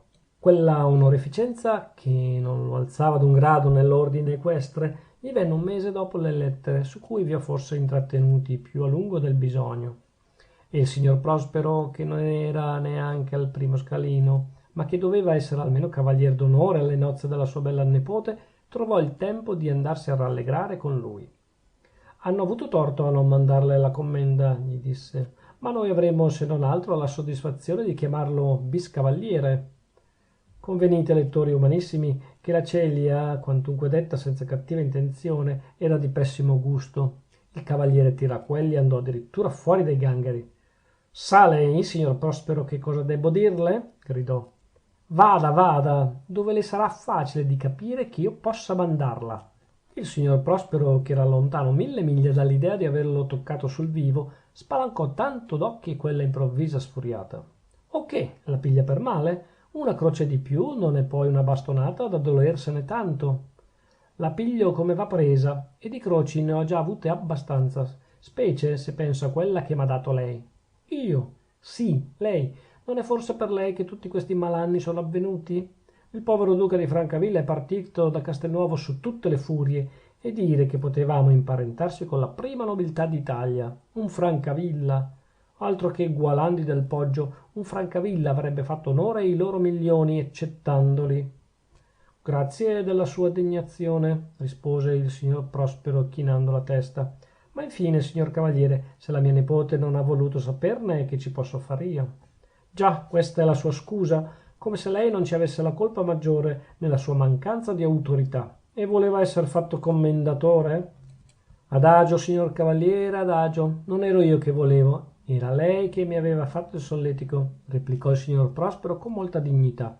Io non ho domandato nulla e, se ci penso, mi pare che non avrei avuto il diritto di domandar nulla al governo. Sa lei, signor cavaliere, qualche volta ci penso e me lo dico da me. Amico Prospero, chi sei tu di grazia e che cosa hai fatto per diventare ambizioso? Non sei già tra i felici della terra? Arrivato ai 55, senza acciacchi, senza bisogni, senza moglie e senza associazioni in corso, che cosa desideri di più? Che cos'altro chiedi alla fortuna? Essere tra i felici non val meglio che essere annoverato tra i potenti? Vai, stai, ti muovi e ti fermi a tua posta. I denari che spendi sono tuoi. Né di denari spesi né capricci soddisfatti devi render conto a nessuno. No, Prospero, amico mio, tu non hai diritto a lagnarti della sorte e molto meno di aspettarti onorificenze per sol fatto che Dio t'ha posto in condizione di vivere senza difficoltà in questa valle di lagrime. Aspettare dal governo? Che cosa? Ah sì, una cosa puoi e devi aspettare da lui, che esso conservi al tuo paese una stazione di 10 carabinieri, 5 a piedi e 5 a cavallo. Ci fanno buona figura i carabinieri a cavallo. Ecco un ordine cavalleresco che vale qualche cosa e il governo farà bene ad esserne prodigo coi suoi amministrati. Tutto il resto è apparenza, oro falso, princis becco. Scusi, sa, signor cavaliere, parlo come uno che non lo è, ma le giuro che, se lo fossi, parlerei sempre egualmente. Bravo! Esclamò il sottoprefetto accompagnando la parola con un riso sardonico.